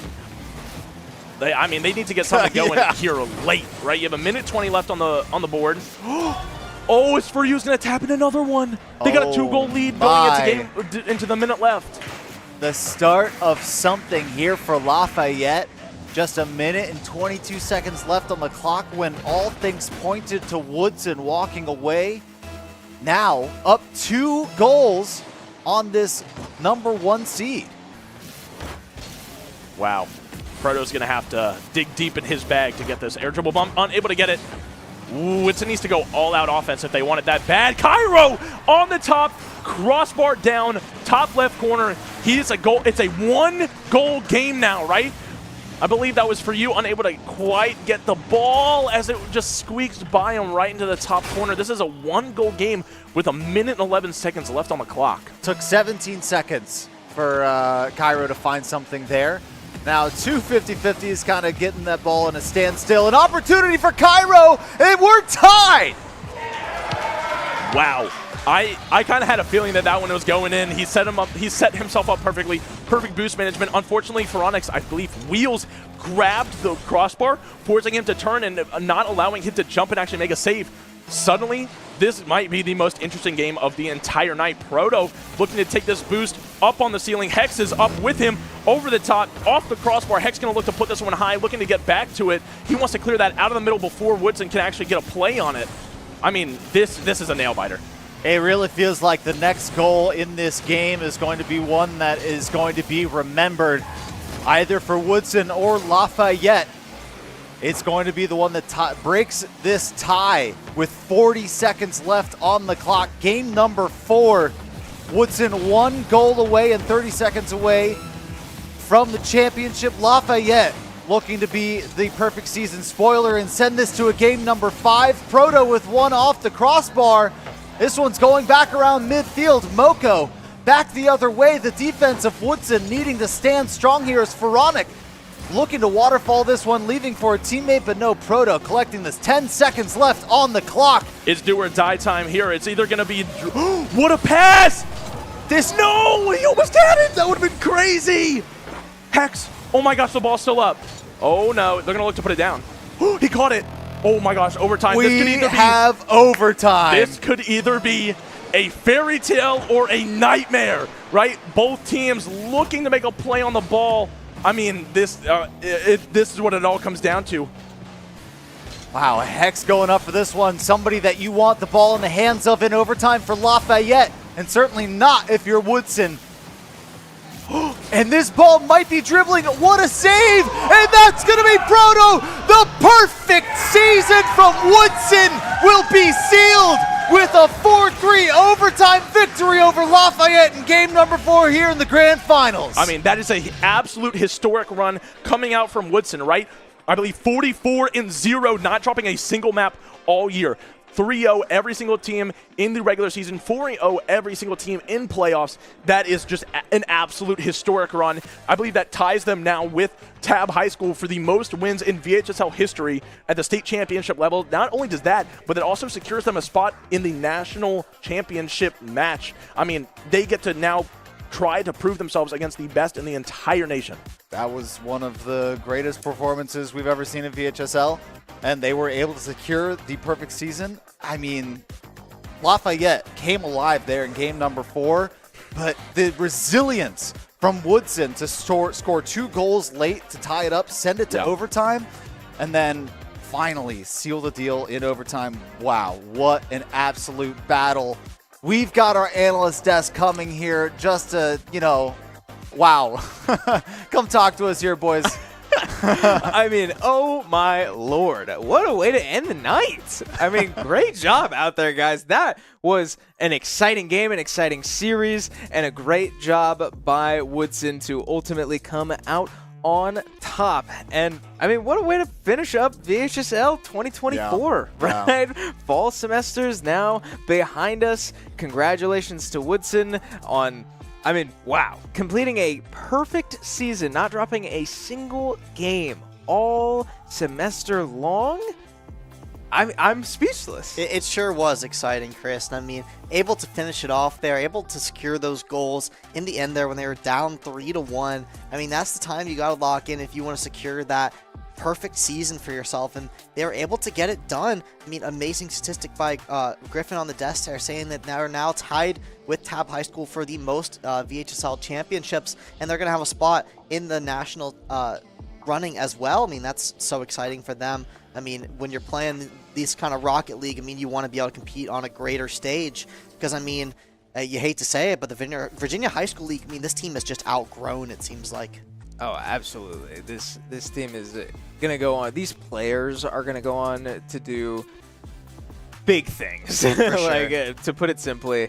But, I mean, as we look through these replays and relive this series for one final time, you have to know, like, I'm going to get ahead of us just a little bit and take us to that Game 4. You have to know that that's eating away at the players in Game 4 when they're down 2 goals. They know they've had a perfect season up to that point. And with a minute left, down 2 goals, even while you're up 3-0 in the series is not exactly under any threat. But you know those players knew what was at stake, and they wanted it. They knew what it took to get it, and boy, I mean, did they find a way. But back to game number 2 here on your screen. I mean, this really was when it felt like the series blew open. I mean, putting up like 8 goals to 0 in game number 2.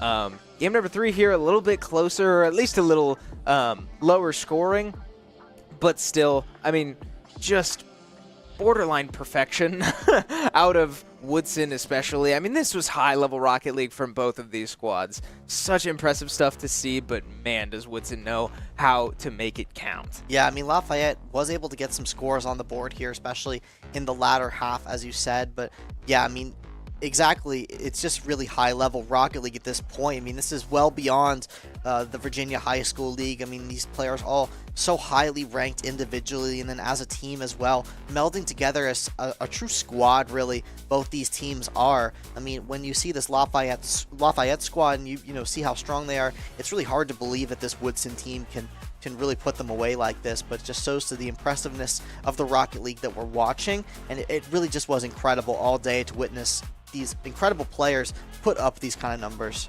Yeah, man, look at that shot. That blew me away when that happened. Avery, you and I were sitting back here in the back room watching all this go down, and I could not believe that goal number 2 from Cairo, and then to tie it up, take it to overtime.